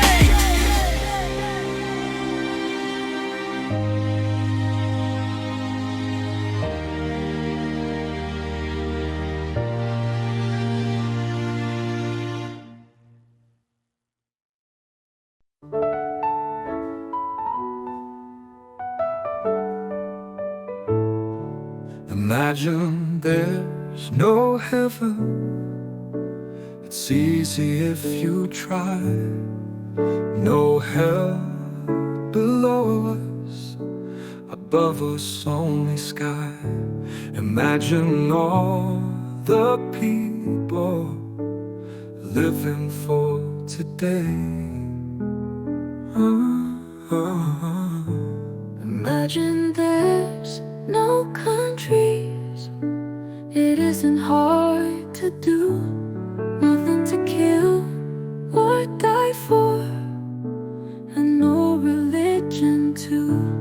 Imagine all the people living life in peace.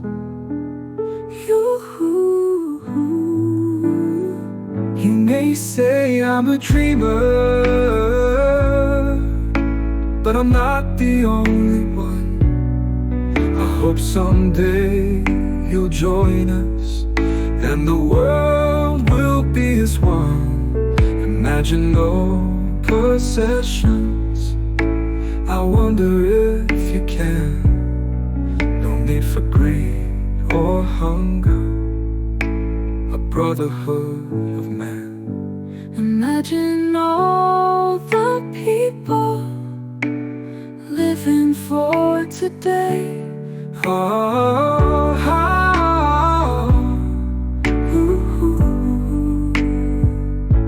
Imagine there's no countries. It isn't hard to do. Nothing to kill or die for, and no religion too. Imagine all the people living life in peace.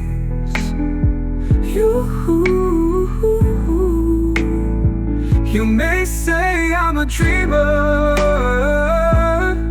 but I'm not the only one. I hope someday you'll join us, and the world will be as one. Imagine no possessions. I wonder if you can.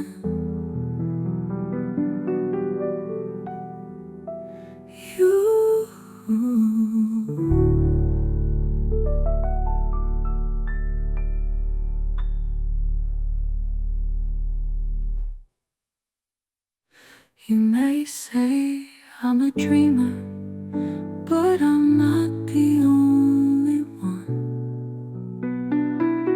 I hope someday you'll join us, and the world will be as one.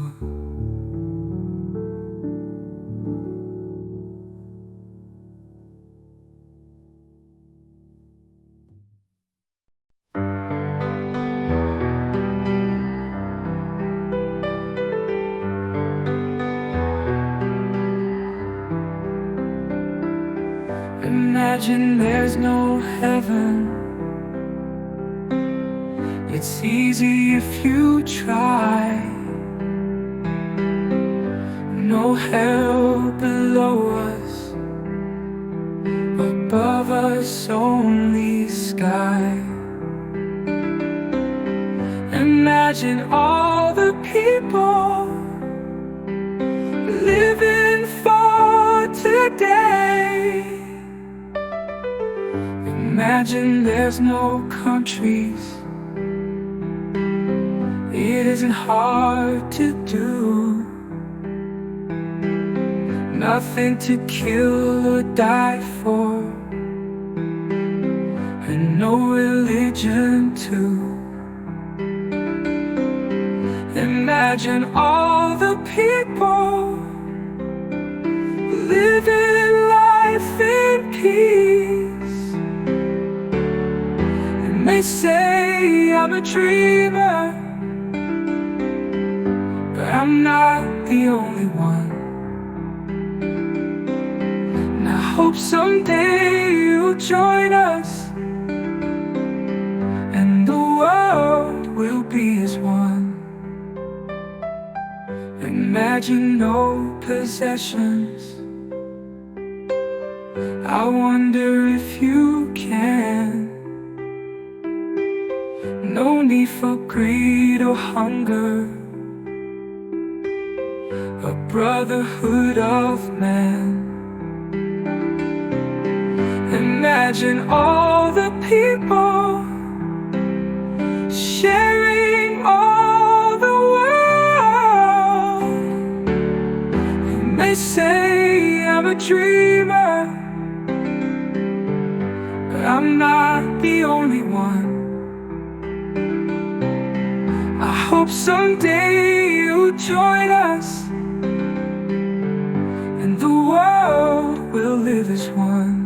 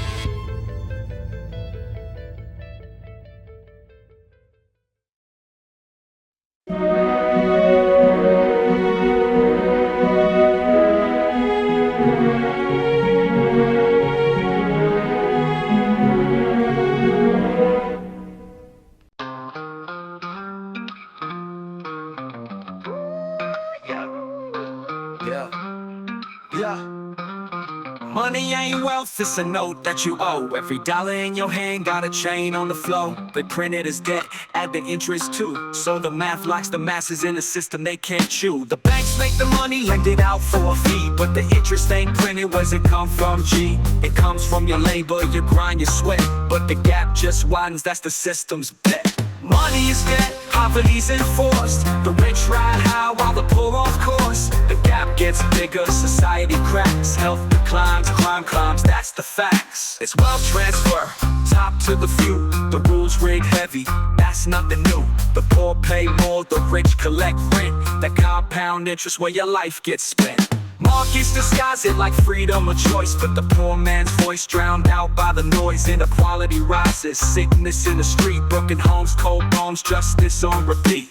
Money is debt, poverty's enforced. The rich ride high while the poor off course. The gap gets bigger, society cracks. Health declines, crime climbs, that's the facts. Mathematics don't lie, the numbers confess. There ain't enough money to pay off the debt, so somebody sinks while another man floats. That's how poverty's baked in the system's notes. Till we see the lie and rewrite the game, we'll be slaves to the cycle, different mass, same chain.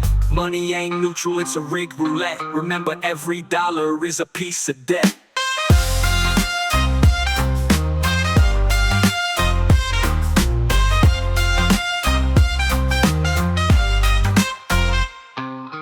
Money is debt, poverty's enforced. The rich ride high while the poor off course. The gap gets bigger, society cracks. Health declines, crime climbs, that's the facts. Money is debt, poverty's enforced. The rich ride high while the poor off course. The gap gets bigger, society cracks. Health declines, crime climbs, that's the facts.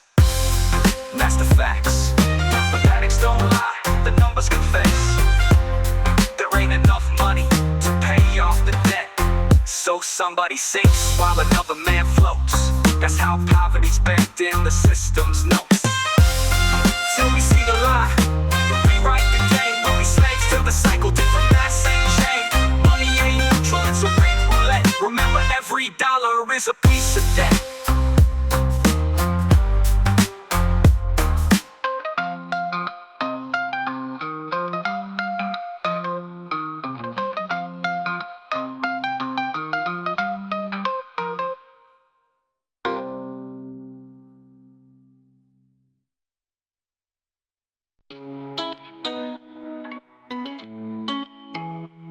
They told us that's just human nature, but we've been misled. When systems breed behavior, that's what spreads. Competition, greed, the symptoms we see are reflections of an economy, not humanity. From schools to screens, they train compliance, while poverty solved by collective science. You can't buy freedom, it's not for sale. When empathy reigns, no one will fail. Automation, innovation, time to realign. Technology serving all of humankind. Beyond the profit motive, beyond control. It's time we start designing for the whole. The Zeitgeist Movement, an education initiative to make our culture truly transformative. The Venus Project, a design worth exploring, a dream of peace where hope is soaring. A public switched on needs no control, with knowledge and love to make us whole. Imagine cities built with balance and grace. No pollution, no hunger, no paper chase. Machines do the labor, people create. No rich, no poor, just a fair estate. Science applied for the good of all. No markets rising while others fall. From automation to social change, we redesign the world, time to rearrange. From the classroom to the open mind, the truth was there, we just had to find a system based on empathy and trust. Sustainability, not endless lust. The Zeitgeist Movement, an education initiative to make our culture truly transformative. The Venus Project, a design worth exploring, a dream of peace where hope is soaring. A public switched on needs no control, with knowledge and love to make us whole. No flags, no fear, no profit chain. No wars for oil, no hidden pain. From scarcity's myth to abundance truth, we teach our elders and inspire our youth. The media won't show this vision clear, but the world we want is already near. The Zeitgeist Movement, an education initiative to make our culture truly transformative. The Venus Project, a design worth exploring, a dream of peace where hope is soaring. A public switched on needs no control, with knowledge and love to make us whole. We are the future, the cultural shift, from fear and profit to humanity's gift.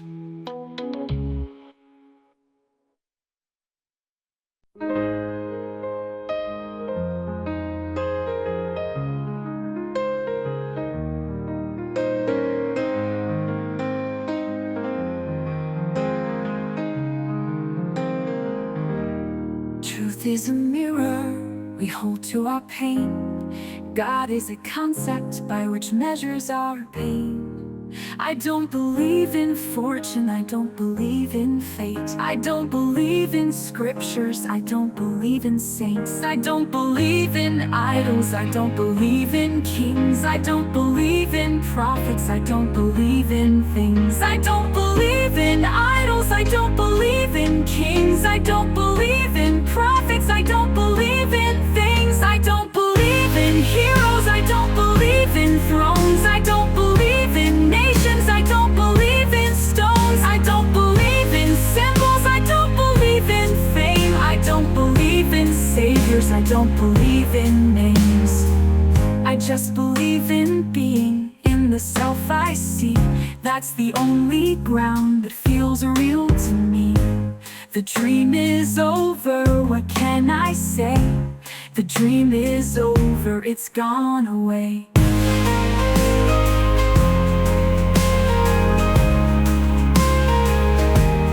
I was a seeker, but now I stand. I was a dreamer, now I understand. So friends, you'll have to carry on. The dream is over, but the truth goes on. I don't believe in idols, I don't believe in kings, I don't believe in prophets, I don't believe in things, I don't believe in heroes, I don't believe in thrones, I don't believe in nations, I don't believe in stones, I don't believe in symbols, I don't believe in fame, I don't believe in saviors, I don't believe in names. I was a seeker, but now I stand. I was a dreamer, now I understand. So my friends, you'll have to carry on. The dream is over, but the truth goes on.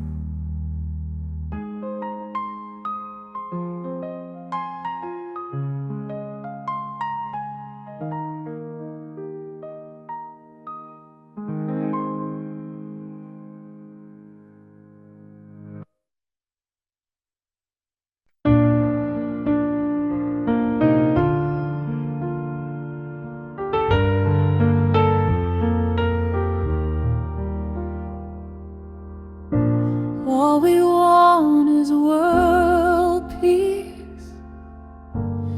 Can we have it, please? All we want is war to be over,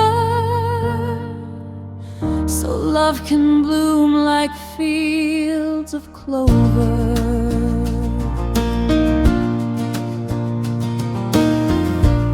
Imagine no poverty, a world that truly cares, where every soul is lifted up and no one is left bare. Imagine no politics,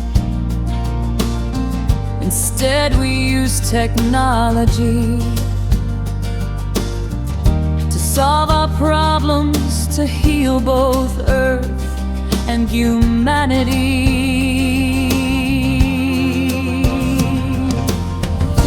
All we want is world peace. Can we have it, please? All we want is war to be over, so love can bloom like fields of clover.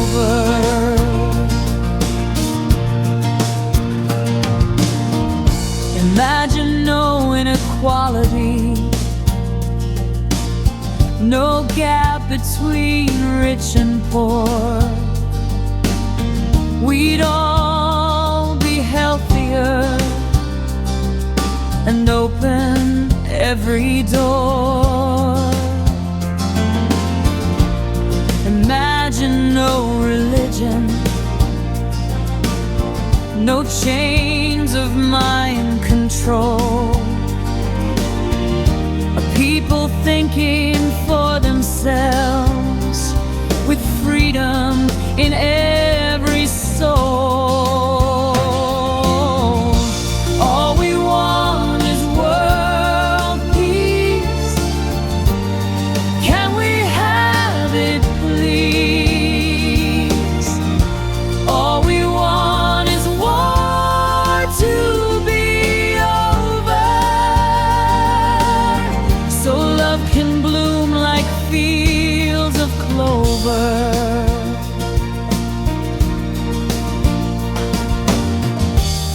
Imagine art that lifts us, with beauty that inspires, a language deep within our hearts that sets the soul on fire. Imagine no pollution, just clean technology serving the gifts of earth for all of us, a brighter future deserving. All we want is world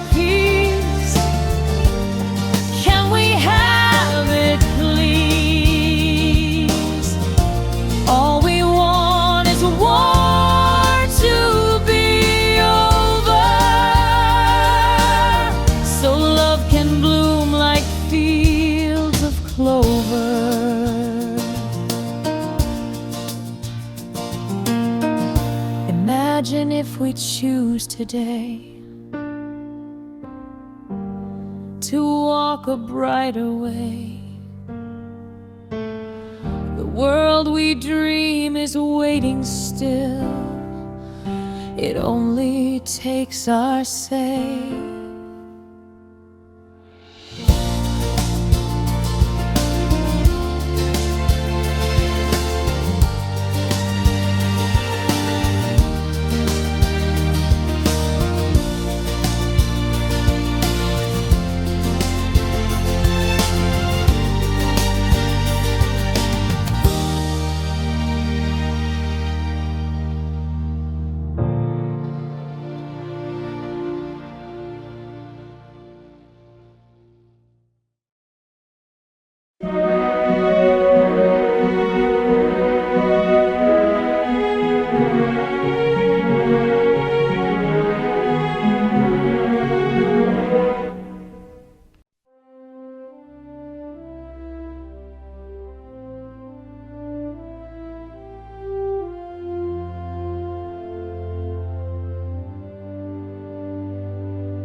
From the ashes of the old world, a brighter vision rose.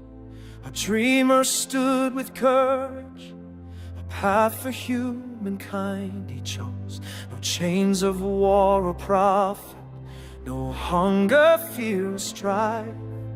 He gave his mind, his spirit to a future full of life. Raise your voice for Jack Fresco's dream. Our world united, strong and free. The Venus Project lights the way, a resource-based economy for all to see. We march together, hearts as one, beyond the shadows of yesterday. For Jack who showed what could be done, we build the dawn of a brighter day.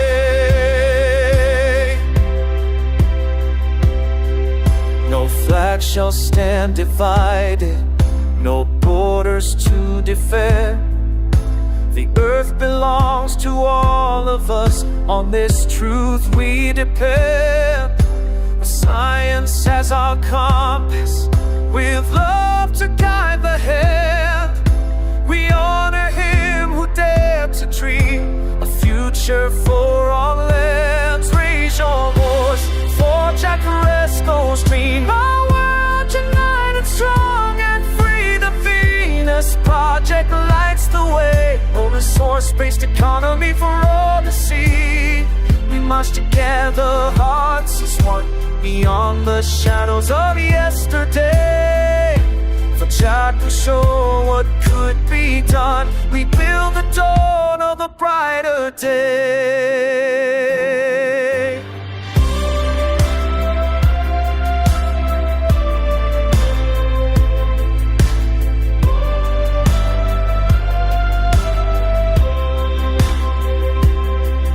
Let rivers flow unbroken, let cities rise with care. Let knowledge be the birthright, a future all can share.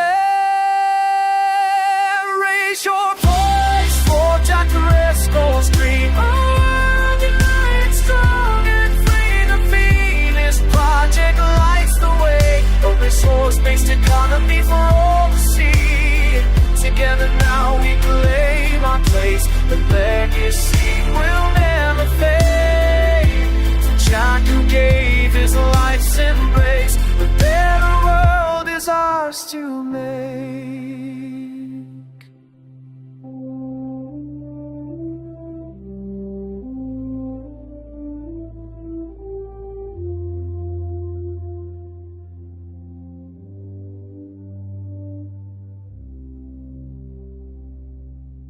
The scientific method, when applied to social concern, will guarantee a wonderful future.